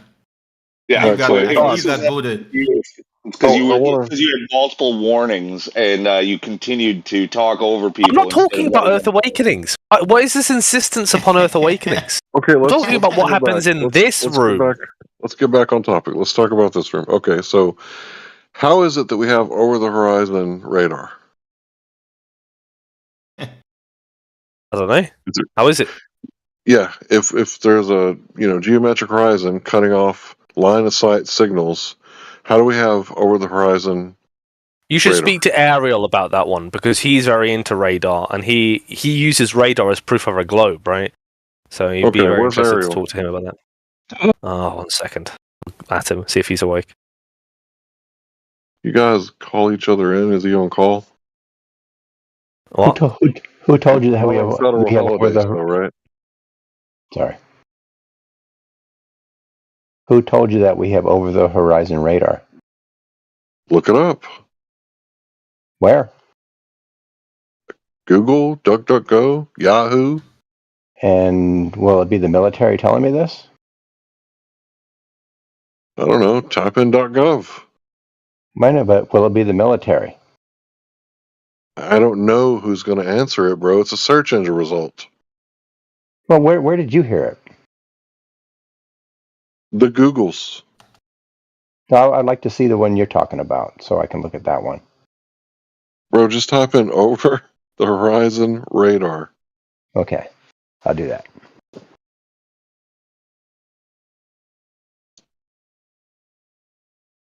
Let's see.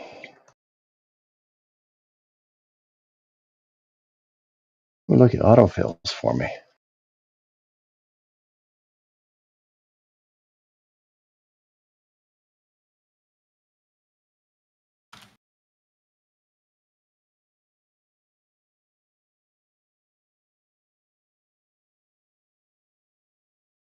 Thousands of kilometers beyond the radar horizon. Thousands of kilometers. Yeah, there's a picture. Look at what Ariel posted in the chat, by the way. Looks like they're bouncing it off the ionosphere or something like that. Is that what you kids call the firmament these days? I never heard this before, so it's not me.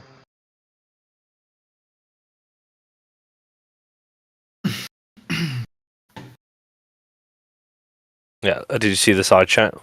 What Ariel posted? Let's see. What is this, a diagram?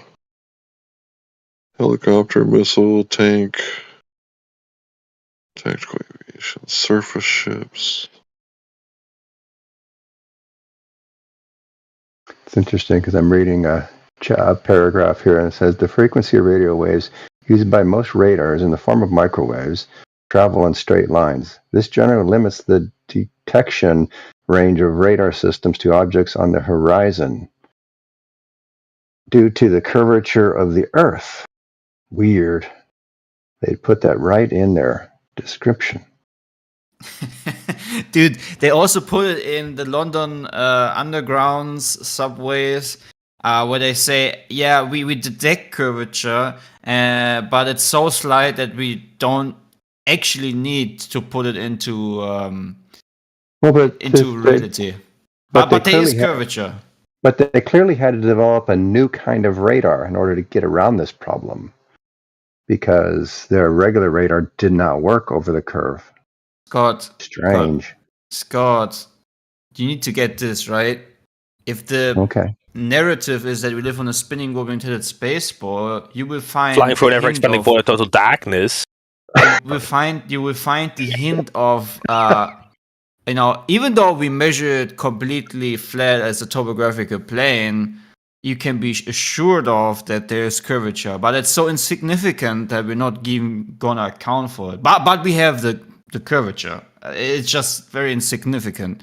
That's what you will read in many construction papers if curvature is mentioned. If it's mentioned, you will probably read something about the lines of, yeah, there is curvature, but it's so slight that it's almost like as if there's no curvature.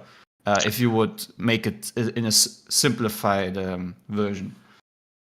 So this says the range of the over-the-horizon radar can extend into thousands of miles, as it consists of an extensive array of antennas spread over an area, with the transmission and receiving equipment placed geographically, shit, that's hard to say, away from each other. So thousands of miles beyond the curve. Yeah, we're talking about antennas that are up a couple hundred feet in the air, then it's got to be thousands of miles past the curvature. Yeah, and how's it work? If I may chime radio in, waves off the ionosphere, which is a euphemism for the dome. So he said that he wanted to talk about the dome. So here's where your government is saying that they're bouncing microwaves off of something in the sky. If I may chime into this quickly, I'll say this and I have to go. I was it's kind of late for me. But one thing on this topic that I remember hearing, I think it was Austin Whitsitt go into not too long ago.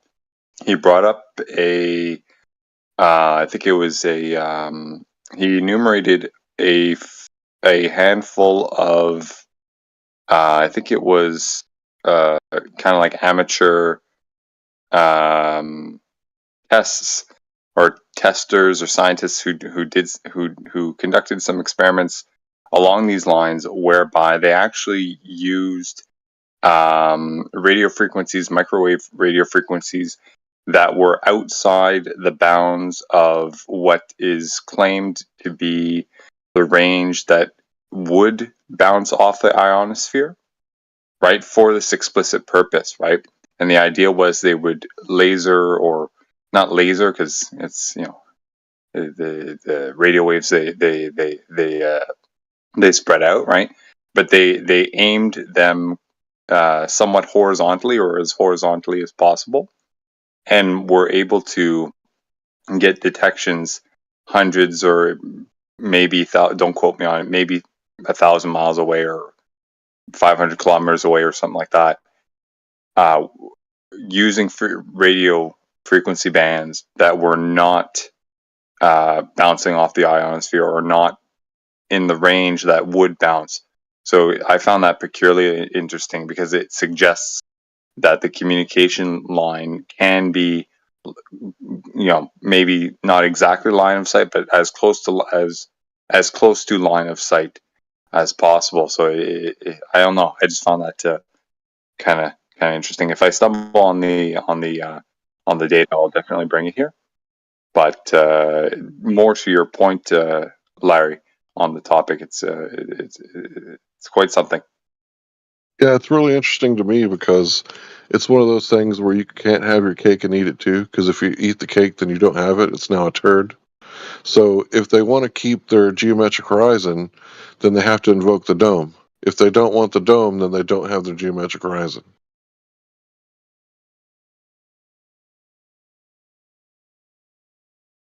Yeah, definitely something. I'll see if I can dig that up at some point and bring it in here. So now all you flat earthers know how to make the Globers invoke the dome. Or invoke something that I guess there's What more dome? of a debate on. I Yeah. believe you guys call it the ionosphere, right? You're bouncing signals off of atmosphere that is not as dense as the atmosphere down here, where signals travel through it no problem. But when you get so high, the atmosphere becomes excited, and now you can't bounce things, or now you can bounce things off of it.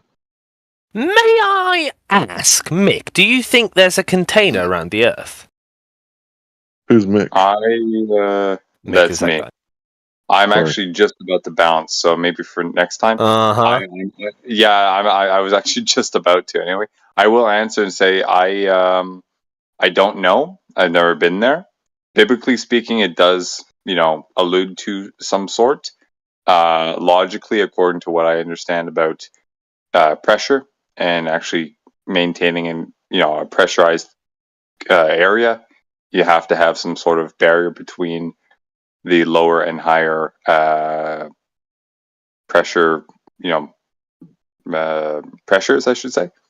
So that would lead me to, I wouldn't say conclude, but certainly lean in that direction. It would make sense. But I'm definitely going to have to decondition you at one point. Hey, that's why I'm here. I like to hear the debate. Maybe you can go up against those who can speak more to it, and I can listen in. Anyways. It has to be... We'll see. Anyway, I gotta go. Nice talking to you guys. Ciao. So I wonder if I were to ionize some gas particles down here, right? Get some good plasma going. Would I be able to send radio signals through it? Because they're saying because it's ionized, the ionosphere, that's why we can't send radio signals through it, so it bounces off the atmosphere when it clearly marched right through the atmosphere all the way there and all the way back. But as soon as it gets to this particular layer of atmosphere, and you got to wonder, do these radars work at night when the sun is not ionizing the fuck out of the atmosphere? They probably do, right? Do they work at night? So if they work at night, what's ionizing the atmosphere, if not the sun? So they're bouncing off of something. Moonlight. Well, let's say there's no moonlight and no sunlight. Let's say the sun's on the opposite side of the earth and the moon is just not lit up. But then I would still ask, where's the curvature? Well, they're claiming that they're getting around the curvature because they're bouncing it off of something, right? But they don't believe in something up there. They just use the word ionosphere because that's what they were told, right? Well, yeah, it's the same phenomena where you get with these extreme strong lasers, and I think it's forgot what the island is called. And anyways, they can create artificial stars with very strong lasers, and they say it's just an optical phenomena that it looks like as if the light is being stopped by some kind of barrier because of some kind of chemical process within the ionosphere or atmosphere, I think. So they say this artificial star that looks like as if it's hitting like a firmament or something is just a chemical phenomena. I can tell you what it is in a sec. So they claim using the most powerful lasers in the world to project an artificial star in the mesosphere, for telescopes. They claim that every thin layer of sodium is excited to glow.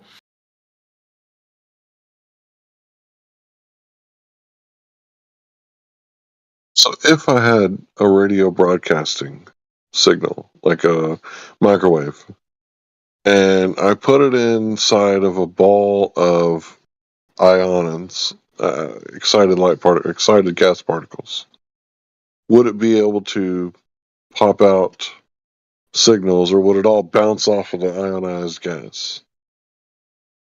And if we have signals bouncing off the ionized gas, how would they ever get signals to the moon if signals are bouncing? And then they say, oh, it's a different kind of signal. Okay. So you have some signals that go through this barrier and some that don't.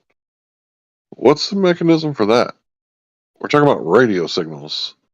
Like, oh, this gas particle is really excited. I better turn around and go back. Like, how does that work? Maybe somebody could explain it to me.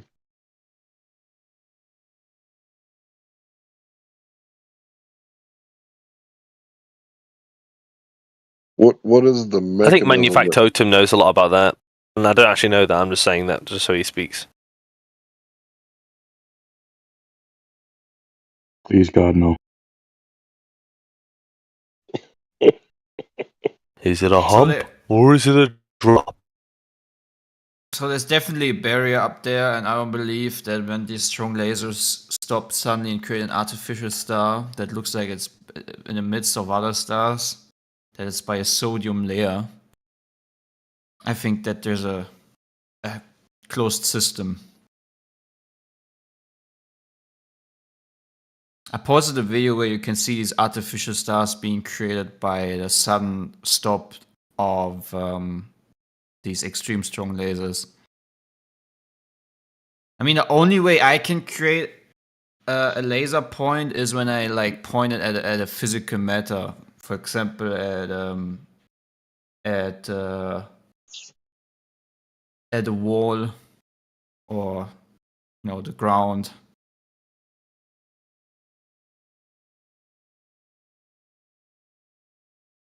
Very interesting. But yeah, it's definitely a sodium layer.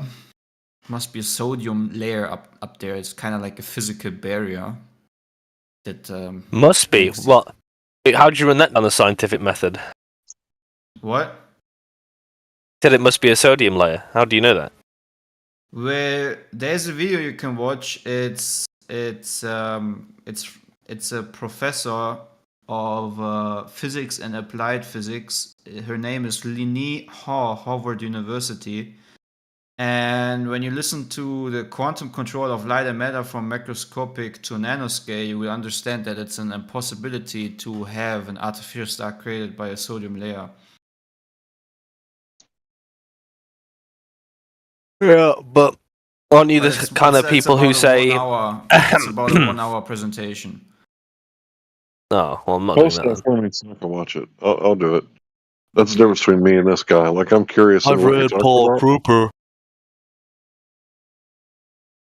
I posted it. It's from Thank you. 2011. No problem. So that's what. That is the difference between you and I. I will not bother to read anything on physics. I wing It's it. not reading. It's a video presentation. Oh, I'm not going to watch anything on physics either. So the funny thing is, right, Larry, is that if I can mug you on physics and know next to nothing about it, then, I'd check myself.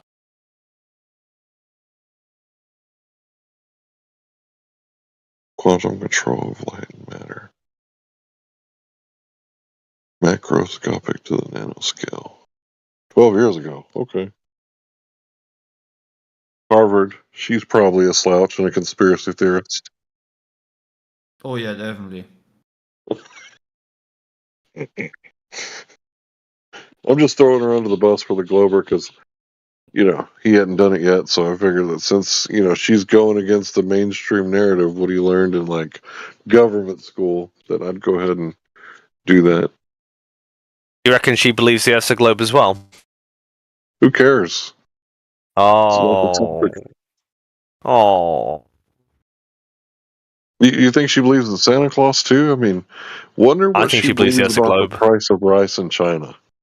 I think she believes the Earth's a globe. All of your scientists do. You cite. Well, Santa Claus is for children like the globe Earth is for adults. Sometimes they really like to hang on to it past a certain age of development. I'd say that's flat Earth, really. Really? Because we were taught flat Earth by our parents? Come on, bro. That's weak.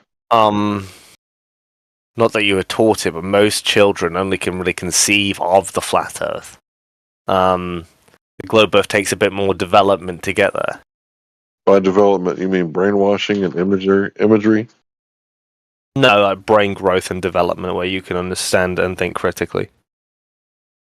Yeah, my government told me the Earth is a globe. I'm a critical thinker. Here we go. Bigger prefrontal cortex, let's say that. Grey matter in it. You ever seen the London cab driver study? Nope. Well, I didn't expect you to look at it if you did ever come across it, so... You're going to tell me what it is, or are you just going to leave it there?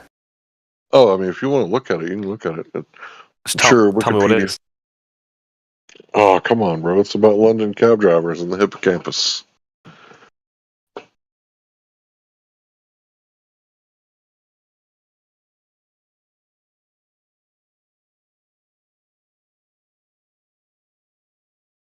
The part of your brain that is associated with memory. Yeah.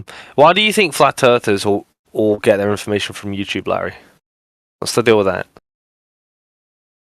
All? They only go on YouTube? They don't use other websites? Yeah. Well, they sometimes build their own websites, but mostly YouTube. It's funny because he posted a Harvard study that just happened to, a Harvard lecture that just happened to be on YouTube, but you're focusing on YouTube and not the fact that she's from Harvard. That's weird, no, right? I'm saying Yeah, you all that's get exactly what no you did. to arrive at flat Earth, not to arrive at whatever the fuck she's talking about. The side You chat. know that- Let me post some. You know, flat earthers Is this also use you, Larry? iPhones and Androids, right? Did you know that Was this you? iPhones and did you know that flat earthers use iPhone and Androids? What's up with that, bro? That's weird, right? Yeah, I'm just saying. Like, did you start off the flat Earth rabbit hole via YouTube? Yes, he did. No, I was actually looking at the geocentric stuff and other stuff like that on Facebook. Because back in 2011, I actually was on Facebook because my brother-in-law was in Iraq. That was the only way we could communicate with him. So I started a Facebook account about a year before that, and I was looking at Electric Universe stuff, and then I started getting into the geocentric stuff. I found Malcolm Bowden on Facebook, even though So he if I was put like Facebook next to YouTube, is that then you? We can all agree that all flat earthers came to this conclusion from the internet. Maybe we should just blame the internet. Everybody who uses the internet is No, YouTube. YouTube specifically, and that's why, right? Unless you're sending me a YouTube video that has a demonstration in it, I'm going to reject it. Is that why when you go to YouTube now and Flat Earth is mentioned, you get like a warning, like a Surgeon General's warning, where it says, Flat Earth is an archaic idea, even though Eratosthenes came up with his globe like before Christ walked the earth 2,300 years ago. But Flat Earth is archaic, but the globe is not, right? Well, the point really is actually, Larry, it's not really archaic because flat Earth is the modern invention of it only existed about 100 years ago. But with YouTube, they only started to really like suppress flat Earth in the last couple of maybe like half a decade ago. Bro, Before the that, you could do anything on government YouTube, and that's how you all started to be flat Earthers.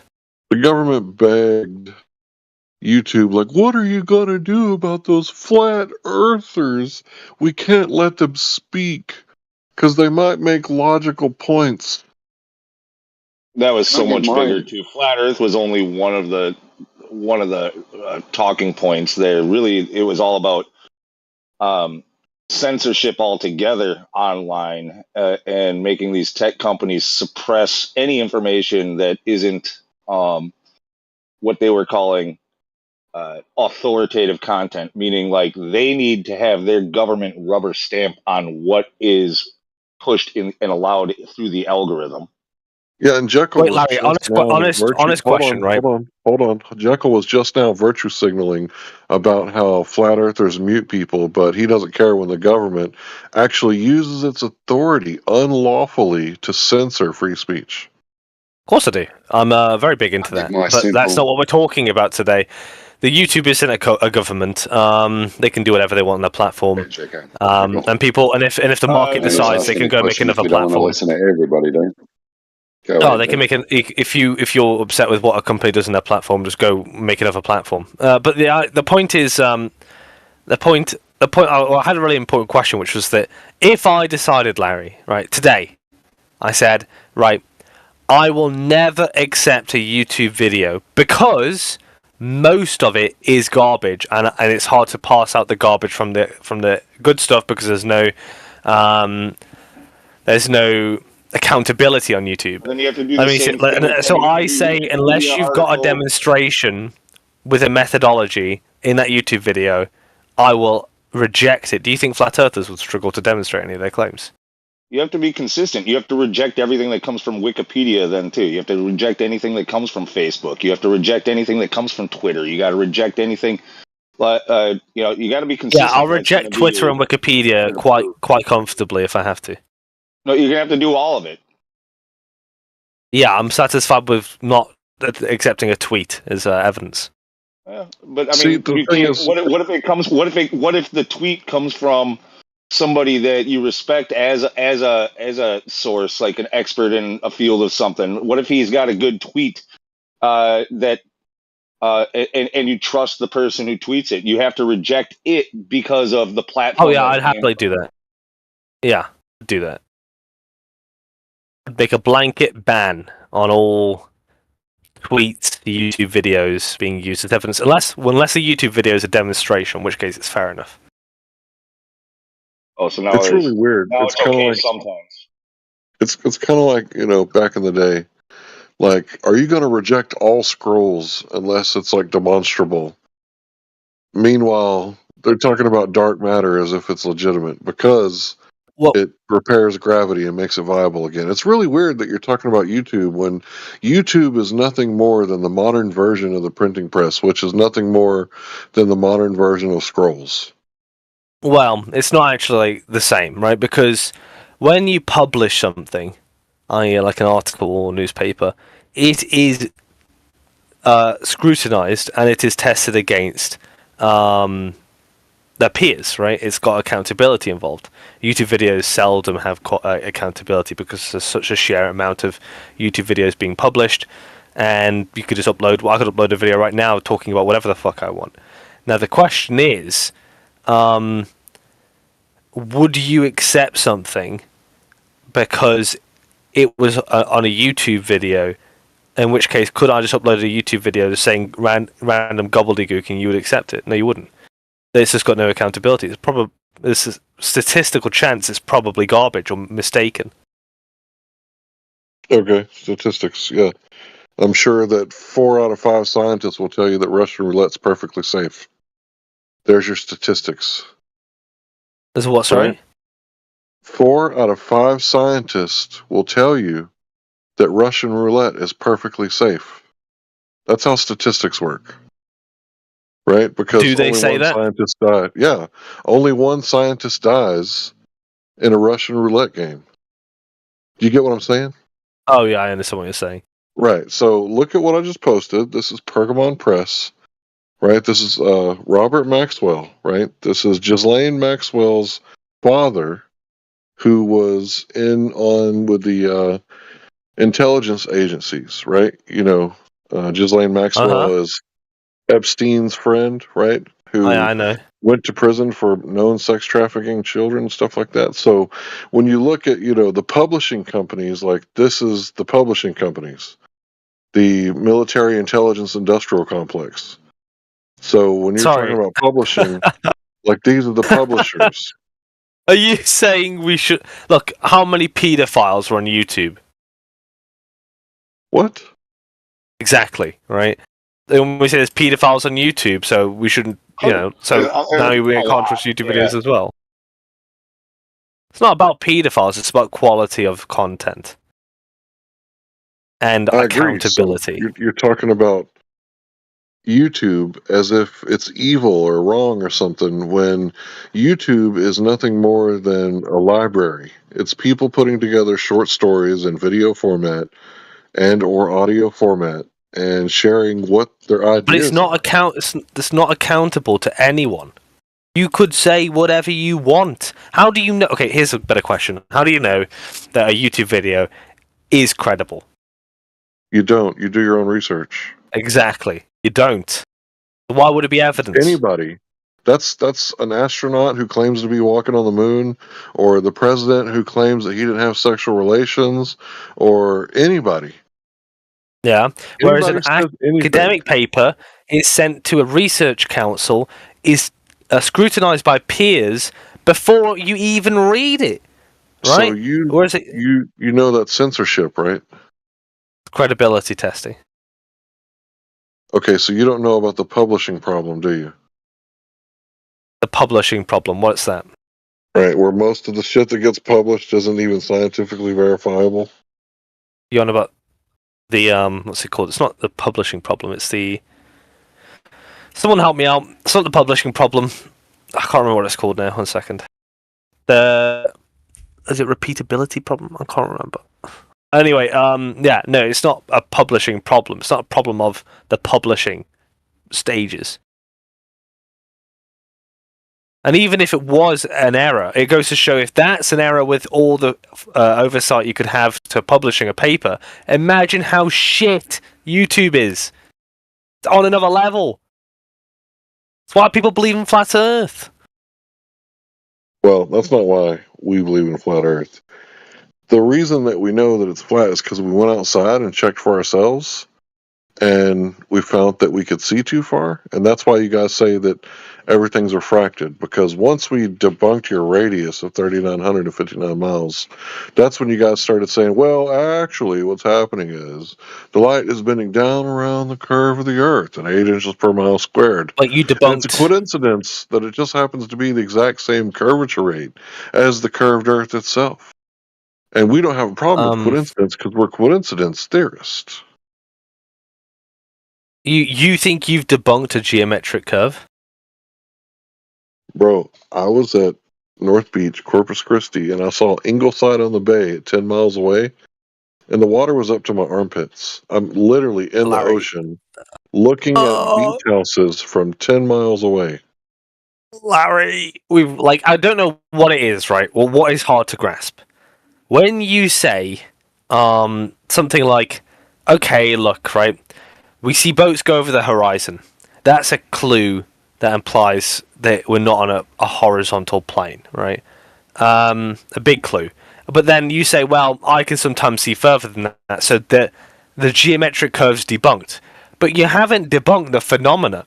The phenomena of boats going over the horizon is still there, right? So what might the globe do to explain both phenomena is introduce the idea of refraction, which light bends. You can demonstrate that, right?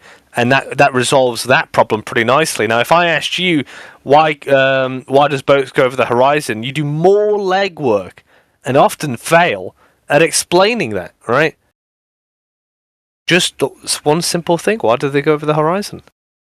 See, you guys are invoking refraction, but you don't have the necessity of the requirements that are in Snell's law, right? You have to have that angle, because you can't just hit it dead on, and then you have to have a density barrier. You don't have that in the atmosphere. There's no fish tank in the sky. Talking about atmosphere. You guys are invoking things bouncing off of air.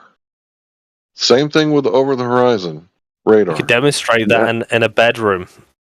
This is the thing. I feel like there's a matter of like repeating, right, ourselves, right? Because I know you know, Larry. I know you know that we both think, Globers think, that you can have boats go over the horizon and see farther than the geometric curve at the same time, right? And I know you know that you see me post videos of demonstrations with only air of refraction. So why is it you're acting like that conversations have never happened? Demonstrations with only air. 20 or 30 times. Post it one more time. I think Manufactotum has the iron one. The iron one actually includes an iron. Mine includes a different density of gas just being inserted. So where is this inserted in the atmosphere, or is it a false equivalency? It's meant to be a proof of concept where you can just have air alone, Okay. air Right, alone, so and then hypothetically there was a giant butane canister floating in the sky, and it just happened to squirt some butane over the surface of the ocean. Then what you're saying could be true, hypothetically. no, it's what I'm saying. The concept is true. How the actual conditions arise in the atmosphere, I don't know, right? But it's definitely explicable, easily explicable. In fact, right? You just saying, "Well, I don't believe that the conditions are there." Or you're going to enter a stage where I ask you what goes on when the boats go over the horizon, and you will try to invoke all of these conditions in the atmosphere, that I'm just meant to believe, right? You can't explain it. It is explicable. No, you can't tell me which way the boat's going. I think that question of if it's a hump or a drop is a meaningless question. Exactly. You can't fucking answer it. I can say it's going away from you. Yeah, so can I. Yeah, it's going away from you.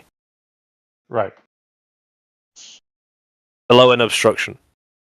See, just because you explain something, right, doesn't mean that it's proven one way or the other, right? Like if I got a video of your girlfriend cheating on you, and you're like, well, this video was taken actually before we got together, and then I show you like a timestamp, and you're like, oh, well, this is obviously a deep fake, and then I show you like a second angle of the exact same thing where the audio matches perfectly and the motions in the picture actually line up 100% flawlessly. You could give me another explanation, but it's not going to prove anything. I think just to address Jerry when he said below. This is why it's a meaningless question, right? We don't have to go through the whole. You have someone watching a boat go below the horizon, right? Now that's just in reference to the line of vision where the obstruction is, right? Now that boat, a guy on that boat will look back at the person standing on the beach and see that that person has in fact gone below their line, right? Now, for you, that's like, both have gone below each other, right? But that's exactly why, trying to talk about humps, drops, below and above, is nonsensical in this context. Just nonsensical. It's a meaningless question. It's just words that we use to describe basically our own perspective, right? Well, that's the best that we can do in description, right? And no, it's not a contradiction because we're talking about a sphere, and below is just in reference to myself, right? The observer themselves. Now, for him, they've gone below. For that other person, they've gone below. It's a meaningless question because if you had a third party vertical, it looks like there's a hump in between them, right? So where do you go with it, right? I mean, it's just not going to end anywhere. It's not a contradiction. It's just you trying to play with words. Academic word games, I call it. No, you are. Like so you're doing academic word excuses, academic word games, explicable excuses. Inexplicable excuses where you take things that don't have any inherent meaning behind them on the surface of a sphere and you try to force it in. Like, you know how Jerry thinks that water will fall off the earth because water flows from high to low? That's like bastardizing physics, right? You got to talk about Jerry. I don't know. That would be his claim. Yes. Be his claim. If he actually made it. I don't think I've ever heard Jerry say the water will fall off the earth. He says water flows from high to low. So what should happen with all the water in all the oceans? To go to its lowest point on a sphere for him, that would be an actual location of the surface, if not fall off the earth entirely. Well, I'll post it in the side chat. Yeah, but just because you can come up with an excuse and explain things away, and that wasn't really a guy that my girlfriend was having sex with, it was actually a sex robot, like that one movie, the Onion movie. Right? You could come up with all kinds of explanations of why your girlfriend's not cheating on you, and, it was that next door neighbor. He actually tripped and fell into my girlfriend, and he had to run all the way home, but instead of running home, he was running all up in my girlfriend. I mean, you can come up with explanations and excuses for why your shit doesn't work, but your shit just doesn't work. I could give you a series of explanations for phenomena, and as long as they don't contradict each other, then everything's fine, right? And as long as they actually match the observation you're making. You, on the other hand, know that your ideas are inexplicable. You can't defend them. They are in fact, indefensible. So you mock the idea of explanations because you yourself know that you could never match that level. So you have to bring the explanations down to your level, right? Where they're stupid. Well, I'm not going to try to explain the motion of the heavenly bodies. Because you can't. Yeah, of course I can't. And it's weird to think that people are masquerading around pretending that they can. Go ahead and Google what's the mass of the sun, what's the mass of Jupiter, and pretend like you know because you were on Google and you typed in a search engine and you got a result. Now you know the mass of Jupiter. You can pretend all you want, but that just makes you a pretender clown. Now, this is a key difference where, you say like, oh, I could Google it and pretend that I know. I think that I'm quite happy deferring to people's expertise. You think that if you're a glober, you need to have absolute knowledge about every part of your cosmology. That's in geology, physics, chemistry, mathematics, astronomy, geography, anything, right? And if we have some gaps in our knowledge, then we just shouldn't know, right? So you don't know the way. I don't think in those terms, and it's easy for you to think in those terms because you have an inexplicable set of religious beliefs. See, you knew where the conversation was going, right? You knew that I was about to ask you, well, if you don't know, then it's a belief like Scientology.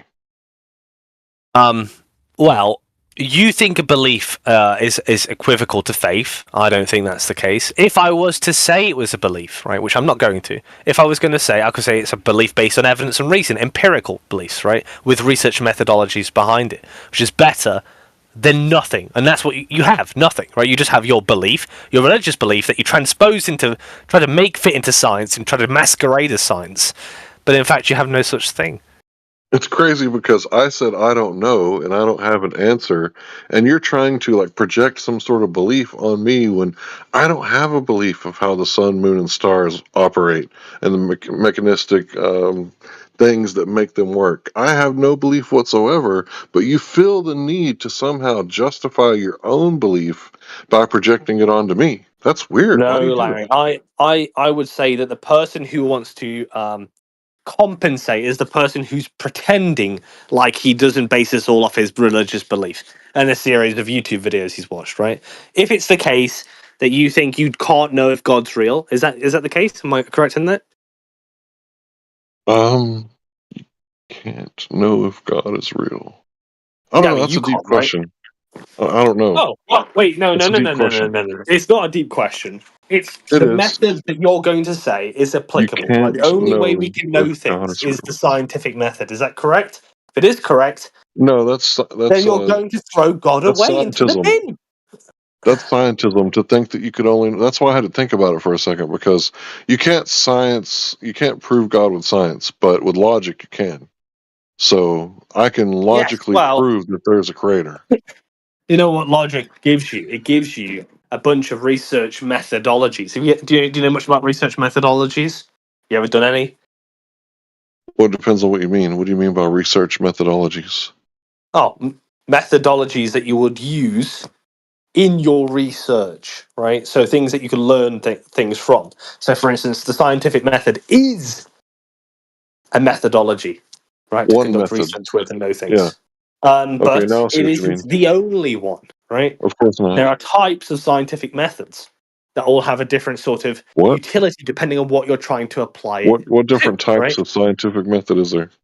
There's the inductive, deductive scientific method. There's the deductive scientific method. There's the systematic scientific method, and so on. You haven't studied on Karl Popper. He was a famous philosopher of science. He said that you can't use inductive reasoning because whenever you're trying to deduce a single cause, you can't do it the opposite way, because inductive is like, I think the plumber did it, right? And then you only look for evidence that the plumber did it.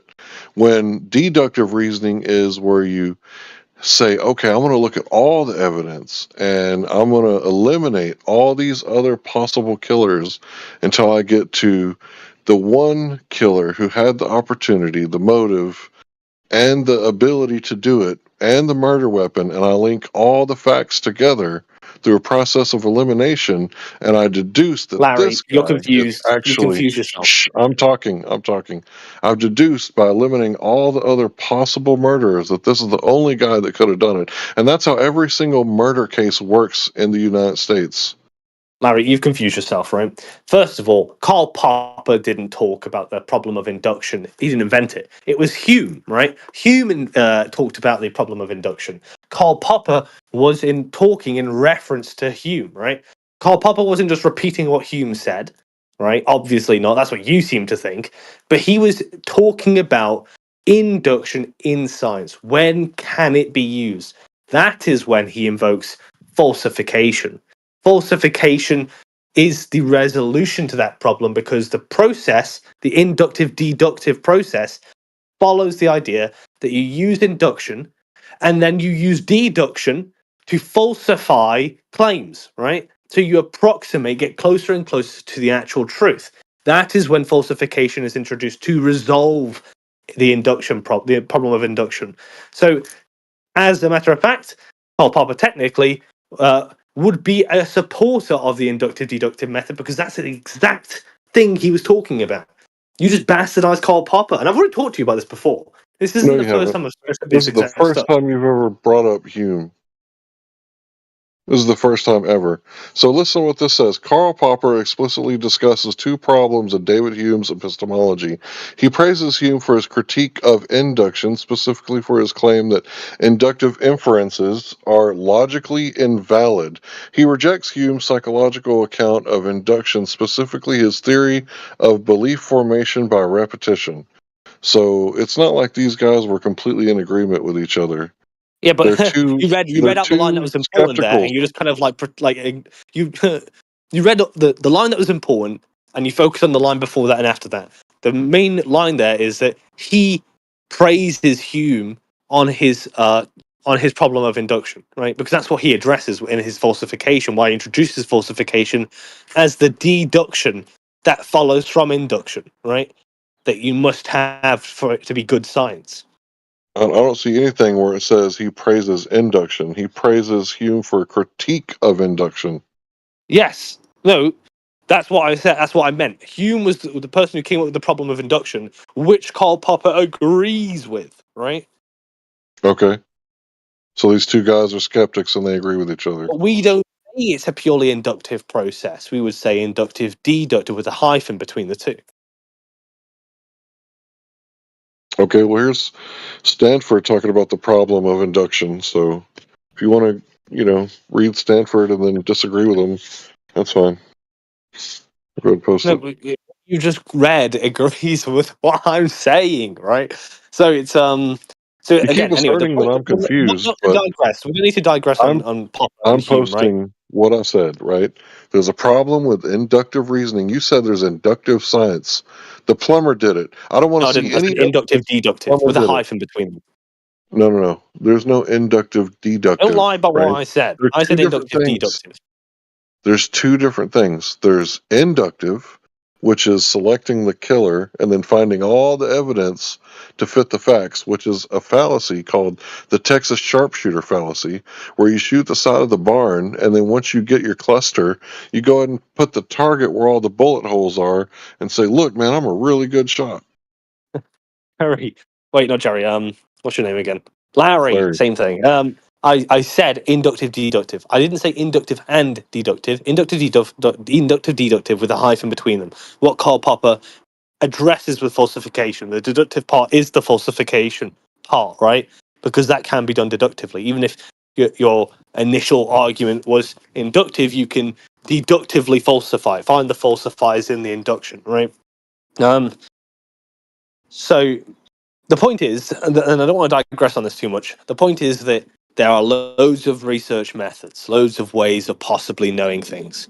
But you want to attach yourself to the classical scientific method, the original scientific method, right? And say that's all we can use because that's the best you've got for your reality to even be, not explicable. And it's still inexplicable, but still be like in the game. You don't want to use any of the research methods. You don't even know you couldn't even name 3 research methods, right?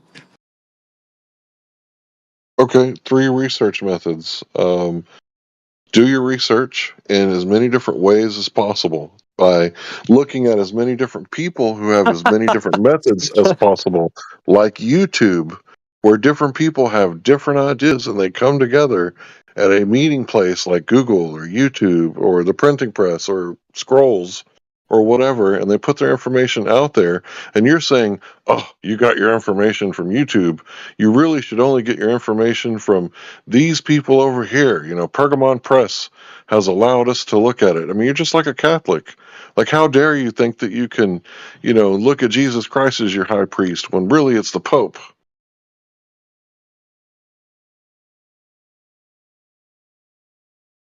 I don't get that analogy. I'm just saying that well, then you never talked to Catholics before. You've limited your knowledge base. You've limited your knowledge live in the modern world with your belief, and I'm saying that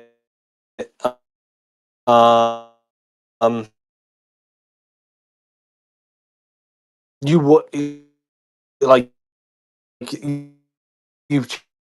You're breaking up really bad, dude. Get right. I thought it was going to pass. Right. But you've been breaking up for like 30 seconds. You're accept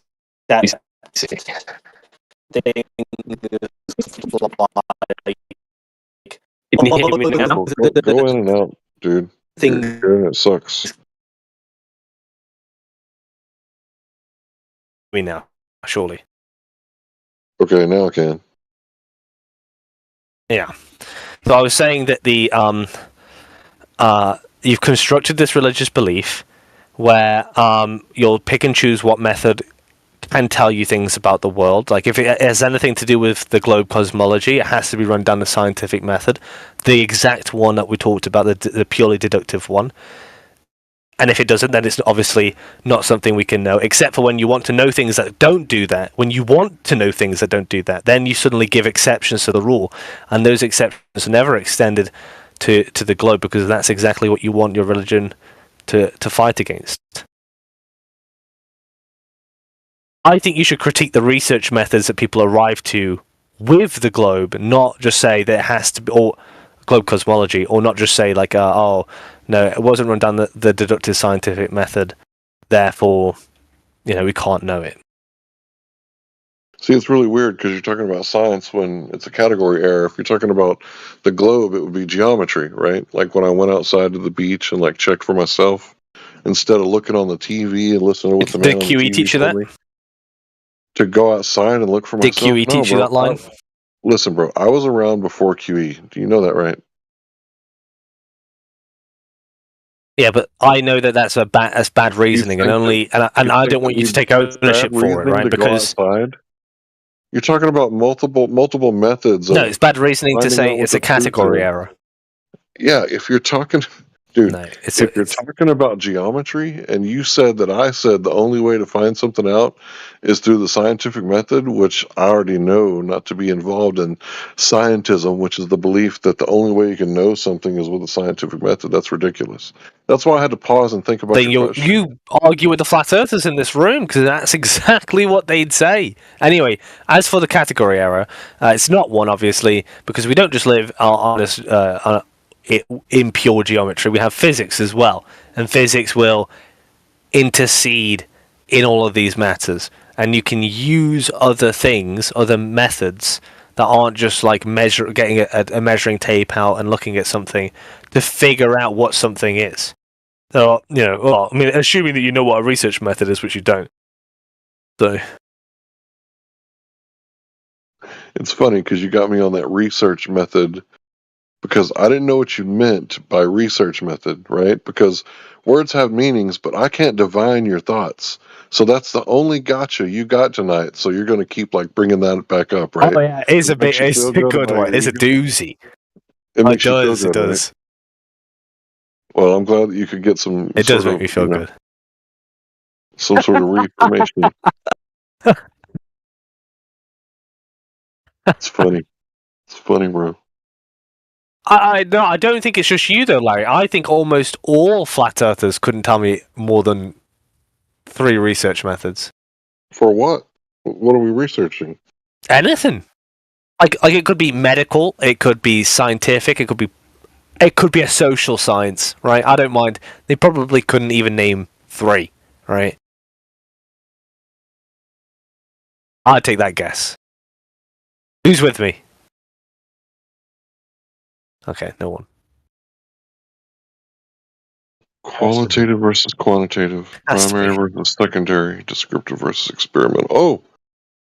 Will you take measurements of something as is, or will you perform an experiment? How you will analyze the data. You can use statistical analysis methods to test relationship between variables.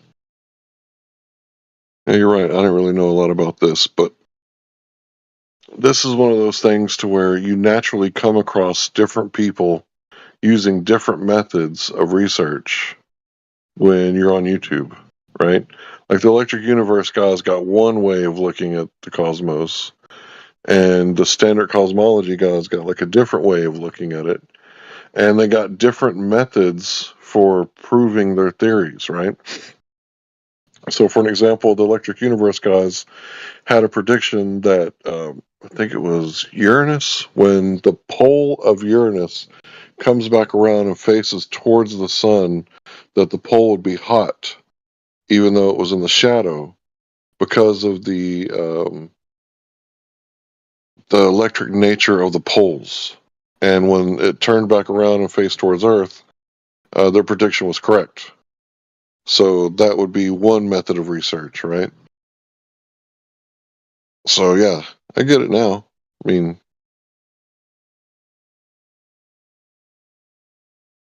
primary versus secondary. I always go on about. Here's an example, Larry. Here's an example, Larry, right? And this is how bad it's got, right? I had a conversation with Big Roots, right? Big Roots and someone else. And we were talking about history, right? And I was saying this happened in history or something like that. I think it was something to do with flat Earth and history. And they said we can't know that because it wasn't run down the scientific method. When would any rational person apply the scientific method to historiography? I didn't say that, so nobody would think that. I know you wouldn't say that, but like they said it, right? That's the mindset, right, of these people. Well, listen to your own mindset. You said nobody was talking about flat Earth except for about 100 years ago, bruh. Really I think there's a myth, right? Have you ever heard of the flat Earth myth? Oh, go ahead, do tell. The flat Earth myth is this myth that came out in the Renaissance period, which was to say that all the people before that were dumb flat earthers, and that now we have science and we're way more enlightened than the dumb flat earthers of the previous centuries. It was actually a global rhetorical myth, right, to say that everyone believed in the flat Earth before the Renaissance. And modern historians know that from throughout antiquity, all the way up to throughout the Middle Ages, all the way back into the classical era, that it was a settled question amongst the scholarly class that the Earth was in fact a sphere. Even when Jesus was walking around, that was a settled question. So you're saying science is settled now? No, I'm saying that was a settled question. The Earth was a sphere. There's lots of drawings in the Middle Ages by priestly scholars and so on, drawing a sphere Monarchs thought it was a sphere. Christopher Columbus wasn't arguing about if it was a flat Earth or a globe Earth. He was arguing what size the sphere was. This is just history, really. Flat Earthers now weirdly have adopted the Glober idea.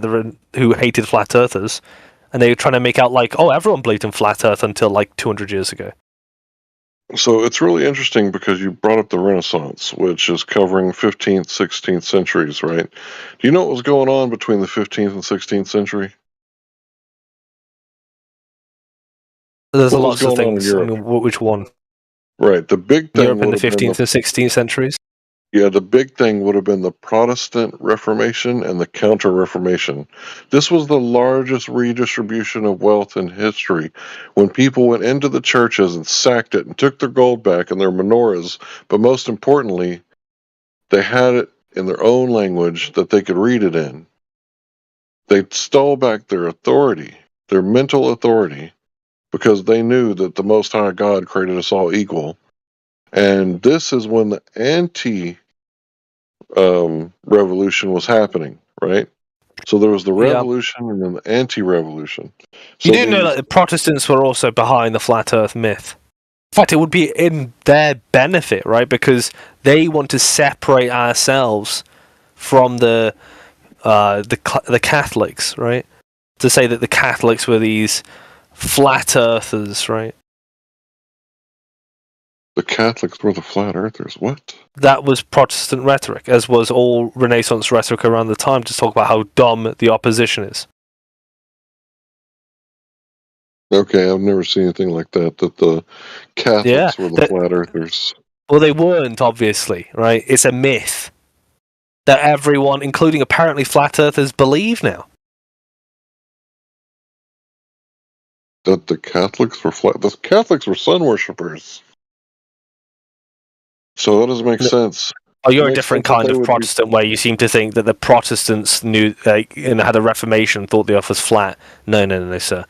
Everyone thought the Earth was a globe all the way up until, well, not everyone. The peasants probably didn't, right? But we don't know that because we don't really have much documentation what peasants thought, right? But we definitely know the scholarly class, the educated people, the people who wrote, thought the Earth was a sphere. Weren't you the guy saying earlier that you were Roman? I am Roman. That's because I've got the Y chromosome, EV13. Pretty base, actually. So you're a Roman right now telling me that the Protestants, blah, blah, blah, and I'm a freaking Protestant and you're a Roman. It's so funny. Yeah. I'm not actually a Roman. I just have the Y chromosome of what probably came from the Roman Empire. Right, because, was it Charlemagne who beheaded like 5,000 people in the UK? 5,000 men. What do you think happened to their women? Oh, nothing good, right?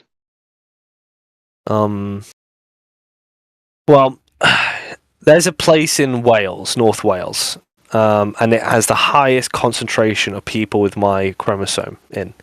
And the only relationship between that place in North Wales and EV13 is the fact that the Romans, they settled there. A lot of them did.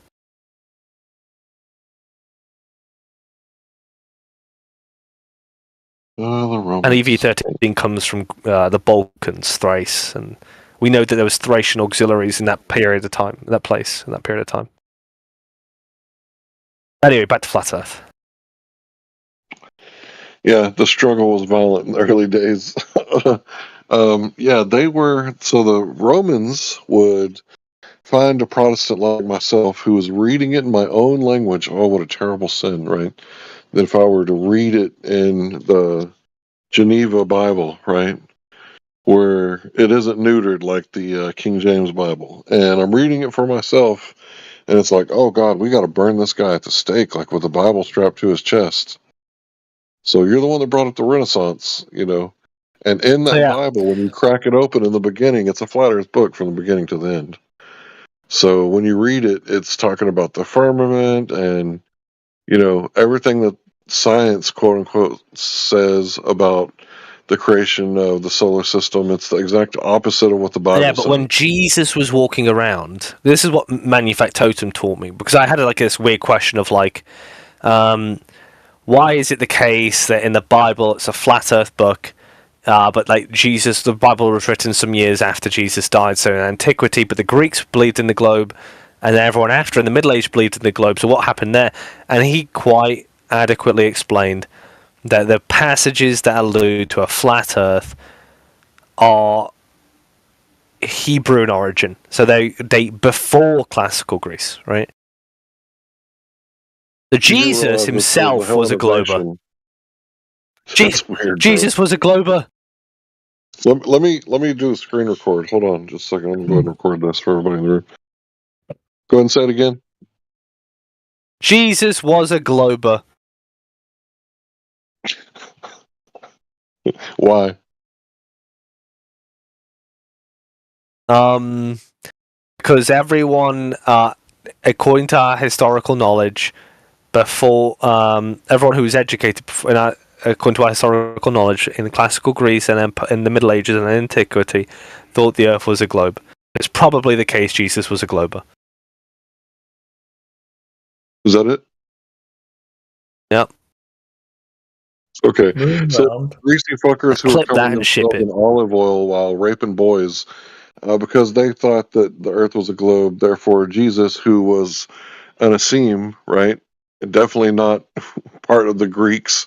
Wasn't even part of the normal Judaism in the downtown Jerusalem. He was definitely outside of all of that, but you think that he wanted to like fit in with the greasy guys. Well, the Roman writers almost definitely believe the Earth was a sphere. Right, because they're sun worshippers. Uh-huh.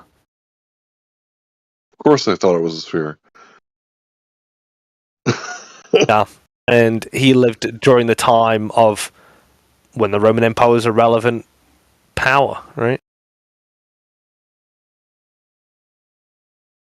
It's not just about the Greeks at that point. It had already gone beyond that point. Well, look, I'd say if you said Jesus was born 4,000 years ago, maybe I'd be like, okay, maybe he was a flat earther, right? Probably, right?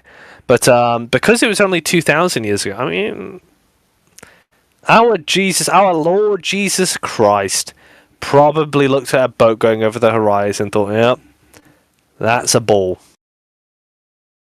That's a really weird thing that you're doing right now. Because your entire belief is based on the idea that the Bible is a flat earth book, but what if Jesus actually knew it was a sphere? Everything changes. Everything. Does anybody else want to comment on this? It's over for you now. Babbling. Just let them babble. Jesus the Glober. Kumbaya, my lord. Kumbaya. Kumbaya, my lord. I bet Jesus was conspiring with the Roman Pope or whoever was Caesar, right? Like, how are we going to consolidate power to Rome? Like, we got to get everybody worshiping the sun on the same page and turn them into heliocentrists. Answer this, right? If Jesus was a flat earther and he was spreading his message about how wonderful our flat earth is, but he knew at the time the idea of a globe was becoming a very popular opinion, why wouldn't he mention it? Because it wasn't even on the books until, 1500 and something, when Ignatius of Loyola of course it was trying so hard to defeat the people who were asking questions about authority, and does the church really have the authority to forgive sins and all these things. Like, Ignatius of Loyola wanted to fight for the Pope fervently, but his body was broken, so the only way he could fight is with his mind, and he started the Counter-Reformation, and he was trying to consolidate wealth and power back to Rome and back to the Pope. That's when people started questioning the Bible and trying to use quote-unquote science to discredit the Old Testament, specifically Genesis and the creation story, so that Rome could regain the power that they lost during the translations that Martin Luther and others started when they started translating it into their own language. And Martin Luther challenged the Pope and everybody else to a debate over these 95 theses, and nobody could answer, because once he read it in his own language, he knew what the truth was, and nobody could defeat him head on in a debate. So what did they do? Subterfuge, right? Because that's how they do it. That's how they've always done it. Subterfuge. They couldn't take him on head on. Like, who in their right mind would want to debate against Martin Luther and his 95 Theses? Nobody could fucking win that debate. Nobody. So what'd they do? They had to do something else. So what'd they do? They try to discredit the Bible with quote-unquote science, which really isn't science. And that's what's going on. It's still happening today. I don't know if that was 500 years ago, but it does make a lot of sense that there's a Catholic Church and a Protestant church, which has amnesia, and then there's the Orthodox Church. And all three of these people are in disagreement with one another over who holds the authority, but I think there's only one group who has it right. And I guess that would be the people who think that obviously the priest king has the authority, not some idiot in a robe.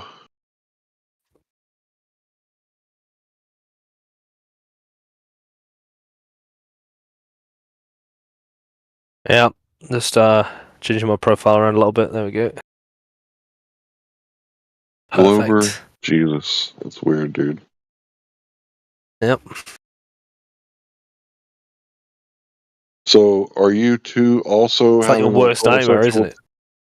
Are you also having homosexual tendencies for that, what was that guy that posed for Leonardo da Vinci? What was his name? Oh yeah, I forget. The Pope's son? Yeah. You got a hard on for that guy? I know who you're talking about. Allegedly, he was the model for the Mona Lisa. It's actually a guy. Disgusting. Yeah, transgender. Oh, what? Yeah. Anyway, Jesus was a glober. That's what we've learned It's a today. baseless assertion.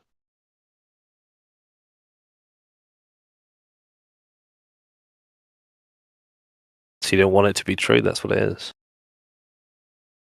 Well, I mean, if it was true, you'd provide evidence.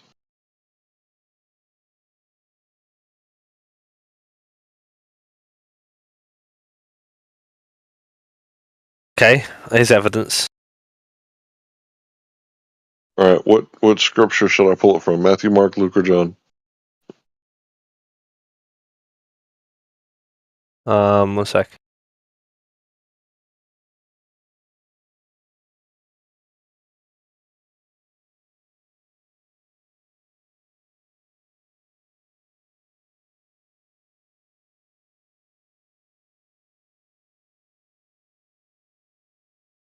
All right, here we go. You ever seen this bad boy before? Post in the side chat. This bad boy.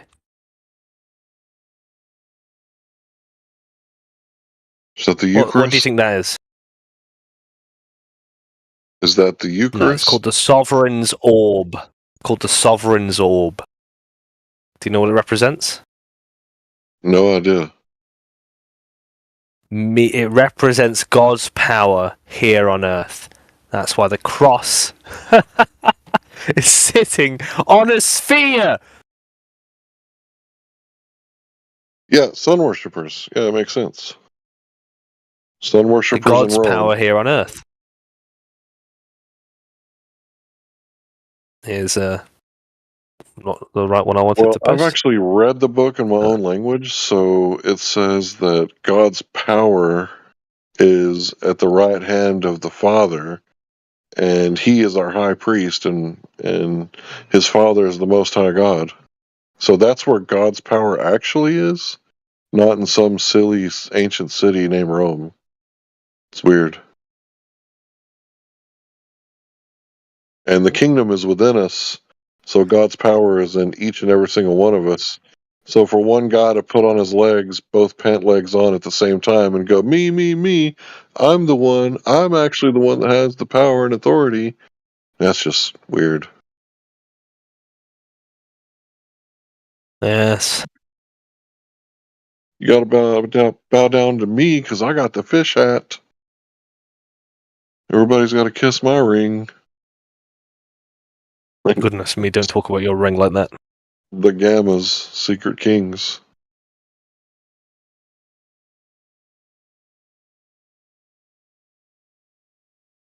Sun worshippers worshipping men. Imagine that.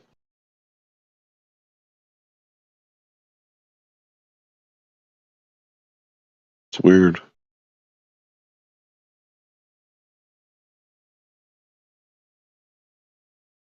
God's power here on earth.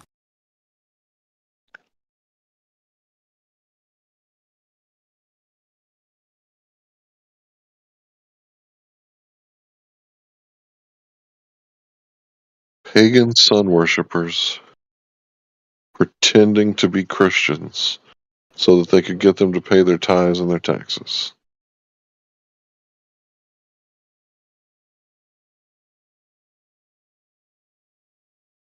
I mean, look, even Jesus held one. Look at this. Base Jesus.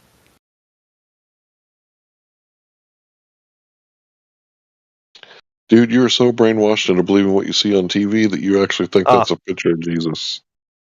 Here's one, right? This is from the 4th century. I thought everyone was a flat earther in the 4th century. What happened?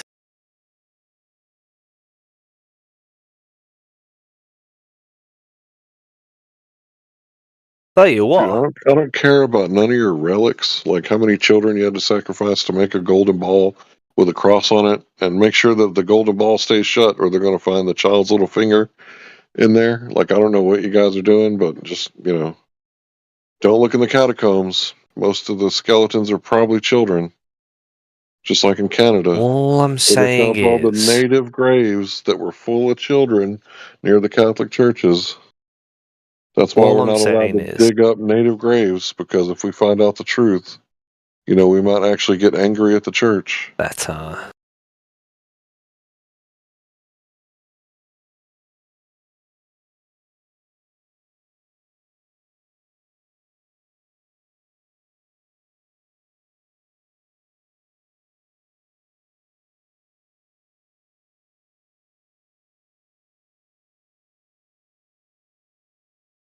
I like to go by this philosophy that says pay attention to what you don't see.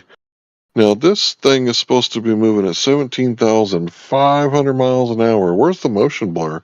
What kind of camera took this picture? Was this like a super fucking lightning speed fast shutter? Because there is absolutely no motion blur whatsoever. Of Jesus holding the same thing. On one of the cathedrals in Paris. Sorry, what did you say? Where's the motion blur? I don't know. 17,500 miles an hour. Faster than like 17 speeding bullets. And there's no motion blur. Tell you what. I'm still shocked about Jesus being a glober. Bro, I think you're revealing yourself to be a complete imbecile.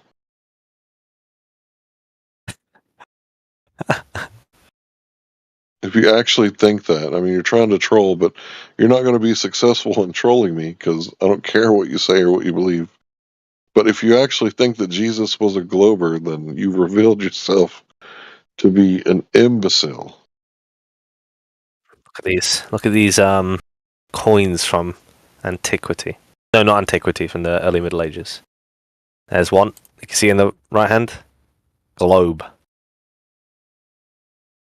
But that's what it represents, Larry. Do you agree that it represents God's power here on Earth, or do you think it represents something else? I have no idea what those crazy Catholics are believing. I have no idea. Okay.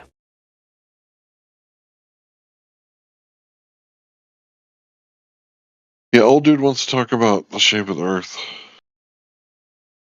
I don't really care about Catholics. I'll be quiet.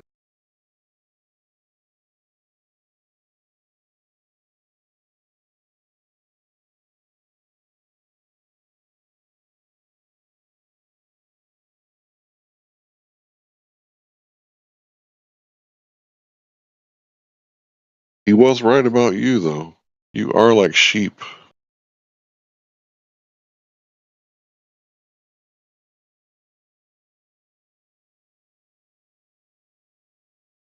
You want the Pope to be your shepherd? He straight out called you out on that shit 2,000 years ago. You people are like sheep.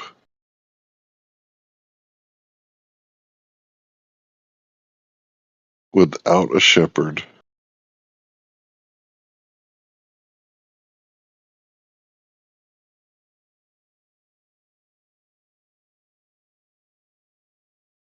Man, that was spot on.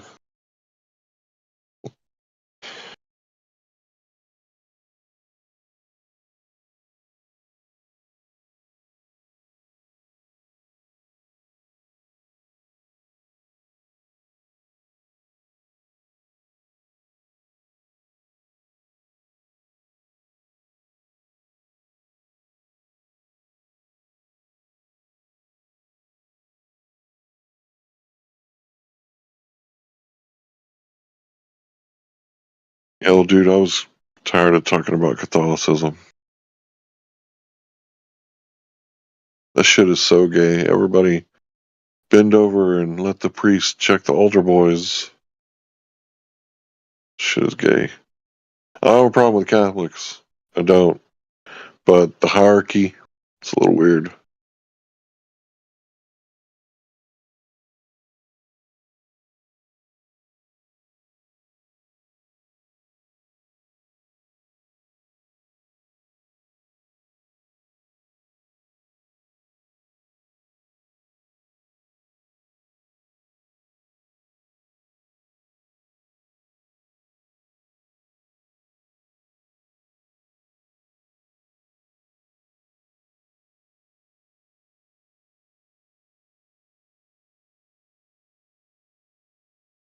That's interesting, Mark. Do you know who Bede is, Larry? Nope. You don't know who Bede was? Born in 673, died 739. This is what he drew. That, in the middle, is a sphere.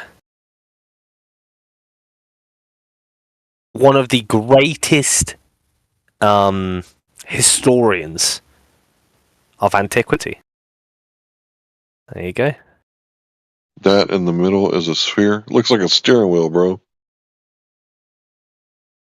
No, that's a sphere. I ain't never seen a sphere with a T in the middle. It's almost certainly a sphere. Oh, not even almost. It is certainly a sphere. Obviously, his drawings aren't perfect, but you can blame him. I think that you guys have pre-latent homosexual tendencies, so you see like Cavendish's balls everywhere. So you're like, that looks like balls, and that looks like Eratosthenes' pillar, and I really want to suck on that, and that looks like a rocket ship. I wonder what that rocket sauce tastes like. I think you guys are a bunch of fags, to be honest. Okay, well, there's actually a good history paper written that I have saved. If you ever want to read it, which talks about the cross-section of Earth, which is how Earth was often represented as land, sea, and, I don't know, something else. I can't remember what the other one is. And that was used to denote a sphere. If it was meant to be flat, it wouldn't have that cross-section on it. Dude, it looks like a snow globe.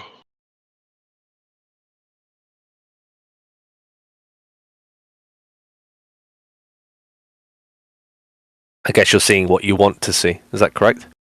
Yeah, that's what I'm explaining to you. That everybody sees what they want to see. Yeah, but we know that he thought it was a sphere. That's his drawing to illustrate what he was talking about when he talks about the heavens above and how motion works around the Earth.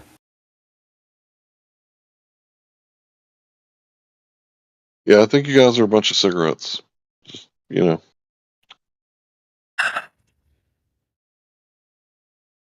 Bunch of bundles of sticks. Mm-hmm. No, that's me.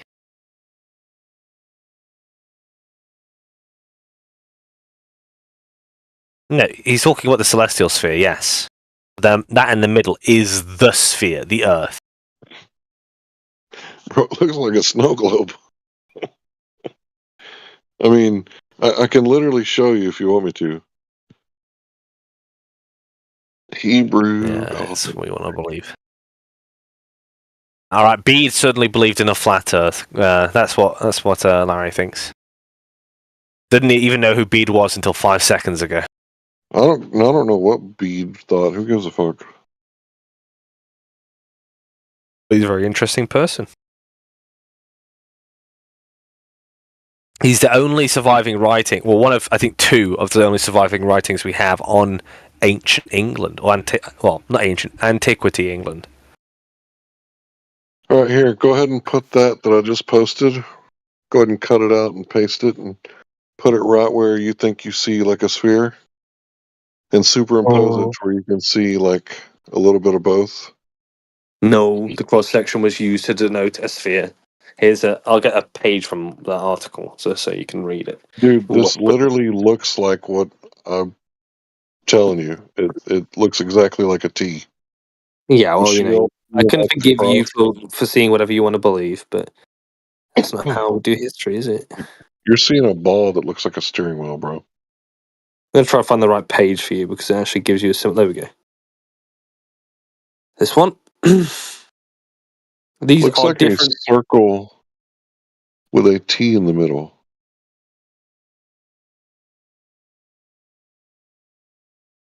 Okay, 1 second. Make sure I've got the right one. Okay, it's this one. Yeah. All right, I'm going to post it. From an article talking about debunking the flat Earth myth that people were so stupid in antiquity and the Middle Ages that they thought the Earth was a flat Earth. There's your cross section, just like how it was done with Bede, to denote the different corners of the Earth.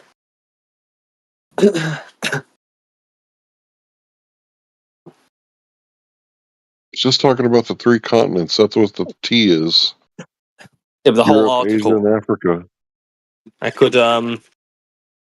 I could post you the whole article. The whole article is debunking the idea that you're trying to progress. The idea that flat Earth, that historically people were so stupid that they thought the Earth was flat. You know, you're being an anti-flat earther.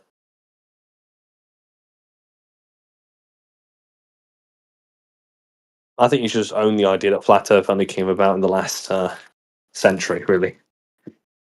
Modern flat earthers. Never went away, bro. No, it did. The modern flat Earth is completely different from whatever you're imagining people 4,000 years ago to believe. I'm not imagining people 4,000 years ago. You're the one that keeps bringing that up. What's that? I don't see anything about globe Earth and what you're posting here. All right. I'll post the whole article. Just because you're my best friend, Larry, despite having called me a slur a few times. You guys, you don't think that cigarettes is a slur? No, I don't think cigarettes is a slur, Larry.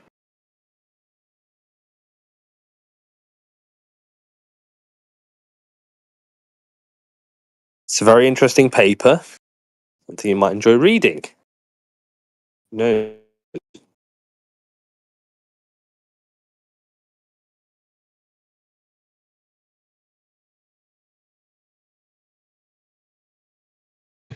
I've stayed up too late. I am a Actually little bit addresses delusional. Columbus directly. Huh? You said you were posting something?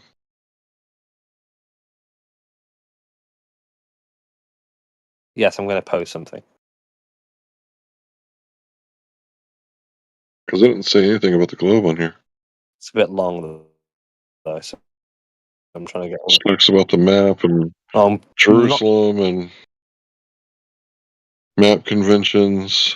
Yes, I'm going to post you the whole paper so you can read it with all context. Written in 1994 when practically nobody was talking about the flat earth.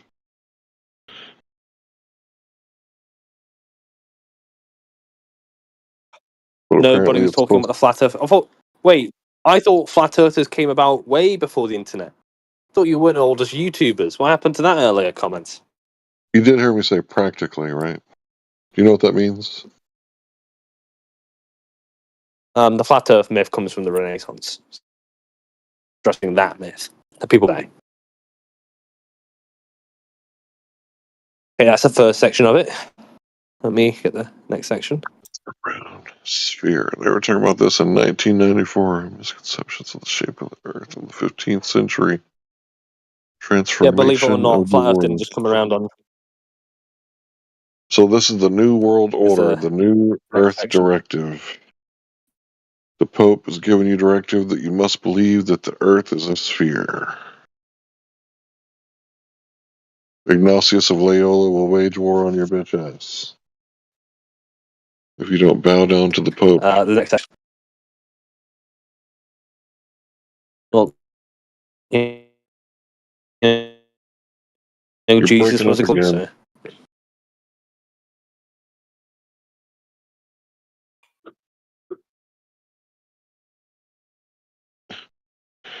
The heroic bravery of Christopher Columbus. He was in Spain the day that it became illegal to be a Jew. So he wasn't going to be a converso. So he left in 1492 at 6 a.m. before he got arrested. But he was proving the Earth was a globe. He was running for his fucking life. He didn't want from no the flat part. earthers, yeah. No, it wasn't the flat earthers. Well, actually, it wasn't the flat earthers. Spain. He was trying to It was stipulate a Spain. heliocentric model from the. He was trying to say the Earth was heliocentric, not geocentric. It had nothing to do with flat Earth. Again, another myth. Look, Spain had been betrayed by the Jews, and the Muslims came in and sacked it and controlled it for 700 years. So they were a little bit pissed off at the Jews, so they kicked him out of their country. He left that day, the same day. So this whole thing from the get-go is bullshit, making him out to be heroic You just bravery of completely. Christopher Columbus. Or we might have well continued in our ignorance if it wouldn't have been Christopher You Columbus. just bastardize history. Oh, I saw one thing happen. Therefore, there's a whole paper done by an actual historian analyzing the myth, and you go, "But the Jews were kicked out the same day." Come on, bro. Is it true or is that incorrect?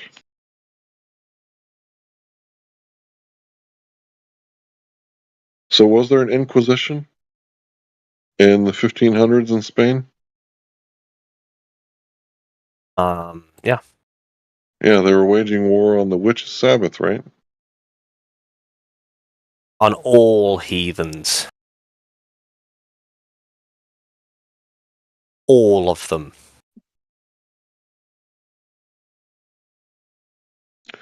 This looks like some copium, bro. From 1994. Do you know what a Cathar is?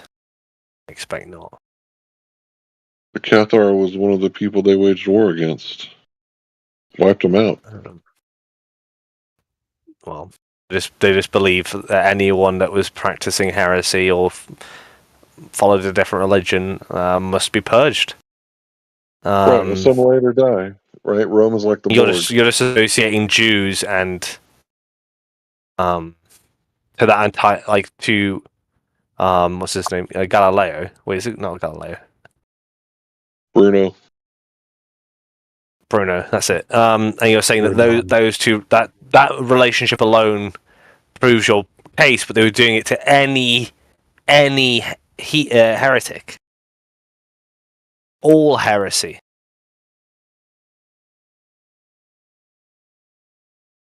So, nice job.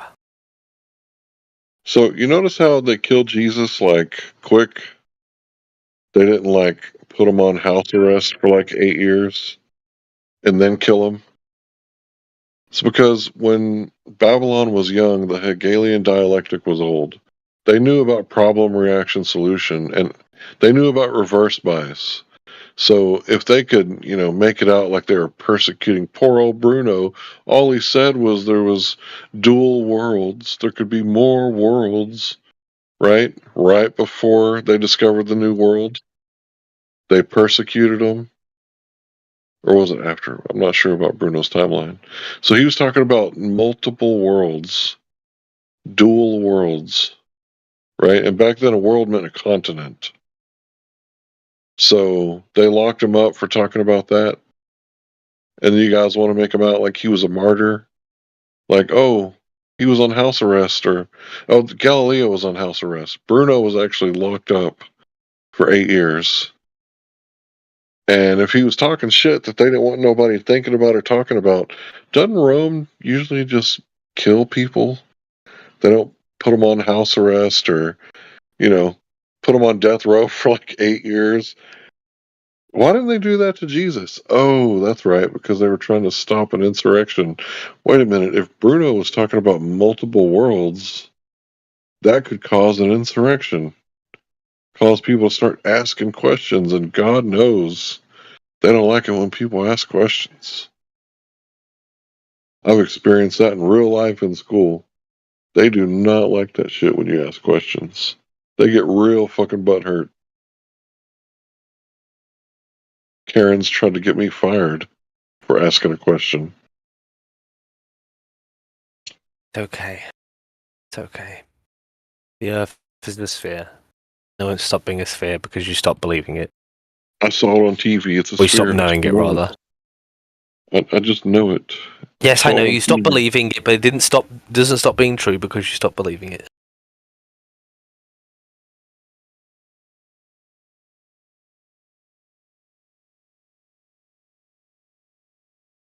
So, Larry, when you look for attempts at debunking the globe, do you skip over a bunch of? Does it hurt when you have to read past all the lines where it tells you how the Earth is a globe to find that one line that you can bastardize into saying it's not a globe? Does that part hurt? That part of the process? Does it hurt reading? I imagine it does. Yeah, like read a whole paper and it talks about how globy the Earth is, and then you find one line that you're going to cherry pick. Did it hurt you like up until that point? Well, do you think it like hurt people when they said the emperor has no clothes, or maybe the people that didn't want to be blackballed, like the movie Expelled with Ben Stein, right?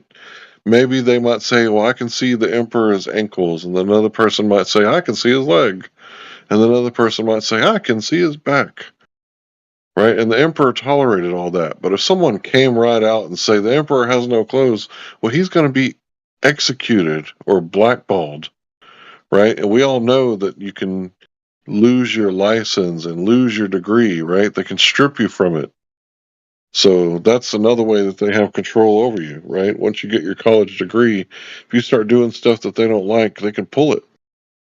And all that work and all that money and all that time you earned getting that degree, they can just take it away because you disagreed with them openly and defied the emperor of Rome and said that he had no When you see that quote, well, the emperor when you see that quote in the side chat, Larry, the emperor is when you see that wearing quote in the side, the emperor is when you see wearing that quote in the space-time side chat, continuum in front of little children. when you see the quote in the side chat, I don't see that because I'm reading.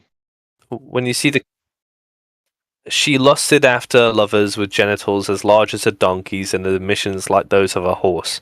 Ezekiel 23:20. Is that like? Does that make you want to like say amen? Dude, I don't know if you know about like mankind, but they write and say some stupid shit sometimes. So the thing about the Bible is that it's real, right? So it's really going to write down what people really said.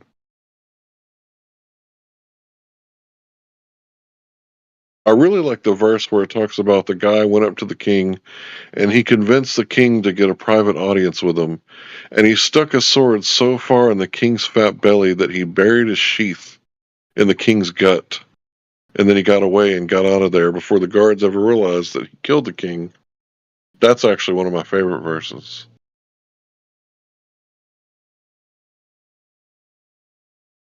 Amen.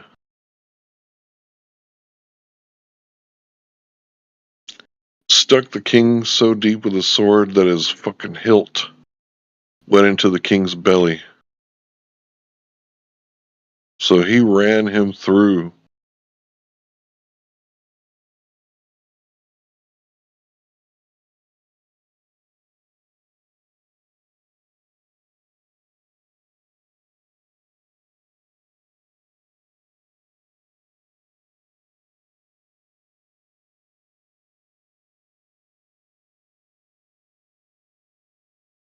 Science doesn't prove anything, but they knew the Earth was a globe. It was settled.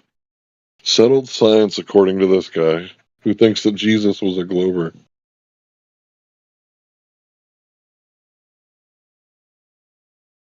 Real men of genius right here. Everyone thinks that. I mean, everyone. Look at the drawings of look at the drawings of Jesus. Look at the drawings of Jesus holding the globus, what's it called, the globus cruciger, right? Jesus was a glober. The ball cross. The first known depiction of the symbol was in the early 5th century AD. As early as 395 AD.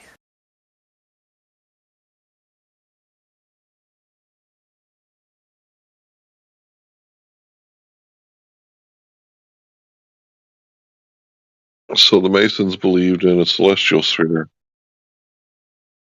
You know, that's not some sort of Masonic bullshit.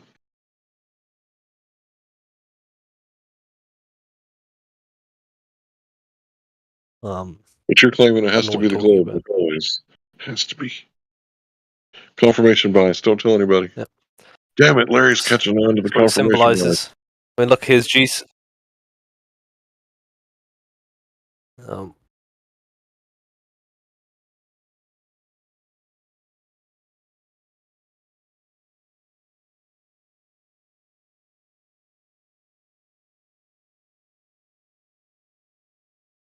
Here's another picture of Jesus holding it. There you go. Jesus was a glober. Why are you so far off topic, bro? You said that I said Jesus was a glober. I'm agreeing. I'm Yes, reading your he was a paper glober. that you posted. So, you ever seen a lunar eclipse? In real life? Not on No. TV? You what? No. Bro, I've you're never in seen here one. talking about cosmology and you've never seen a lunar eclipse? No. What the fuck, bro? It's almost as funny as you not knowing what a research method is.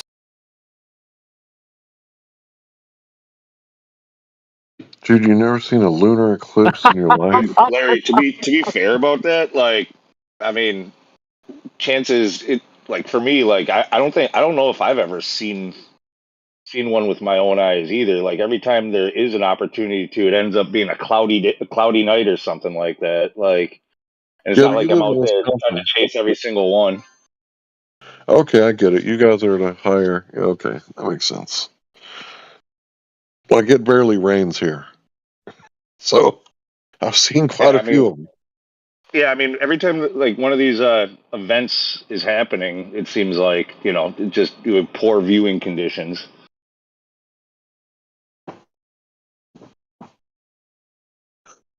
Yeah, we don't get a lot of rain here, so it's hardly even cloudy. So, I've seen them a bunch of times. Do you think there's truth? Do you think there's truth in the statics, Larry? Truth in the statics? Truth in aesthetics. Oh, aesthetics. No, you're talking about glamour magic. Aesthetics? That's bullshit. You heard of super? Like golden ratio? No, Like, so you think like, oh, I think a Catholic would probably say there is truth in aesthetics. No, Yeah, I'm like talking about aesthetics could be like in deceiving. beauty. When we see beauty, the idea is if you see something that has beauty, aesthetic, right? There is some truth to it that's revealed to you in the beauty, and that's why we find it so beautiful. what kind of Yeah, I'm not- truth would that be? I mean, like I'm familiar, like in the Greek orders, like for building, you want like a that stuff follows the golden ratio, and it kind of the way that we if you look at buildings like say the Colosseum or not the Colosseum, but a lot of these well actually that would still fit as well, but you'll have like a solid looking base and then it tapers in and you have like long like legs and then like a body and then it has to have like a head, and it just it's physically aesthetic, appealing to the eye. But what kind of truth can you derive from that? Here's something I want you to look at some truth in the aesthetic for. Look at the side chat. It's posting now. What's the truth in that aesthetic? He's holding up a satanic symbol in his hand. The sphere. No, the other hand. No, look at the symbol he's making with his right hand.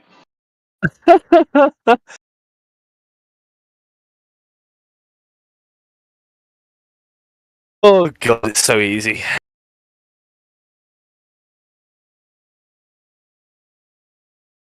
Oh, every time you look at like Jesus in one of those I don't know if you have them in America. Those. Are these paintings actually Jesus, or is it just somebody's painting? It's Jesus. Somebody's painting. Oh no, Jesus didn't paint himself. That's a holy icon. Yes. What does the Globus Crucibus represent, Amish? The Glober's crucifix? What? Globus Crucibus. Crucibus. Crucibus? Oh, Cruciger. Cruciger. Globus Cruciger. Cruciger? Who is Cruciger? Yeah. It's not a person. It's the symbol, the object. Here, one sec. Here's nice old-fashioned one for you to look at.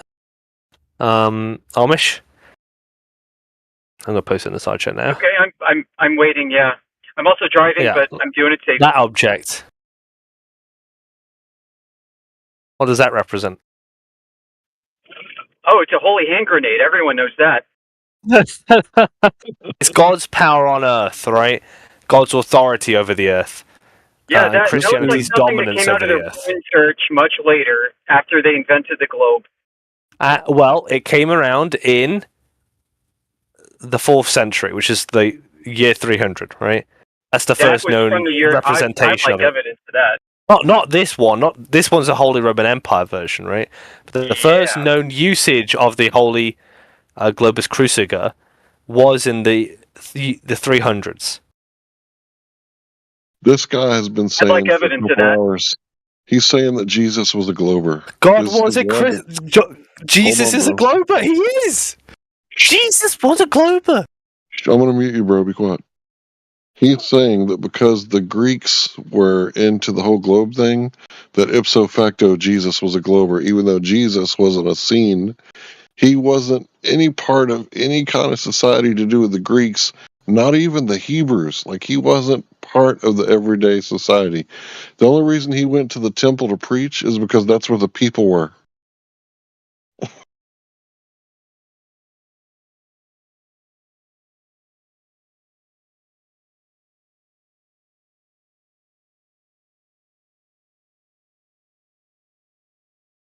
Okay. No, it's I think this is the best proof that Jesus was a glober. 1 second. Okay. I'll prove it to you right now, Mr. Amish. What? That Jesus was a glober? No. This existed in the 300s.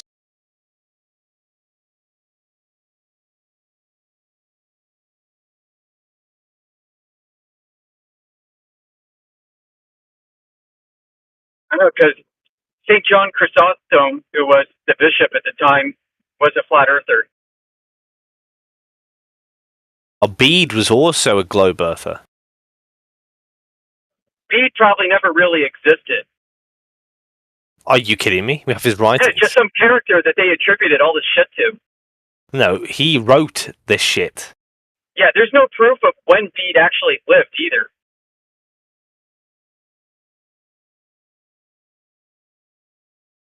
Here we go. I've got it.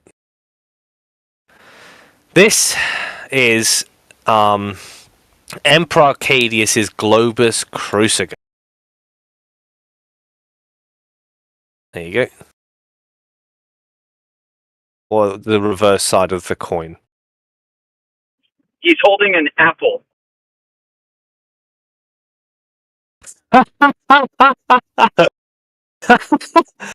No, because by the 5th century, so the year 400s, they were everywhere, right?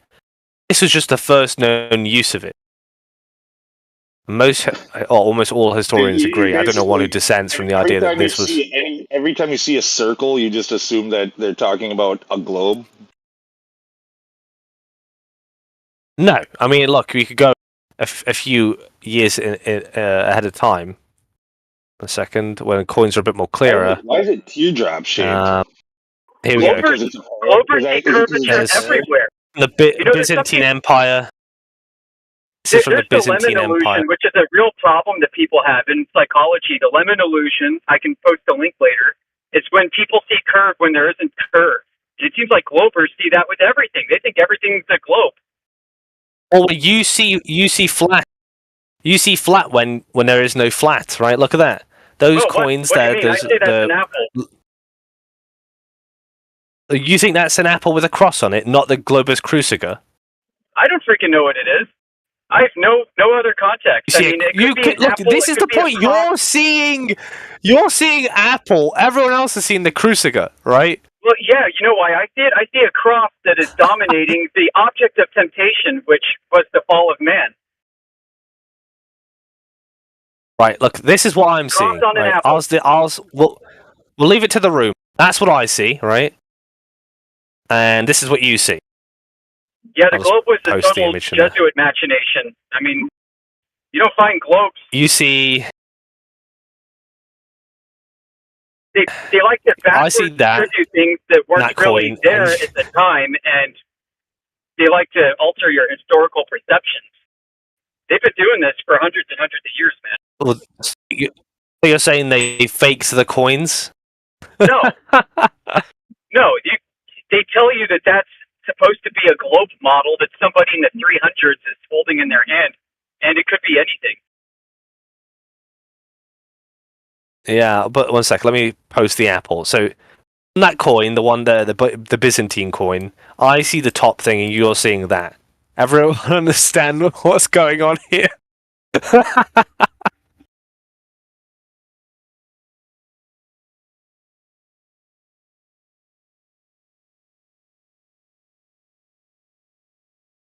I mean, honest to God, it looks like a Christmas tree ornament.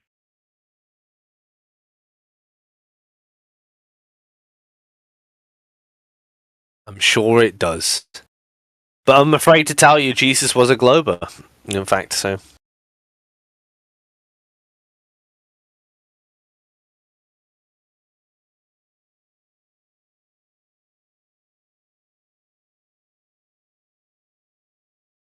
I don't know, what's present in there when the Earth was I think made. that's very And compelling when evidence. Earth was made, it was described flat and stationary. So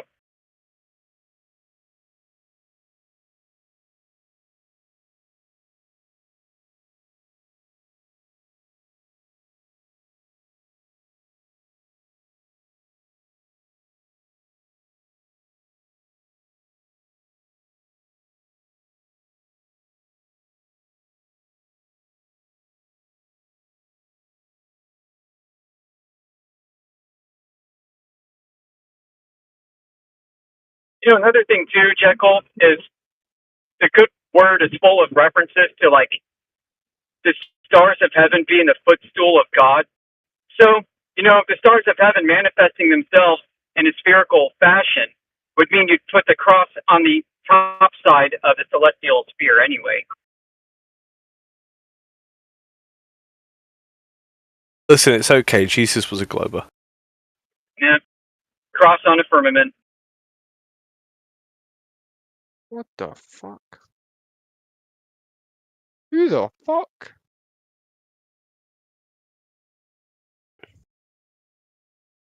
Bro, who the fuck?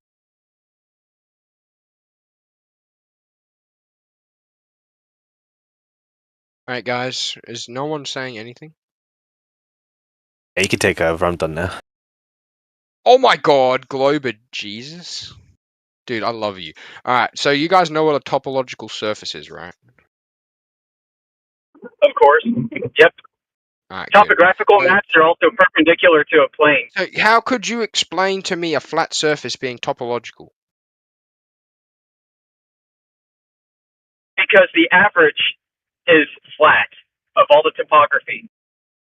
Yeah, so what? Oh, so you think the Earth is a sphere, like a drop of water? When No, it's like, no. If it was oh yeah, spherical, imagine this. then it wouldn't So be flat. everyone here, right, who believes in fucking flat Earth, what shape does water reside in when it's falling from the sky? Wait, so your proof is surface tension is what's causing curvature? In a space, when you drop a drop of. All right, I muted you because you keep talking over me. So is your claim that surface tension is what causes the oceans of the world to curve? I'll unmute you now. No, that is the moon. So the moon is responsible for forming water droplets into balls? No, that's called gravity. Surface tension. Gravity? Yes, that's gravity. Surface tension is what forms droplets, my man. Yes. Yeah, it's called adhesion. But what shape does it retain when it's flying through space? What shape is it fly? Well, a drop, which is not a sphere, and it forms that due to atmospheric pressure too, which you don't have in your space, do you? Do you think a drop of water becomes a circle because of atmospheric pressure? Yeah, because if there was no atmosphere and it was a vacuum, that droplet of water would immediately gasify and molecularize and turn into vapor. It's a barrier. So, yeah, you need to have air to form a contact surface, a thermodynamic boundary. It would be freezing. Yeah, you need air, dude. Atmosphere, wouldn't it? If it was in a vacuum, it wouldn't do that. It's a stable temperature. Yeah, and I'm talking about the density of air molecules. Now, think about rock and dirt. It doesn't need a stable temperature. Think about it, right? What, so you think the rock and dirt's gonna fall? Listen, please let me finish. Can I finish? You got proof of curvature. The curvature, there is no curvature if you zoom out enough. Think about it. If there's enough gravity on something, gravity, this is the crazy thing about gravity, right? Gravity is a weak force, but it is a purely positive force. So the more mass it has, the more uniform something becomes, right? The moon is... Whoa. What's your proof of that? Got any evidence of that? What's my proof of that? Look at planets. Do you not have telescopes? What Do you not planet? know what telescopes are, What bro? planets are lights in the sky? What do you mean gravity? Every planet in the when I drop a pencil, Think about when I drop a pencil, that's what's causing planets to fly around? So when you drop a pencil... Yeah, is that the same thing as what's moving planets around? The same thing that causes my pencil to drop? What, gravity? Yes. Think about gravity is like a... Okay, yes. So think about... Okay, I want you to think about the fabric of space. It is a massive pool of different forces. Let me finish! You just asked me one question. I'm going on for 10 seconds and you're going, whoa. Haha, yeah, keep laughing, bro. I'm trying to tell you science and you're just laughing in my face. Yeah, tell me science as if I don't know anything. What can you do? Imagine the fabric of space, right, as a giant pool of different drops of water flying through the air. Now, I have to imagine your proof? No, show me some evidence. Imagine, yes, because you have to extrapolate your brain to understand the size of a fucking planet, bro. It's a planet. You know how big a planet is? You have to extrapolate a bit. I'm sorry, yes. Imagine my evidence. Okay, I'll imagine your evidence. Sorry, when I say imagine, I mean use your mind to actually think about the physics that are residing in front of you. Don't deny reality. Gotta conjure up my globe proof. Gotta conjure up in your imagination. Yes, so that's no how you globe think. proof How do today, you just solve a math imagination. equation, bro? All right. Wait, tell me how do you solve a math equation? Tell How me. with No, what? tell me. No, Flat answer the Earth? question. How do you I solve solve a math flat Earth. equation other than using your I solve it imagination? on a flat Earth. I solve math No. equations on How the do table. you solve a math equation? How in your Using brain, a brother? flat Now, table instead and of a pencil and a extrapolating, piece we're of going to go paper. in your brain. Think about it. How do you, as a human, calculate with math? I can use an abacus. An abacus. What's that, bro? Yeah, you don't know what an abacus is? No, I don't. I'm sorry. I don't know Jeez what an Louise, abacus dude. is. All right, get the hell out of here. It's only the most popular calculator on Earth. Oh, so you don't use your brain. All right, bro. Oh, you got to use your brain to operate a calculator. I mean, are you going to do Einstein's equations using no, mental actually, math? no, I Are don't. you, I are you think an doing I relativity think an, equations yes, using I mental think math? an AI could solve Oh math my equations. gosh! What are you saying? Yes, I think What an am I saying? You're AI. asking me about solving equations No, as if you that's a just globe said you proof. need a brain to operate a calculator. I think an Yeah. AI, which is actually how we calculate pi, you fucking idiot, is not by humans, What? but by AI computers solving it. And Egyptians you're trying to tell calculated me pi. you They used can't. 22 divided by 7. Oh my fucking god! How do you think they get the precise fucking actual? You can't even go within the What are you big talking picture about? at all. What How are do you you think talking you can about? search Pi up in right pictures? now? It takes one Google search to search up how they calculate pi now because it's an infinite, What does that unending have number. to They do with don't use Earth curve? humans, bro. It's an artificial intelligence constantly calculating it, and you're trying to tell me you need a brain to operate Holy a calculator. I'm asking you, how do you do math in your head? Do you Is not your proof imagine the of Earth numbers, put curvature the a two numbers calculation? together, and then get a number from that? Do you not use your imagination? Okay, my turn to talk. So your proof of Earth curvature is both imaginary and in a calculator. Gotcha. And AI. Fantastic. Do we have any non-retards in here that might want to talk about Earth? Jekyll, come back, baby. I miss you. The guy left. Good Lord. Well, he can remain muted then, for all I care. I was having fun with him, too, for a second, but he got annoying. Yeah, I figured.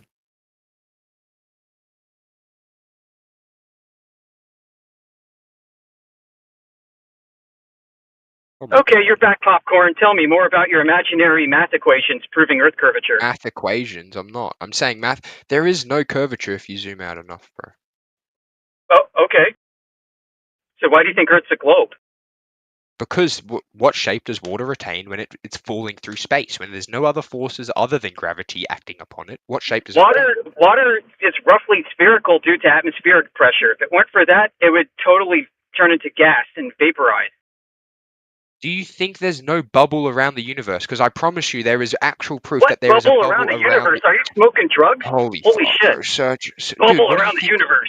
What do you think? There's a layer of plasma across every outside skirt of the unit. Plasma.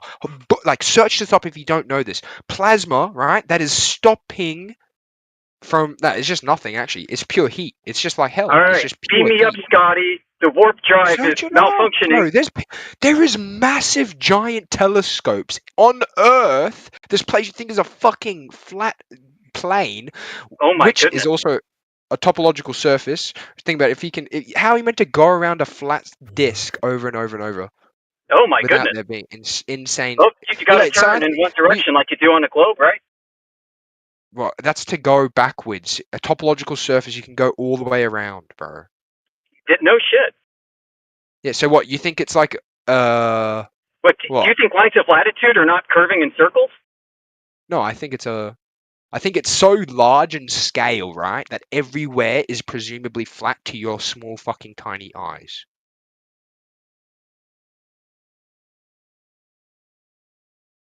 Again, where's the evidence? Thanks for telling me you have none. It's called Thanks for telling me you have no planes, evidence. bro.